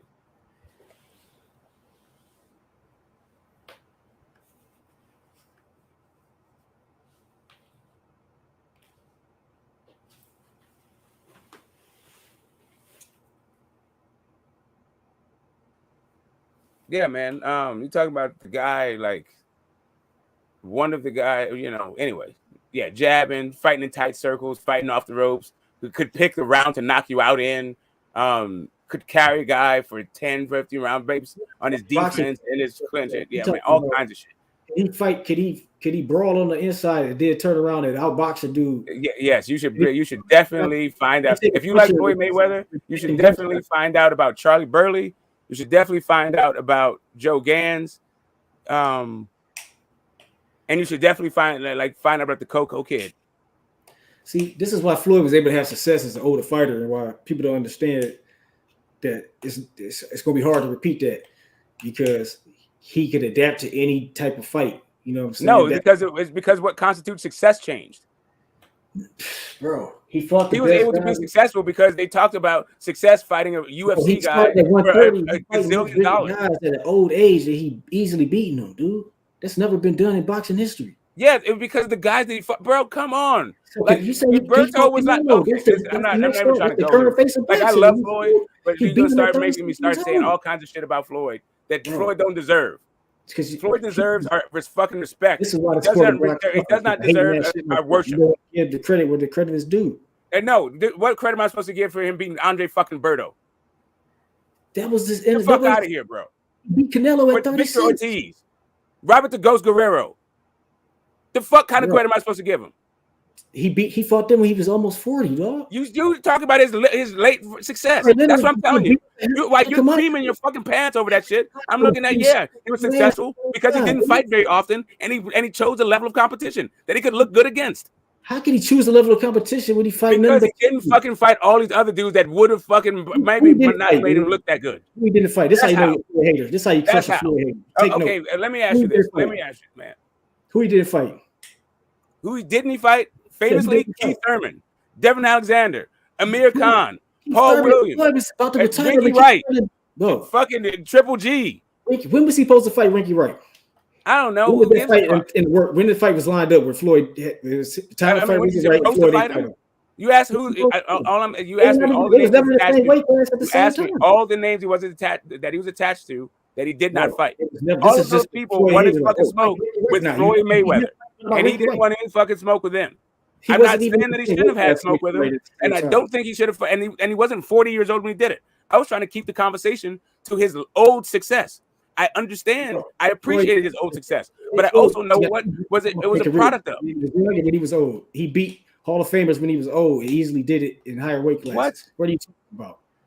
What are you getting at, bro? Like Floyd Mayweather. What am I getting at? I'm getting at Andre Berto. I'm getting at Conor McGregor. I'm getting at Robert the Ghost Guerrero. That's what I'm getting at. Do you not understand me now? Or do you understand me? Bro, Robert Guerrero, that was just another fight. Like, boxers have fights like that. Every boxer has fights. I understand. Like I'm talking about how he was successful late. He beat more Hall of Famers than anybody late by fighting guys like Robert the Ghost Guerrero, who's a good fighter, but that's how Floyd had success late. It's not that Floyd had success late. Like, he was an old guy fighting 5 times a year. Like these other old guys. Fighting 100 fights and got 4 names on their resume. Yeah, I got it. Right. And he's got 50 fights and has 20 names on his resume. He got 13. Floyd got 13 Hall of Famers on his resume. Oh, okay, great. That was fewer guys I mentioned, but whatever. They even got 10. Say again? All the guys you talking about got hundreds of fights and they ain't even got 10. Yeah, but all 10 of them are fucking ATGs. But all 10 of them are ATGs. Yeah, but all 10 are ATGs. I'm talking about skills. But all 10 of them are ATGs. Man, y'all got a great debate going on. I'm saying because people be trying. This is what's hurting boxing right now. Because people don't. What's hurting boxing is this fucking shrine fucking worship. And also, you're making this whole thing about this grand argument about boxing. All it is you like Floyd, bro. That's all that's happening. Bro, I don't like him. He just did something that's incredible. Okay, that great, I can't deny. bro. Okay, how about this? You just worshiping Floyd more than I am. I like Floyd. I love Floyd. I don't hold him in the same regard as you hold him in. Because y'all hold on. I watched all of this fucking fight. This guy's fight. No, because I understand that Andre Berto wasn't that fucking good. Not ever. He was. He beat fighters way better than and he got beat by Victor fucking Ortiz. Who also wasn't that good ever. Berto was a dog. When he first started, Berto was a problem though. Yeah, he was right. I saw him. I saw him fight. Listen, I saw him fight fucking Sean Porter. I saw him fight. That's when he was older. Yeah, all I'm saying, bro. Listen, I'm not all. The only point I was trying to make was trying to manage your adoration for the latter part of Floyd's See, you're career. talking about That's fan all. At one point, a lot of people thought Berto was the guy to beat Floyd Mayweather when he first started. Yeah, that's why they're gonna fight. And then he lost to Victor Ortiz. So then Floyd fought Victor Ortiz. Yeah, that But has the only reason he Why fought is that Berto was because he's He always fought supposed the to next fight best Berto. guy. What are you talking about? They all had belt. He fought him when they was all champions because Floyd would retire and vacate the belt. Right. And So champion. Victor Now he's Ortiz was grown the to champion when Floyd fought him. Maybe they're champions because there was 4 fucking belts. Maybe that's why they're It champions. was the WBC belt. That was the most I prestigious got belt. you, right? But that doesn't make them the best fucking guy. But Best do at you think welterweight. Berto would have beat? Do you think Berto would have beat Keith Thurman? What he was supposed to Hey, fight? but Berto look, would have beat Keith Thurman. and let me say something. Like my top 10 fighters, like out of fighters that we watched, like we seen them when they first started and shit. I'm gonna give you my list. So Floyd would be number 1. Then you know what I mean. Floyd would be number 1. Number 2 would be so Muhammad Ali. I mean, you can watch all Ali fights, huh? No cap. Would you count Ali in that era? About in real time, like when they were active. Yeah, I'm not. I mean, Ali will be number 1 then, huh? Because you can see all of Ali fights. His first title shot was Sonny Liston, so Ali would be number 1. Floyd would be number 2. Number 3 would be Sugar Ray Leonard. Number 4 would be Roy Jones Jr. Number 5 would be Bernard Hopkins. Number 6 would be Marvin Hagler. No, would it be Hagler? Our number 6, I would say Larry Holmes. Number 6 would be Larry Holmes. Number 7 will be Marvin Hagler. Number 8 will be Lennox Lewis. Number 9 will be Pernell Whitaker. Number 10, Aaron Pryor. What you think about that list, Smoke? Like fighters that we watch. Ali number 1, Floyd number 2, number 3, Sugar Ray, 4 Roy Jones Jr., number 5, Bernard Hopkins. Number 6 would be who was number 6? Number 6, Larry Holmes. Number 7, Marvin Hagler. Number 8, huh? You gotta put Archie Moore in there. See, this is why I Yeah, say but Archie, you can't see a lot of his fights, though. You only catch him when he's older. I say, but let me explain. The reason why I say Archie Moore did I talk about the reason why is because he left a footprint. He gave a style. He came up with the for sure. But I'm talking about the fighters that we seen though, like from you know what I mean. That we don't have that much footage on him. We only got him when he got older. But we ain't got footage on Sugar Ray that Robinson. I didn't put him on this list. That's what I'm saying. Oh, I'm sorry. That's why I put Ali. You see what I'm saying? Because we could see Ali versus Sonny Liston. So Ali would be number 1. Floyd would be number 2. Number 3, Sugar Ray Leonard. Number 4, Roy Jones Jr. Number 5, Bernard Hopkins. Number 6, Larry Holmes. Number 7, Marvin Hagler. Number 8, Pernell Whitaker. Number 9, Aaron Pryor. Then it was another guy. Fuck, I fucked up.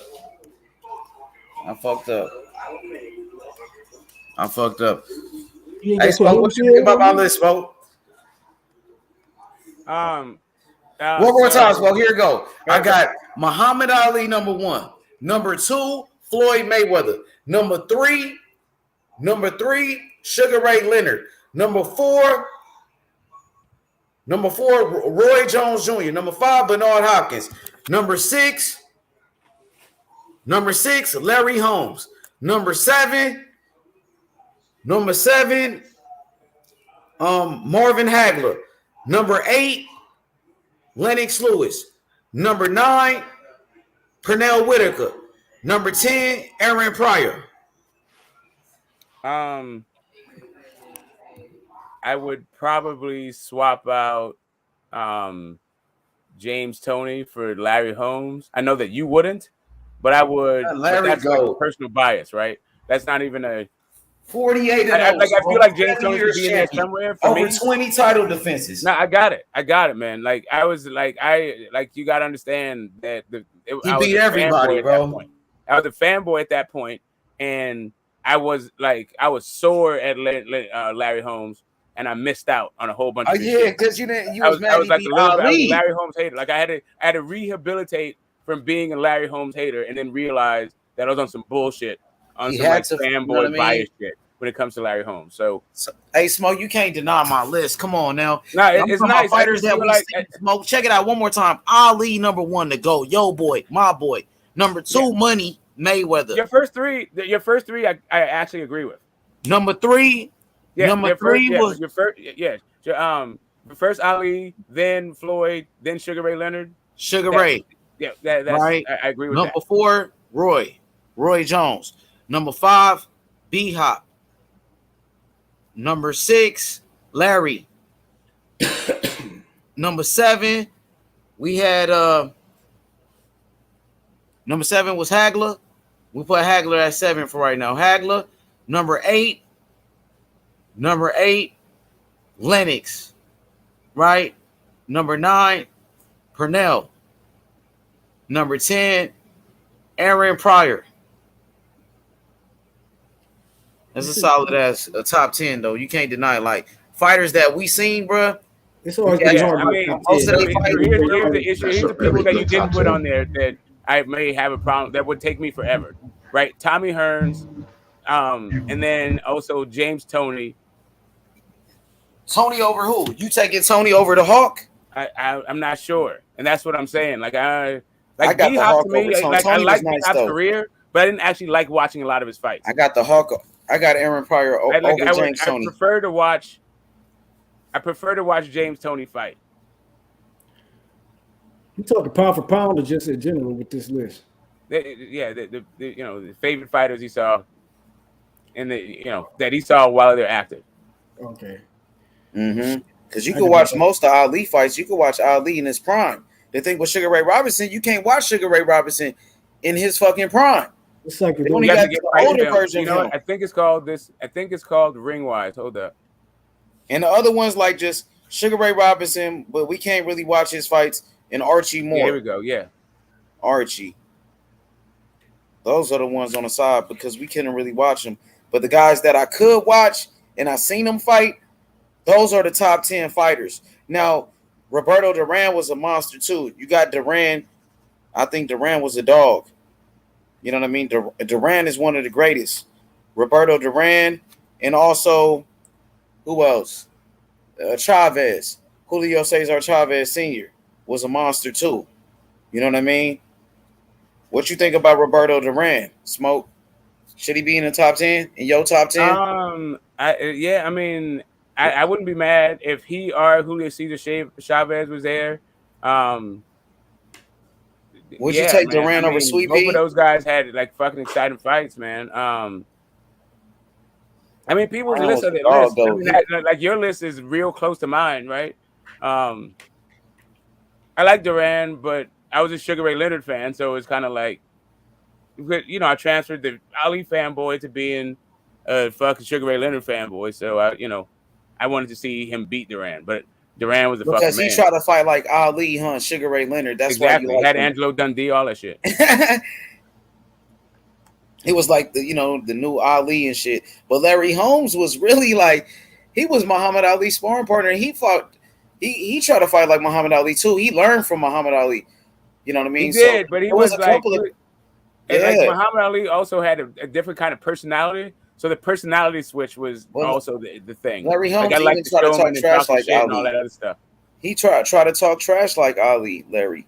A lot of them guys did. Like Ali was funny though. Everybody tried to be like Ali. Larry Holmes was kind of menacing. I don't know, man. Just like a lot of fighters now, they try to fight like Floyd Mayweather, use the shoulder roll. It was a lot of guys trying to fight like Muhammad Ali, doing the Ali shuffle and shit. Like you had a guy, Tyrell Biggs, kind of had that type of style too. You remember when Tyrell Biggs was fighting Mike Tyson?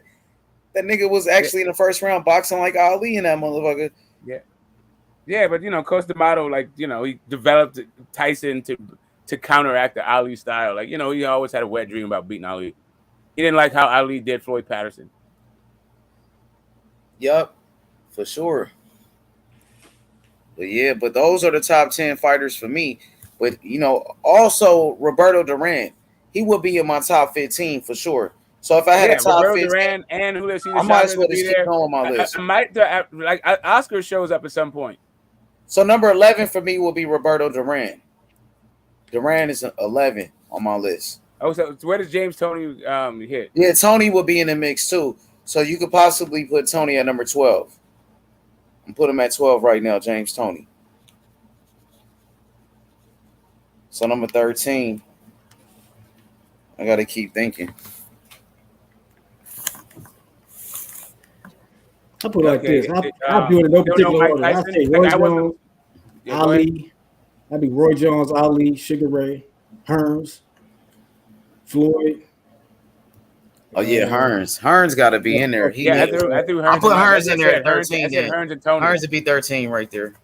Hearns and Tony seem like they should be in there, and Let me see. I'll say Hearns, Sugar Ray.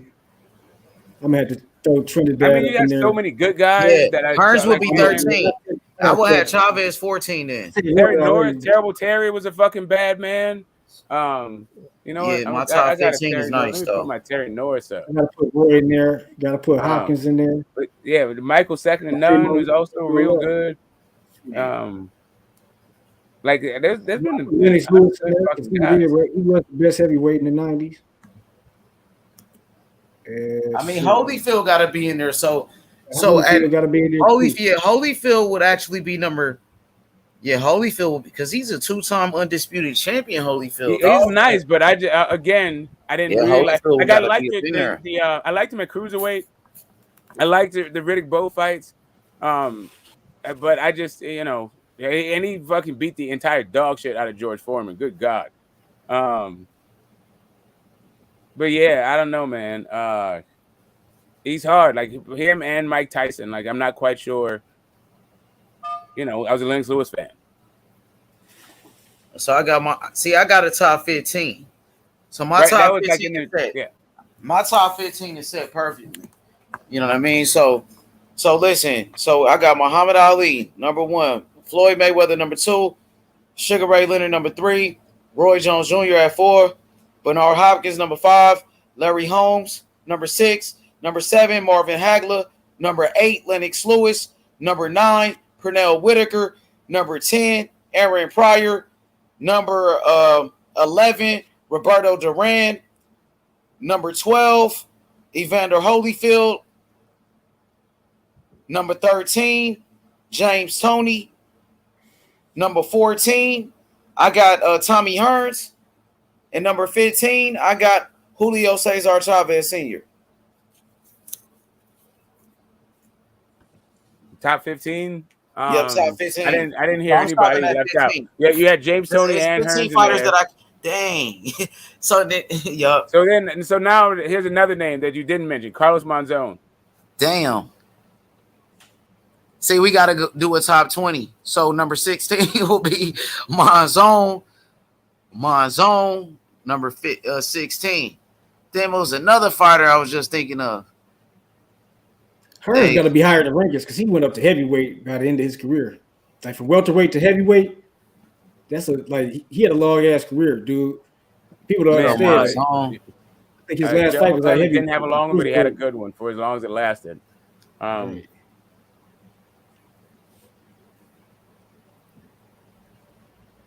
Shit. I watched Donald Curry, but Donald Curry flamed out after fucking welterweight. Yeah.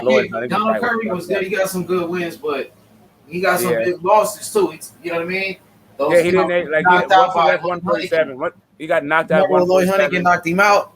Yeah, that wasn't good. And then he kept losing after that. He was done. He had a short reign. It was short. It was. He was nice. It was fun to watch, but then he had his time. Now. He was a hell of a fighter. Don't get it twisted. He beat my boy Marlon Sterling, one of my favorites. He beat my boy Marlon Sterling, bro.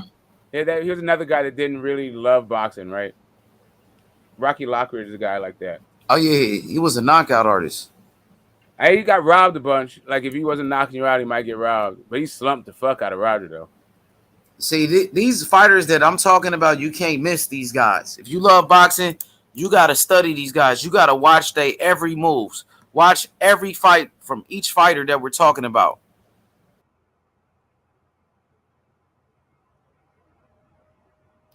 That's to say, Yeah. these people, with these older fighters, they never seen them fight. You know, it's like when I put Robertson up in the pound for pound and all that shit, it's because of what his impact on the actual sport. Like that's can't be argued. Well, you got Ray Robinson, but you can't really watch his fights though. But fighters have, what people have said, they studied him and they took his moves and techniques and expanded. But this list, we talking about fighters that we could watch damn near all of their fights or most of their fights in their prime and shit. I know, but that's what I'm saying. Like I was trying to say that's how you could, the way you put somebody that you never see fought before is their contributions to the actual science of boxing. Yeah, that's what. And you can trace their style to a certain person. Like he invented this move, or people didn't start doing this until he did it. That's part of greatness when you bring something to the game that now everybody adapts. You know what I'm saying? You innovate. Yeah, that's what I was bringing up to the point. How Floyd Mayweather took all these innovations that he could do them all. Well, I mean, so Henry Armstrong literally revolutionized inside fighting, right? Like Joe Gans, like he's one of the guys. There's a bunch of people who say that the jab came from him, but the modern jab, where he's saying that one of it came from him. Like George Dixon is a guy that introduced bags into workout, the speed bag, the heavy bag, punching bags. Hey, Manny Pacquiao got to be on that list. When it comes to that stuff, right? Manny Pacquiao got to be on there. I didn't even mention Henry Armstrong, the guy who had I put Manny 3 different 17 belts at the same time, and that's when weight classes. 160 back then isn't the same as 160 now, dude. Like the guy, like a 160, a motherfucking 140 guy be a 160 guy back back then compared to now, dude. Well, also, if you're talking about a guy in Henry Armstrong, he held the lightweight, the welterweight, the featherweight, the lightweight, and the welterweight all at the same time. And then he was also the middleweight champion. He got jobbed out of it, holding it simultaneously. So we're talking about we're talking about a 25 pound fucking champ thing. It wasn't like one of these 3 divisions, but it's only 12 fucking pound shit. Mm-hmm. Right. Or maybe 3 divisions and it's only 9 pounds. For sure. What's up with it, Outlaw Boxing? What's good? What's going on, bro? What's up, H, my bro? What's going on, brother? What's going on? Not much.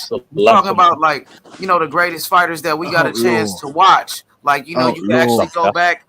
You could actually, we talking about the best fighters that we watched. You know what I mean? That you could go back and watch their all of their fights. Which fighters? I heard you. Yeah, I was listening H for a couple of minutes. I kind of got what you mean. Like from the TV era onwards, I'd probably have Ali, Ray Leonard, Duran, Mayweather, Pacquiao, Roy Jones, Chavez, Hopkins, Carlos Monzon, and Whitaker. Not really any order. That would probably be my top 10, bro, off the top of my head, of the best fighters from. Who's got that Warriors logo? That Fire Warriors logo? Oh, that's my boy Cassidy. Oh, okay. Yeah, Cassidy loves the Warriors. He loves the Warriors. UK, stick to soccer. No, fuck that. I'm leaving that there. I'm leaving that there till Debo comes and pays me my bank. It was funny, bro. Yo, hell yeah. Leave that shit up there all time. That's just fire, bro. You know. Cass loves the Warriors, bro. We've been talking about it for the last week. Yeah. Loves the Warriors. Remember when Paul said, "Oh yeah, it's over." We're trying to tell him, bro. It's over. No. We're gonna see Corey pick up that title tonight. What's your list, Cass? You got a list what the brothers been talking about? Like top. Of course, man. Of course. Yeah. So for me, obviously, if it comes to fighters that I've watched, in it, you get me, that I've seen, like that was in my era. Obviously, I have to put Muhammad Ali, and then man has to go with. It's hard, and that's hard for me. I don't know. I don't know where to place. I don't know where to place them. Like I don't know who's 6 to 10. Like when was Monzon fighting? Like they got most of 70s. Monzon was fighting from Monzon was fighting from 1963 to 1978. Like he was middleweight champ from 1970 to 77, I think, or 78. Okay, yeah. Okay, what about Salvador Sanchez? Should he be in the top 20? Is he on your list? No, I wouldn't say top 20. No. Oh, he's got a case, bro. Like skill wise, yeah, but he didn't have like he Died had a early, short right? career because he died early. Yeah, that's the Some big problem. wins though too. Amazing wins, bro. Undefeated Azuma Nelson, undefeated Gomez. Beat both of them when they were undefeated. Exactly. Two other legends It's knocked them out really as good well. fighters to have a TV thing. You just gotta say, are they in this category or not? I guess you got some background. What? Okay, What I happened, heard bro? some- What were you saying? I heard some. Chavez it's all Sanchez good. is definitely on that level, no doubt. Sanchez is on that level. So Sanchez is. I got Wilfredo Gomez in front of him. Yeah.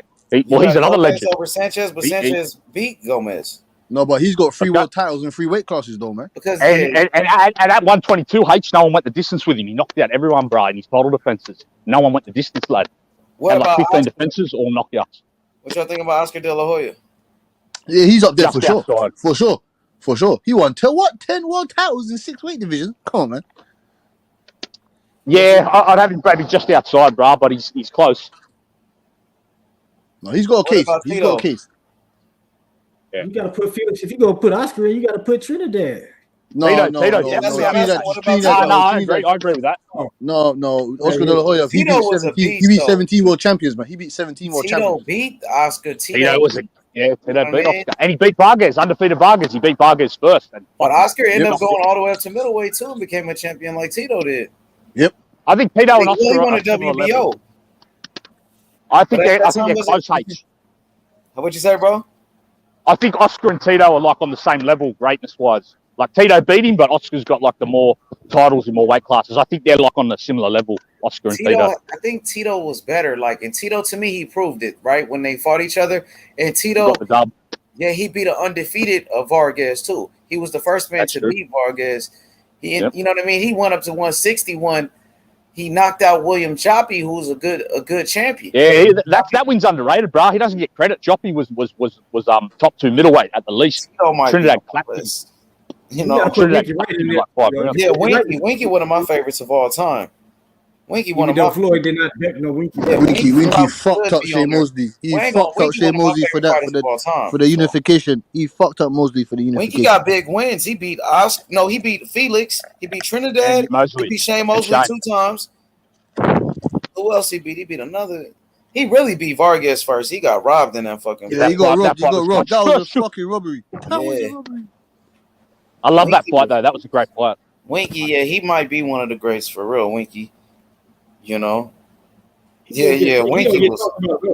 And he beat Jermaine Taylor. He really beat Taylor. Got robbed in that one, I thought.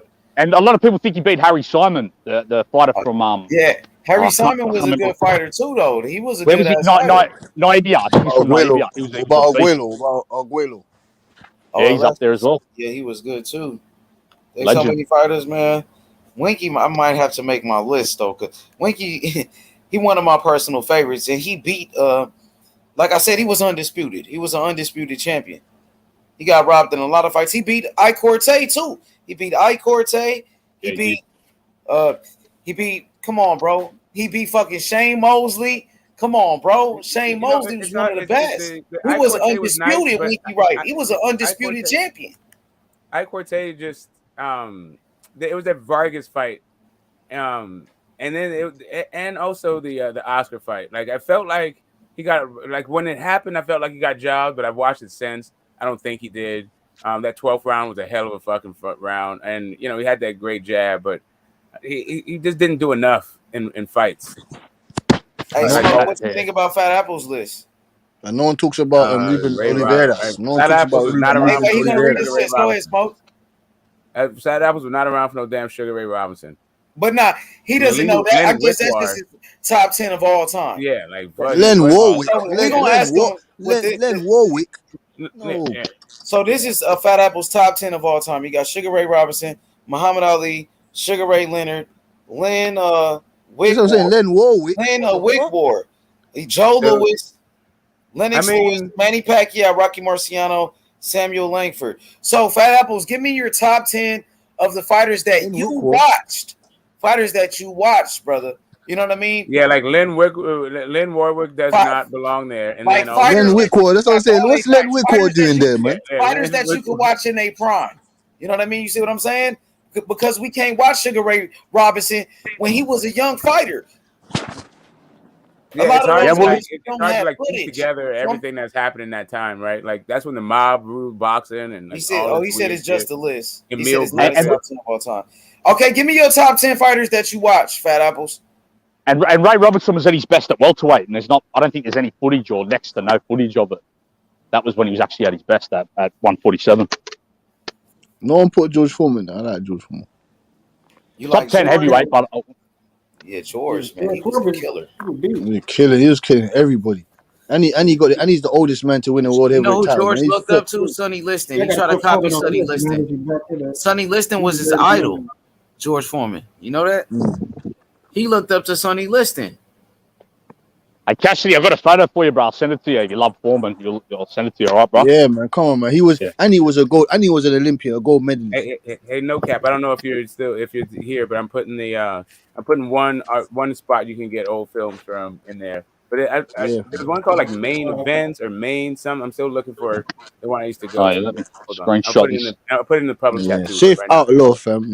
Hey, man, watches and listens to what you man say, you know. Don't get it twisted. It's just that you man wake up, fam. When it's like 10 o'clock for you man round there, it's like fucking 1 a.m. for me or something. We're on different time zones, but we catch each other when we can, bro. So, you know. Yeah, man. I hope I hope you're alright. You get me out. It's family and that. You're right. So what else fighters are we missing, bro? So we got Salvador Sanchez, Oscar De La Hoya, Felix Trinidad, Winky Wright, Alexis Aguero. I got 17 fighters on my list right now, bro. What about even Wilfred Benitez, bro? He was a great fighter. He lost to Hearns and Leonard, but he beat Duran. Yep, he became world champion at 17 years old. 17, yep, beat Colombian Cervantes, bro. Beat him in Colombia Cervantes, he was a beast.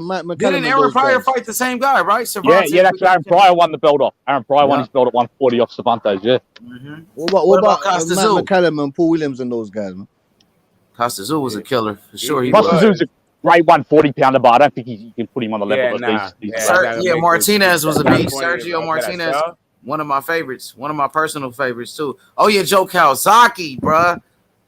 Joe Calzaghe was all right, but he never left his fucking porch until the competition got old. He was I liked him. damage, I liked though. him. He had that bolo punch he had was nice. And Michael Watson. I rate him highly. He also had all the belts at 160. You put him in your top 20 fighters you watch? Say again? Jed, just asking like, do we put Joe Calzaghe in his top 20? Maybe just outside. To be honest, I'd have him just outside probably.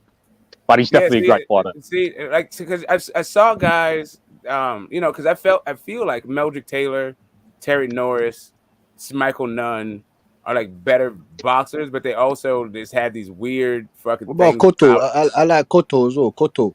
Yeah, Cotto also is like another one of those things that's like exciting to watch, but it's hard to say if he's top 20. Joe Calzaghe was Prince Nassim was a guy that electrified audiences, but I didn't really like his style. I don't know. What about Tyson Fury though? Mike Tyson's up there, man. What about Tyson Fury? I ain't gonna lie, he's one of the best fighters I've ever seen. Tyson Fury, for real. He just hasn't got I guess he has to do probably a bit more work, get a few more bodies, you know. He's just too weird, man. Get your weight up, all that back jiggle, all that back jiggle and herky jerky. Come back and get undisputed. It's a level Come back and get competition. undisputed, man. Come back and get undisputed. It's a level competition. Oh, Usyk too. What about Crawford? He's all right. Crawford's all right. All these guys are good. Yeah, I still think these lads have to have their big fights. Like Crawford's got to have Spence, Fury's got to have This is the thing, though. This is what I'm saying. When you're Andre Ward. Yeah, Andre Ward's up there as well. Yeah, 100%. See, that's why we got to do more than 20. No, but you see, Andre Ward. Remember our list? We did 30. But we went to the top 30 punchers in boxing. All right, how about this? We were talking about Rolly. Rolly was in the conversation. Remember Smoke? No. Oh yeah. But you see what I'm saying? You see Andre Ward in that. I rate Andre Ward more than Tyson Fury and all these guys, man. You get what I'm saying? Andre Ward is a guy that should be in a conversation. What did you say? I'm not sure. That would have been a good fight. So he needed somebody like that on his resume to really solidify him. But Calzaghe beat Hopkins. That's a great win. Let's do top 30, y'all. Top 30 because that's Stephen Curry's number. Curry, his number is 30. Cool. Let's do a top 30. Cool. Oh yeah. No, listen, fam. Listen, fam. Listen, fam. You have to give me your top 30 fighters that you ever seen, bro. Andre Ward would be one of them. Definitely Kawasaki's one of them. Oscar, Felix, Mike, Winky. now you got Mike McCallum. Mike McCallum, Mike Paul McCallum. Williams. You got to show him some love. Julian Jackson, you got to throw him. Jackson, I don't know.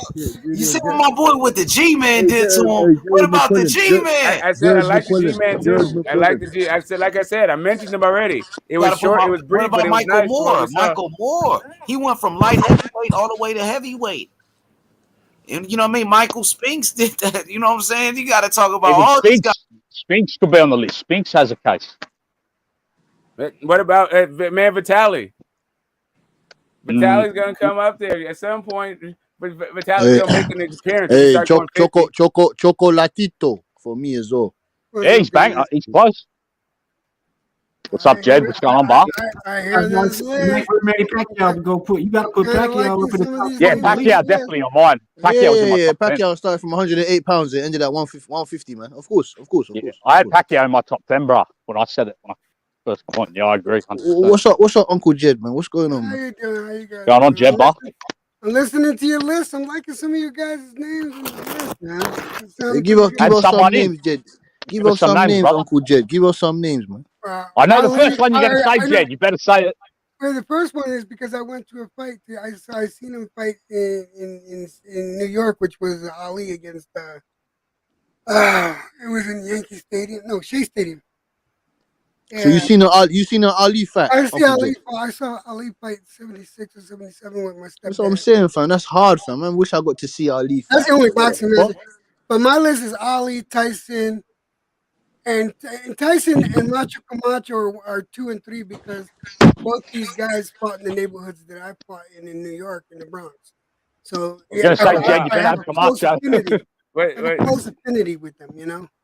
Well, geez, I mean, if you're talking about that shit, then what's up with Riddick Bowe? I like that one, Camacho. He might make my top 30. I like that. Thank you, man. What about Big Daddy, Riddick Bowe, man? Yeah, Riddick Bowe is like down. I got Riddick Bowe for me down around. Nah, if he fought Lennox Lewis, I would have gave it to him. But I got Ali, Tyson, Camacho. I got Ali, Tyson, Camacho, Duran, Chavez, Foreman, Holyfield, Hearns, Pacquiao, Jose Napoles. He's at 10. Then I got Nicolino Loche at 11. Felix Trinidad at 12. Alexis Aguayo at 13. Larry Holmes 14. Benitez at 15. We need 30. Give me your God top damn, 30? All right. Yeah, 30, bro. We doing our homework. All right. Gotta challenge you guys. 30. Yeah. Shane Mosley at 16. He got Mosley in that motherfucker.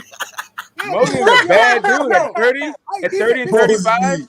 Mosley was nice as fuck. It wasn't. He moved up for the money, but he was nice in those at 30 and 35. Yeah, I'm 35. Smokey. I'm 35. He was nice. Hey, I'll be back, y'all. I'm working on my top 30. Go ahead, y'all. Keep cooking. I put Whitaker at 17, Moore at 18.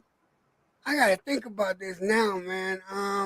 Fuck, I actually need to move somebody up. But I want you guys to think about it. You know, make it hard. Make it by weight class, because that's the only way it'd be. Somebody ain't got to think too hard to come up with 10 if we did 30. It by weight. 30 is perfect, the top 30.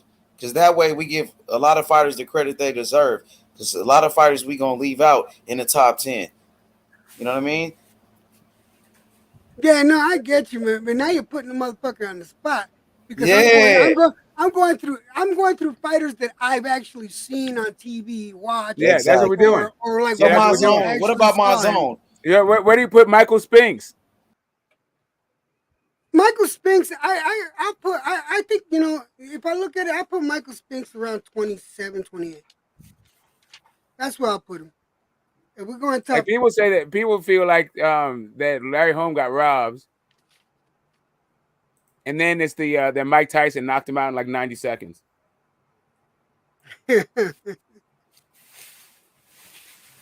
But, you know, I like Humberto Gonzalez. I like Humberto Gonzalez. I like that guy, man. He's great. I'll put him at 27.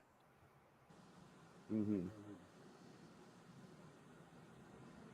Yeah, that's what I put in. Wow. What about Ray Mercer? Can Ray Mercer get some love in this list? No, Mercer don't get no love with me.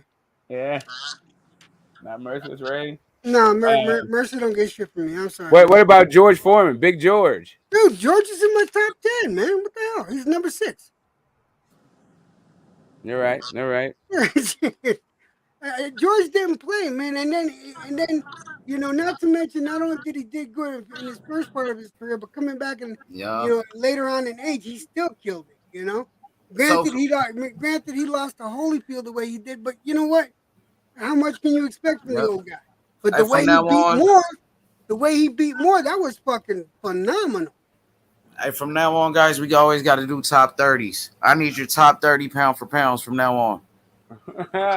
Seriously, I need your top 30 pound for pound. Like, after we finish this list, let's do another list. Top 30 fighters pound for pound in boxing. All right, so it's easier to do one list at a time, bro. Like, we just encapsulated like 40 years, basically. I don't know if you're throwing Carlos Monzon in there. Yeah, we're doing 40 plus years of fucking guys distilled into 30 people. Like, trying to do the current list. I guess there's 17,000 active fighters. All right, fuck it. Because a lot of fighters don't get credit, bro, I'm and trying they to think deserve of Eddie it. Perkins' fights and the fights he had, and I'm trying to think. I mean, are they top 30 fucking worthy? But that name alone, I mean, dude, had some wars. 30 for 30. Eddie Let's Perkins. go, man. How many of you guys even remember Eddie Perkins? See, that's what I'm talking Say it about. again. Say it one more time. What was the question? Eddie Perkins, man. Eddie Perkins. Eddie Perkins. Eddie Perkins? Yeah.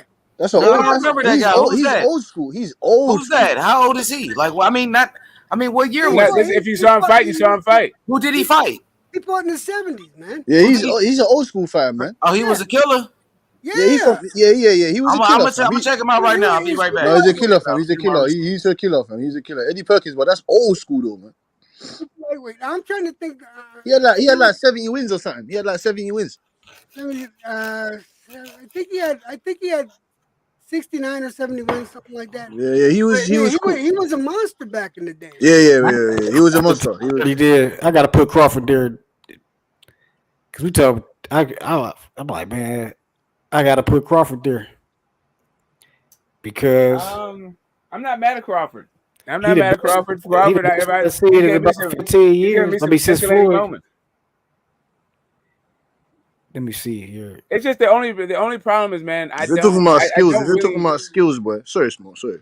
Yeah, no. I mean, he's definitely one of the best. I mean, I can't front on Eddie Perkins was hard, man. If you're talking about skills on skills, he had the skills. That's what I'm saying. No cap.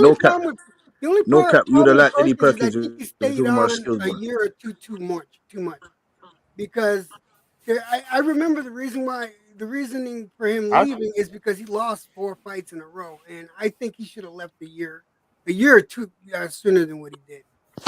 I feel like and his prime was cut short. He didn't have a lot of longevity. But if we're just talking about skills, Meldrick Taylor was a hell of a fucking fighter. But yeah, you're right. Yeah, I should actually toss him up there, but we're always talking about skills. And if you feel like I'm holding somebody off my list, I might have like certain people are not on my list, and it's strictly for personal, selfish reasons. EJ, what about Johnny Tapia? Does he make your top 30? Fuck yes. Hell man, Johnny Tapia talked a good game, but come on, bro. No. He was fun. He was fun to watch. His little fucking WBO little dude. Tapia was the real deal. I liked him. I got Tapia at 21, actually. I like Tapia and I like Pazienza. I like both of those guys. They're real characters. They gave it all. They were showmen. Like Pazienza was a fucking dog in there. Tapia, he had this one where he wound up his hand this one fucking fight. He did this windmill with one hand and then hit you with the opposite hand. And Johnny Tapia was man. I mean, he was one of my fighters. He's one of my favorite fighters. What about Marquez, though? I mean, damn. Marquez got to be He might be top 50. I like Marquez for that package. One man with Marquez. But I like It's I like Pereira. You Victory, got but Antonio I like Eric Pereira. Morales too. Yeah. Let me see. You got Eric Morales. What about Eric Morales? You look like it.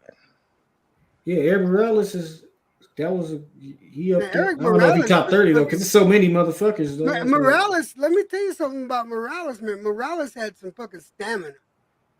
That he put many wars of attrition on, and rightfully so. He won a lot of them fights. That motherfucker was a monster. I mean, he just had like win forever. I've got another one for you guys, man. I like this is one of my personal favorite fighters. You might know about Kaiosai Galaxy. Kosai Galaxy, man. Yeah, that's again a bantamweight, one of them little dudes. Yeah, him. He's one of the best Shit. bantamers ever. Like, yeah, Oh man. my god, that guy. Hey, that guy was a monster. He was a real beast as well. I just didn't Did see you him. guys ever think of Jose Napales? I need a top 30 from everybody on the panel, man. I need a top 30. If you want, work on your list. Take your time. You're doing some darling. You're doing some like guys you just like. That's the rules, bro. There's so many fighters that don't get their credit. I don't think. Okay, Livingstone Bramble. Nobody talks about Livingstone Bramble. He's been relegated to obscurity. 81-7, and you can't discount that. Edwin Rosario, the guy that changed Hector Camacho's fucking life with that one, he never reacted to punches the same. That guy, Bob Foster was hard. Bob Foster was hard. Yeah, Bob Foster definitely. I might have names on my list that a lot of you guys won't have. I know that Smoke might have similar names because him and I are close in age. I think I'm a little older than him, but you got 4 years on me, I think. Something like that, because I'm 56. So no, you got 5 years on me. I'm 54. I'm 51. Yeah. So, but I think we'll have similar names. For whatever reason. Yeah. So what about Marquez? Juan Manuel Marquez. What should he? Juan Ma. Marquez. I like him. Those fucking Mayweather fucking. Dang, what about Barrera? It's so many guys. I said Barrera. I said it. Barrera, Morales, Marquez. So many guys, bro. How could you leave anybody out? I'm working on my list right now. And that's why I'm like, and listen, I feel like after the top three, it's all just kind of goes up. Like that's your top three is my top three. Ali, Floyd, Sugar Ray Leonard. Bro, and all three of those things are like fanboy magnets, like for real. That's hard, man. This is what I'm saying. This is so many hard, great man. fighters, bro. For real. So many. There's over 500 great fighters. But yeah, man, like the I think Marquez. Nobody talks about that guy anymore. Fucking Clifford the Beast ATN. My boy said the Black Rhino. Yeah, you know, took it way back. Yeah, I remember Clifford ATN and fucking my boy Layman Brewster had a crazy ass fight. Emil McCline too. Yeah, it was on an undercard of I think a Mike Tyson or some shit on a pay per view. They had Layman Brewster and Clifford ATN, the Black Rhino. They went to war, bro. Don King, his cars used to be so fire back in the day, bro. Don King, bro, he know how to put on some fights back in the days, man. Damn, I still got Paulie Ayala. 9 names to fill. Shit. It's gonna be hard to fill up. You remember Paul Ayala? Oh yeah, Paulie. He beat Johnny, man. I thought they robbed Johnny Tapia, bro. I was pissed off when he lost, man. Oh, to Ayala? Yeah, you remember? Yeah, that was right. No, that was a straight up robbery, man. Come on, I don't want to. I thought he won though. No, Tapia won. These are top 30 guys. These are just like unheralded guys that were like, perennial like triers and always opponents, always there for a good fight. I won't put him on my list because he, in my opinion, he was involved with like 3 robberies. 3 fights he was in that I saw that I felt like he lost. One of them was with Tapia. So he's not on my list because I'm not going to support anyone that like a Berlanga. I put him in the same list as a Berlanga. So yeah, Man, he's on a Berlanga, I don't good even fucking put that. I don't even understand like why people talk so much about this guy. I don't get it. I was just using it as an example. Let's not get into that fucking that goddamn. Yeah, like that dude's like a prospect. He's like a overhyped prospect. No, man. Nope. Avoiding it. Nope. Man, people be cooking the fuck out of Berlanga, man. They Yeah, I be mean, I on never Berlanga. got it. Like, You gotta be truthful. Hey, I've been this way with him from since you've known me. Hey, you've been on Berlanga since I met you, bro. Yo, y'all can hear me? Yeah, no, I heard you, man. DJ Ben told me, he said Berlanga's not good. You know what I mean? He's not that good, you know. And I was like, man, take it easy on him. You know, but I see why. I see why you've been saying that. I guess Berlanga's trying the best he can, bro. You know what I'm saying? Look, I'm not gonna lie. His last fight, he showed a lot of improvement in his boxing skill. But that does not negate the fact that he was given that fight. If the scorecards, look, I'll put it to you, I'll be very honest. If the scorecards would have been 95, 94, and that's how he won, I would have been okay with that. But the fact that you got judges giving him 98, 92, what fucking fight did they watch? Exactly. You know, it's set up for him to win. And that's not so much on the fighter, but since he accepts it, you know, and then he's gonna talk shit after. No, Yep. Eventually, he's gonna lose. So, eventually, one of these days, they gonna get it right. You know what I mean? Just a matter of time when it comes to him. I wonder what they're gonna do next with him. I still got faith in Munguia. You know, I know a lot of people talk shit on Munguia, but I still got faith in Munguia. I'm still on that Munguia. You know. Right, Munguia as well, man. I just wanted to get in there. Yeah, I need him to get in there. Top 10, top 5 contenders. Sorry. But his fights be exciting like a motherfucker. Munguia. Yeah, that's what it does. It does. He's got a chin. He's got a chin. He's not afraid to get in the pocket. That's why I like. Yeah, you know. Like he can fight. It's like almost Arturo Gatti. His style is just exciting. All of his fights. You know you're gonna get a fight. You know you're gonna fucking see punches getting hit. Like You know you're gonna get a good fight. That's one thing I can credit Munguia. He gives us good fights. So I mean, entertaining so now this is another list. That's a whole nother list. Yeah, entertaining. Top 30 favorite fights. Well, no. Let's stay on this. Let's keep working on this. I mean, then you get to. I thought you must be at 30 by now, man. Come on. Nah, I mean, I want to hear what y'all got. I was working off your list. Who got their list ready? I was working off your fucking list. Okay, we put in 20 together. Okay, I can't put them in order. I can't put them in order though. Right now, I stopped at 17, but I got a bunch of fighters. I'm just gonna name the fighters like. Yeah, putting them in order is difficult. Let's see the 17 and then build. The 17 right now, we got Mayweather. Then do another 13. 17, we got Mayweather. We got Muhammad Ali number 1, Floyd Mayweather number 2, Sugar Ray Leonard number 3, Roy Jones Jr. number 4, Bernard Hopkins number 5, Larry Holmes number 6, number 7, Marvin Hagler number 7. Yeah. No, okay. order. Just Marvin Hagler. Number 8, Lennox Lewis. Number 9, Pernell Whitaker. Number 10, Aaron Pryor. Number 11, Roberto Duran. Number 12, Evander Holyfield. Number 13, James Toney. Number 14, Thomas Hearns. Number 15, Julio Cesar Chavez. Number 16, we got Manny Pacquiao. Number 17, Carlos Monzon. And that's where I'm stopping at. But other than that, you got Joe Calzaghe on the side, Salvador Sanchez, Oscar De La Hoya, Felix Trinidad. We got to throw Oscar in there. 18 right now. Okay, Winky.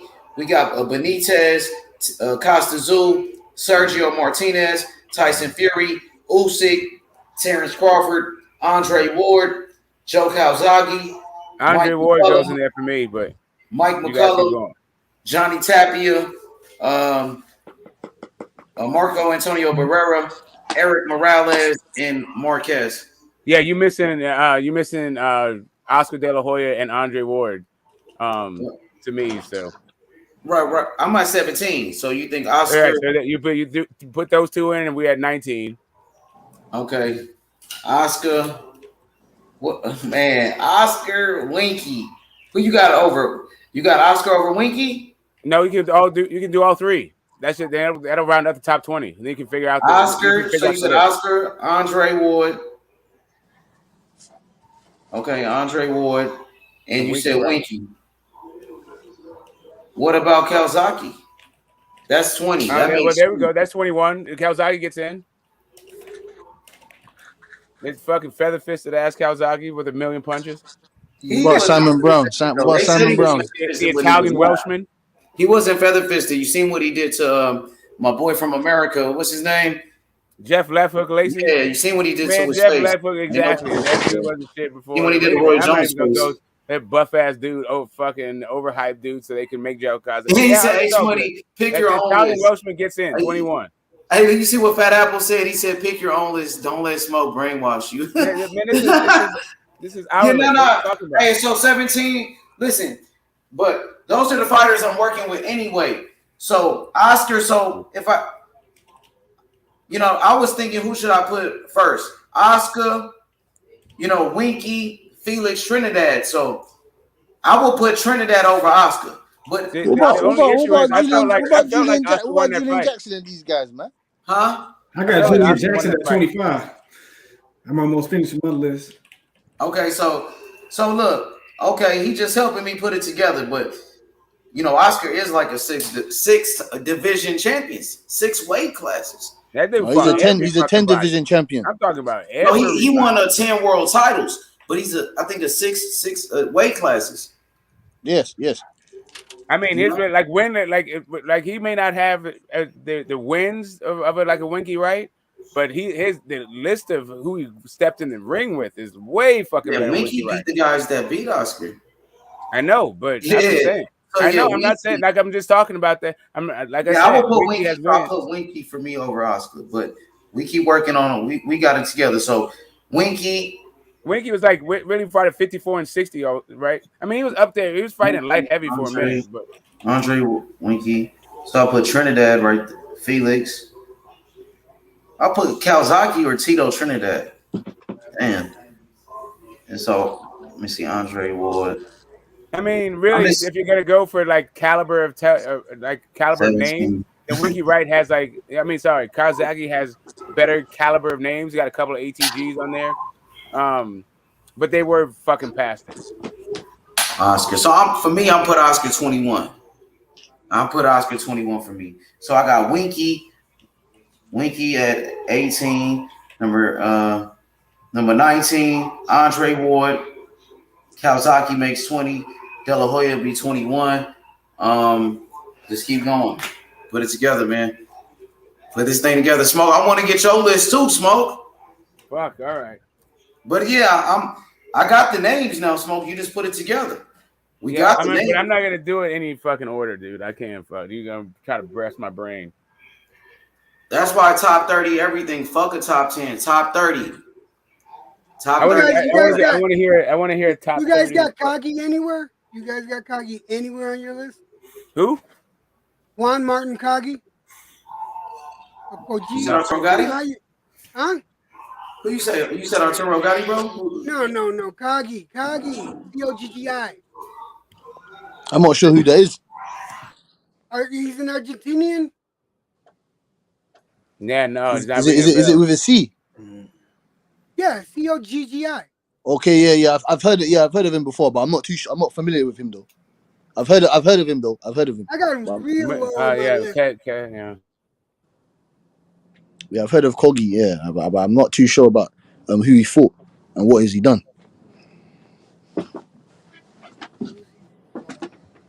God damn it! Now you're gonna make me look this up. Yo, is the top 30 is for active pound for pound or? No, this is in your lifetime. All right. I might have to work on mine then. I'm gonna have to. I finished my top 30. I'm definitely gonna work on mine, yo. Let me hear what you got, though, Cap. Let me hear your greats. I got at number 1. I got Floyd. I got number 2. I got Ali. Number 3. I got Sugar Ray. Number 4, With I got Sugar Ray Roy Leonard, Jones. right? Yeah, Sugar Ray Leonard. Number 4, I got Roy Jones Jr. Number 5, I got Tommy Hearns.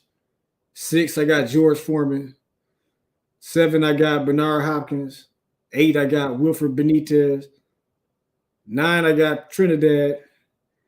10, I got Andre Ward.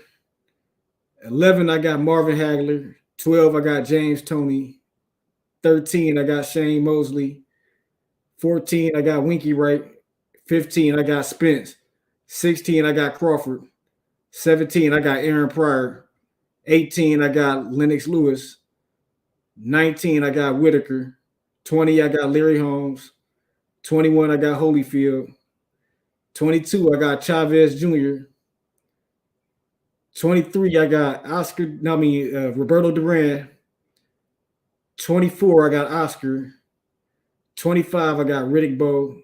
26, I got Julian Jackson. 27, I got Terry Norris. 28, I got Mike Tyson. 29, I got Jamel Charlo. Oh, was that 30 or 29? 30, I got Antonio Tarver. Yeah, that's right. So that's my list. You got Crawford on your list? Yeah, I got Crawford at 16. You got Crawford high than a motherfucker.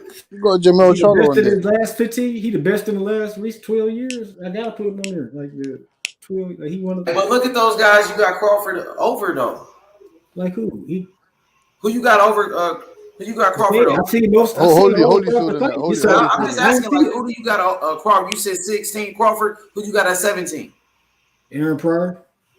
Dang, Crawford over Pryor. Woo. Because Pryor, they ducked him. He never got a chance to really show out, like what he like to where he could have like they ducked him. You know what I'm saying? It's like that's the why I can't really put him up higher than what I put him up, because he ain't fight the Sugar Ray and all them dudes. You know what I'm saying? So that's why I got to put him there. And then it was hard to put the order in. It was. I forgot about it. I fucked up my list, though, because I put De La Hoya at 23 when I really wanted to put. Now redo it. Just that's the mistake I made. I made it. Make your adjustments. That's what I got. I got De La Hoya. I ain't got Antonio Tarver on there. I got De La Hoya at 30, and I got 23 as Duran. I just want to confirm this. Is this guys that man's seen, or just what you? Okay, so I need to take that. Guys that you watched while they were active. If you can't pull up, if you ain't never watched a fight or most of their career, like most of their fights, then, you know what I'm saying? Like, I'm just saying, like, while you were watching them, they were active. Not like guys you watch in archives and shit like that. But guys, I gotta take Duran off the shit because I had to watch. That's what I'm thinking. Because what? I gotta take Sugar Ray off the shit too because I watched. I like that by Terry Norris, but that's what I followed some of that. I didn't watch none of Michael Spinks fights and all that. You can see all them guys fights. You can see all their fights. Like Aaron Pryor could what? Could what? Did you see Aaron Pryor's fights? Yeah, I ain't see all of them, but enough of them. Yeah, that's all. That's all. Okay, yeah, that's calm then. That means I don't. Yeah, that's calm then. That's calm. I got it. Yeah, there's bad guys. Fucking no. Yeah, I'm just gonna keep it realistic, man. I got from the 90s. I think you can. I got from the 90s and upwards. If you can do it to the list from when they're active, I think we can get at more of what H is trying to get to is like guys, unheralded guys. So if you didn't see Leonard fucking fight, you can throw him off because Leonard's gonna be on everybody's fucking list. They watched boxing in the 70s and the 80s, right? Like, right, but you can see all Leonard's fights on YouTube damn near. Yeah, but you can see a lot of guys fights on YouTube, but just it's the circumstances, and then how do you compare them to guys who aren't on YouTube? Right? I'm just saying it, but it just becomes like a little bit of a highlight reel or just a showcase for. They don't show you all of the other guys that were active at that same time, and then. Like how and also like what he because like right now if you say like Devin Haney versus Lomachenko, you'll be like, yeah, Lomachenko's way better than Devin Haney. But like if you live through the time, then you understand what their relationship has been for years at this point. I just finished mine. All right, let me change the list here. That's an easier list to do than this shit. Because I can't have Marvin Hagler on my list, man. I can't have Roberto Durant. I can't really have like guys like maybe Joe Louis. You get me? But that's okay though. This is of your lifetime. Then that's cool. And some of us are just a little older than others, and we'll have different names. Yeah, we're just talking about active in your, active while you were, Yeah. a boxing fan kind of. Now, let me know when it's my turn to go because my list is done. You can go ahead. Don't wait for anything. Go ahead. As soon as you're done, fucking rock it out. All right. So, and the only ones that are in order for me are the top 10. So, we got Ali, Tyson, Mike Tyson, Macho Camacho, Duran, Chavez, Foreman, Holyfield, Hitman Hearns, Pacquiao, and Leonard. Those are my top 10. Now the rest are in no particular order, which is Nicolino Lochi, Felix Trinidad, Alexis Arguello, Larry Holmes, Wilfred Benitez, Shane Mosley, Pernell Whitaker, Michael Moore, Roy Jones Jr. Let's see, Jose Napoles, Johnny Tapia, Buddy McGurk, Salvador Sanchez, Marlon Starlin, Martin Kogi, or Juan Martin Kogi, Larry Holmes, Michael Spinks, Luis Rodriguez, Kazazu, and Klitschko. Those are my top 30.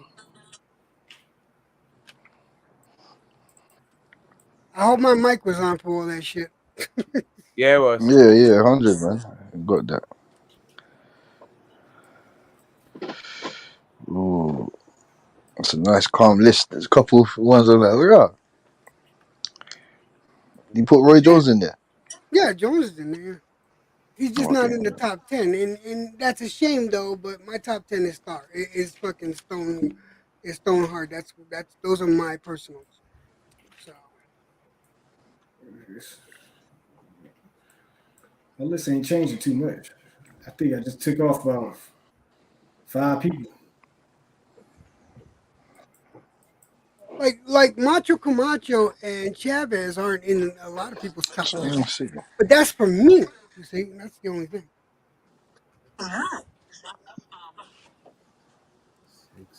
Damn, I'm at 16. Oh shit. All right. Who is not? At Apples, listen. I got Michael Spinks. Like I said, after 10, the rest are in no particular order.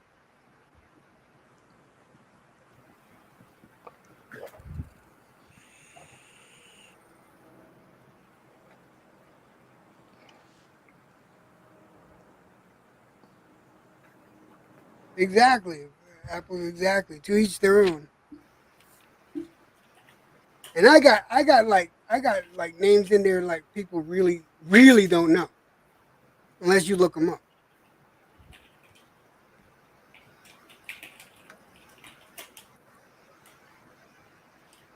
I think there's 5. I think there's 5 names on my list that have never been champions. But it's the number of fights they won and the impact they had during their career.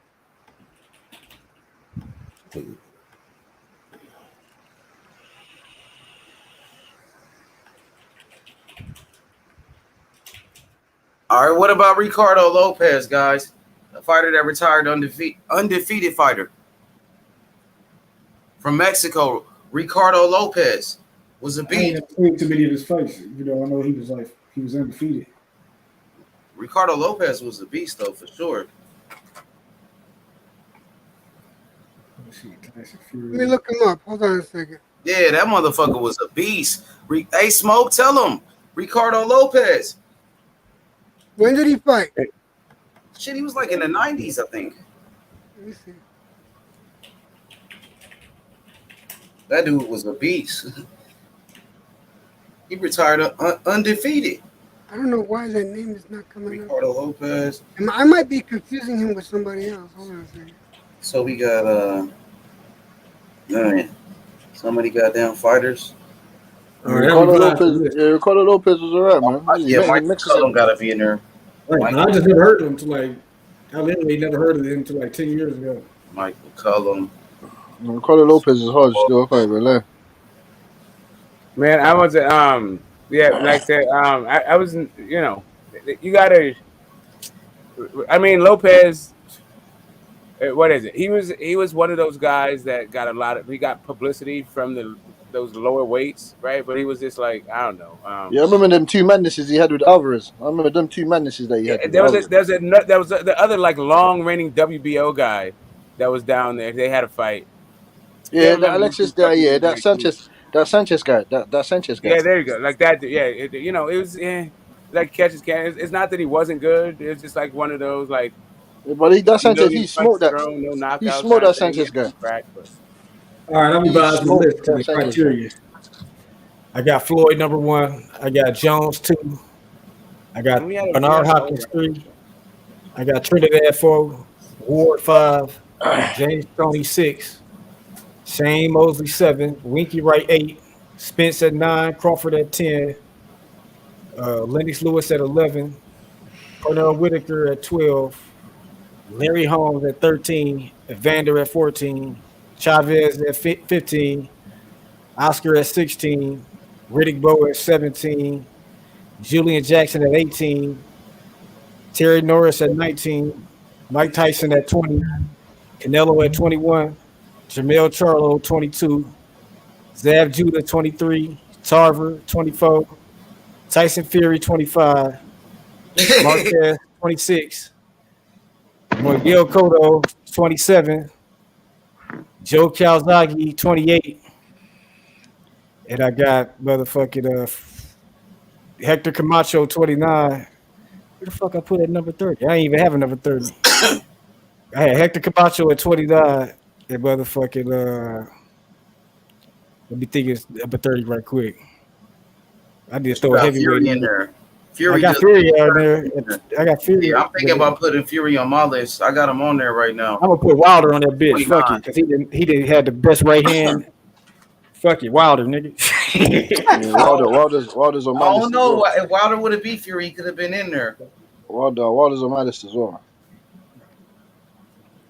But Fury took his spot on your list, really. What y'all think about Usyk? Usyk Crawford. Does Crawford got some good wins with Sean Porter? Oh, he put Spence there. He put Spence as well. What he put but it ain't nothing like the Spence win could possibly really put him in the conversation. I mean, because shit, he got some good accolades, but does he have the big like that win? You know what I mean? Like the rest of these guys, you got to think about it. You got guys like he beat Julian Jackson, Mike McCullum, right? You know what I mean? The Marco Antonio Barrera, he beat fucking Prince Nassim Hamed. You see what I'm saying? He beat Morales. You know what I mean? A guy like Morales, he beat fucking Pacquiao. Marquez, he beat Pacquiao. Marquez beat. I forgot to put on my list Pacquiao. I had him on. But Barrera beat Tapia too. Yeah, Mayweather beat Oscar De La Hoya. Exactly. Yeah, Mayweather's damn near number 1. He's on. I gotta put. You know what I'm saying? Mayweather. You know the thing with Mayweather, he beat guys on his list. What about Canelo? Should Canelo be on the list? We put Crawford in there. We put. No, he's got Hall of Famers on his resume. He's got Hall of Famers on his resume, though, man. He's got Cotto and that. You get me? I'm gonna put Tyson Fury at 30. Dude, I'm gonna put. He's got Cotto, Golovkin. 27. Yeah, he's not on this list because he not. Redo my list now that I think about it. I didn't put him on this list. I didn't put because I would have put Nonito up there real quick, but I didn't want to put him up there yet. This is kind of like Nonito is a hell of a fighter. Fuck yeah, Nonito once he retires, that he's gonna be one of my all-time greats, man. You know, I felt bad when he lost, man. I really did. Damn, I forgot about Vernon Forrest and shit. I'm like, damn. It fucking hurt me, man. I'm thinking, like, who the fuck else I'm forgetting? Shit. Damn, man. Listen, Alexis Aguero. You know what I mean? Wilfred Benitez. Benitez was a champion at 17. That nigga beat Roberto Duran, too. Wilfred Benitez. Young Roberto Duran. Outboxed him. Right. I got Wilfred Benitez on my number 15. But again, like I said, This one you was watching was do it in the era. After 10, Y'all era is with no different than particular mine. order. So, Benitez or Marquez? Benitez better than Marquez in this period. Marquez is four division champion, on bro. my list because I Marquez got big wins, bro. He beat a lot of motherfuckers. Marquez was beating the shit out of people, bro. Bro, the crazy part, Mayweather beat a lot of guys on my list. Like Mayweather beat Marquez. Mayweather beat Oscar, who's on my list. Mayweather beat Pacquiao, who's on my list. Mayweather beat 3 guys. Mayweather might got the most wins out of, the people on the list. Think about the guys on your top 30. Like who fought each other on your top 30? And who beat, some of the guys on your top 30 out of those fighters? Mayweather beat some of the top guys. You know what I'm saying? That's crazy. You know what sucks is that I didn't even put Mayweather on my list, and that's wrong of me. Hey, guess what? Sugar Ray Leonard, he's on my list, right? He beat Marvin Hagler, who's on my list. He beat Roberto Duran, who's on my list, and he beat Thomas Hearns on my list. I think that's why I got him number 3. I think I didn't put him on my list for the same reason, and it's not because he's a cheater, but like Margarito is nowhere on my list because Margarito. I'm gonna redo my list now because I forgot about. Because I didn't put Margarito anywhere on my list because of the shit he got caught doing. Not that Mayweather got caught doing anything, but I have like what is it? It's like I understand his accomplishments, but I didn't like him. It's one of those things. You know what I mean? Bro, I want to put Gerald McClellan in there. McClellan was a beast, bro. That dude was a monster, bro. The G-Man, dog.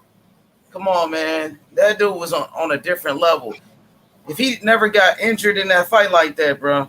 Who are you talking about? Blood clot, I think, bro. He got, you know what I mean? I don't know what the fuck happened. Something happened in that motherfucking fight with Nigel Benn, bro. I don't know what happened. Did anyone throw out Marvin That nigga out in the first round, knocked him out the fucking ring. I'm done with my list, and I want to just have a disclaimer. Like, so I'm going through my list, and I realized everybody on here is retired. So I feel like my list might be different from other people's lists because they may put some still like active fighters on there, and I understand that thing. It's just that my list doesn't have any active fighters. Yeah, my list got no active fighters. It's not because I don't think active fighters should be on the list. It's just because there's 30 guys whose careers are done, and fuck it. All right, so should Usyk be on the list though? Because Usyk is a undisputed champion at cruiserweight, and he went up to heavyweight. He's a unified champion, dog. Beat Anthony Joshua, beat his ass. That motherfucker Usyk is. Some people got him number 1 pound for pound. Okay, should Usyk be on the top 30 fighters? So here's my list. I'm done, and this is in no order. Well, actually, my top 3 are the same thing as H's top 3.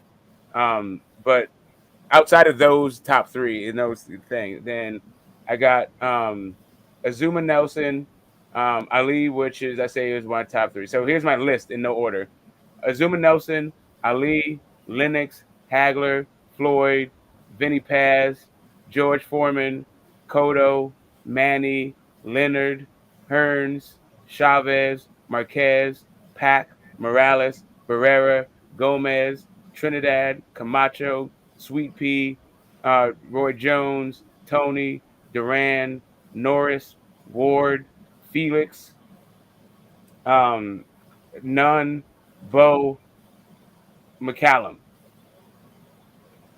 Yeah, that's a good list right there. That's a good list, man. You're gonna make me rethink mine. Fucker. Yeah, I like that Michael Nunn right there. Michael Nunn was a motherfucker. I still haven't heard no one call. No one has said McGurk.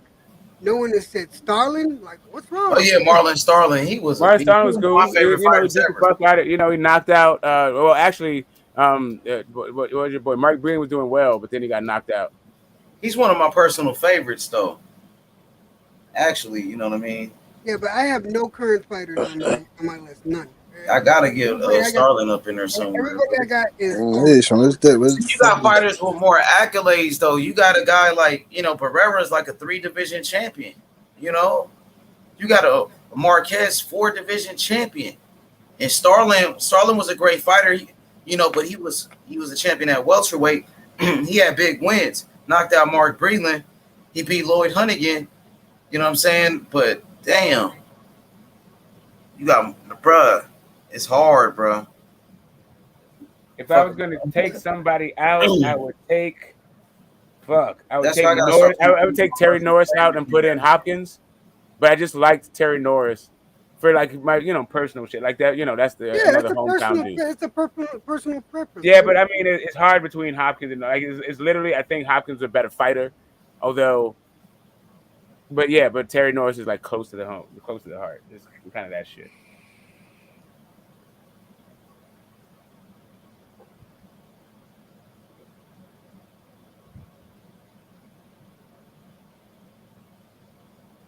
So, Smoke, you don't put Barrera on your list or Yeah, Marquez? Barrera's there. Yeah, Barrera, Marquez, Morales, all three were on there. Where you got them at? Say again? I didn't put them in any order because that shit, like, man, listen, after number 3, it doesn't What really about fucking Fury? matter to me. You don't have Fury on there? No, I don't have any active fighters on there. It turns out I could get to 30 guys that I like that I've seen fight that are like fucking Hall of Famers and greats without even talking about an active fighter. Okay, I got you on that. That makes sense.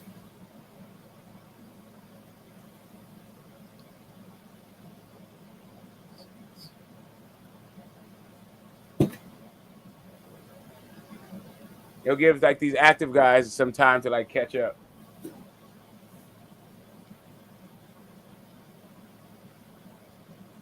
What about Alexis? Alexis Aguero. Man, you only said 30. I got to take somebody off. In there? I got to take somebody off to put him on. He beat Ray Mancini, didn't he? He beat the shit out of Boom. Boom. But Boom Boom is not there either. Like I don't know. Like I liked Ray. He was an explosive shit, but like Ray, he became super famous because of the death of that Korean cat. Hung Yak Pak or something. I can't remember dude's name. He beat somebody too. Like I mean, he was good. I'm just saying, but that's like really what sent him into like, the boxing. He beat somebody with a name though. He had a big win. Alexis Benitez. I mean, I could. I put Vinny Pazienza on there. That's also another personal favorite.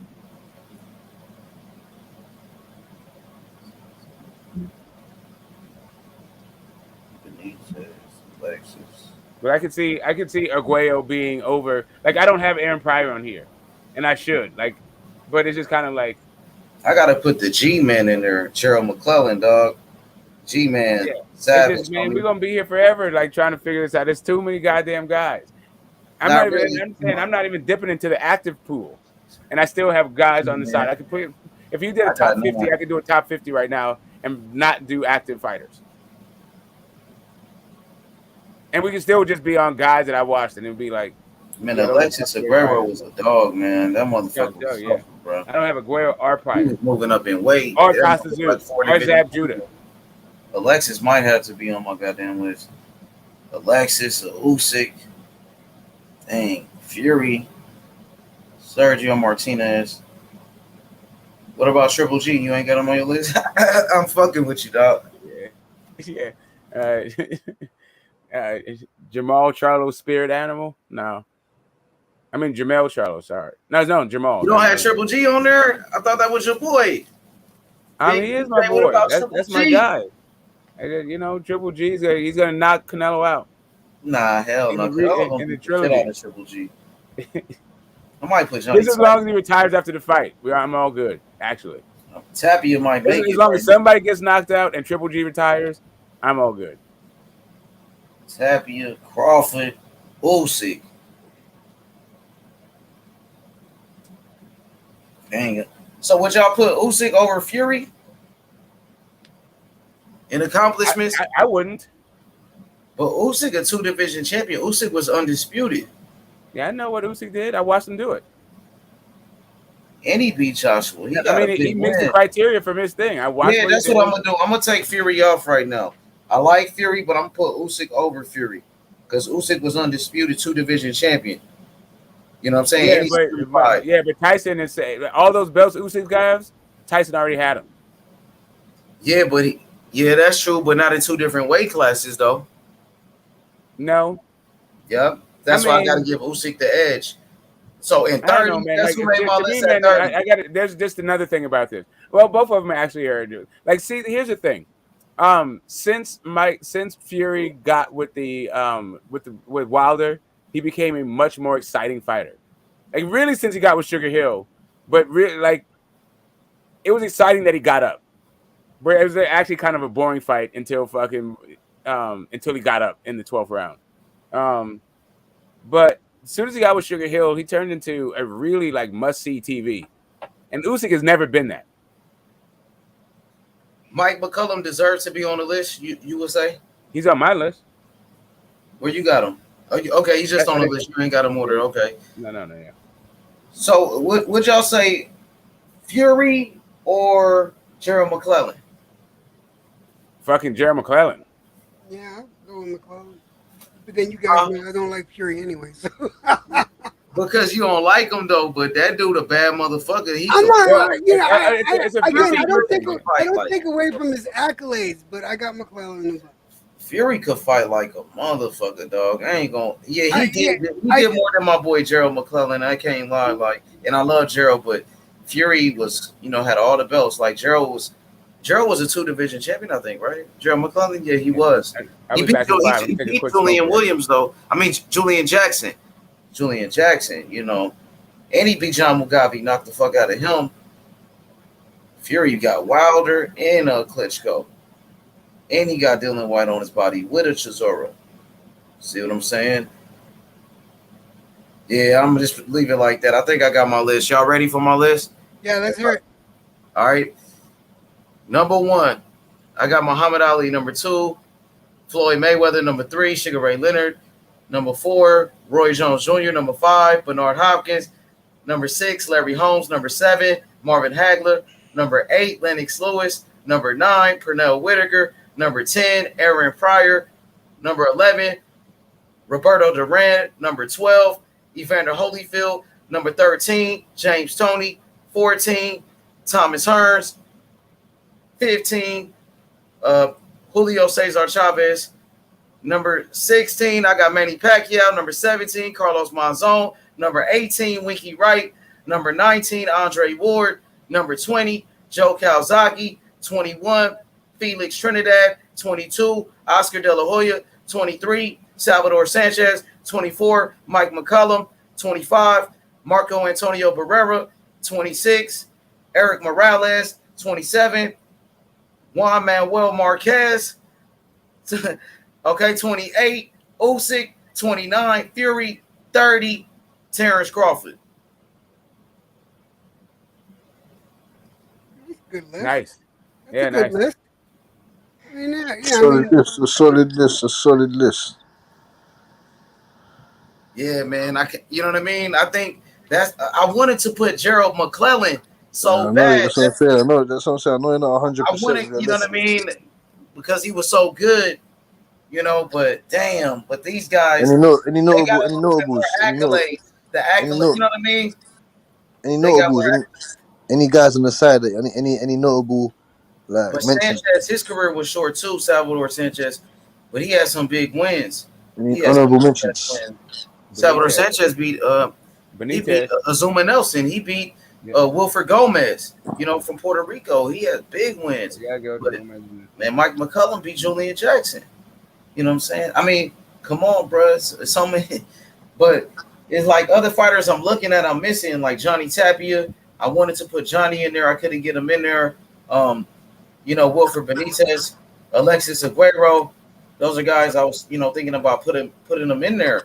And I can still put them in there, you know what I'm saying? But right now, that's what I got. I can still make adjustments. I might make some adjustments to my list, because of Johnny Tapia, Wilfred Benitez, Alexis Aguero, Costa Azul, Sergio Martinez. You still got to consider these guys. Ricardo Lopez, another one. Nonito. You got to think about a Nonito Donaire, a Chocolatito. All of those guys. These guys. As soon as they are done, then they're going to go on my list. I literally took Canelo off. I took Rigo off. I took Nonito off just because all three are still active. Okay, that makes sense. We say James Toney. Active fighters be on the list. You got James Toney on your list. Okay, that's the question. Should active fighters be on the list? Yes or no? No, I didn't put any active fighters on my No, list. yeah, So I'm for gonna me, take him yeah. out. Okay, so that could get my boy Gerald McClellan in there. I could get the G-Man on my list then. No, for me, yeah, because that's what I'm saying. You guys are kind of older. You seen the fighters like. Okay, so no active fighters. That's the No rule. My actors. boy, no cap. No active fighters, no cap. You got to make some adjustments then. Fuck. All right. So I got. Let me see. So I got 1, 2, 3, 4, 5, 6, 7. All right. So I got 3 spots. So I'm gonna get my boy G-Man in there. G-Man, gotta get G-Man in there. That's well. Hold on. I'm gonna wait. 3 spots. I'm gonna just wait because you still got Johnny Tapia. I'm looking at Tapia. You know what I mean? You got fighters like Alexis Aguero, Costa Azul, Wilfred Benitez, right there. You got Gerald McClellan, Ricardo Lopez, another one. Ricardo. So, Smoke, this is what I want you to do. Eventually, I want you to put your list in order. Eventually. All right. I'll keep it right here. I'll keep it right here in the thing. I'm in the office. And you guys can reorder your list if you want to, but save it. Save it, bro. I'll save the list. I got it right here. It's hard for me to put I got 27. I want to do top 30 fights though. Of all time top 30 fights? Oh, the ones that you saw. Yeah, Oh, you can do it. You can. Oh, you know what? Since all these fights are on the, if you felt like some fight that you watched from the archives are like one of the great fights you saw, okay. But yeah, your top 30 fights.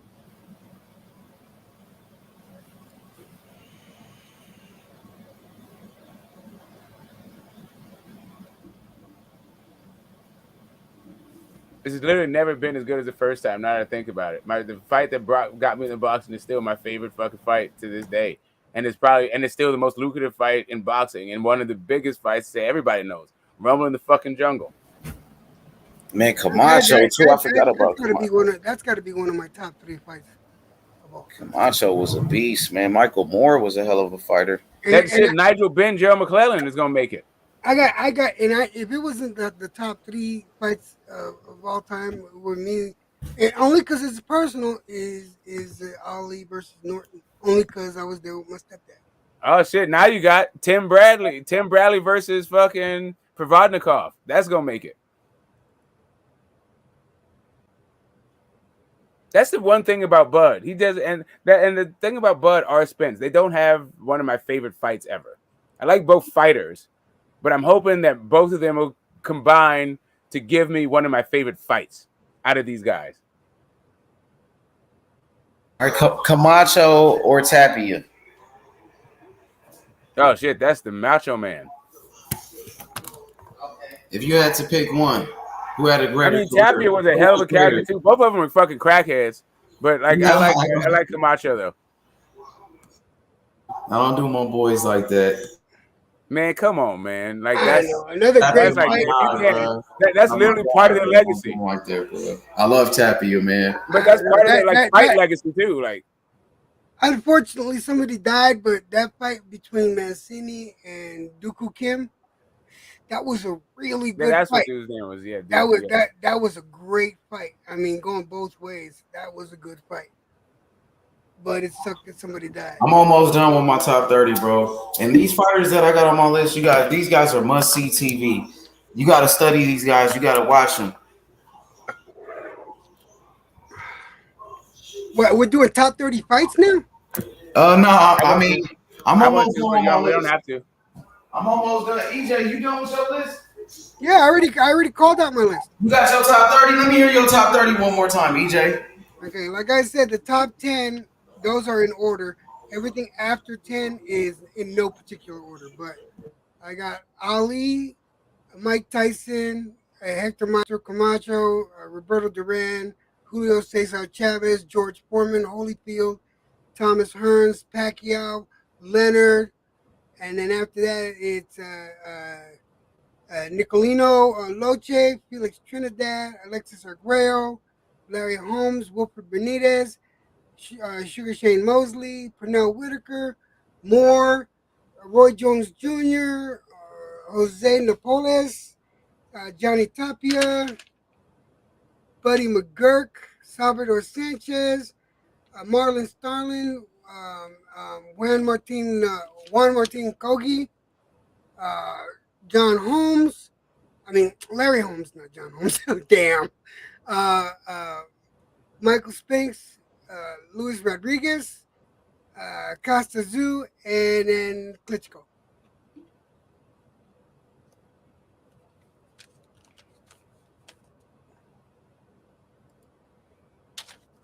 I'm gonna give an honorable mention. He's not gonna make it, but I feel like in the spirit of like, you know, guy, like just talking about guy, like mentioning guys' names that don't get mentioned a lot.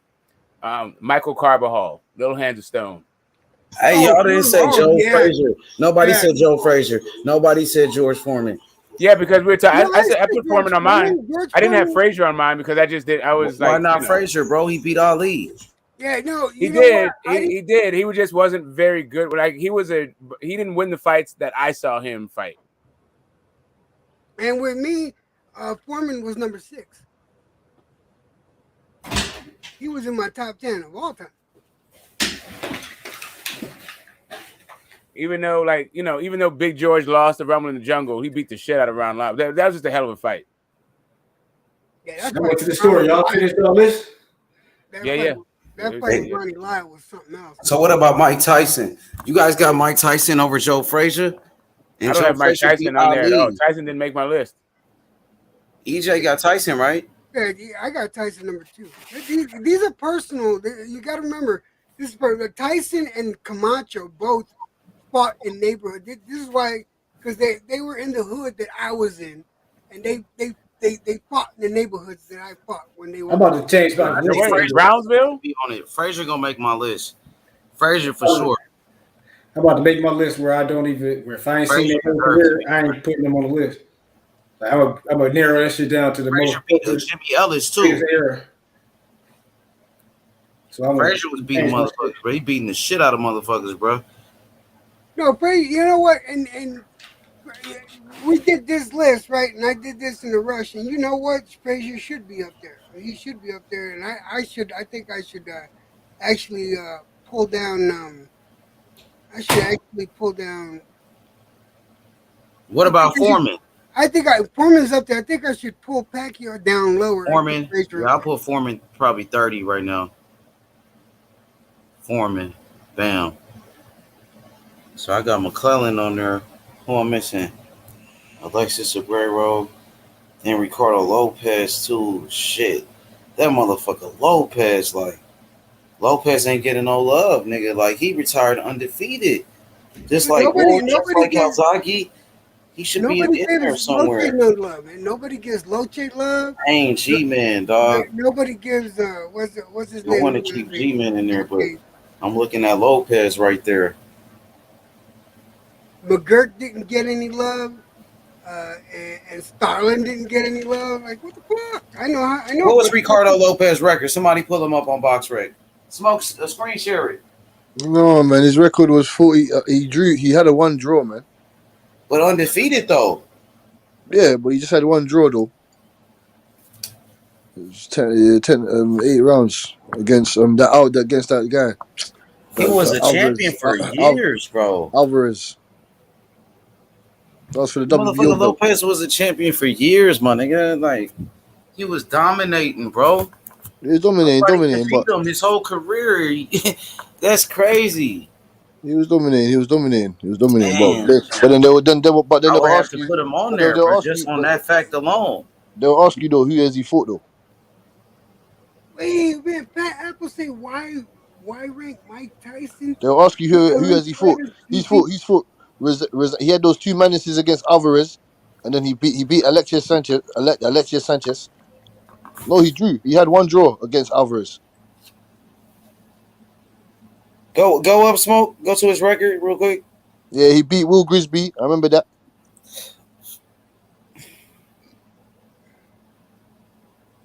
Yeah, he KO'd Preacher as well. He KO'd that Preacher guy. Yeah, I didn't watch him before 1994. So I'm debating between Gerald McClellan and Ricardo Lopez for my last spot. It's between those two. I knew about him from when he was 40-0. That's when I knew about him. Because he killed that guy. Yeah, he killed that guy. Killed him in the first round. He retired undefeated, that motherfucker, bro. That's crazy. Yeah, he probably G-Man. I love G-Man. We gonna try to get G-Man back up in there, but right now Lopez, I'm looking at Lopez right there on my list. Ricardo Lopez. He belongs on there. He retired undefeated just like Floyd Mayweather, Joe Calzaghe, and Andre Ward. And they all on the list. He had one draw though. Undefeated though. It wasn't a loss. He never lost. No, but he didn't. No, but he didn't retire undefeated though. That he did. When you never lose, that's being undefeated. No, he had losses. a bout. No, he had a bout. He didn't. Yeah, but he had a bout. It probably was some bullshit too, but it's not a loss though, bro. He never took a loss. No, he didn't. But how many fights he had, Smoke, and how many fights? He had 52. Damn, that nigga was the original 50-0. Oh shit. But that's what I'm saying to you. I can't give it to him because he wasn't 50-0 though before. That's what I'm saying. If he was 50-0 and then he got the draw, then I could say yeah, but he was 47. You on that draw? You ain't gonna let that slide. Yeah, I can't let that go, man, because he drew. Ricardo Lopez. What about Gennaro Hernandez? He was a great fighter too.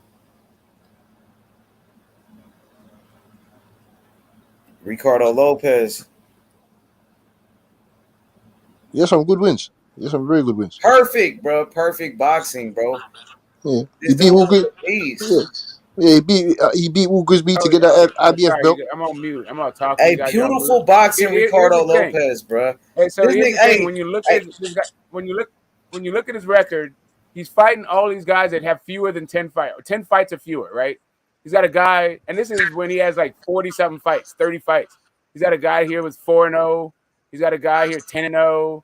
He's got a guy with 7-3.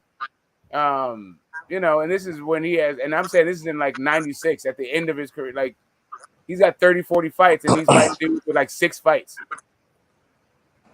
at 105 pounds, 9-3-3 kind of shit. Like 0-2-0. Like, look at this shit, bro. He's fighting guys with no when wins. was that? Was he a champion when he's fighting these guys? Let's see when he became champion. So he didn't become a champion. He became champion against 1990, right? Okay, 1990. Now let's go. So who did he beat for the belt? What's the guy record? 14-3. Oshani. Okay, he was a champion. Keep going. Now who he's fighting? He did fight Montiel, right? Zoom in, Smoke. What can I don't know. Let me see. He defended the belt. He had multiple defenses. He had about how many defenses did he have? He had about almost 20 defenses. Then he fights a guy with 9-3-3. That dude's 20-1. That was a good record right there. How many weight classes is he champion though? How many different weight classes? 105 at this point. He said okay, 105. He's a champion. He started off there. He had 20 title defenses. 20? Yes. But one of right. So here we go. One of them is a guy that has 6 fights, bro. No, we had 20 title. He had 20 title defenses. Another one of the guys was like Toto Pong. Hey, you know who was a good fighter? What's that nigga name? Chris John. You remember Chris John? Chris John, my nigga. Was that his name? Chris John. I think he retired undefeated. No, he took one loss. Man, so many fighters, bro. This dude's got 10 fights. Undefeated. Look, another undefeated fighter. Another undefeated fighter. 16. Look at that undefeated fighter from Thailand. From Thailand right there. Dang, no, 16 losses right there. Keep going. No, this dude he never left Bangkok. This dude never fought outside of Bangkok. Oh, no, wait, hold up. He went to Russia once or twice. All right, keep going. Let's keep looking at his resume. Let's go. Bangkok fighter. All right, let's look. Keep going. Let's go on his resume. Let's keep looking. Which one? Who's Ricardo Lopez? Yeah. Keep going. Yeah, go back. He beat Will Grisby for the. You saying he ain't pretty much fighting nobody? You're not impressed by this shit? Yeah, 37-16. Will Grisby for the IBF belt. The in IBF Mexico, like some Mexicans with 37. And this shout out to Mexico. I'm not saying anything. I'm just saying they have a lot of unheralded fucking fighters. Y'all don't remember Chris John, the boxer? No, He fought Marquez. I think he beat Marquez. He was a hell of a fighter. Y'all don't remember that nigga? Come on, man. Let's take a look.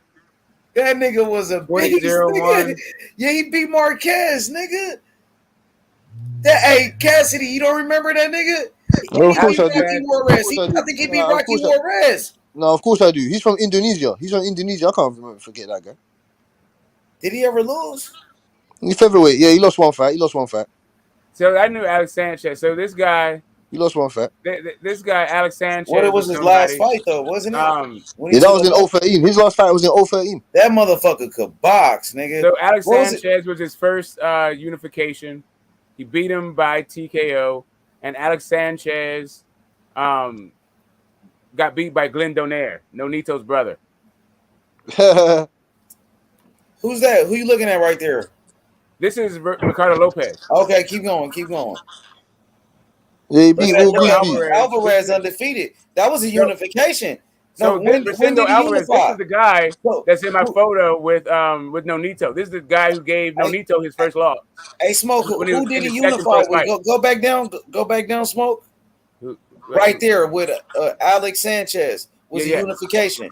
He fucked him up. He KO'd that guy. He fucked him up. Yeah, that was a unification. That dude only had one loss and knocked out Alex Sanchez was nice too. Like I said, you want to go to Alex Sanchez's shit. He got knocked the fuck out. I think he lost on points to Glenn. Oh no, he retired Glenn. Okay, that's Sanchez. Right there. Okay. Like Glenn knocked him out and stopped him. Who else we got on here? Robert Calderon is all right. Yeah, I don't know these other names. Trejo sounds familiar. Ricardo Lopez he lost. That was not his first loss. Ricardo Lopez was his second loss, of course. He lost his first loss to a guy named Edgar Cardenas title fight. Ricardo Lopez was his first title defense. And Ricardo Lopez stopped him in 5. And knocked him down twice before stopping him. So yeah, Sanchez is a good one. Yeah, that Rosendo Alvarez. I already told you what his thing was. He was 24-0. And yeah, let's see where he was when he beat. There he is. There's Rosendo. It's how many fights was it before when he fought? So he fought Ricardo Lopez a couple of times. First a technical draw. The other one is a loss to a split decision. So where's Nonito? Should be at the bottom. No, Nonito. It was Nonito's second fight. I don't know where he was. Where the fuck's Nonito? Damn, he was that fucking. Where's it? What the fuck? Yeah, what the fuck? Hold up. Let me look up Nonito right quick. Maybe it's that bounce not there. No, it's there, motherfucker. All right, guys, the pain is starting to set in. I gotta take some meds, and I'm gonna go to bed. Guys, God bless. Hey, for sure. Here, okay, EJ, man.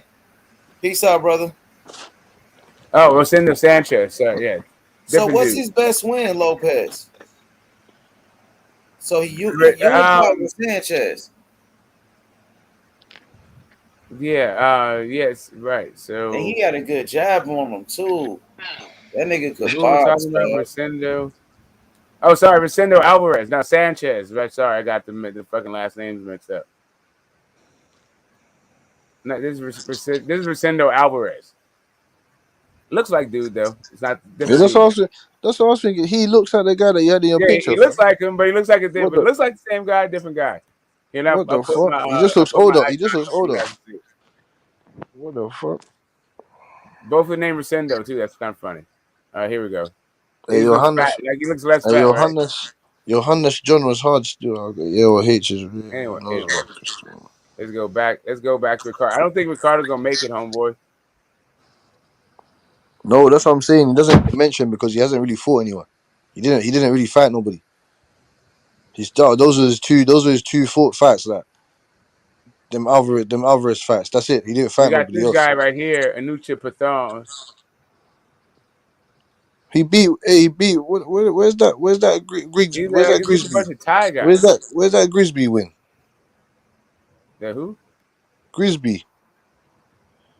Grisby. Okay, Will Grisby. Oh yeah. Grisby. He beat him for the IBF. IBF. He beat him for the IBF belt. All right, let's see. Man, Sanchez could box like a motherfucker, bro. I'm watching this. He's a St. He Paul was guy. nice, bro. He could box. Like, you know what I mean? He got It's skills. just these minimum weight guys, man. That's fuck.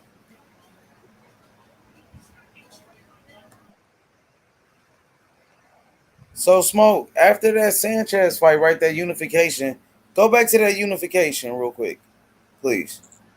You got it, bro. So, yeah, what do you want to know about it? Okay. So, zoom in again. Okay. So, after Sanchez, he fought against Alvarez, who was undefeated. Yes. Okay, keep going. So he fought him twice. Oh, he had a draw. That's who he had a draw with. No, what happened? And the fight was stopped. That's why it was a draw. It was a headbutt or something. Accidental headbutt rule, yes. So Cassidy, come on, bro. That's not a real draw, bro. Well, also if you don't remember, if maybe you remember this, you maybe don't remember this, but the WBC at one point had a rule that if there was an accidental headbutt, the person who caused the headbutt would get penalized a point. Okay, but he had a rematch. Or you could actually lose it. If it stopped the fight and you were deemed to be the cause of the headbutt, then you could lose the fight off that shit. Look, in a rematch, look at that, Smoke. They had a split decision. So it was a close fight with this guy. That's 116. Yeah, the first fight was a close fight. But it stopped after seven rounds though. So, we really got to go back and watch the fight to really see what happened. But keep going though. So after that, he fought against another guy. Will Grigsby, that's what we're just looking at. So, the guy out of St. Paul. So he moved up in weight at that time. Yeah, he already. That's when he moved up after that last fight. He fought Alvarez at the different level, at a different weight. Okay, so he tied him at 104 and then beat him at 108. He basically beat him at 105 and then went up to 108. Okay, so when did he fight for the world title? At 108. The very next fight. Will Grisby. Or Alvarez. No, he fought the same guy for a vacant in a higher weight class. Okay. Don't know how the fuck they did that. All right, so keep going. Let's see. So does he? Hold up a second. Wait, hold up. They both say world minimum. So he's a 2-division champion at that time. Even though they were, wait a minute, it's 105 and then 108, right? Am I tripping? Yep. No, you're right. That's what it is. Next weight class up. So that's for a real world title. That was for the WBA. Minimum, they say that both of them are both minimum, even though one's at 105 and the other one's at 108. Okay. Maybe back then, I'm not too sure. Fly should be like 107. 105 should be flyweight. Okay, so let's keep going. Let's look further. I don't. 105 is minimum. So he unifies. 105 is minimum, then 108 is fucking flyweight. So does he unify? When does he unify? Keep going. Keep going. Draw. No, right. So then they fought for a minimum and he won, even though I don't know. They must have had some weight thing, and then he won. Then he got the fly title. He unified right there. Here, he unified the fly against Patello. Let's see. Do he still have the WBA? Is that belt on? No, actually, that's not unification. Actually, it's the IBF. Just for an IBF belt. What year is it? Yeah. No, when did he get the IBF? Against Will Grigsby. In the Grigsby fight. So did he have a belt right there against Alvarez? Yes. Yeah, WBA. The first one was a unification. Yes. No, I'm talking about. Yeah, the first one was a unification. That's crazy. And then the second one was only for a vacant belt, WBA. WBC. Oh, it actually still was a unification though. It was. But look at his next fight. Ain't none of those belts on the line. None of the next fight, none of those belts was on the line. Yeah, because he moved up. These are both minimum weights. and then he moved up to flyweight after that. So which weight class is that? Like I don't understand what's happening. Like, in that fight right there, which weight is that? This is minimum, right? The Alvarez fights. But look, what did he weigh in at right there? Because you see he's at 103. 104. Yeah, he weighed in 104 and 103 respectively. Then Alvarez weighed in at 104 and 108. Yo, that's crazy. 108 and a quarter, actually. So keep going. Yeah. William Grigsby, that's a minimum. He only had 3 fights at Fly. And he retired. What was his last fight? Patello at flyweight for the IBF. Against a guy that was 17-2-2. What y'all think about that? Like, he got a great career, like retired undefeated. He's a 2. How many weight classes? How many weight classes is he a champion? He was a champion at 105, and he was a. That's what I'm saying. Those how guys many weight classes? Those guys are 105 and 108. 2 division those guys champions. those guys Yeah, are just as good I as mean, the guys that's that great. Cooper's Like, fight. he's a great fighter, no doubt about it. But I gotta put G-Man right there. Yeah, there you go. There we go. Yeah, I gotta go. Those guys are no better than the guys that Cooper's fighting. Like, you get me? So I got my list, bro. Top 30. I got it. I'm done. My top 30 fighters I've ever seen, I ever watched like that and studied. So you get to know what I'm all about. And it's all in these 30 fighters right here, man. You know what I mean? So I got my list, bro. And hey, listen, I'm gonna stick to my list and I'm gonna be studying all of these guys, man. I'm telling you, every last one of these fighters. But hey, Foreman made my list on this motherfucker. The nigga George Foreman with the power, George. The power of George Foreman. What about a Wilfred Benitez and Alexis Aguero, though? You know Alexis what I'm saying? Alexis didn't make it, but Benitez did.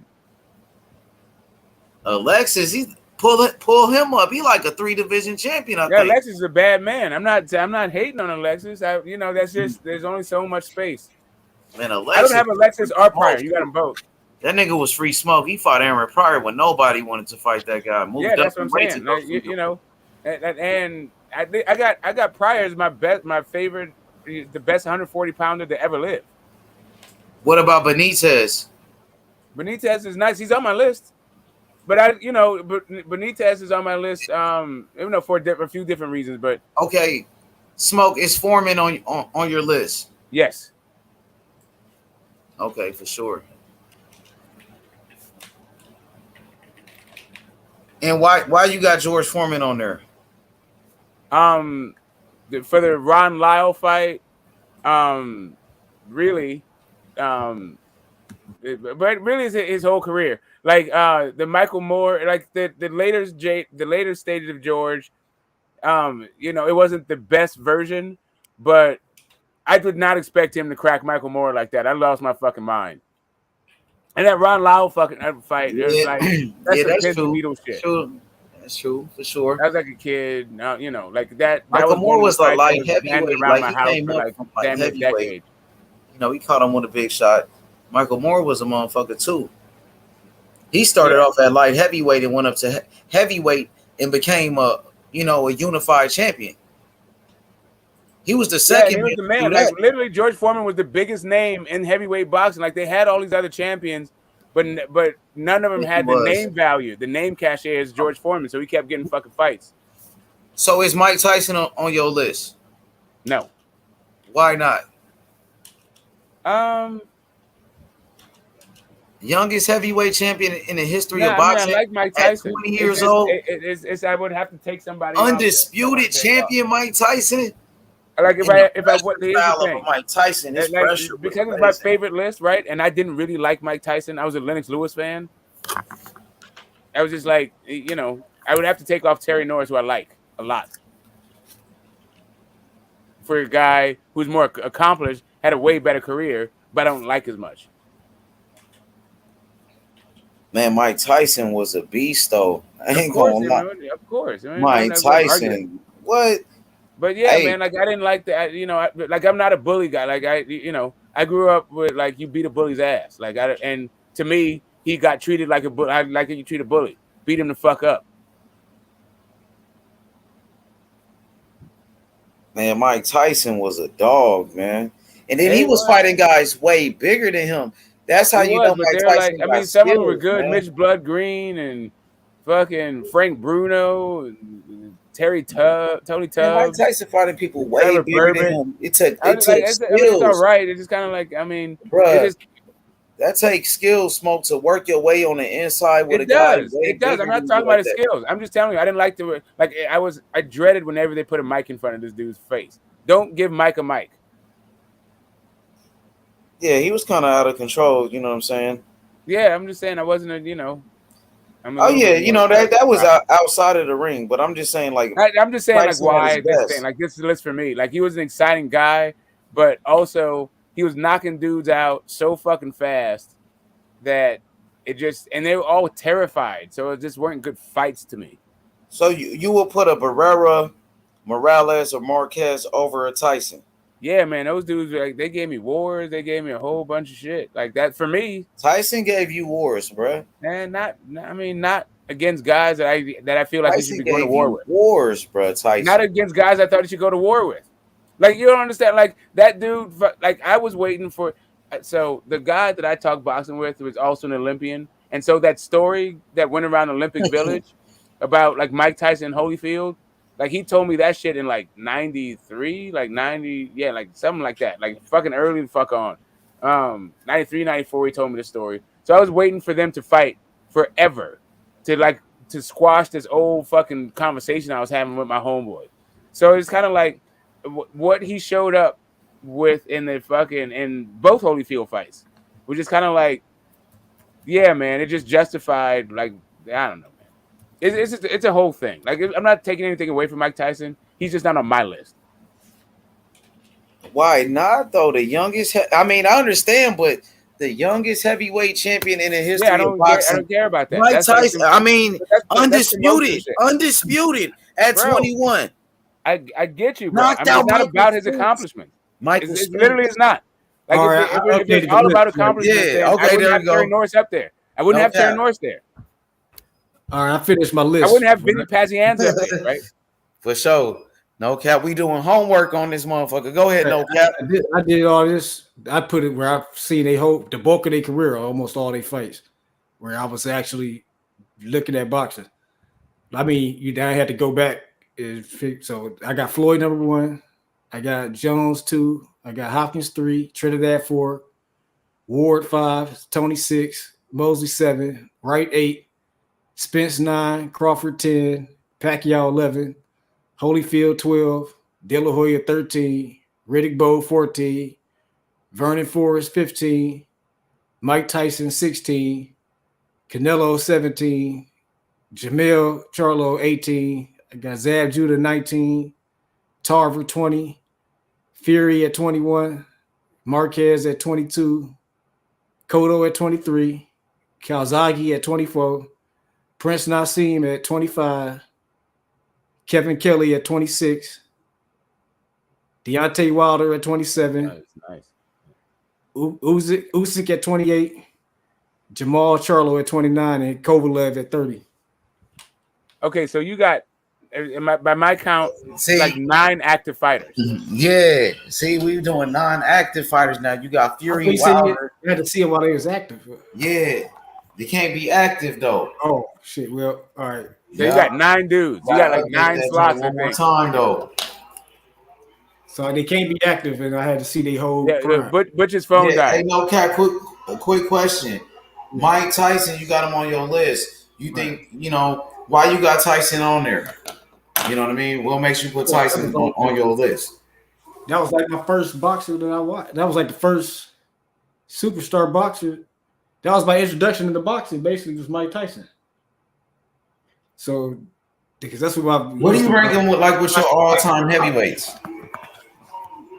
My all-time heavyweights. Well, he ain't rated all time. We talking about like. Is he up there with you got him over Joe Frazier and George Foreman? I thought the list had to be like we didn't have to go back to watch their career shit or study the past. This is just niggas that the eras that I've grew up in. Exactly. That's what the list is about, right? Exactly that. Huh? Yeah, exactly that. Yeah, The era so you yeah. grew up in, but also non-active. So in your era that are no longer active. All right, Tyson or Foreman? Who you got? I had to say Tyson because Foreman was past. Foreman was like 40 years. I seen him win a heavyweight champion. Like he knocked the fuck out of Kid Norton. Knocked the fuck out of Joe Frazier. When he was 40, I seen him when he had a better jab. I know he's a better boxer when he was older. I remember Bob Foster. But I remember his comeback thing. I mean, his comeback thing was like 8 years before he got he came back, but he was active for damn near a decade. Like winning some, losing at most, before he got the championship as an old ass man. Let me see. All right, I'm about to revise the list. Let me hit you back. I'm looking at my list. I'm trying to get Tyson in there. I'm looking at Mike Tyson was a great fighter, bro, and the Mike Tyson was fighting guys. But it's just your favorite thing. Let me just finish, bro. Yeah. Because I just want to holler at No Cap about this. Because Mike Tyson was a little guy, nigga, little heavyweight, fighting guys 6'5" and shit. You know what I'm saying? Skills. He had good defense. You know how hard that is to fight niggas that much bigger than you? You feel me? Tyson just peaked early. Like he lost the athleticism. He lost his athleticism at a younger age than most fighters. He was partying and shit. That was like a key part to his style that made it successful. Yeah, but I'm just looking at it like I got Gerald McClellan. I'm thinking like Tyson, you know what I'm saying, is a guy that is off my list. And I got fighters like, Morales, Barrera, and Marquez on there. And, do they deserve to be on the list over a Mike Tyson? That's what I'm looking at. It's your list. I don't know about it. I feel like it's just, to me, what they meant to you. Exactly. But I know. These are all fucking great. Like, all of them are great. It's just kind of like your list may feel incomplete without Mike Tyson on it. Yeah, Tyson got me right. Because Mike Tyson was like the biggest fucking thing. Like really, you don't even have so many crossover stars in the history of the fucking sport. And Mike Tyson's one of those guys. Muhammad Ali's another one. Sugar Ray Leonard's another one. Right? And to me, those are like, I don't even know. Like, you'd have to go back before I was born to Joe Louis kind of shit. Or Sugar Ray Robinson to get like crossover stars.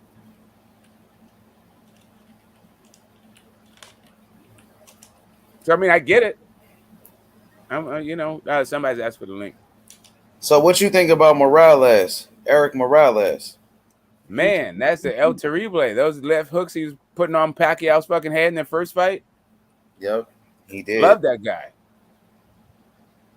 Also, wars with Barrera, come on, man. Facts, you right about that. It's still the best win on fucking Danny Garcia's resume. Hey, there go Debo. Debo think Mike Tyson was a hype job. He think Mike Tyson was a hype job and shit. He kind of was. He was a little bit. Like, he was not. It wasn't so much that he was a hype job. Is that like he didn't have the right team around him. So his theory count is active, or since he retired, I could leave him on there.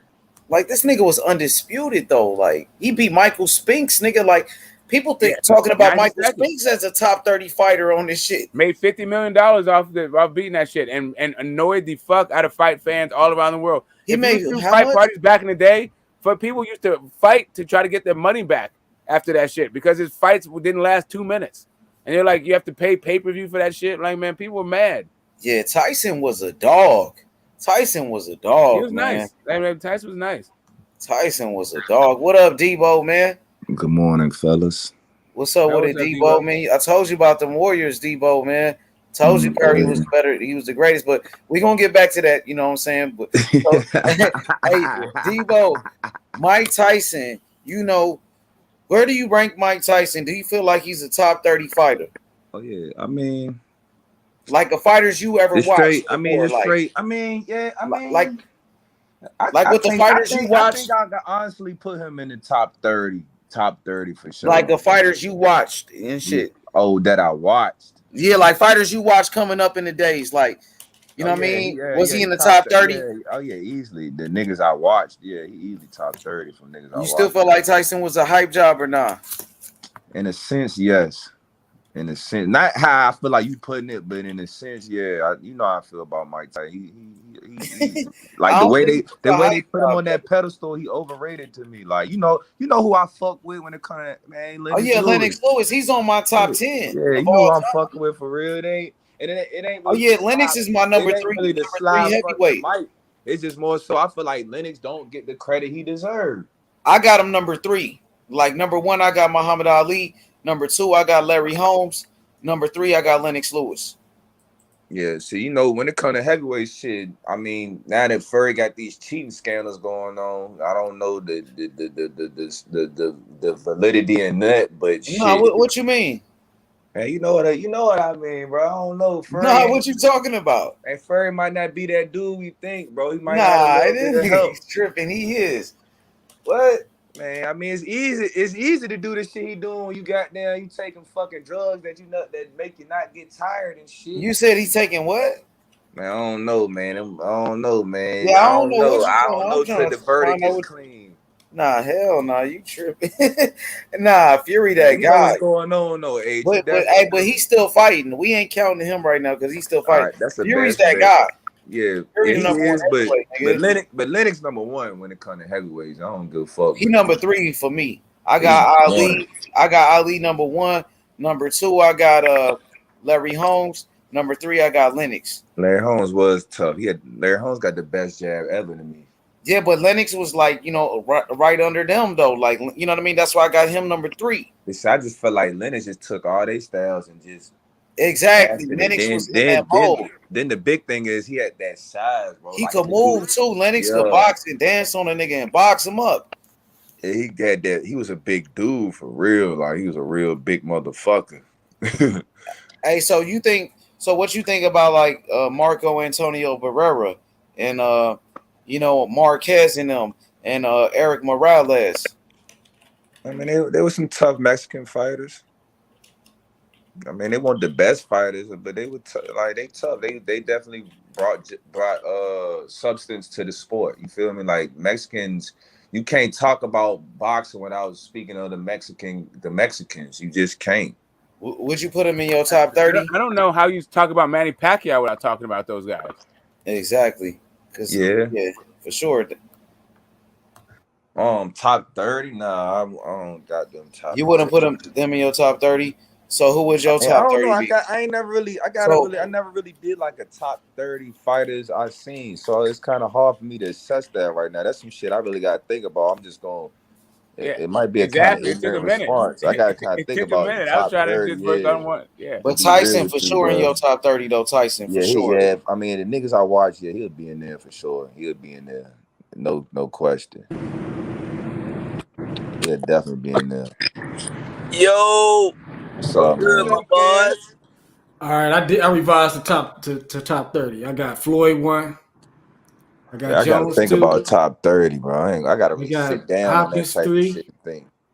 I got Trinidad 4, Ward 5, Tony 6, Mosley 7, Winky Wright 8, Pacquiao 9, Holyfield 10, Lennox Lewis 11, Riddick Bowe 12, Vernon Forrest 13. I got Mike Tyson at 14, De La Hoya at 15, Canelo at 16, Judah at 17, Marquez at 18, 19. I got Cotto. You got to be an OG nigga saying that. 20. I got Joe Calzaghe. How old are you, bro? If you don't mind me 21. I got Prince Nassim. I got 22. I got Kevin Kelly. I got 23. Eric Morales. Vitaly Klitschko at 24. Tarver at 25. Klitschko. Hey, nigga said Vitaly.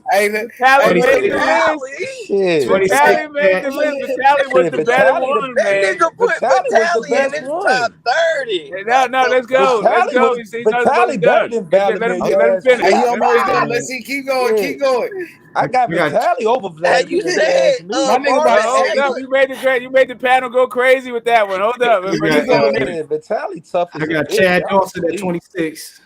Nigga said Chad Dawson. Hell yeah. I got That nigga, Jermaine man, I Taylor. know a nigga personally who fought Chad Dawson. He put that nigga on his ass. You can see the footage. He lost to him, but he put Chad Dawson on his ass. Let's I finish. got Let's Jermaine finish. Taylor at 27. My nigga Pavlik at Quinn put 28. that nigga on his ass. Glenn Who's Johnson 28? at 20. Who did you Kelly say 28? Pavlik. Kelly Pavlik. Kelly Pavlik. All right. Yeah, The GOAT. Glenn Johnson at 29 and Vladimir at 30. Man, this And nigga both funny. Klitschko brothers made it. I gotta put them on because it's the time frame of when I was. Yeah, no, I hear you. I get you, bro. Gotta put them on there. My nigga said Kelly Pavlik on that motherfucker. I got to because he knocked. Why y'all niggas laugh when he said Vitaly? Vitaly. Yeah, nah, the smoke be on. Nah, go ahead, go. I'm not on Vitaly's neck. I'm on Vlad's neck. That nigga never be. That nigga ain't in my top 40. Who, Vitaly? Hell no. Out of all you talking about like current niggas you seen? No, we're just talking about current people we watched it since you've been watching boxing. You probably think Vladimir better than Vitaly. We're talking about guys that were current when you were watching boxing and now inactive. Okay, my fault. I thought we were just talking about best ever. No. Okay, that's different than my when fault, you were watching boxing. But shit, Vitaly might could be in the best ever, bro. That nigga accolades is stupendous, man.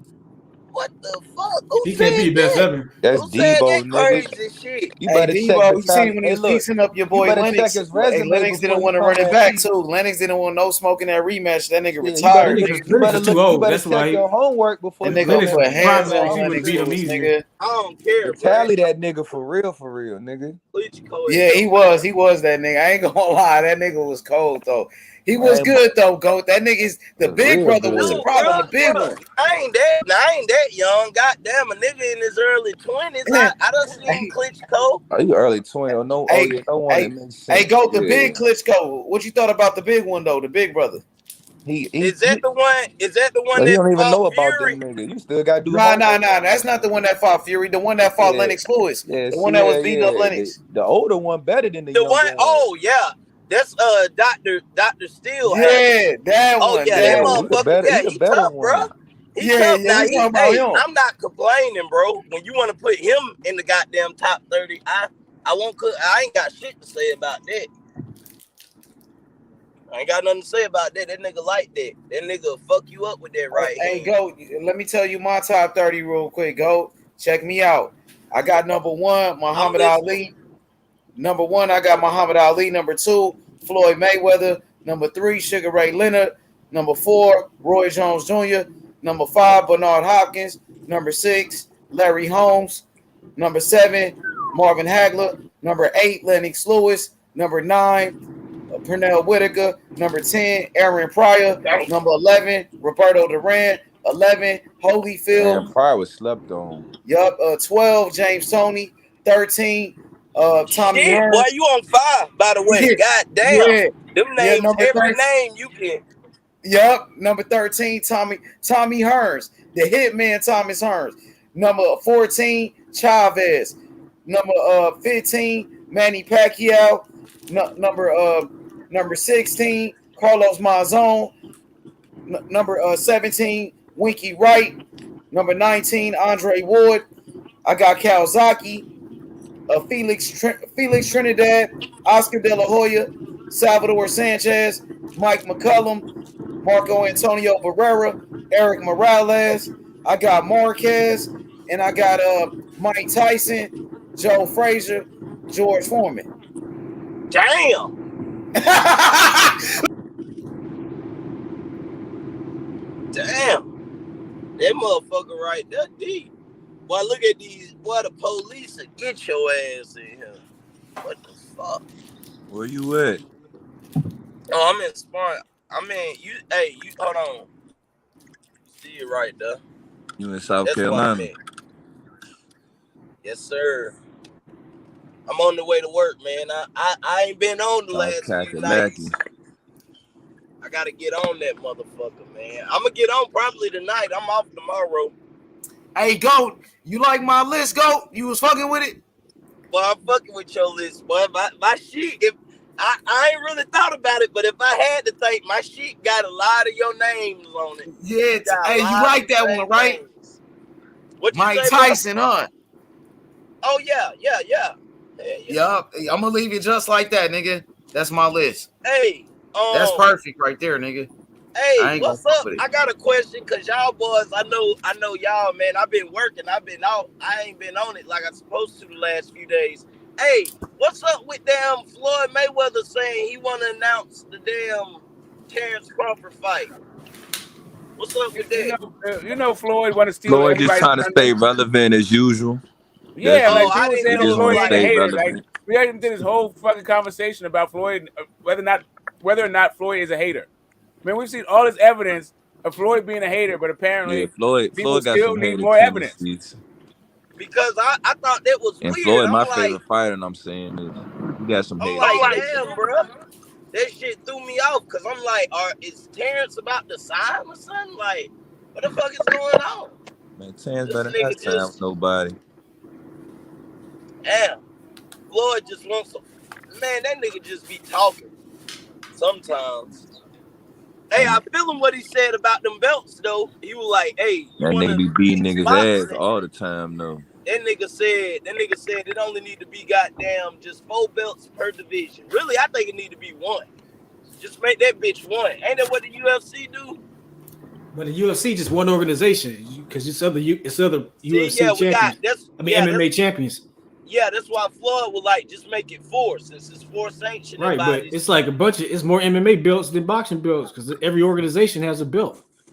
See, it's been the only time in the MMA unified is when the Pride champion, the Pride used to be the top organization in Japan for MMA. And the only time it unified in UFC is when Dan Henderson, he was the Pride champion at middleweight and light heavyweight. And then when UFC brought Pride, they had the champions fight the UFC champion. So he fought Anderson Silva for the middleweight belt. So it was the UFC champion against the Pride champion. And Anderson Silva won and unified the champion. And it became one title. I know Cassidy how he look And at him. then he fought Rampage Jackson at light heavyweight and lost. And Rampage Jackson was the unified. That's the only time MMA ever unified. Hey, oh, there go Al. What's up, Al? What's up, the GOAT, man? What's up, man? GOAT, man. Smoking on this. Hey, I'm smoking on Cambosos still. I was smoking on some Tatum pack. Look, Cassidy high, Hey, yeah. I can't even knock you, hey, bro. what's up? Hey, do y'all believe in a way? What I know y'all can't believe. Do y'all see this shit? They got this man number 2. They put him number 1. Ring Magazine put him number 1. Oh golly, what the fuck? Ain't no way like that. But is he But number 1 or 2? they I be don't know doing about too that. much with him. Number 1, man. Yeah. Goat. I ain't Goat, man. They tripping, dog. What the fuck is going on? That nigga ain't number 1, 2. I don't think he's number 3. Up Come on, 4, bro. up 5. Man, he only beat Nonito 40, man. Let's be honest, bro. That's the biggest win on his resume is a 40-year-old man. 40. You know what I'm saying? Come on, bro. To be number 1, you got to do more than that. Go up there and damn knock out Stephen Fulton, then you'll have my motherfucking attention. Yeah. And hey, guess what? Once he become undisputed, because in a way, he got to fight this dude named Paul Butler to become undisputed. Once he do that, they really gonna be on him. They really gonna, you know what I'm saying? They gonna say he undisputed. They gonna hype him up, bro. They gonna hype that nigga up more than a goddamn damn fried rice and low. Yeah, they hyping him up, bro. They building him up like kind of like what they did with Loma, kind of like what they doing with what they did with Triple G. He got that hype around him. They saying he the new Mike Tyson. That's their next hype job. They about to goddamn and watch. He gonna get beat up. He gonna start moving up and he get That pool Butler. Next to be goddamn. Hey, look, he ain't gonna fight Fulton though, but he looked like a beast when he knocked out Nonito Donaire. So they really hyping him up. You know what I mean? Oh, yeah, that Paul Butler should say fuck that. Now he did what he Then was he can go up. supposed to do. Yeah, man, that's my boy Nonito. Shout out to Nonito, man. But man, in a way, man, He did Nonito dirty, man. It only took 2 rounds. 2 rounds in that, and now GOAT, they going crazy off that one. They really hyping it up now, GOAT. Hey, you said what I think of that? I asked the nigga, man. I'm like, and when I see him next time, I'm gonna ask him. Cause I asked him in the interview, I'm like, bro, what you gonna do to stop that right hand? I got one. He said I got one. He's getting Debo, man. Adjustment. No, I ain't see no jab. I ain't got nothing to say. Hell, anyway, beat up the 40-year-old guy like he was supposed to. He beat him up. The odds was minus 900 for that nigga. So I mean, Vegas knew. You know what I'm saying? This shit wasn't just gonna be no tight fight. But I mean, damn. I ain't gonna lie. Anyway, goddamn, I wasn't expecting that. I don't know. Marky was the only nigga I know who like, Nonito gonna get knocked down early. But I thought Nonito would at least might have at least went over 7 to 8. But fuck that goddamn. I tell you what. Feed Ryan the goddamn Tank. I'm going to go talk to goddamn Oscar De La Hoya myself. Let's go ahead and feed Ryan the Tank. Yeah, feed him. Put him in the Foreman grill, man. They need to make me a promoter, goddamn. I'm feeding goddamn Ryan the Tank and Loma and Devin fight now. Fuck that. No, really, Tank and Devin fight. We gonna get straight to it. I'm gonna feed Loma the goddamn. I let Loma and Ryan fight. Fuck that. Hey, yup. Yeah, you right about that. You right about that. I agree with you. And what about Shakur? Who's Shakur gonna fight, GOAT? So the biggest puncher that Loma faced has been Teofimo Lopez. He hit him one time, and that dude social distance for half the fucking fight. That nigga say social distance. Hey, I was in Vegas for that fight. I was mad as hell, but I'm like, what the fuck? This nigga ain't even fighting. That nigga goddamn said, fuck it. I'm going to use distance. Social distance. 6 feet. Yeah, man. Like, you know, yeah, he was like quarantine, stay 6 feet away from me. If you could try to break this fucking thing, my plane, I'm out. I left something at home. My key, the stove was on, the oven is or something. I gotta go. He was the fuck out. Like, anyway, all I'm saying is Tank Davis hits harder than fucking Teofimo Lopez. All this fucking duck talk they've been saying forever. It's time. I'm about done with Tio delusional ass too. Tio in the same boat as Cambosos. I don't know what the fuck them niggas. I'm convinced Tio goddamn snorting crack a little bit. A coke. I'm convinced. Y'all laughing. I'm dead ass. The GOAT. No, the GOAT, man. The GOAT, man. You should keep it with snorting crack. Keep it The there. GOAT, the Don't GOAT, need to clean it man. up. That dude's snorting crack. The GOAT, man.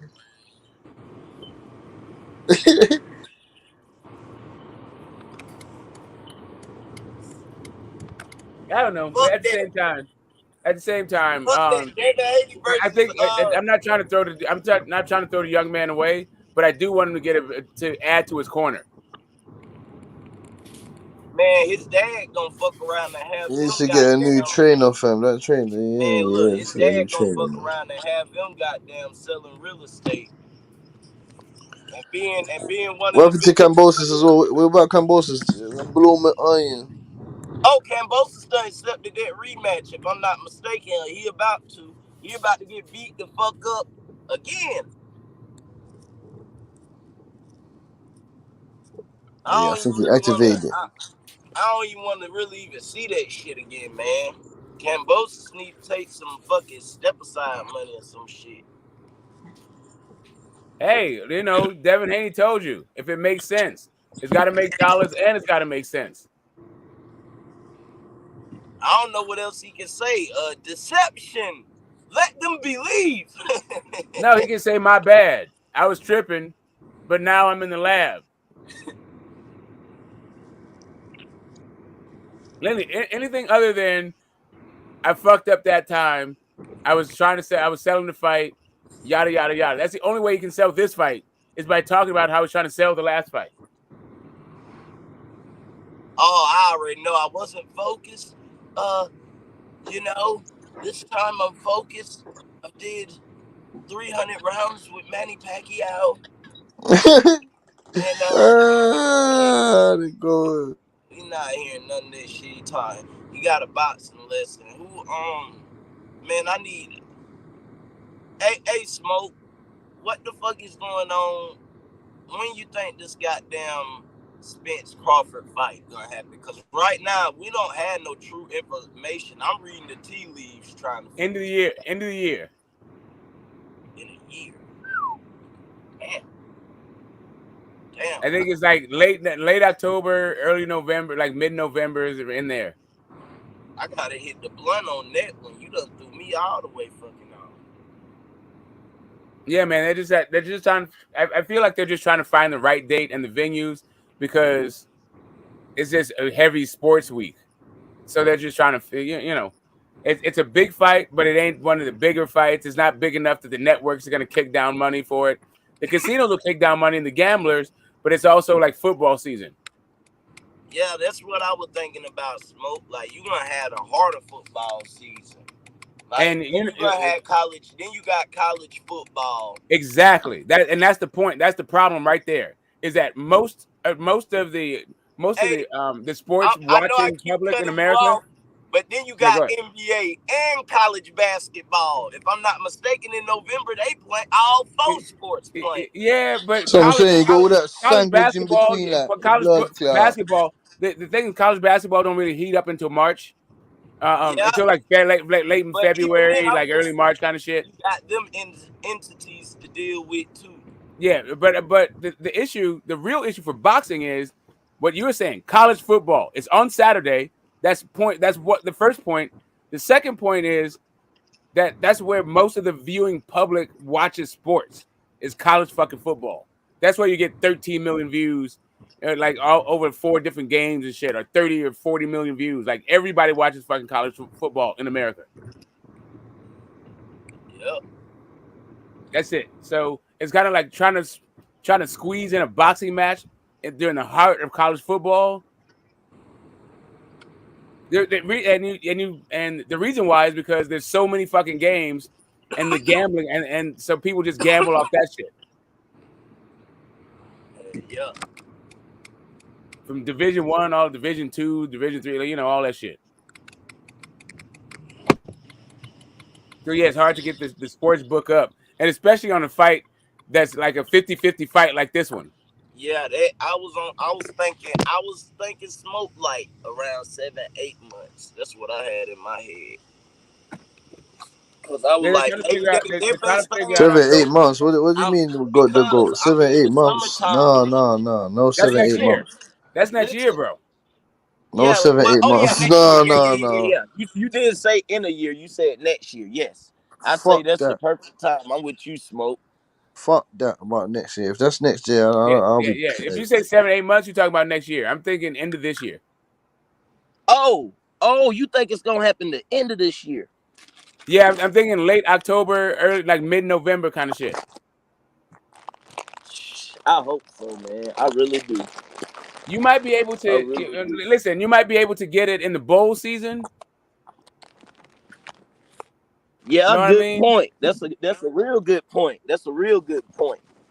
You can do early bowl season too, because motherfuckers ain't really watching that shit, but it'll be on ESPN and shit. Right, and they'll still be talking about it and still trying to milk it, still trying to milk ratings from the actual like regular college football season.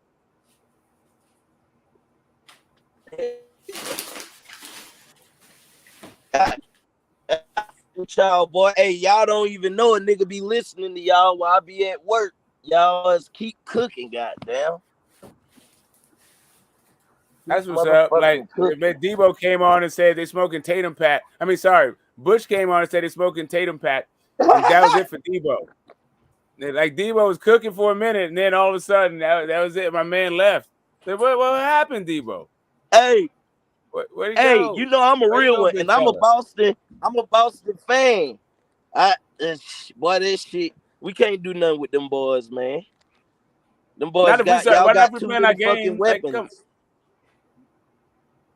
Yeah, man. Too Like, many weapons. and that's the thing about being a Golden State Warriors fan. Like, you have to sit there and suffer through Steve Kerr's like fucking rotations because really at the end of the day, we got the personnel that will fucking murder you. But he will put in all kinds of weak fucking like all kinds of weird personnel. He'll put in some weird shit. He'll fuck around and put Looney in and fucking fuck around and put some like motherfucker. If you don't goddamn get the starting five back in this bitch. Yeah, man. I was like, you know, I'm disgusted with Steve Kerr, but at the same time, he's turning into a dynasty, so you can only be so disgusted. There it is. That's the mural. That's the icon. Those are the profiles that pay. The profiles that play. We got Pool Party, Jordan Poole. You got the Splash Brothers still doing their thing. Not little kids anymore, veterans of the fucking league. You got the weirdest motherfucking afro in the NBA and Klay Thompson. That one touch fucking and that release is sweet as fast as fuck, and you don't know when he's gonna explode and give you 30 in a fucking quarter. And then you got Steph Curry, the guy who's revolutionized the game that all the kids want to model their game after. Yeah, man. Dynasty.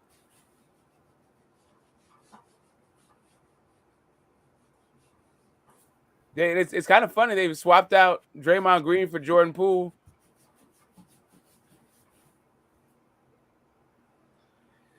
That's kind of a weird one for old guys like me, you know.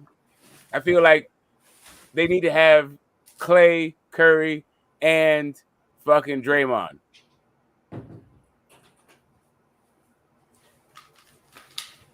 But you know, for the next generation, fuck it, put Jordan Poole.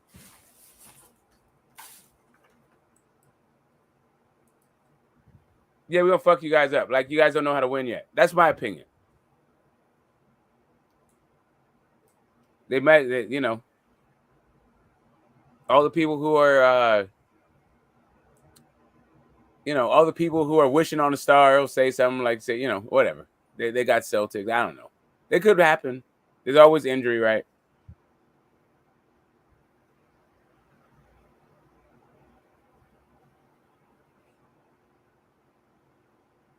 Hey, Alden, do you have your list? That nigga might have been asleep for the longest. And my boy 3. Okay. Them niggas passed out. All right, we got slots. Okay. Yeah, I feel like Marlon Starling, man. I'm mad I ain't put Marlon Starling on my list. You still looking for guys to put on your list, man. I mean, I'm just mad he's not on my list. Goat said my list was right, but Marlon Starling is one of my favorite fighters of all time. You know, so yeah, that's what I'm saying. For H ain't 100. H Gerald McClellan that was some is fake another list, guy. H, man. That was some fake list that he done, man. He didn't. Marlon Starling should have been undisputed champion, really, dog. They fucked him over when he what happened? I think that one fight, the dude punched him after the bell. Oh, you know no, I wasn't knocked down. I wasn't even knocked down, bro. I gotta tell you, that Marvin Starling interview he gave, bro. That shit has been a running joke in my fucking circle for damn near 30 years. I wasn't knocked out. I wasn't even knocked down, bro. You were fucked up. You were knocked the fuck out, bro. You didn't know what happened to him. Yeah, the dude hit him after the bell. I mean, it was close, but that was one hell of a shot. He took was after the bell, though. Right? That was the illegal punch, bro. That was illegal. They Hit him after the bell, bro. He felt like he was illegal, but it was illegal because he hit him after the bell, bro.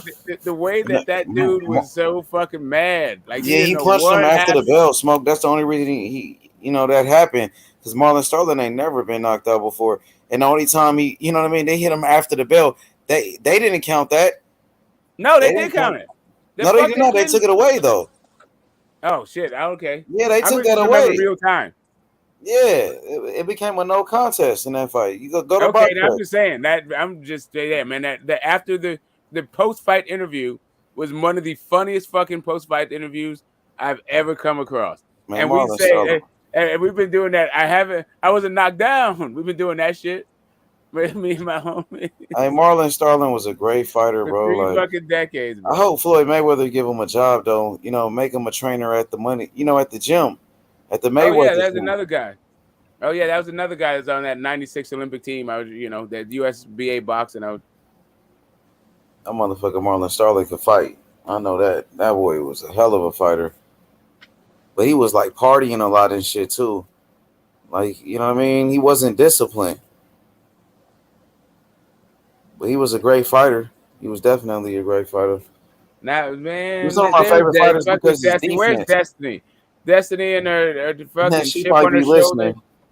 Yeah, chip on your. Hey, you're interrupting me because I'm a woman. Fucking show. Man, listen, Oh, everybody you gets missed interrupted. We all cry about Destiny. that She shit. gonna come over here. Watch. She gonna. We all cry about that shit, Destiny. Don't take it fucking personal. But like now, you got the fighter's lifestyle in my fucking head. She gonna be on your ass now. I mean, okay, what's new? That shit is That's funny. not new. She might be on tonight. She took today off, so she might come back. She'll be back. I hope she'll be back. We That need should be crazy when she be on the panel. Now we're figuring it out. Today was crazy too, though. This shit got wild with Haplo. Man, it's always, Me man. and Haplo was going at it, yelling at each other and shit. Yeah. It happens. Like I listen. Like you can pencil me in like at least twice a week, maybe 3 times a week. Hey, but that's my relationship with Haplo. We just got that type of relationship. Like, but that's me, this Haplo's nigga just be to the that way. You know what I mean? YTBC. We be yelling at each other and shit. I mean, I don't know, man. That shit is crazy. Oh yeah, Haplo and I definitely. You know what I mean? That's an interrupting fucking dude, especially when you're trying to have a back and forth. Though. Well, you are yelling over a dude. Like when it's time to get this shit out, you just start. Cause he be loud as fuck, Haplo. I gotta get loud with him. That nigga is loud, Haplo. So you gotta match his energy, bro. I don't want him to overtalk me, shit. Man, Haplo, he crazy. Yeah, he is for sure. I don't know if you've ever seen that dude's channel, if you've ever gone on there, but he has some great boxing history. Fucking. Oh, Haplo, yeah, he got a channel from way back. Yeah, man, I used to like drive back and forth from Oakland to LA, and I just put his shit on for the fucking ride for 6 hours. And say, okay, let me just listen to fucking Haplo drone on about these old ass fucking fights. Marlon Starling is actually one of my personal favorite fighters of all time. Him, Marlon Starling, Winky Wright, Bernard Hopkins, Evander Holyfield, Devin Haney, Larry Holmes, Muhammad Ali, Floyd Mayweather, of course, Money Mayweather, Andre Ward. Those are like my personal favorites. Devin Haney right now. I like Devin Haney. I like David Morrell. I like David Morrell as well. You know what I'm saying? Pretty much that's about it. Those are like my personal favorites for sure. Oh, Pernell Whitaker too. Can't forget about Pernell and Marvin Hagler. Sugar Ray Leonard too. Can't forget about Sugar Ray. Sugar Ray was a motherfucker. But that's the thing, man. You just kind of hate it, Sugar right? Ray. And that's when once you love the sport, you just go like, God damn, how did I leave this guy out? Hey, Sugar Ray sometimes, man, he make you hate him. You know what I mean? Sugar Ray, bro. Sugar Ray's my guy. That's the Wheaties box guy. The way Sugar Ray was like, the way he be fighting and shit, running around, taunting niggas and shit, make you know what I mean? Yeah, Come you on, know. bro. Unfortunately for me, Sugar Ray used to piss me off too. Starling could be the new Nate Jones, right? Oh yeah, sure, that would be good. I can put some English fighters in that. But yeah, Sugar Ray Leonard was a great fighter. Can't deny it, bro. You know the way he knocked out Thomas Hearns. Man, that was a great fight. Wilfred Benitez. Yeah, Benitez as well. Man, what you thought about that stoppage in that Benitez? No Mas. Where do you think the No Mas came from? Hey, Sugar Ray was a beast. Like, no doubt about it. SugarRay was a great fighter, bro. You know? Yeah, he was a beast. He used to kind of piss me off, though. Some of the things he would do would piss me off. Because he was kind of like a diva in a way. Like my number 4 spot, like if you really want to know my 4th guy, right? You got Ali number 1, Floyd number 2, Sugar Ray number 3, and really Sweet Pea number 4. That's me. Because Hagler was my guy. I love Hagler too, but Hagler was prone to get knocked the fuck out. Hagler looked like he was about to get knocked the fuck out too much too. When? I don't know. It's just like Hagler ain't never been knocked out, bro. No, sorry, not Hagler. So I'm in Hearns. Hearns always had his weakness. I'm in Hearns, and he would get tired too. But I think that's because he cut a lot of. He was a big welterweight, like exactly. When he went up to cruiserweight, he was old. Even when he moved up in weight, he was still getting knocked out when he moved up in weight too. So it was the chin, definitely the chin, and he would get tired. That's the thing about Terry Norris too. Yep, that's why I like Terry Norris, but he's not on my list.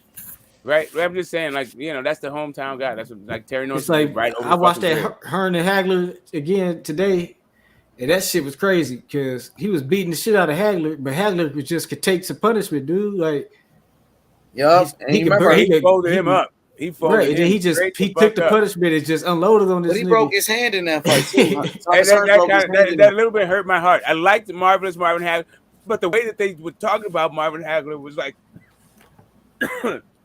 That dude's invincible. And I was like, man, I like some Tommy Hearns. Tommy Hearns was talking king shit after the Duran fight to Hagler, right? They were like, yeah, I'm going to fuck you up. I'm going to fuck you. Man, that build-up was fucking nice, too.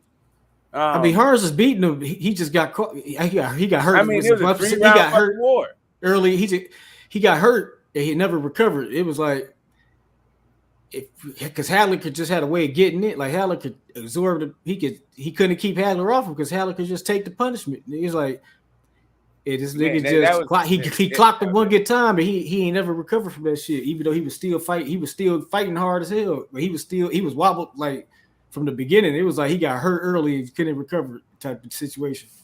What was I going to say? The Hagler Hearns is going to definitely make my top 30. It's probably gonna be like top 10. Like if I do it in order. If fucking H wants this shit in order for the people. But yeah, like that fight is definitely making top 30. I already have like the top 30 fights, like most of them off the top of my head. Hagler Hearns makes the cut. Yeah, that shit was an epic fight. Because the shit was just crazy. The pace was insane on that shit. It was like, damn.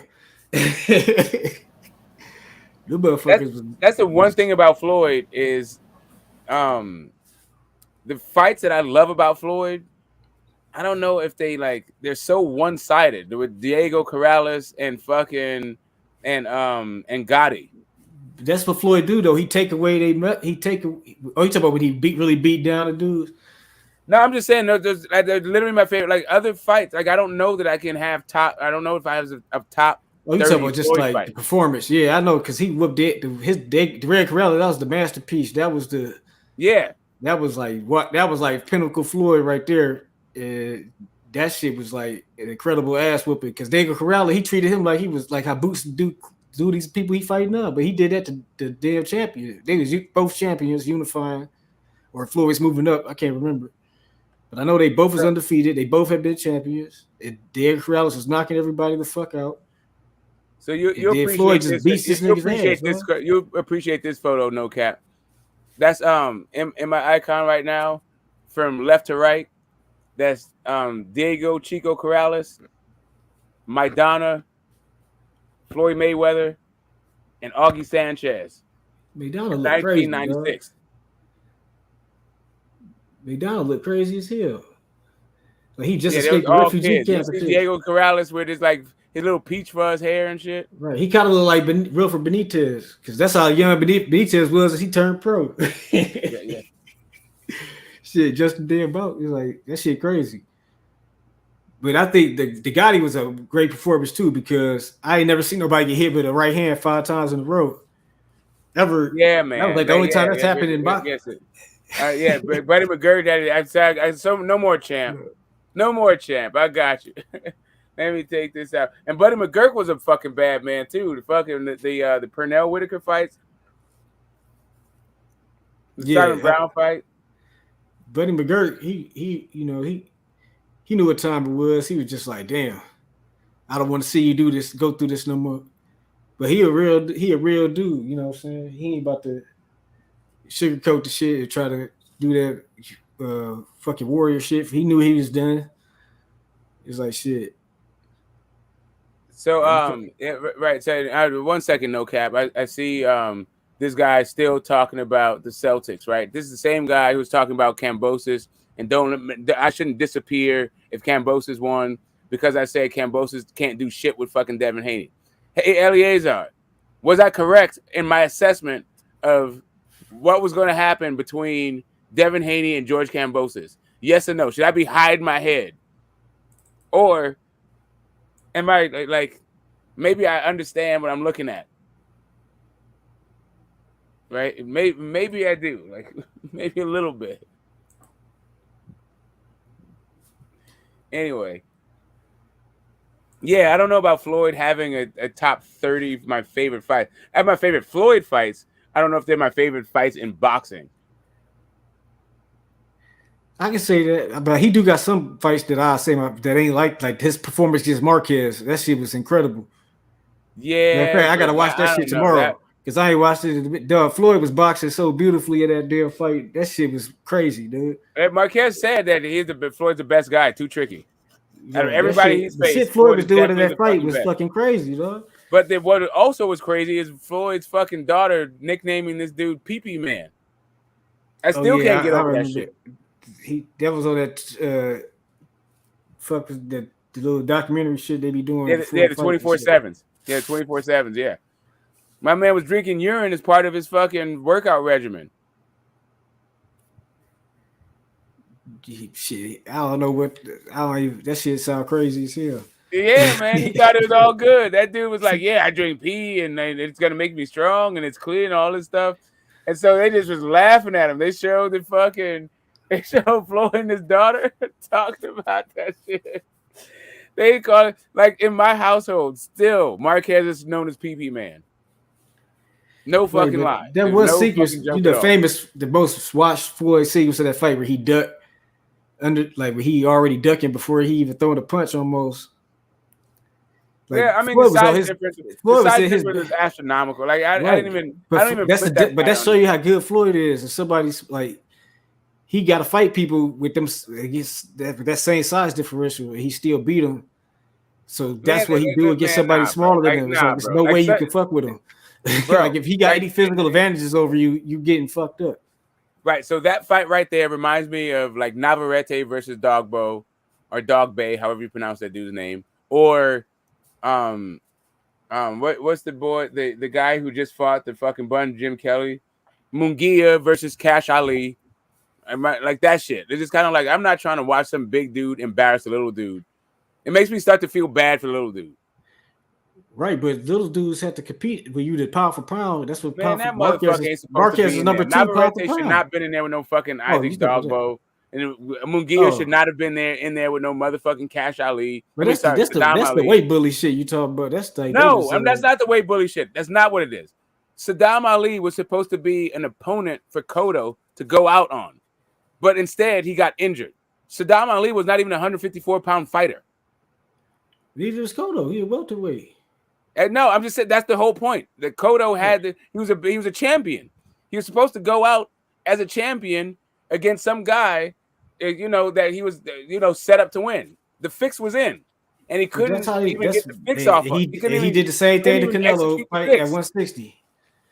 He got did the same way by Canelo at 160. That's just man. That Canelo fight was a fuck. I felt like Cotto got jobbed. I gotta watch that shit because I ain't watched it since the shit happened. I don't even remember the shit. Right. So to me, Cotto earned at least a draw in that fight. Like I don't feel like there was a clear winner in that fucking fight, and Cotto was the champ. Like to me, ties go to fucking champ. But shit, they lifted that champ off. Same thing with fucking AB versus Paulie. AB whooped Paulie ass. Nah, bro. He whooped his ass. I mean, not to me. Like, I mean, I'm not going to argue. You can see that he got welts all over his fucking body in the press at the post fight when he yelling about the side piece. Like welts on your body. I got it. Wheeler was beating his ass, man.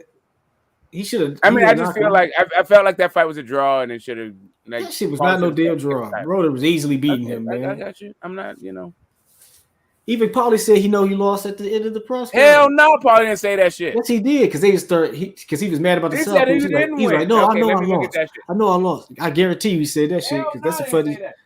Not only did he not say that, they started fucking arguing about a fucking chick. I know before he did that, and that's how he started the argument. I know I lost shit. Hell no. He did say I know I lost that dude. How much money you want to bet? Go back and watch it before I take your money. Talk All you into a right, bet. all right. Yeah, I mean, it was a long time ago. I haven't watched the fight since. That shit's I fucking guarantee boring. you, he said that it was a It's clear okay. victory for I'm AB. not gonna bet you. I'm not gonna bet you off some shit I haven't watched in decades. All right, I know that shit vividly because that shit was funny as hell. You know what I'm saying? The Bro, no, motherfucking I didn't think he lost. I didn't think he lost. I bro, thought it was a fucking AB draw. dominated him. It's like AB should have Dominated. Now get the fuck out of here. I don't even think he got a domination on the cards. But I don't think anybody saw that shit as a domination. He was winning the fight the whole time. It was like it was never a point of the fight where you thought he was gonna lose. I don't know. Or did the fight? It was like he was a guy that had the more crack, right? I mean, he had the more like eye catching and crowd pleasing shots and all that shit. But Paulie was part working. of pro boxing. Like you got to have effective punching in pro boxing. I mean, I got it. I'm not even trying to let me fuck. It's like Paulie ain't really did nothing. He ain't do nothing effective. That was just one of many examples. I'm not trying to get bogged down in that fucking bullshit. That like maybe if they was fighting the amateur scoring system, Paulie might have been. Good lord, you really want to get drilled down to this fight, bro? This fight fucking sucked ass. It did suck. Asia Broad still won. About some good fights. We're talking about like top 30 fights of all time. Now we're talking about Paulie fucking AB. Like fuck that fight. Oh, you said top 30 fights of all time? Yeah. Also, number one would be. Number one, I think will be. And it's still same. It's still okay. Same Number criteria. one. Active fights between fighters who are no longer active. Okay, I'm gonna go. Number one is gonna be Holyfield and Mike Tyson. The first fight. The first fight when Holyfield beat Mike Tyson. Yeah, that's a hell of a fight. Number two will be Arturo Gatti and Gabriel Ruales. Gabe Ruales and Arturo Gatti. You know what I'm saying? That's also a hell of a fight. I think that got a fight of the year. Yep. Number three, I'm gonna go with number three. I'm gonna go with Holyfield and Riddick Bowe. The first fight, easy. Yeah, Holyfield, Riddick Bowe, the first fight. I was wondering how long you're gonna get to it. Yeah, Holyfield and Riddick Bowe. Damn, that could be number. Wait, let me start all over. Number one is Muhammad Ali and George Foreman, the Rumble in the Jungle. That's number one. Number two is gonna be. Number two would be. Yeah, Holyfield and Mike Tyson. Number three would be Arturo Gatti and Gabe Ruales. Hold up, how old are you, H? Now you're fucking with my fucking age group. When you say Rumble in the Jungle. Yeah, Rumble in the Jungle. Yeah, you number around four. For that shit? Nah, hell nah. But I've seen it though. I'm watching all Ali fights. Okay, so we're not doing. I thought we were still doing active in your time. Fighters that were active. So it's active fights. Yeah, active in your fucking in your era, right? Oh damn! Because I mean, all right, but I want to throw those fights because I watched those fights. I got you, bro. I mean, I feel you. I mean, I got that fight in there, but I took my time out to while watch I was watching the whole fights of these fights. Yeah, I'm just saying. Yeah, so I'm not just like a guy just talking like. No, I know. I heard about the fight. Jungle is everybody's seen this fucking fight. Yeah, I gotta put that. So Ali Foreman, you can't do it. Ali and Foreman. So I can't put that. You don't want me to put that. Ali, yeah. God, so Ali and Foreman definitely got to be number one. Assalamu alaikum, man. So number two will be. So you don't want me to put those fights in there, man? It gotta be in there. So I don't want you. Listen, you can do however you want to do. Okay, so number one is Muhammad Ali and George Foreman. Number two is number two would be Mike Tyson and Evander Holyfield. Number three is Arturo Gatti and Gabe Ruales. Number four, Evander Holyfield and Riddick Bowe. Number five, Muhammad Ali and Joe Frazier. Matter of fact, Muhammad Ali and Joe Frazier, those fights was the best fights. So, Ali's fights is like the best. Ali. Ali and Joe Frazier, the first fight was a great fight, but that shit was the best fucking fight. You know what I mean? So, it'll be crazy. Ali will be in all the greatest fights, really. So, Ali and George Foreman will be number one. Definitely. Number two will be Ali and Joe Frazier, Thriller in Manila. Number three will be Ali and Joe Frazier, the first fight. Number four Okay, number 4, Muhammad Ali. No, number 4 would be Evander Holyfield and Mike Tyson. Number 5, Evander Holyfield and Riddick Bowe. Okay, number 6, Arturo Gatti, Gabe Ruales. Number 7, would be Bernard Hopkins, Felix Trinidad. Number 8. Oh, 9/11 fight. Yeah. Number 8 would be Larry Holmes and Ken Norton. Number 9. Damn. Number 9 would be.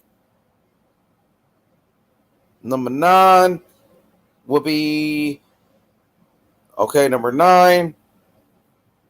Shit. Number 9, Diego Corrales, Jose Luis Castillo. Okay. Number 10. Number 10, Marvin Hagler, Tommy Hearns. Hagler, it should be higher on my list. So I really got to reorder my list. So Hagler and Hearns makes my top 10. So what you think about my list so far? I got Muhammad Ali, Joe Frazier. Muhammad Ali, George Foreman. Muhammad Ali, Joe Frazier again, because all of them. I don't know. All right, we got. I'm gonna put Marvin Hagler, Thomas Hearns. I'm gonna put that in the top 5. We're gonna put Evander Holyfield, Mike Tyson. Number 6, Evander Holyfield, Riddick Bowe. Fight. Huh? The 90. Both of their fights was great. The first I know, two fights but I'm just saying the 1992 the second fight when right? Holyfield came back, bro. That shit was. Yeah, man. There's so many fights smoked. So, man, Holyfield and Riddick Bowe, their first 2 fights was Tyson great fights, bro. Like, so you got to write these down before I forget. Yeah, you got to write them down. And it's gonna top 30 fights gonna be a shit together though. Yeah, because like good fights, man, are different than like. Listen, like Sweet Pea versus Roger, good fucking fight. Oh yeah, Aaron Pryor and Alexis Aguero. Yeah, I'm Aaron trying to Pryor and Alexis Aguero. Yeah, exactly. Both fights. Fights. Ali Foreman. All right, that's number 1. Number 2 would be Ali Frazier. The rematch, right? Yeah, the third fight, Thriller Manila, because they had 3 fights. The trilogy, but the first fight was crazy too. The first one, man, even though Ali lost, I thought Ali could have won that fight. So you could put the first one, even though he lost. The third fight, Thriller Manila will be number 2 greatest fight of all time. All right, the third greatest fight of all time, Ali Frazier won. All right, Ali Frazier won. Number 4. Do you have a Julio Cesar Chavez and Meldrick Taylor? Yeah, that was good. I didn't like the ending though. The endings fucking sucked ass, but good God, what a fight! So, Holyfield, Riddick Bowe. No, Holyfield Tyson. Holyfield Tyson is number 4. Holyfield Tyson, number 4. Right. All right, number 5. Holyfield, Riddick Bowe. And Holyfield's in some wars. Holyfield is some of the greatest fights of all time. Yeah, the only problem with Holyfield was those John Ruiz fights. Like he just stayed around the game too long. Holyfield Bowe, the first fight, that shit was war. Yeah, the first fight was fire. The first fight was the first time a heavyweight champion got fight of the year. Heavyweight fight got fight of the year since the 70s. I ain't gonna lie, Larry Holmes and fucking Kenny Norton, that shit was crazy. I'm gonna put that number 6. Larry Holmes, Kenny Norton. No, I'm gonna put Hagler Hearns number 6. Hagler Hearns. That should really be in the top 5, really, if you want to be honest. So I gotta put Hagler and Hearns as Hagler Hearns to me is like right after fucking Rumble in the Jungle. Like I mean, I like Manila. I like those fights, but like. Yeah, Hagler and Hearns would be number 3. That's 1-2 for me. Hagler and Hearns number 3. Hagler and Hearns number 3. Right. Number 4. So number 4 would be. Number 4, I gotta put Larry Holmes in. Really, Larry Holmes and Ken Norton. Number 4. Number 4, Larry Holmes Norton. 4, right? Number 5, Holyfield Tyson. Holyfield Tyson, 5. Number 6, Holyfield Bo. The first fight. Number What do you 7. think about the Ken Buchanan Roberto Duran fight?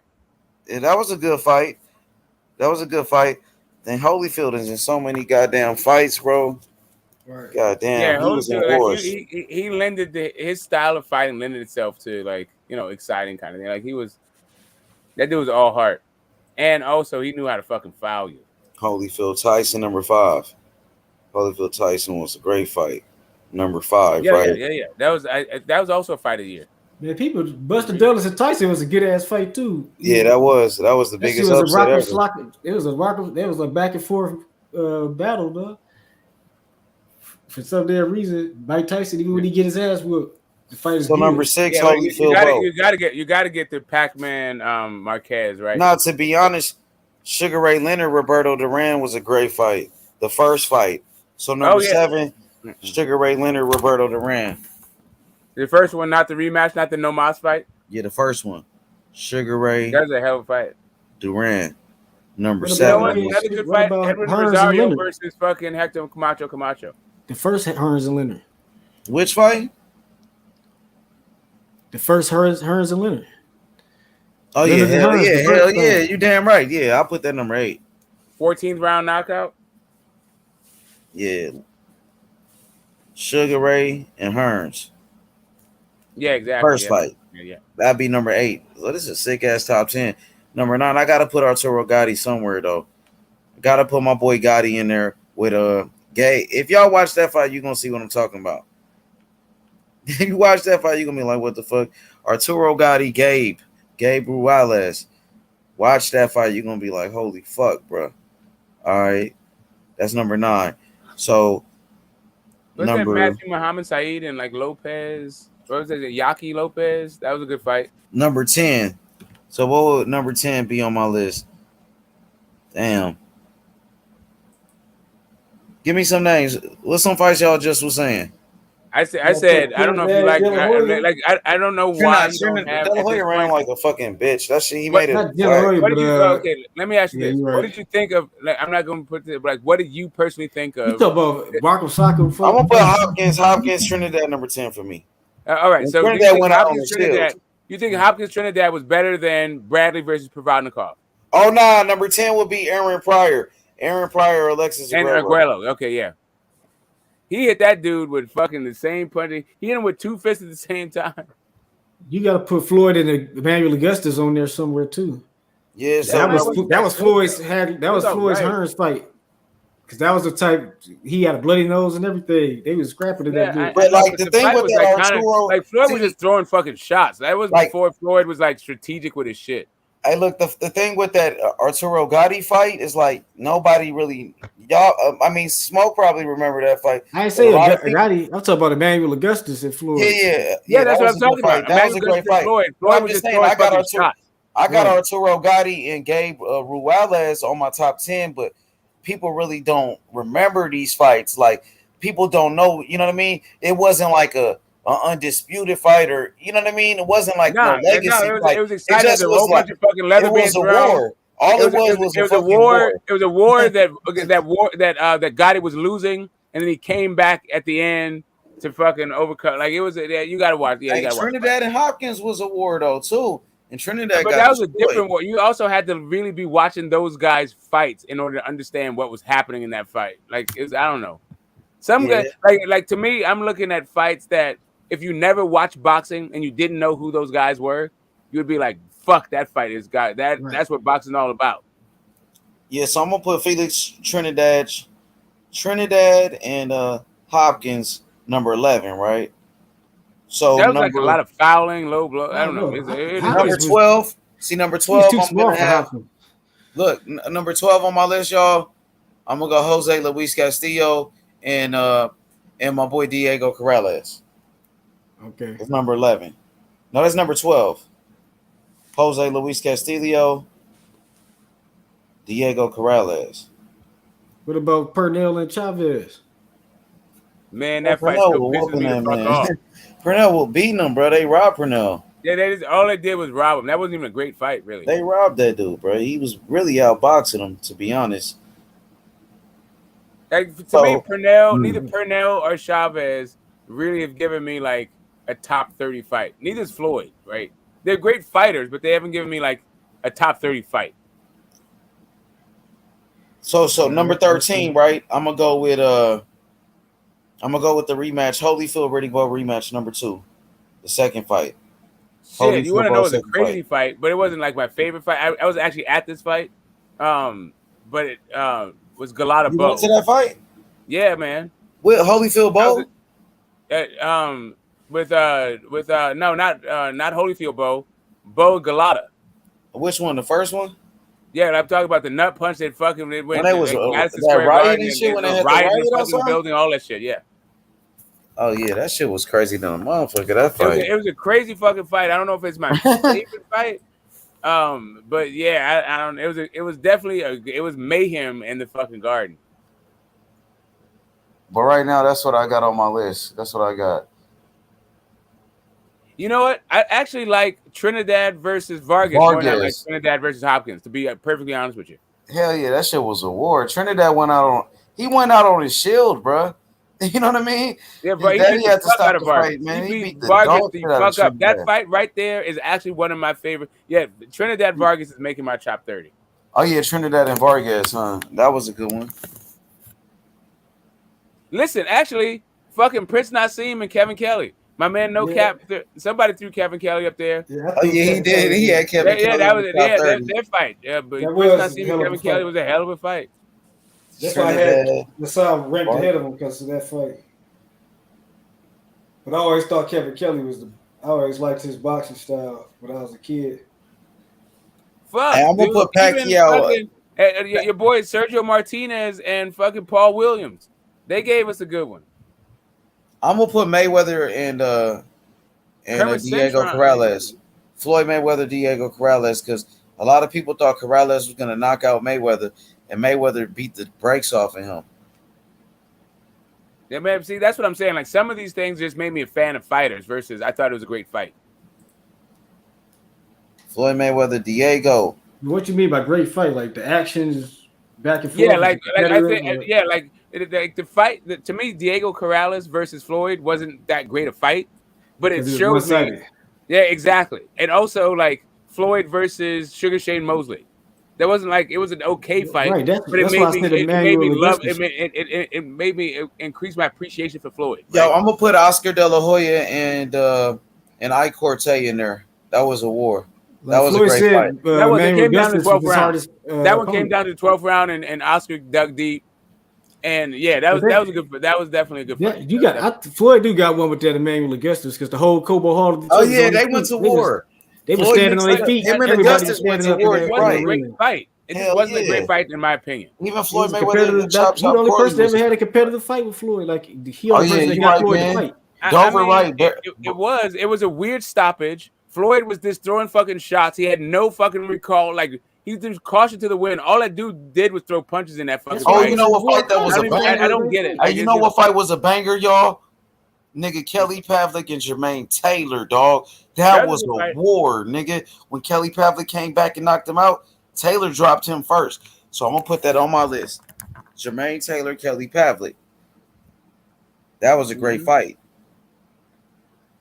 Nigga, that was a war. Now you putting him in mind Taylor, Kelly Pavlik. Oh, my God, nigga. You have to put Andre Berto and Robert Guerrero. Was it Victor Ortiz?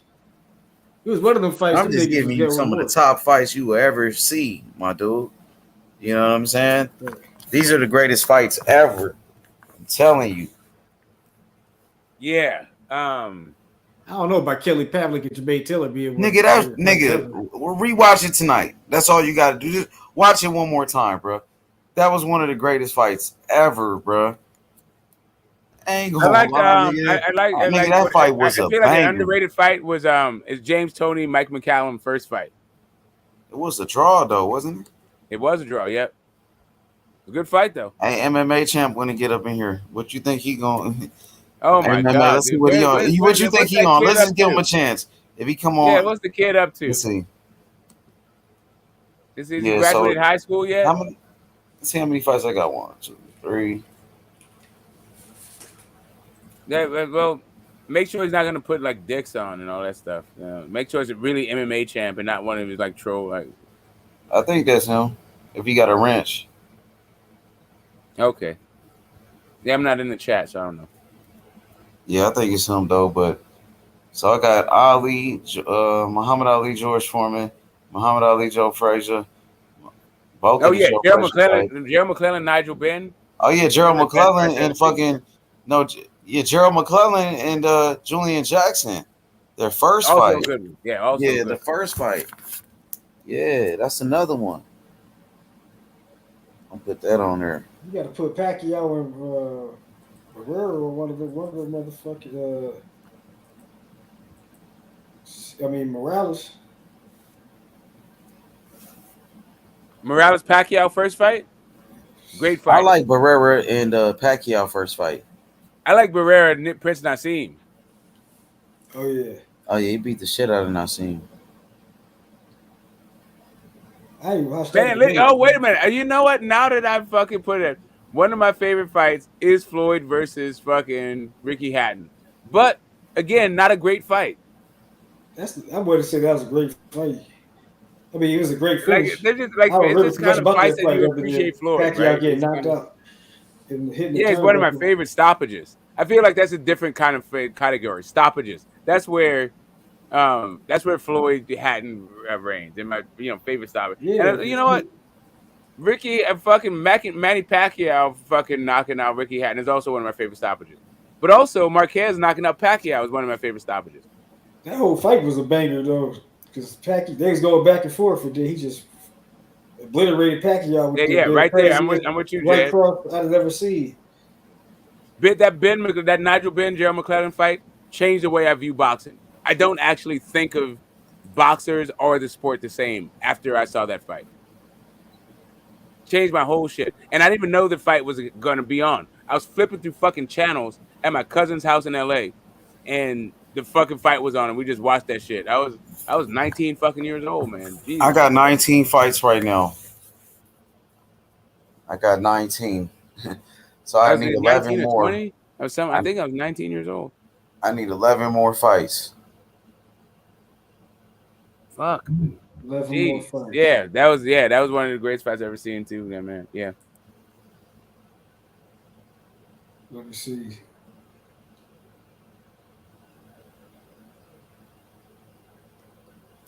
Hey, so another good fight I gotta put on there. I'm gonna put Lennox Lewis and Ray Mercer. Merciless Ray. That was a good one. That was a good fight. A lot of people thought Lennox Lewis lost that fight to Ray Mercer. Fight. That was a good fight, but it was like that shit was a war, bro. People thought Lennox Lewis lost that fight, bro. Mm-hmm. That was a good ass fight, though. But now you're like Tim Witherspoon versus fucking Ernie Shaver shit. I'm telling you, that was a great fight, bro. But you didn't say Ron Lyles versus Foreman. You never said that one. Here you go, MMA champ. What happened to Ron Lyles versus George Foreman? Yo, MMA, what's up with you, my boy? Yo, what's going on, H-Money? What's going on? What's up, bro? Yeah. Good. What's good? Corrales. What's good? Yeah, what up? You growed up a little bit since the last time we spoke? Oh, let's see what he got a picture of right there. He said Spence #1. No, he got Bud Crawford #1 pound for pound.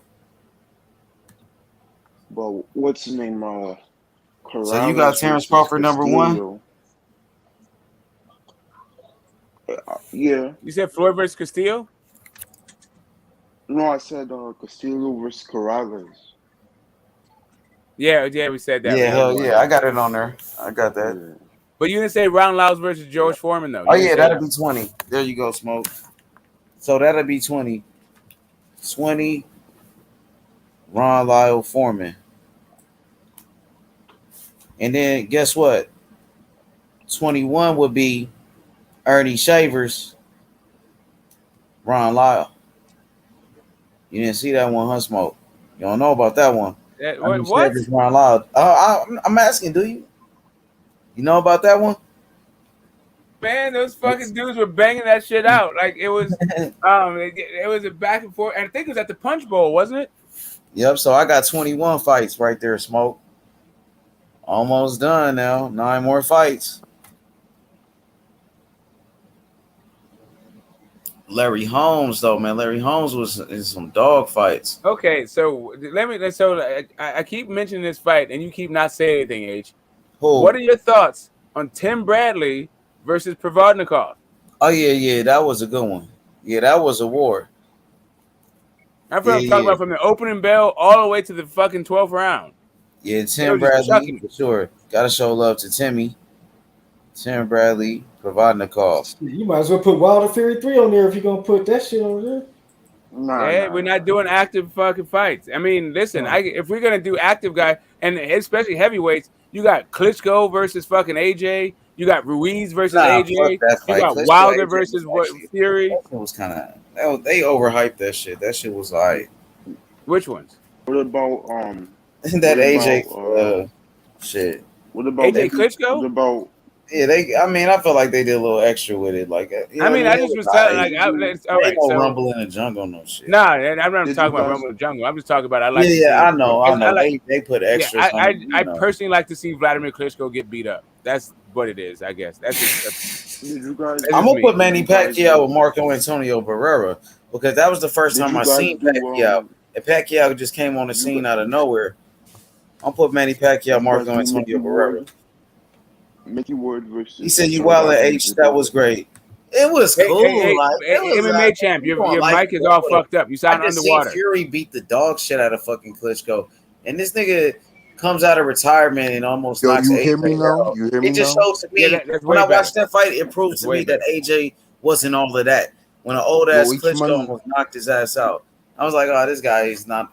He's not what they say. Did you do a Toro? It found out to me. That's what I found out. That AJ wasn't all of that.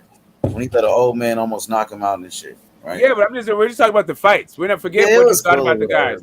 The fight was okay. It was a decent fight, and it was. Nigga went life and death with an old man. That's what I saw. He went life and death with an old man, and I just wasn't impressed with AJ. Well, what did you think of Andy Ruiz versus AJ fight? No, AJ was at that point. AJ wasn't shit when he got knocked out by Andy Ruiz. No, you said he wasn't shit already. I mean, when he got knocked out by Andy Ruiz, I was like, "What the fuck?" I'm just talking about the fight, bro. I'm just saying the fight itself. Wasn't the fight exciting to you? If AJ loses to Usyk, he's done. If he loses to Usyk again, he's done. Okay. Oh yeah, you know what I'm tripping? Fucking Marco Antonio Barrera and Morales. And Morales. Yeah, they also had 3. But then they fought like 3 times. They also had. So I'm gonna put their first fight number 1. Did you see? The first fight I put that at number 23 for sure. H-Man, you put Mickey Ward versus Taro Gotti? Yeah, put that at 24. I got you. Mickey Ward Gotti. Got to show love to Gotti. Mickey Ward Gotti. Well, which one? The first one? Yeah. Who won the first one? Mickey? Nah, Arturo, I think, right? Arturo Gotti won the first fight or Mickey Ward? Yeah. Let me see. No. Mickey Ward won it. Nah, Mickey Ward won the first fight. So they had wars. They had a couple of fights, huh? They had 3 fights. They had 3 fights. And then Gotti came out boxing in the other fights. Yeah. So which fight was the best in between those? The first one? Yeah, the first one. First one. The first one is what made it a classic. Yeah. Facts, the first one. So I got 24 fights. Need 6 more, man. 6 more. I gotta let me think.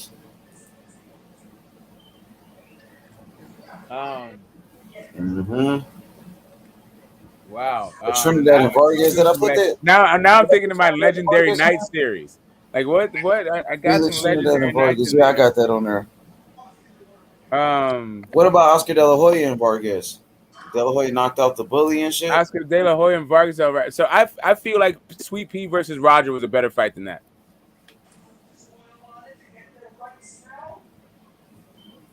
Hell yeah.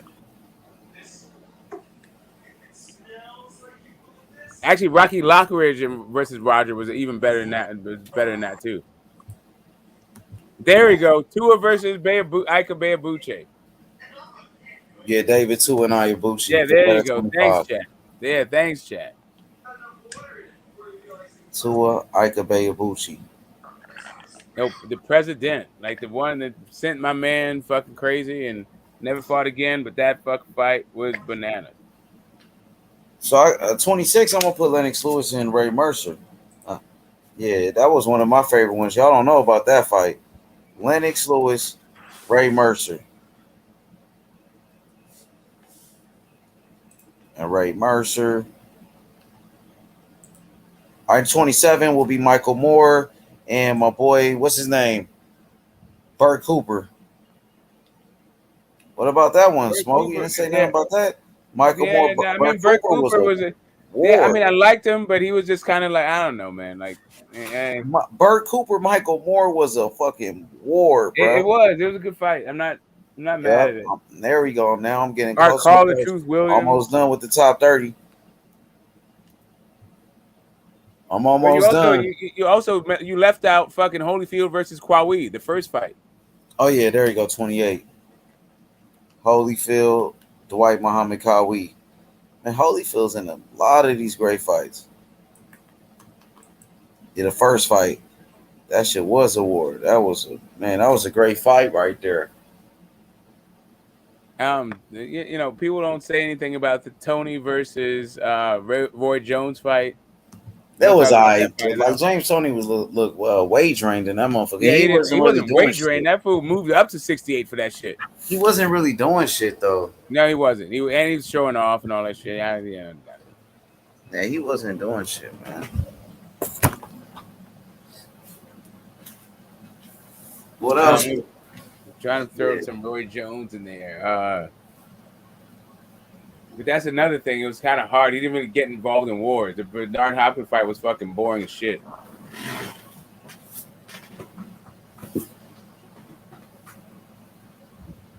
Oh yeah, I got it. Marvin Hagler, John Mugabe. That was a hell of a fight. Mugabe. Mugabe, like, he didn't really, like, he would fuck you up. Like, yeah, I mean, the Hagler Mugabe fight was a good one. Yeah, they were going back and forth, but Mugabe had already, like, I don't know. Hagler and Mugabe for sure smoked. My dad always would be talking about that fight. He always would tell me about that fucking fight. He always would be talking about that fight right there. Yeah, I mean, it was a good fight. It's just that, it's just what Mr. Moore was talking about with Mugabe, and who would beat like these modern middleweights if they could withstand the pressure of a Frank Fletcher and all that shit, or they didn't even say like James Rock Green or nothing like that. But yeah, that Mugabe, he was good. But I mean, I guess Hagler was the first guy to beat him for real. Hey, so what about Salvador Sanchez and Azuma Nelson? What about Salvador Sanchez? That was a good one, but I'd put like Gomez fight above. What about Salvador Sanchez? Salvador Sanchez and Wilford Gomez. Yeah, that's what I'm saying. I put that fight over it. Like, that was the one. Like, that was like two undefeated fighters. Like, the whole boxing world fucking stopped for that fight. Like, those, like, people were actually like, Salvador Sanchez was like an underdog in that shit. Like, people, that was his coming out fucking part. That was a hell of a fucking fight too. Couldn't believe that fucking Salvador Sanchez beat Gomez in that. I got my 30, Smoke. I'm done. Say again? I got my 30. That's it. Got my 30. So here we go. We got Ali Foreman the first fight. Ali Frazier, the Thriller in Manila. Ali and Frazier the first fight. Marvin Hagler, Tommy Hearns. Larry Holmes, Ken Norton. All right. Mike Tyson, Holyfield. Riddick Bowe, Holyfield the first fight. Sugar Ray Leonard, Roberto Duran the first fight. Sugar Ray Leonard, Thomas Hearns. Arturo Gatti, Gabe Ruales, Aaron Pryor, and Alexis Aguero, Felix Trinidad, Bernard Hopkins, Jose Luis. Which fight do you have for Aguayo and Pryor? The first fight. First fight, all right.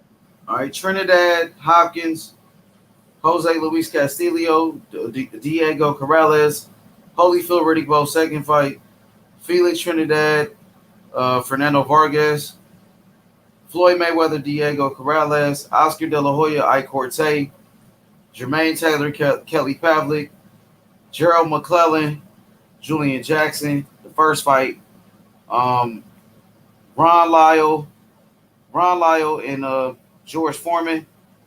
Okay, we got Ernie Shavers, Ron Lyle. Okay, we got Tim Bradley, Provodnikov, Marco Antonio Barrera, Eric Morales, the first fight. Mickey Ward, Arturo Gatti, the first fight. Ike Bucci, David Tua. Okay, Lennox Lewis, Ray Mercer, Michael Moore, Bert Cooper, Holyfield, Dwight Muhammad Kawi, the first fight. Marvin Hagler, John the Beast Mugabe, Salvador Sanchez, and Wilfredo Gomez. That's my 30. Wow, so Manny Pacquiao did not make it at all. I did. Manny Pacquiao and Barrera. Oh, Manny Pacquiao Barrera. You thought that was better than the Marquez fights? Huh? You thought that was better than Marquez fights? So I didn't put Pacquiao Barrera, huh? I must have skipped it. Damn. What you say now? I said you didn't. You thought the Barrera fight was better than the Marquez fights. Any of the Marquez fights? Yeah, man. Because the way Pacquiao performed in that first fight, like I didn't know who Pacquiao was, and the way he just beat the shit out of Barrera, who just beat fucking Morales, I was amazed, bro. Because Barrera was the man at that time, and Pacquiao beat the brakes off of him. I wasn't expecting that. Yeah. No, I get you. Hey, Lennox Lewis, it's why I like the AJ Ruiz fight. Though that was a banger. That was a banger. I think they broke the record for like heavyweights throwing the most punches. But Mickey Ward, Arturo Gatti. Yeah. I'm gonna just keep it like that. Tim Bradley, Provodnikov, Ray Mercer. Hey, Ray Mercer and Lennox Lewis was a war. Like motherfuckers don't know about that. But yeah, that's my list right there. That's my list. What up, Zay? What up, my boy? Let's see, my boy AOBZ Marquez. He said Marquez for whatever live. He will live forever, Marquez, huh? This is a great chop-up session. What are the fights coming up this weekend? The fights this weekend? Yeah. It's Bill Smith Jr. and what's the and Better Beef. All right. Yeah. Shit, That's what's up. it's gonna be a war. It's gonna be a banger. You know what I mean? It's gonna be two power punchers, Better Beef, unified champion. You know, and Joe Smith Jr. He got a belt too, so it's gonna be champion versus champion. Both fighters got tremendous power. Both fighters are some of the biggest punchers in the game. Two of the biggest punchers in boxing. Two champions. So I think it's gonna be a slugfest. But I just think Better BF got better skills. He got the better jab. But Joe Smith is younger. I think Joe Smith is taller. Joe Smith is a dangerous fighter too. But I'm gonna go with Better BF. I think he got more skills. He got the skills and he got power with it. So I'm going Better BF. Any other fights this weekend besides that one? No, I think that's the only fight that I know. When is Bam Rungvisai happening? I think it's like next week, next Saturday. Okay. It's not coming up. Okay. Hell yeah, but hey, let's wrap this thing up. Shout out to my boy No Cap, my boy Smoke, man. We cooking. Shout out to everybody, man. You know what I mean? Great show once again, man. So I got my top 30 fights of all time, Smoke, and I got my top 30 fighters that I've been watching since day one. I might make some adjustments to my list, but right now I like what I got going. Goat was happy with my list, so I think I might, you know what I mean? Next we just gotta do next time we gotta do at some point, not next time, but when we revisit this next 30 list, we gotta do 30 best stoppages. For sure, we can do that. And I'm gonna tell you, man. Like I feel like Gerald McClellan. You know, he should be on my list somewhere in my top 30. And it was another guy, but Keep working McClellan, that list. huh? Keep working your list, man. Yeah, Gerald McClellan is one of my favorites. And Marlon Starling. I gotta find, I gotta get him in there somewhere, man. But shout out to y'all, man. Shout out to everybody. Hit that like button. Yeah. Subscribe to the channel. We out, y'all. Shout out to everybody, man. Yeah. All right, my boy.